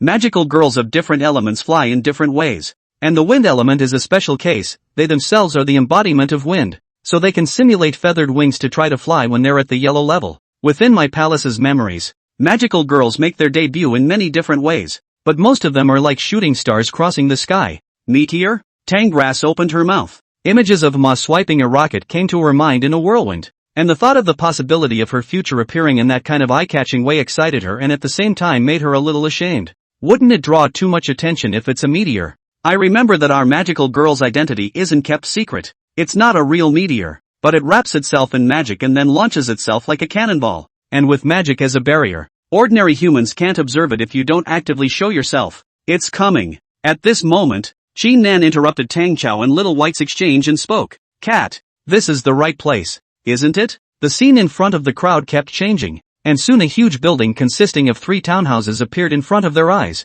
There weren't many pedestrians on the road, but since it was a downtown area, there were still quite a few cars on the road, and there were some couples who were walking out from among the buildings. Yes. Meow ah ah ah ah. White just opened his eyes and screamed in terror. She's seriously afraid of heights. Stop screaming. My magic can only hide my figure, but it can't erase your voice. Don't you dare expose us. Qin Nan couldn't help but speak. I can't help it. This place is too high. Xiaobai cried out. What a pout. Qin Nan laughed and shook his head. Then he spread his wings behind him and continued. Get ready. We're landing. Qin Nan's wings were composed of the wind element, and on the surface they looked like dragonflies, with 2 wings on each side and a wingspan of 3 meters. Observing the height from the ground, Qin Nan quickly found a suitable landing spot above the rooftop at the top of the building. It was off the beaten path and dark, the best place for them to land without alerting anyone. The green-colored light shadow mixed with the gale blasted down, and the 2 men and a cat swooped down lightning fast, rolling up a cloud of dust on the rooftop. But with the barrier of the west wind boundary blocking it, the dust didn't affect them. Tang Cao unloaded with a roll and landed perfectly, while Xiaobai rolled and fell out, unable to get up for half a day. Finally touching the ground, Bai's hanging heart was released. She knew very well that Qin Nan wouldn't throw her down, and even if she fell, Qin Nan had a way to catch her. But there was no way. Fear of heights was innate, and Bai just couldn't accept it for a while. Hurry up and get moving. After rushing for so long, that outer Dao demon is probably already running out from inside the gap. Qin Nan moved his somewhat sore arms and spoke, carrying Tang Cao and Xiaobai all the way. Even if she was a magical girl, she still felt a bit overwhelmed, not to mention that she was also severely depleted in magic power. I'll make a call first. Tang Cao also remembered the reason for her visit and immediately pulled out the cell phone in her pocket. However, Qin Nan shook his head. I just didn't see your friend from outside the international studios. She should have already gone in. Odds are she won't be able to hear me on the phone right now. Let's just determine the location of the outer demon first.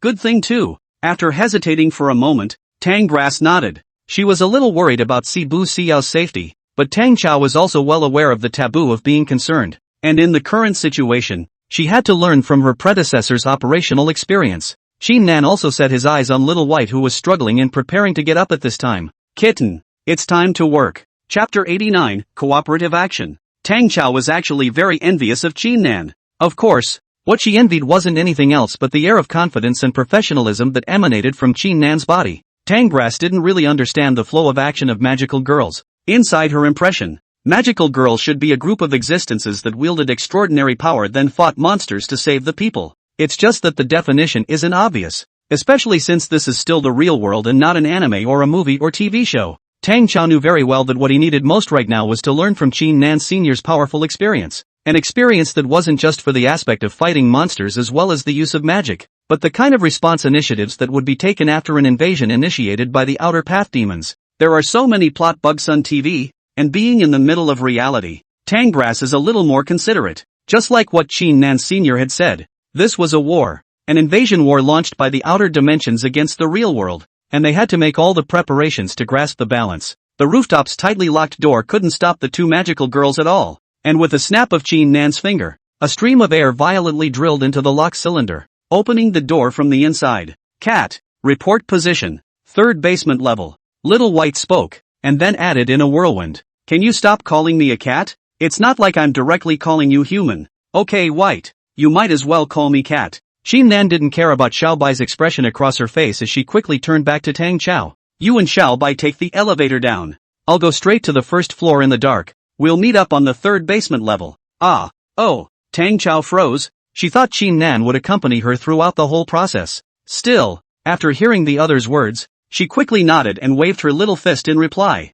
Don't worry, senior, I can do it alone. Qin Nan didn't have any nonsense, and after gently nodding, he stood at the position at the edge of the rooftop and unfolded his hands, directly lying down towards the overhang behind him. In the blink of an eye, Qin Nan's figure disappeared to the edge of the rooftop, leaving only an ethereal sound of wings flapping in the air. Looking enviously at where her predecessor had disappeared, Tang Cao slowly withdrew her gaze. Then she took a deep breath and quickly entered the building of the International Studio through the rooftop's gate. With a total area of more than 5,000 square meters, International Cinema was the largest modern cinema in Syracuse, though the 3rd underground floor was clearly outside the scope of International Cinema. So after hearing the location that Xiaobai exploded out, Tang Chao's somewhat tense heart loosened up quite a bit. Her biggest worry before was whether or not Su Xia would be in danger. After finding the elevator, Tang Cao quickly pressed the button for the 3rd basement floor, and as the elevator doors merged, the subtle sound of mechanical operation rang out. Looking at the floor number that kept flashing above the elevator instruction screen,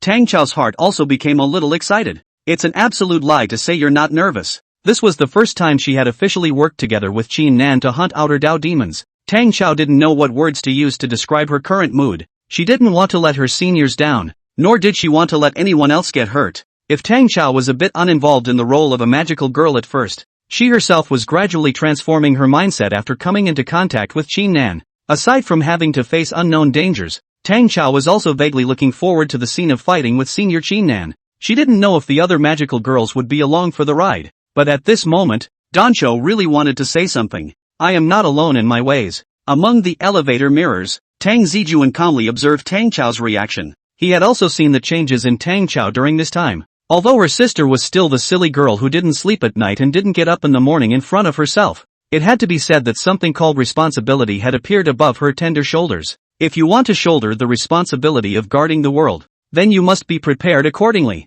And a good mind and a firm heart are the most crucial. Ash, my lord, I'm in. Little Ash fluttered his wings and quickly came to Tang Zijun's side. Do you think my sister is qualified to be a competent magical girl? Tang Zijun asked calmly, yet the light tone fell on Little Gray but brought a thick pressure. Of course I'm qualified. Ash didn't even think about it and directly raised his voice. Are you sure? Tang Zijun turned his head. Indeed, sure, but Tanggrass is too playful. This is a war after all, and with war comes death, and I don't want my loved ones to get hurt. Sighing, Tang Zijun sat helplessly on the sofa. To be honest, maybe it's because I have a different power at my disposal now, or maybe it's because I've seen even weirder worlds, and I'm now thinking that letting Tang Cao enter this world might not be a good thing. In that case, your sister really isn't qualified to be a magical girl. How dare you say that my sister isn't qualified? Tang Zijun frowned. Ash blushed. After a pause, he spoke in a rush. It's undeniable that your sister is exceptionally talented,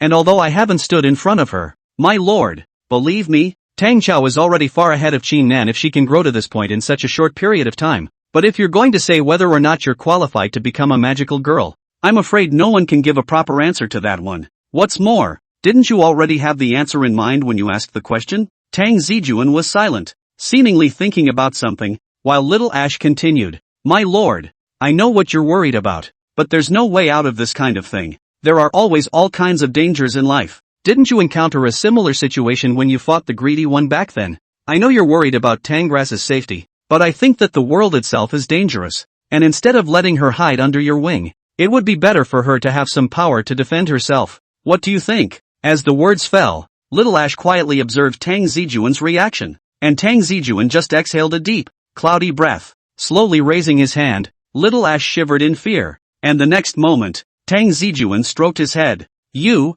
quenched in poisoned mouth, can actually say those words. Ha ha ha. Ash laughed dryly and didn't answer. Just at this time, a short ringtone suddenly came from Tang Zijun's cell phone. He pulled out his phone to look at it, only to find a green bubble message. Old liar. Small ball. Kicked by the feet. The Marabou Blossoms 21. 288,256. 288,257. 288, 2931. Tang Zijun? Chapter 90, Changlei's means. Staring blankly at the message on her cell phone, even the big-hearted Tang Zijun froze for a full minute before coming back to her senses. After raising his eyes to look at the sender's notes and avatar, and double-checking that the other party was Changlei, Tang Zijun slowly raised his hand and rubbed his brow. How come I didn't notice the old crook was so abstract before? Muttering in a low voice, Tang Zijun also knew that Changlei was looking for himself for something. Having dealt with him for more than a day or two, Tang Zijun didn't say that he knew the other party by heart. Right, but at least the most basic character and habits were still relatively familiar. Back when Changlei was still Hex, he loved to use this way to get himself into trouble. And now, while it does seem like he's changed a lot, I'm afraid it's still in his nature to be this kind of fidgety, cryptic maneuvering. Ash, what is it, my lord? Little Ash had been honestly standing by the side, and he had heard Tang Zijun's mutterings just now, but the timid one didn't react in any unusual way, and he just assumed that he hadn't heard them, and now that he heard Tang Zijun call out to him, little Ash's selective deafness was instantly cured. I have some temporary things I need to take care of, so please keep an eye on this place, and if there's anything out of the ordinary in Chang'an, call out my name in the mirror. Ha! Little Ash opened his mouth, his point of focus not on the fact that Tang Zijun had something temporary to do, but rather on the second half of Tang Zijun's words. Da, my lord, can I call you by your full name? Isn't that a bit? Looking at little Ash's forced docile appearance, Tang Zijun couldn't help but laugh dumbly. It was true that the kind of owner would have the kind of pet, and although Chin Nan and Little Grey were partners, this saying was very appropriate for both of them. It's also because Ash is a parrot. Otherwise this kind of acting would have to be a movie star. It was said that dogs were loyal ministers and cats were treacherous ministers, while Ash gave Tang Zijun the feeling of being more like a eunuch, and the kind of very resourceful little eunuch at that. It's okay, I agree. Waving his hand, Tang Zijun said with a smile. If he wasn't in a hurry to go and see what had happened on Changlei's side, Tang Zijun still quite wanted to chat with Ash more. Taking a step into the screen of the television set, Tang Zijun's figure blinked and disappeared amongst the mirror reflections. After re-entering the reverse world, Tang Zijun once again opened his cell phone to look at the secret code that Changlei had sent to him. The odds were that this line of text was some sort of decrypted message again. It had been 7 years since he had touched this type of thing, and Tang Zijun could only feel the dead memories attacking him again. But then it was then and now it is now. Having taken control of the reverse world himself, he no longer needed to accompany Changlei to play guessing fun. After determining Changlei's coordinate location, Tang Zijun quickly found the passageway connecting to that place,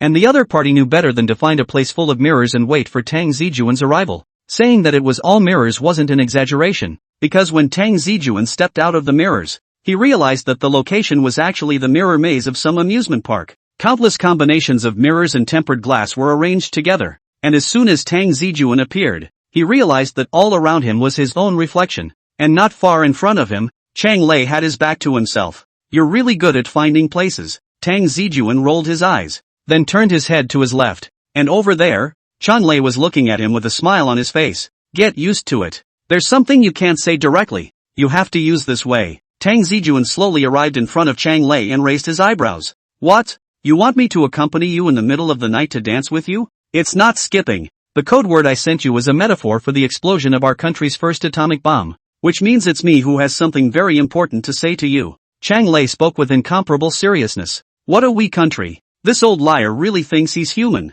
What the hell happened? Tang Zijun asked. I'm being followed by the outer demon bastards. Chang Lei didn't sell his words and spoke directly. And upon hearing his words, Tang Zijun had no more intention of joking, and his face instantly became serious. Are you okay? It's okay. Seeing that Tang Zijun's first reaction was concern for his own safety, Chang Lei also smiled a bit and then continued. Although I've lost most of my power, I'm not so threatened by those trash. Don't be a hero. You're not a senior cadre anymore. Tang Zijun frowned. Then he opened his mouth again and asked, how did they set their sights on you? If I remember correctly, you don't have half the aura of a greedy person on you right now, and as long as you don't make a move, no one will be able to notice that you're any different from the others. At first I was quite strange, but then I thought about it and realized that after 7 years of silence, you found me on the front foot, and the scum of the rival worlds were on me on the back foot. I'm afraid. Do you suspect? Tang Zijun's eyes stared, instantly understanding what Chang Lei was trying to convey,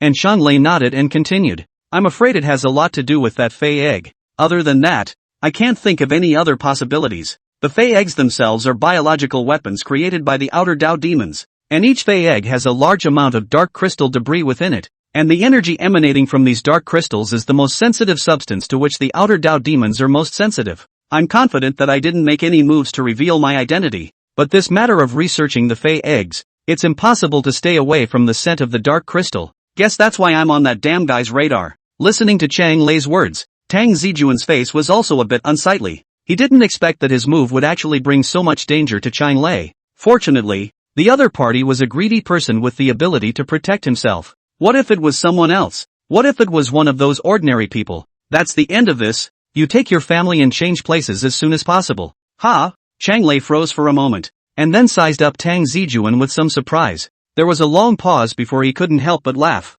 What do you mean? Just tied me to the boat is ready to fire my squid ah. In order to earn you this money I have quit my job. You now give me this out. I'm not joking with you. This is too dangerous, Tang Zijun said in a deep voice. Right now they're just following. What if they make a move on you? Who says they didn't do it? Chang Lei asked rhetorically. Spinning around, he didn't hide anything, telling Tang Zijun all about his encounter with the encirclement of the outer demons on his way home. After listening to Chang Lei finish his narration, Tang Zijun frowned. It's my mistake.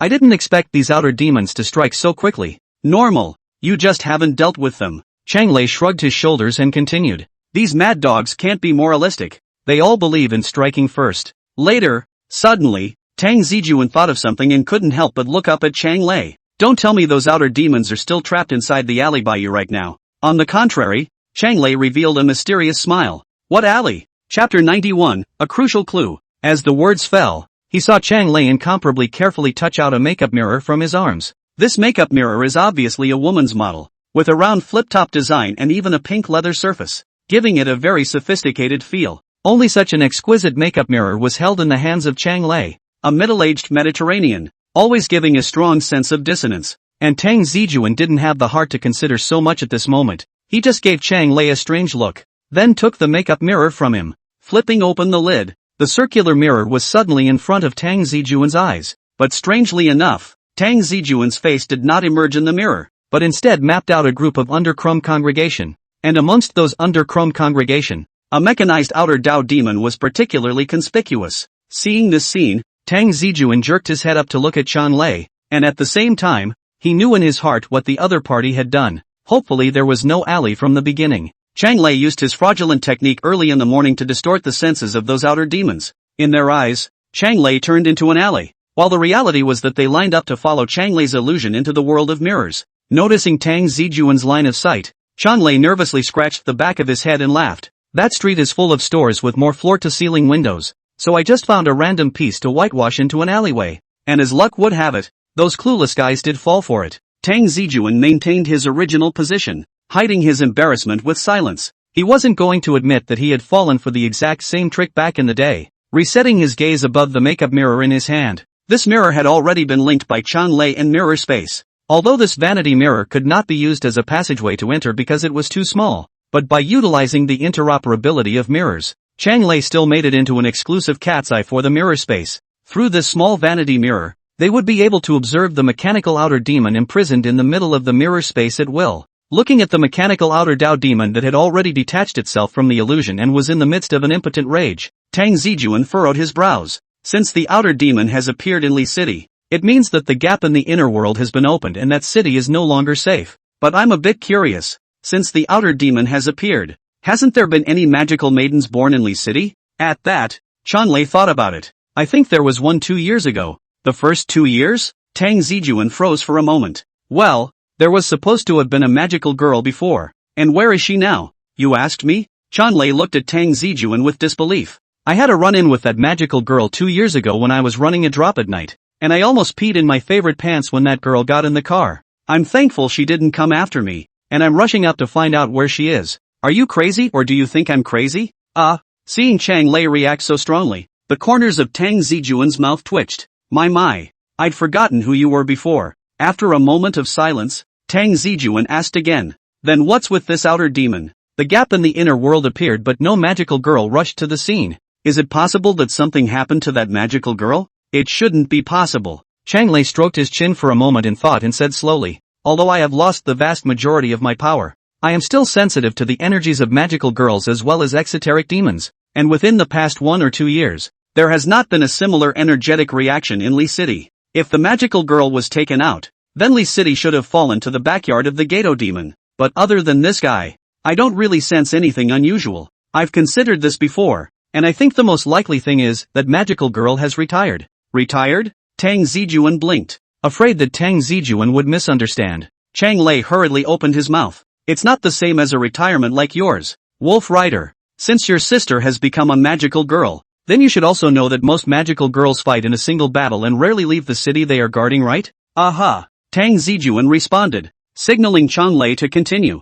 But the fact is that magical girls also have the option to retire. And the gap between the Rikishi world and the real world is not set in stone. The gap is born after a city's negative energy approaches a critical point. But if the negative energy decreases, accordingly, the gap disappears and briefly closes the passage between the two dimensions. Tang Zijun said thoughtfully, I see. What you mean is that the magical girl managed to hold out until the gap closed. Then she left the city when she thought her mission was over. Yeah, so I'm guessing that this guy, the outsider demon that was accidentally overlooked by that magical girl, has been hiding somewhere and has been alive until now. Chanlei explained. Actually, Lee City is still quite safe. It's not as bad as you think. Furthermore, I can't bring my family to leave. I've already paid my money and I can't return it. Tang Zijun looked at Chanlei and didn't say anything for half a day. He knew that Chanlei was not inseparable. He was just giving himself a step. Thanks. What did you say? Chanlei pulled out his cell phone, and the camera focused on Tang Zijun's face. I didn't hear. Please say it again. Tang Zijun stared at Chanlei breathlessly, and then he whirled around to bring the topic to business. How about that fey egg? Didn't you say you'd give you a week? It's been a week. Have you found any valuable clues? Hearing Tang Zijun's question, Chanlei also tightened his smile and spoke. To be honest, researching bioweapons isn't really my specialty. It might have been better to get the contemplative over here instead. It's a shame you gave him a kick in the ass back in the day, but it's not like there hasn't been anything to show for it in a while. Oh, tell me in detail. Tang Zijun raised his spirits. I found an unprecedented energy reaction inside the fey egg, distinguishing it from dark crystal and negative energy, as well as other bloodthirsty, murderous lustful emotions. That kind of energy is going to seem a bit more positive. Positive energy? Tang Zijun frowned. It's not that sunny. It just seems special compared to the energy of the outer demons. I haven't figured out the specifics yet, but I'm guessing that the fact that those guys can appear in the sunlight shouldn't have anything to do with this energy. Chanlei made a calculation in his mind and then said, tell you what, you give me a few more days. I'll try to extract all this energy, and I might be able to find more useful clues then. Chapter 92, Demon Hunting in the Far East. Far East Tower, one of the largest shopping centers in Syracuse. This neighborhood not only blended a variety of commercial streets and food courts, but its building also boasted a number of entertainment facilities inside, and the International Cinema, where Susiyo had booked her ticket, was located on the 4th floor of the Far East building, and on the 3rd basement level of the building, a wide variety of equipment was stored. To be precise, this should not be considered the real 3rd basement level, but an equipment mezzanine. There are not only various large-scale firefighting facilities installed inside, but also air conditioning central control systems, water supply and drainage equipment, elevator control equipment, and other large-scale infrastructures. There are many people who do not know that there is such a floor full of chassis equipment inside the Far East building. Normally, it's a no-man's land-like state, and no one other than the staff will enter it voluntarily. Not to mention that it was still the middle of the night, and there was no sign of any biological activity in the area other than the roar of the chassis running. However, just at this moment, a touch of green color quietly appeaed. Giving this steel jungle came a trace of unusual vitality. In the midst of the winding and intertwined metal pipes, Shin Nan's figure flickered away, his toes lightly tapping on the ground without making any sound. It should be right around here somewhere. Shin Nan mobilized his magic power while vigilantly observing his surroundings. I'm in position. Don Cho. Cyan eyes glittered in the dimness, and with the help of magical vision, the entire equipment level was suddenly transformed into something else. At this time, the environment presented in front of Shin Nan's eyes has not been the same as that seen by ordinary people's naked eyes, only to see a faint black smoke floating in the air, and some of the metal surface layer also has traces of erosion. These were the traces of the outer demon after it had appeared, and to be precise, this place was a spatial superposition state created after the gap between the real world and the inner world had been opened. After the gaping hole appears, the aura of death from the Rai world pervades, an energy that not only harms life in the real world, but even traumatizes reality itself. Any real-world creation is more or less invaded and distorted by the energy of the inner world when it comes into contact with it, and even these chassis devices are no exception. Elder, I've arrived as well. Tang Cao's voice floated in his mind, and Shin Nan couldn't help but nod. Not bad, to be able to meld the telepathic abilities so quickly, and to be able to accurately receive and reply to one's connection. Tang Cao's talent was truly outstanding. I have scouted ahead. This is indeed the location of the gap, but I didn't see any traces of the outer Dao demon. Shin Nan stood firmly and carefully sensed the situation around him, and then he continued to reply. Don't be in a hurry to come over. Let Xiaobai determine the location of the outer Dao demon again. There's a good chance that thing isn't on this floor anymore. The aura here is a bit cumbersome. I feel that all around me is the aura of the outer Dao demons. There must be something interfering with my ability to perceive. Kahaku's voice rang out, sounding a bit exasperated by her emotions. At those words, Shin Nan responded after a quick thought. You guys came down in the elevator. I took the fire escape. If neither of us found any clues, there must be other routes out of here. As he was speaking, a rustling sound suddenly sounded around him. Shin Nan frowned and swept his gaze across, but he saw a single black figure wriggling out from the shadows. Those guys were like Play-Doh, burrowing out of the shadows in an extremely bizarre manner and rapidly expanding into human form. An inhuman murmur went up. Within a few breaths, this group of humanoid monsters emerged from all directions and surrounded Shin Nan. Elder, I've found it. There's another staff passageway on the third basement level. Little White and I are heading that way. At that moment, Tang Cao's voice rang out. Looking around, Shin Nan looked at the crowd of underworld scraps that surrounded him, and a cold smile appeared on his face. You go after them first. I had a little accident on my side. Don't worry, I'll be able to catch up soon. The telepathic voice dispersed, and the amethyst dagger juggled its blade in his hand, after which Shin Nan hooked his finger at the crowd of undercrum. Finally can't help it? Good. Auntie will play with you. Goo la la la la. The undercrum crowd pulled out their sides and gradually approached, and Shin Nan smiled even more. Together. On the other side, hearing Shin Nan's voice, Tang Cao's footsteps lurched and stopped directly. What's wrong, Don Grass? Seeing this, Xiaobai immediately turned around and asked. Senior's side seems to be in danger. Tang Cao frowned slightly. Should we go help? She's only one person. Since the telepathic communication of several people was all on the same frequency, Xiaobai also heard Shin Nan's words, and she shook her head and said with a straight face, Don't worry, your predecessor isn't that weak. Even if she has consumed some of her magical power, there is currently no outer demon that can threaten her in Snow City that can descend. The invasion of the outer demons is completely different from the greedy ones of the mirror plane. Since the mirror plane and the real world were in the same location, separated by the reverse world, any greedy person with enough power could easily cross the reverse world to invade reality. On the contrary, the Li world was different. Just like Chang Lei had said, it was extremely difficult for a low-dimensional world to invade a high-dimensional world, or else Tang Zijun wouldn't have been passive and entered the dream world both times. For the Rai world, only after the negative energy of a certain place in the real world reaches a critical point, the two worlds generate a corresponding channel, and they can have a chance to invade reality. This channel is the so-called gap, only that there are big and small gaps,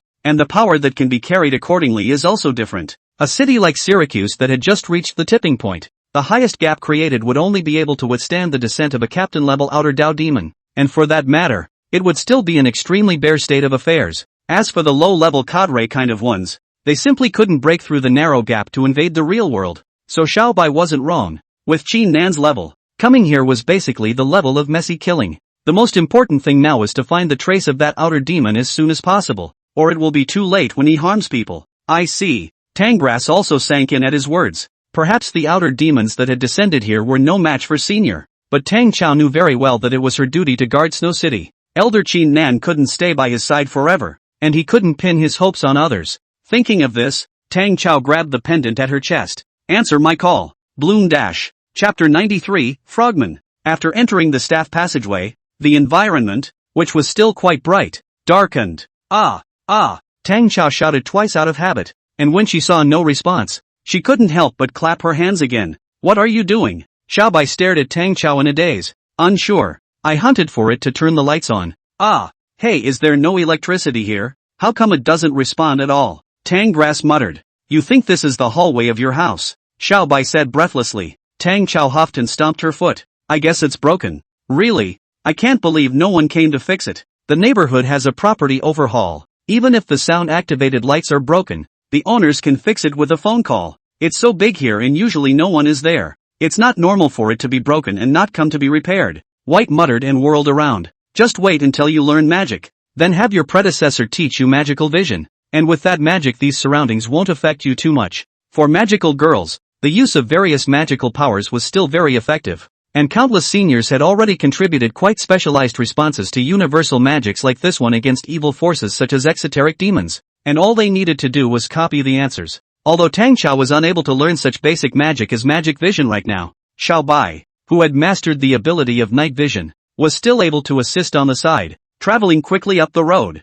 The one man and one cat soon found the traces left behind by the outer Dao demon. Looks like we're on the right track. White stopped in front of a white metal gate. What did you see? Tang Cao asked curiously. She was able to feel the thick negative energy around her, but didn't notice anything out of the ordinary. He saw White take 2 steps forward and looked at the location of the white gate and opened his mouth to reply. Pay attention to the rust stains on the door. These are the effects of the breath of the inner world. When outsider demons first descend from the gap into the real world, they have the heaviest amount of negative energy in them, and that makes them affect their surroundings when they act. Listening to Xiaobai's explanation, Tang Cao reached out and touched the rust, and indeed felt a vague sense of unease. This was a feeling that was difficult to describe in words. Just the touch of the fingertips, Tang Cao rose a sense of repulsion, and from the bottom of his heart, he wanted to stay away from these things. As soon as she pulled open the door, Tang Cao quickly rushed out, her eyes scanning the scene outside the door, only to realize that this was actually the commercial floor of the building.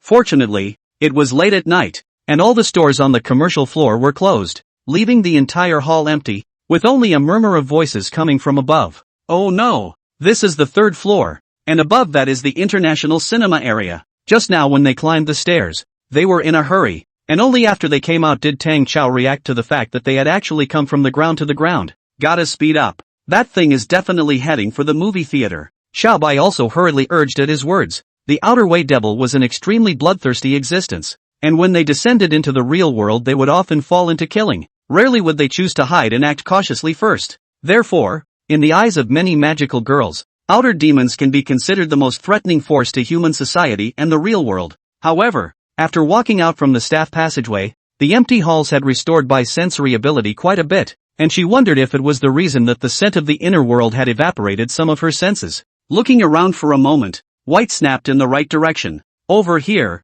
follow me. After saying that, Little White instantly transformed into a white figure and ran out furiously, while Tang Cao didn't hesitate to follow directly. After learning that magic affects electronic devices such as surveillance, Dancho's actions were liberalized quite a bit. As long as she wasn't seen by anyone else with the naked eye anyway, there was no point in worrying about whether or not she'd be caught on some camera. After ascending up the escalator to the 4th floor and rounding a corner, a bizarre figure did appear in Tang Cao and Xiaobai's field of vision. It was a humanoid creature that looked like a frog, all dark green with smooth skin, and since her back was turned to Tang Cao, she could even see a section of the thing's tail. The froggy exodemon was staring at the waitress inside the bar with 2 bizarre eyes the size of kettles, looking away from him, when he heard footsteps behind him and snapped his head back. It didn't matter if he didn't turn around. Once he did, he directly startled Tang Cao. The huge eyeballs of that frogman exodemon bulged out from the top of his head. His inhuman pupils flickered with a weird and greedy light, and his mouth was incredibly wide and cracked open while revealing sharp teeth.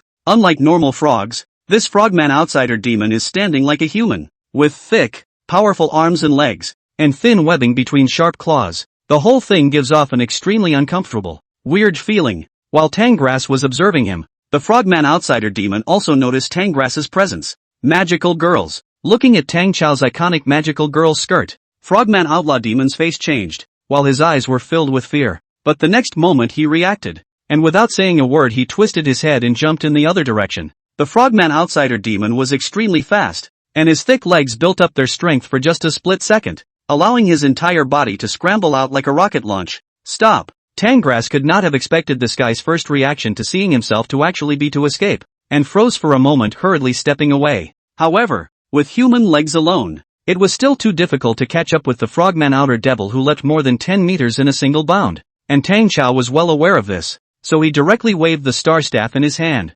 Without any sign, with a flash of white light, the temperature of the entire hall suddenly plummeted, as if a cold wave was coming, and a piercing cold wind violently swept across the entire floor. The waiter at the movie theater bar winced and turned his head suspiciously to look at the central control room. Who turned the air conditioning down so low? The moment the waiter turned his head, in the aisle far behind him, Tang Cao and Xiaobai's figures thundered across and disappeared around the corner. The frogman outer devil, who kept jumping in an attempt to escape, was also caught up by this cold current at the moment. Bang! The extreme cold temperature caused his entire body to freeze, and with a muffled sound, his body followed the inertia and slammed directly onto the ceiling before falling heavily. An ice elemental magical girl? Damn it! The frogman grinned, his mouth crisscrossed with sharp teeth, but even so, it still couldn't hide the fear in his eyes. Not being able to think carefully, the frogman outsider demon struggled to get up and was ready to continue escaping. However, just as he made his move, a sense of crisis surfaced in his heart.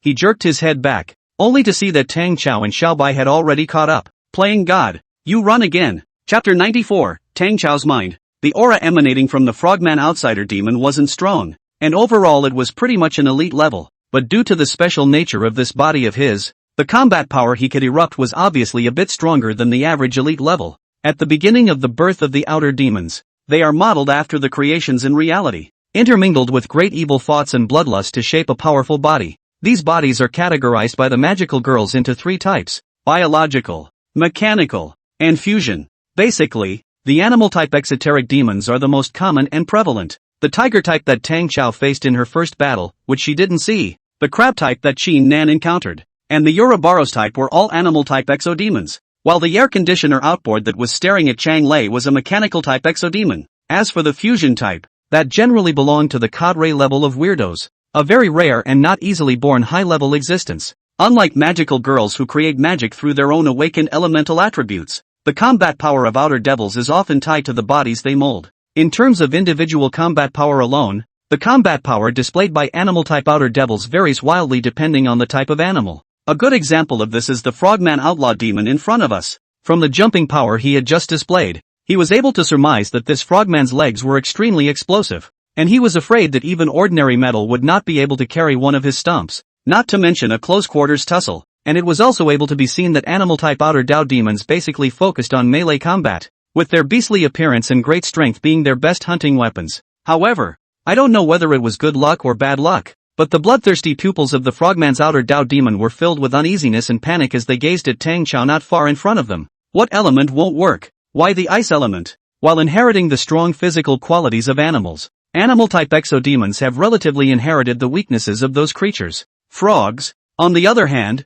are thermophiles that do not have the ability to self-regulate their body temperature, so their own body temperature plummets when the surrounding temperature is cold. Standing slightly still, the frogman outer Daoist devil only felt a wave of drowsiness coming over him. That was a sign that this body was about to enter hibernation in the face of hypothermia. Little White also noticed this, and immediately opened his mouth in excitement. Good chance! Hurry! Tangras had already prepared for the battle as she violently swung her star staff, and a beam of pure light instantly blasted towards the frogman outer Dao demon's position. A sense of crisis gripped his heart. Frogman outer Dao demon strongly braced his stiffened body and dodged towards the side. The beam of light dangerously and incomparably grazed his body, instantly forming a frost on the ground. The piercing coldness had completely slowed down the speed of the frogman outer Dao demon, and even he was already putting his best foot forward to even dodge Tang Cao's attacks. A shot to the body doesn't stop Doncho. The star staff traced a trajectory in the air, and the frogman outer Dao demon only felt a coldness under his feet,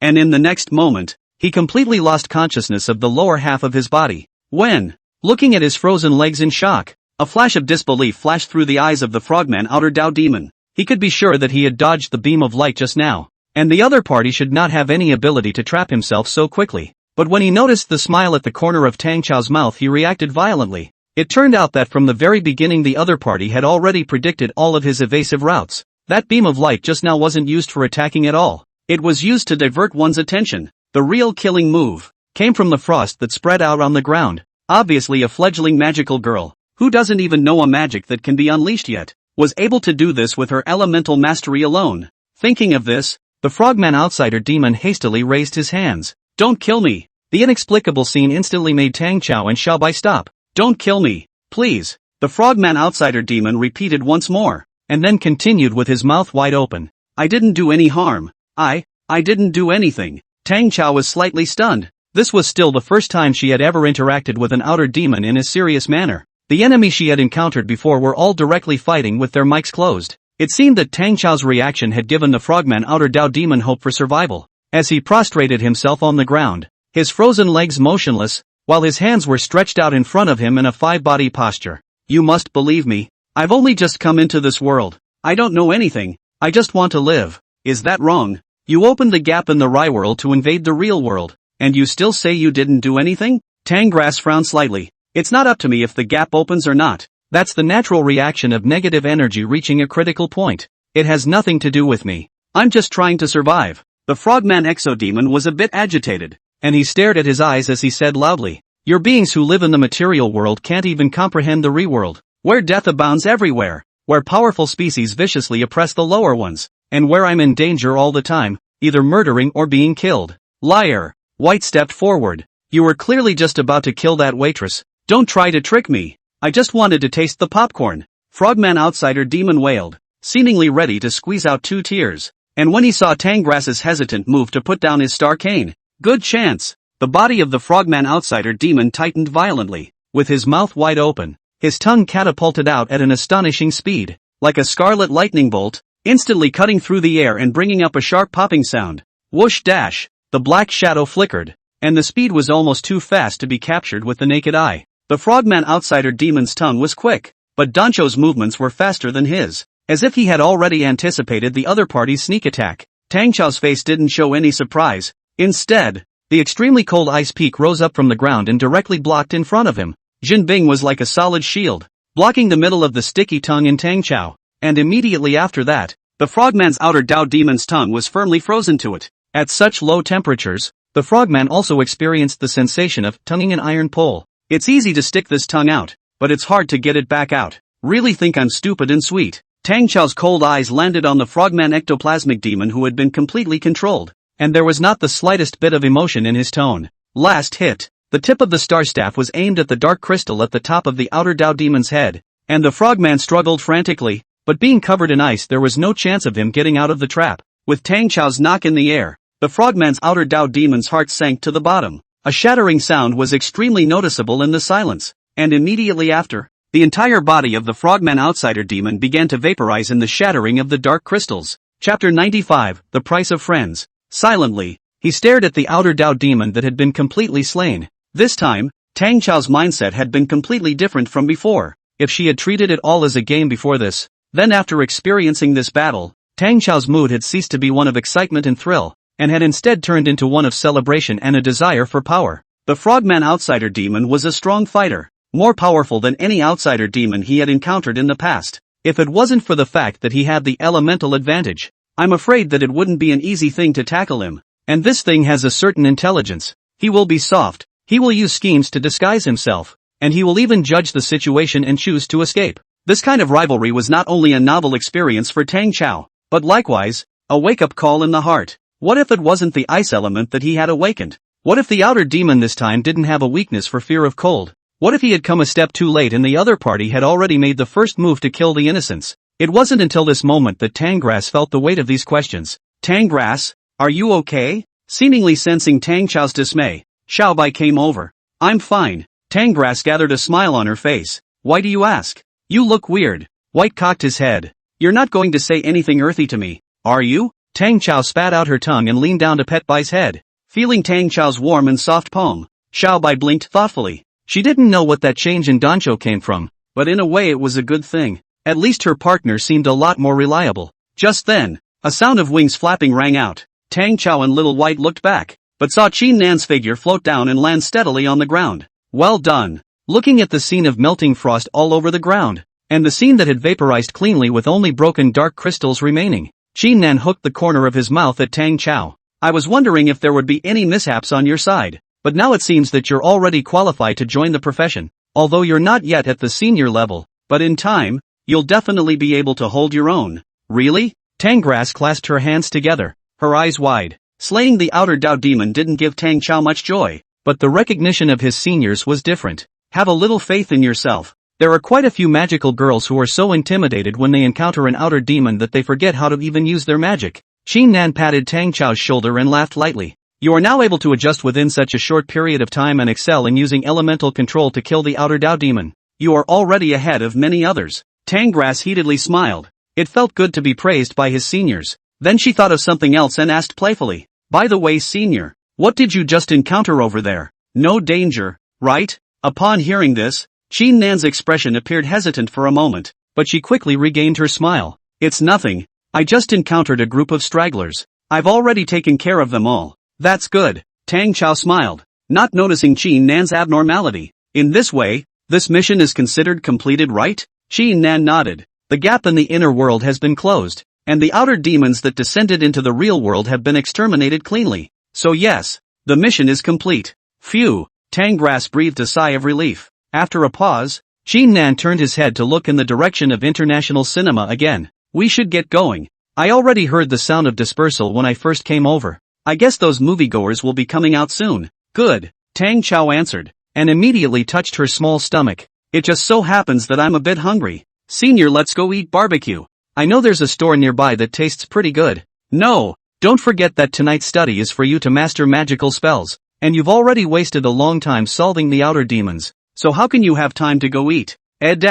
Don Grass pulled a long note. Originally, you were already able to get started. I've said I'll take care of things over here, but as a result, you had to follow me here, Qin Nan said, frowning tightly as she stared at Tang Cao. Elder, don't worry, I'll definitely be able to gather magic spells tonight. I promise. Tang Grass pouted and made a pitiful face. Seeing this, Qin Nan also couldn't help but helplessly shake his head. Never mind. Seeing as you've done an excellent job on your mission, buy some food when you pass by later. Yay! Love you, senpai. Hearing this, Tang Cao was immediately happy. As soon as she picked up Little White, Tang Cao happily spun around and took a brisk step in the direction of the fire escape. Looking at Tang Chao's back, Qin Nan's expression slowly closed and she sighed quietly. In fact, she had just wanted to remind Tang Cao that there was a problem regarding the identity of the magical girl, although she didn't know who that Su Xia was. But looking at Tang Chao's reaction, she understood that the other party must be a very, very important friend in Tang Chao's heart.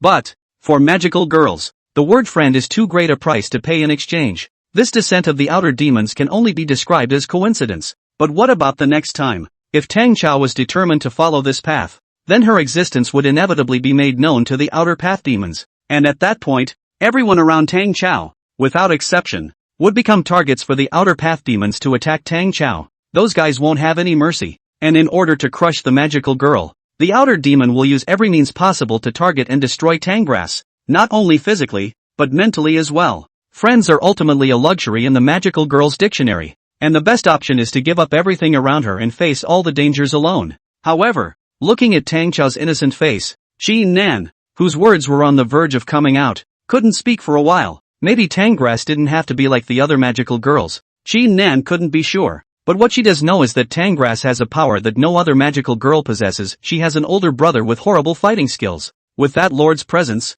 there should be no possibility that the outer demons would threaten the friends around Tang Grass. Just as he was thinking about it, Tang Chao's voice came from far away. Elder, come quickly. Who? Qin Nan responded, spinning around and suppressing the thoughts in his head. Just as well. It was better to leave this kind of thing to Tang Zijun's headache. He was merely a private tutor who was paid to do things. A thought rises out of thin air, and one suddenly realizes that heaven and earth are wide open. Looking at Tang Cao, who was waving at him, Qin Nan reappeared with an easy smile and lifted his feet to follow. And in the meantime, in the middle of the mirror realm on the backside of the real world, Tang Zijun, led by Chang Lei, quickly arrived at the mirrored space where the mechanical outer Dao demon was located. Chapter 96, Interrogation. Mirror space, itself, was a generic term for the small worlds among the mirror realms. Unlike the reverse world and the mirror plane, mirror space tends to be a kind of carry-on space uniquely their own, controlled by certain greedy people. However, all of these portable spaces belong to the mirror plane,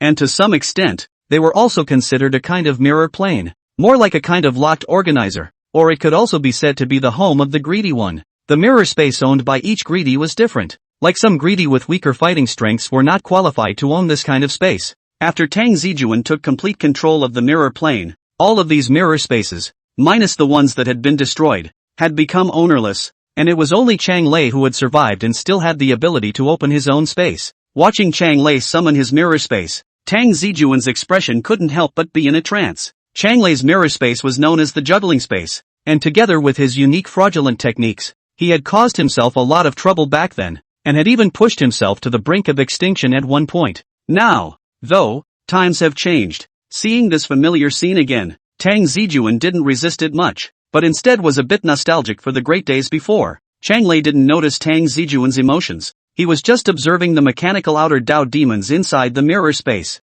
Are you ready, Wolf Rider? Interrogating these mad dogs is no easy task. Oh, Tang Zijun raised an eyebrow. That's interesting. It's okay. My favorite thing is to gnaw on hard bones.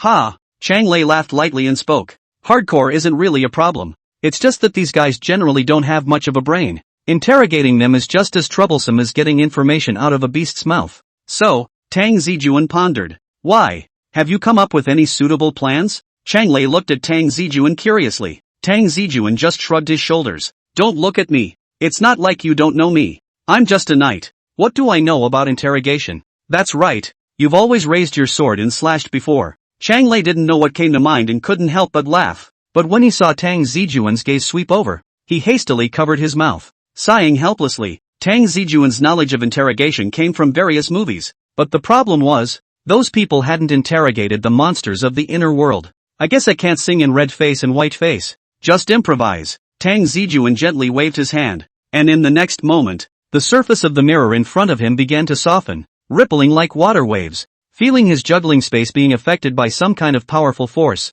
Chang Lei didn't show any surprise, but silently followed Tang Zijun's footsteps and entered the mirror together. Inside the trick space, the mechanical outer devils and the undercrumb crowd had detached themselves from the illusion. It was also after seeing the scene around them that they realized with horror that they had actually been unknowingly caught by that greedy one in the mirror world. At this moment, sensing Chang Lei's appearance, the mechanical outer Dao demon was instantly enraged from the bottom of his heart, and with a roar, he charged directly in the direction of Tang Zijun and Chang Lei. The next moment, a silver light flashed across the field of vision. Before the mechanical ectoplasmic demon could see what was happening, he felt his advancing body stiffen. The upper body of the machinery slowly tilted, wires and parts exposed and glittering with golden sparks. The broken section was smooth. Even the chopped wires didn't present any irregularities. The electromagnetic eyes of the mechanical ectoplasmic demon flickered, as if wondering what was going on. A whirlwind of heavenly rotation struck him, and his lower body remained in a forward stance while his upper body slammed heavily into the ground.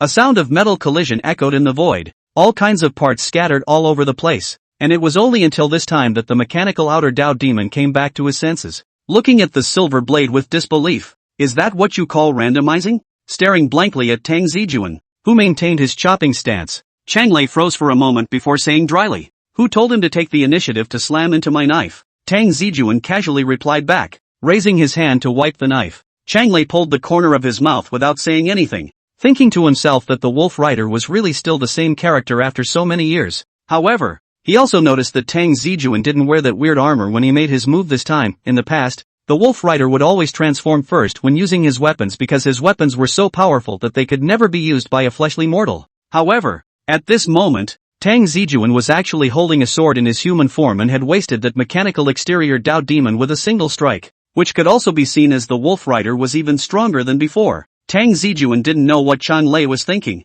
He just carried his sword towards the mechanical outer Dao demon. Those underworld scraps congregation felt the oppressive force on Tang Zijun's body, and one by one, they all subconsciously kept backing away, not daring to take half a step closer to Tang Zijun at all. But Tang Zijun had no intention of letting them go. There's no point in having a motley crew that can't talk. The cards at his fingertips turned into a stream of light in the blink of an eye and converged on top of Tang Zijun's palm, forming a shotgun full of metal. Raising the muzzle of his gun, he didn't give the crowd of underdog scraps any time to react, and with a crisp boom, sharp bullets erupted. The mechanical outer Dao demon was so scared that he blocked his eyes with the arm that was still able to move, but he soon realized that the other party's attack wasn't directed at him. Bang, bang, bang, bang, one by one. The crowd of underworld scraps couldn't even send out a miserable scream. Instantly turning into a roiling black mist, Tang Zijun's figure gradually approached, blocking out the strange light. For some reason, the mechanical outer Dao demon actually felt a sense of suffocation. Tell me, what the hell are you guys playing at? The mechanical outer Dao demon froze, seemingly dangling from the shot Tang Zijun had just taken. Greedy ones, are you guys preparing to go to war with Ryworld? Then, the indicator light on his head suddenly flashed, and his tone became a bit disbelieving. No, you're not a glutton. What in the world? Tang Zijun's figure stopped in front of the mechanical outer Dao demon, his tall figure occupying almost all of his field of vision, and a terrifying aura enveloped him. To be honest, I really don't have a lot of time today at all, so you'd better not waste your time. Be honest and tell me everything I want to know, and I can give you a pain in the ass. Saying that, Tang Zijun pressed the muzzle of his gun against the top of the dark crystal at the left eye of the mechanical outer Dao demon. Tell me, what means did you use to study those foreign beasts that can appear in the sunlight? The mechanical outsider demon's mind was a little knotted, as if the mechanical program in his head was malfunctioning. Staring blankly at the Tang Zijun in front of him, he pondered for a moment before asking back in an odd tone, what can appear in the sunlight as a fae? Chapter 97, The Great Conspiracy. Tang Zijun frowned slightly and turned his head to lock eyes with Chang Lei. Spinning around, he then set his eyes on top of the constantly flashing signal light of the mechanical outer Dao demon. You don't know? Know what? A few sparks erupted from the wires in the cross-section of the mechanical exodemon.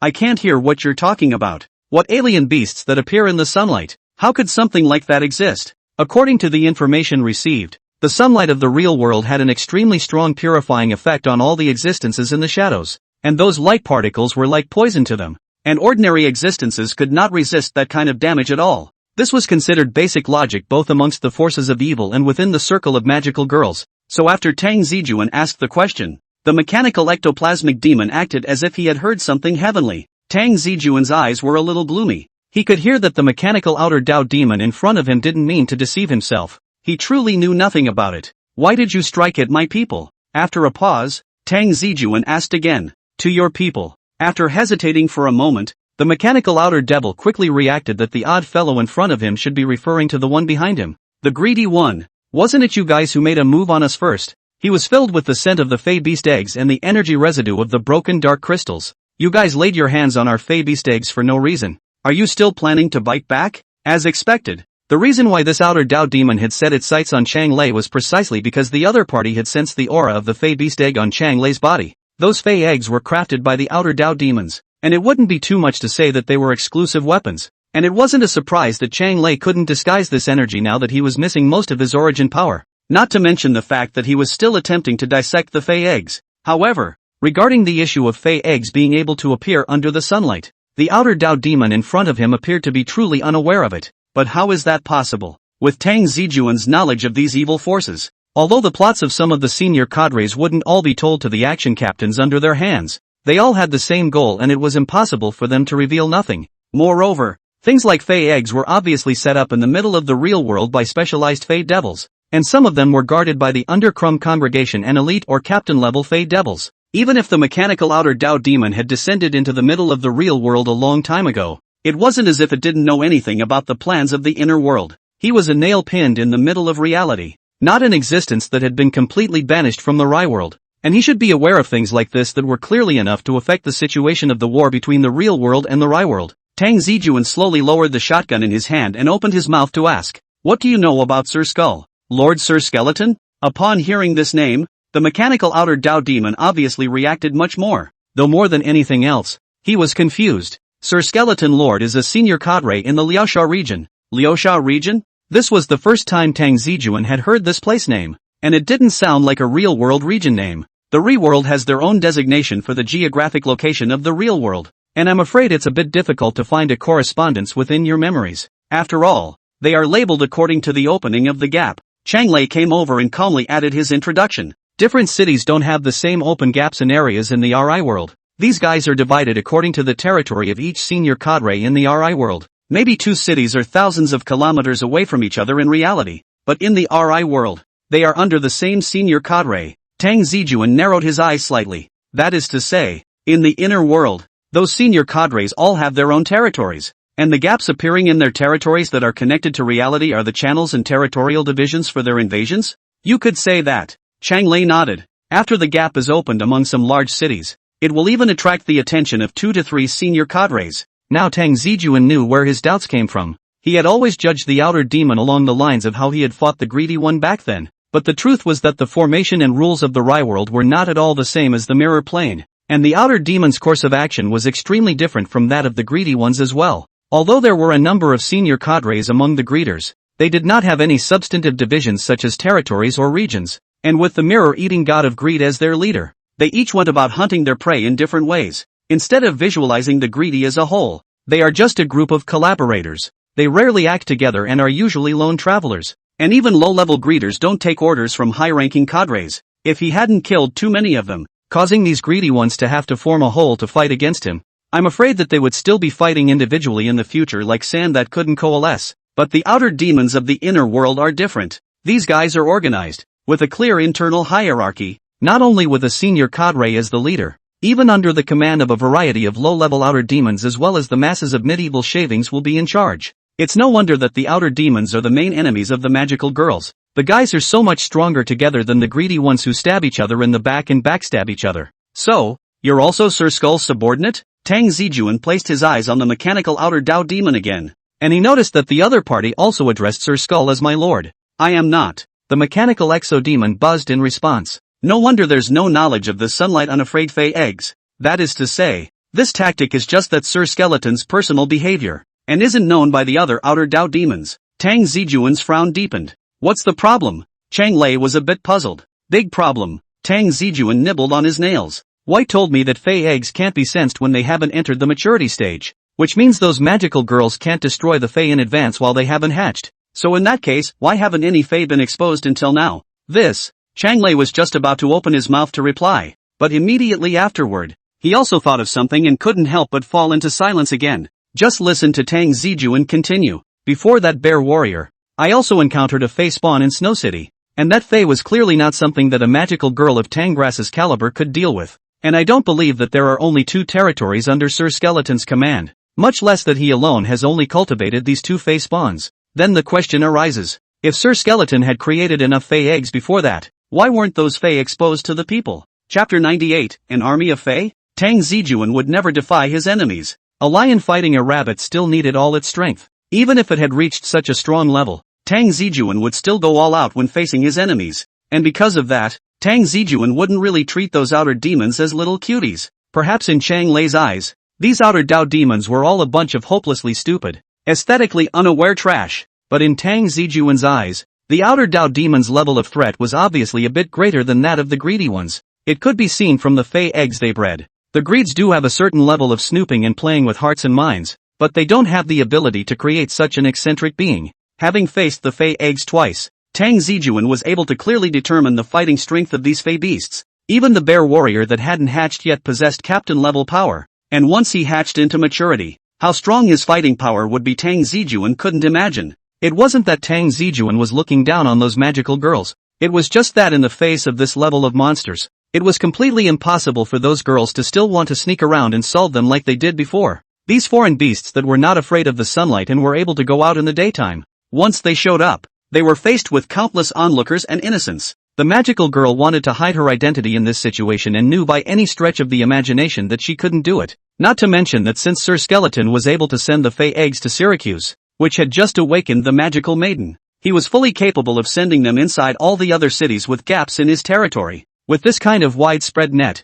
Tang Zijun couldn't believe that it hadn't been exposed for so long. Even if the magical girl's magic power could interfere with the surveillance, once a witness appeared, with today's information network, it would definitely spread out in a hurry, and even cause greater concern. But the fact that so much time has passed with no news coverage of the matter, much less any information appearing on the web, is in itself a very surprising thing. And Chang Lei also realized the seriousness of the problem as well as the degree of weirdness. as he stroked his chin. It does sound a bit strange when you put it that way. With the thought process of the outer devil, having the Fae exposed to the eyes of the world should be the most preferable option. These evil creatures born of negative energy are very keen on people's negativity. The greedy look for quality, so they will target a person and squeeze out all their negativity before choosing their next target. The outer demons, on the other hand, are much more relatively unrestrained, and they tend to focus on numbers, not seeking to take negative energy from individuals, but to keep hunting down more and more people to fill their needs with more and more lives. Under this habit,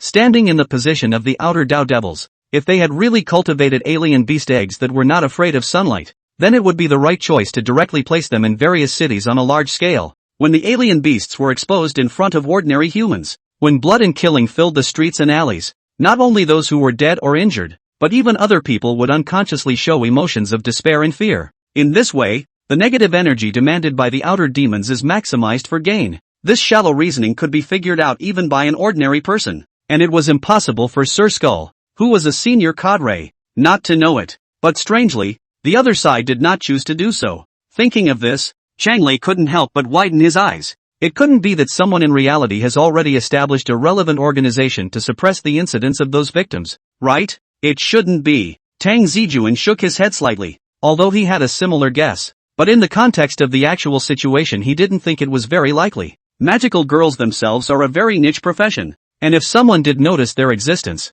then surely they would reach out to all magical girls to establish an organization as much as possible. It's just as well that a newly awakened one like Tang Cao, Qin Nan has been floating outside alone for over 2 years. If there really is such an organization, it should have already pulled Qin Nan into the fold. And the bottom line is that if a Fae and a magical girl were to fight in broad daylight on the streets, even if someone tried to squash the matter, do you think that would be possible? At those words, Chang Lei froze, and then also gave a thoughtful lurch. That's right. For something this big, it's impossible that there's no wind at all. Chang Lei could be very clear about how attached Tang Zijun was to his sister. And after learning that Tang Cao had become a magical girl, the other party should have tried to look for it through the reverse world. If a similar organization really existed in the world, there was no need for him to even say it. Tang Zijun himself should have already found it. Now is not the time to discuss whether the magical girl is exposed or not. The key lies in where exactly those foreign beasts are. Are you suspecting that the reason why those alien beasts were not exposed was because Sir Skeleton recycled them all after they hatched?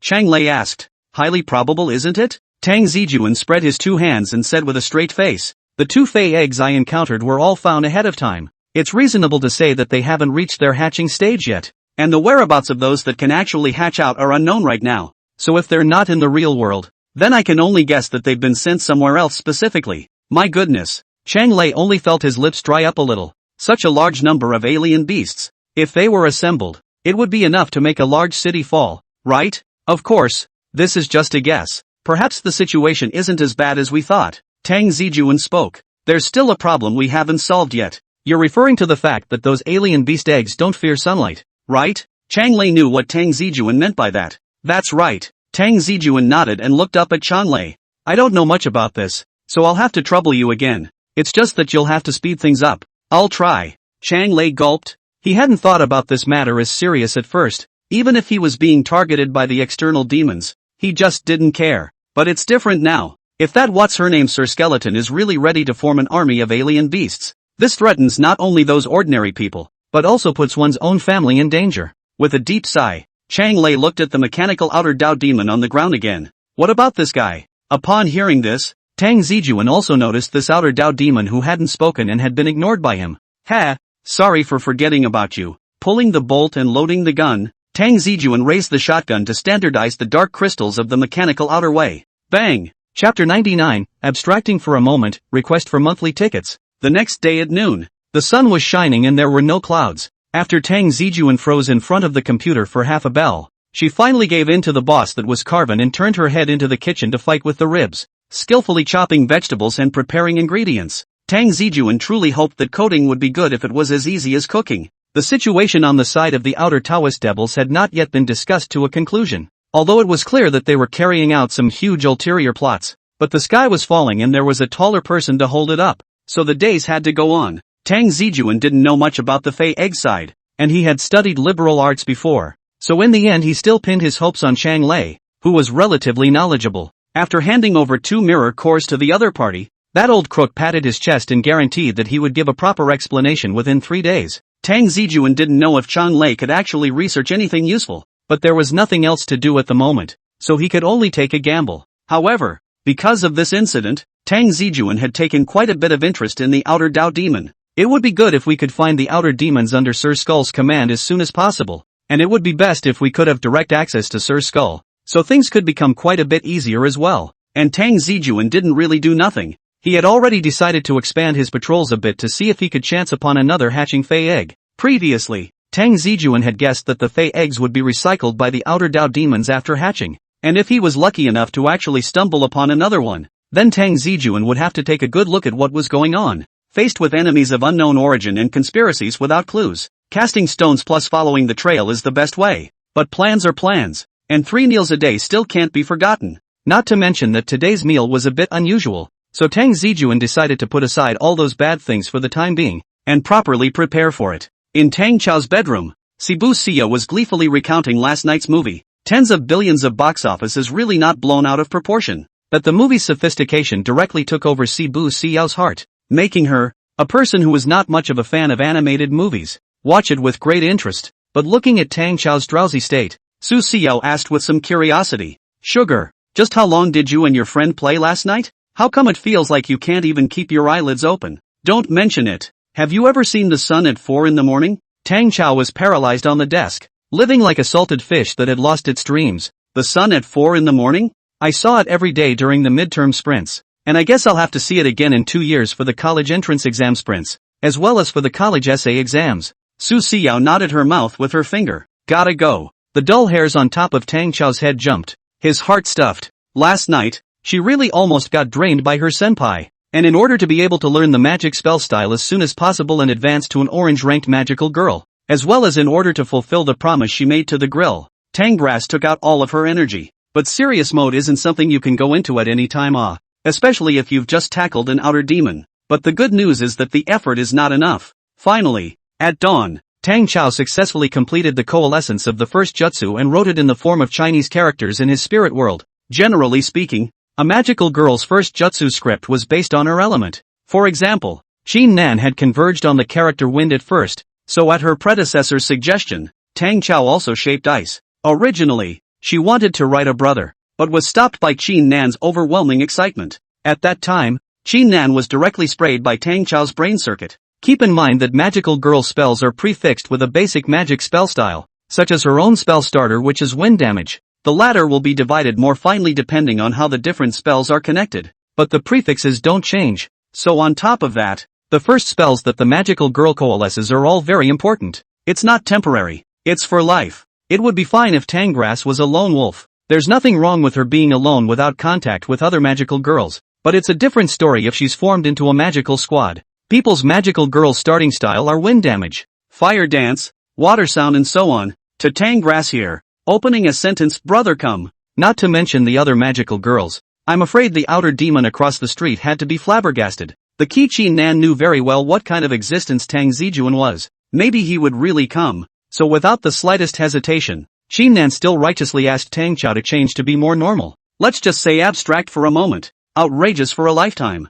As for Tang Herb herself, she didn't think too much about it. She just assumed that this was the basic operation of a magical girl coming up, so she just went along with it. Anyway, it was just a prefix, and she could mess around with the spell behind it. By the way, Sugar, what was the matter with you calling me last night? I couldn't hear you at all with the poor signal over there, and I didn't bother you when my cell phone ran out of battery afterwards. Oh, nothing much, just asking you to come to my house today to have dinner together. Tang Cao waved her hand. In fact, after determining that Su Xiao was safe, she relaxed. Just this, huh? Su Xiao cocked her head. We've known each other for so long. What weekend haven't I eaten at your house? Ever since their relationship had evolved from friends to bosom buddies, Su Xiao had become a regular refreshing NPC for the Tang family, basically visiting every day. Originally, Su Xiao's parents didn't agree very much, but then they relaxed after seeing Su Xiao's rapid progress in her studies. Moreover, they are quite busy at work, and it's hard for them to squeeze out time to cook for Su Xiao in normal times.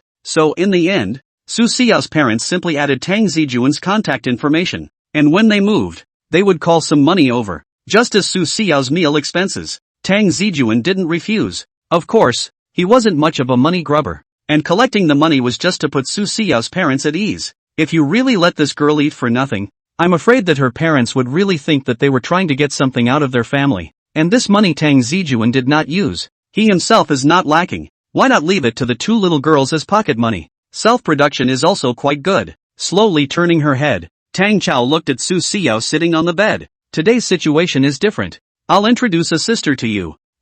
Sister? Su Xiao was slightly stunned. It couldn't be the online friend who played with you all night yesterday, right? Tang Cao yawned and sat up with all her strength. The sister is very nice, but she's leaving the country soon, so I'm afraid we won't be able to play together in the future. So I invited her to come over for a farewell dinner. So, Su Xiao nodded slightly and was about to continue saying something when suddenly a doorbell rang outside. Hearing the commotion, Tang Cao jumped up in a hurry. Yikes! Here it comes.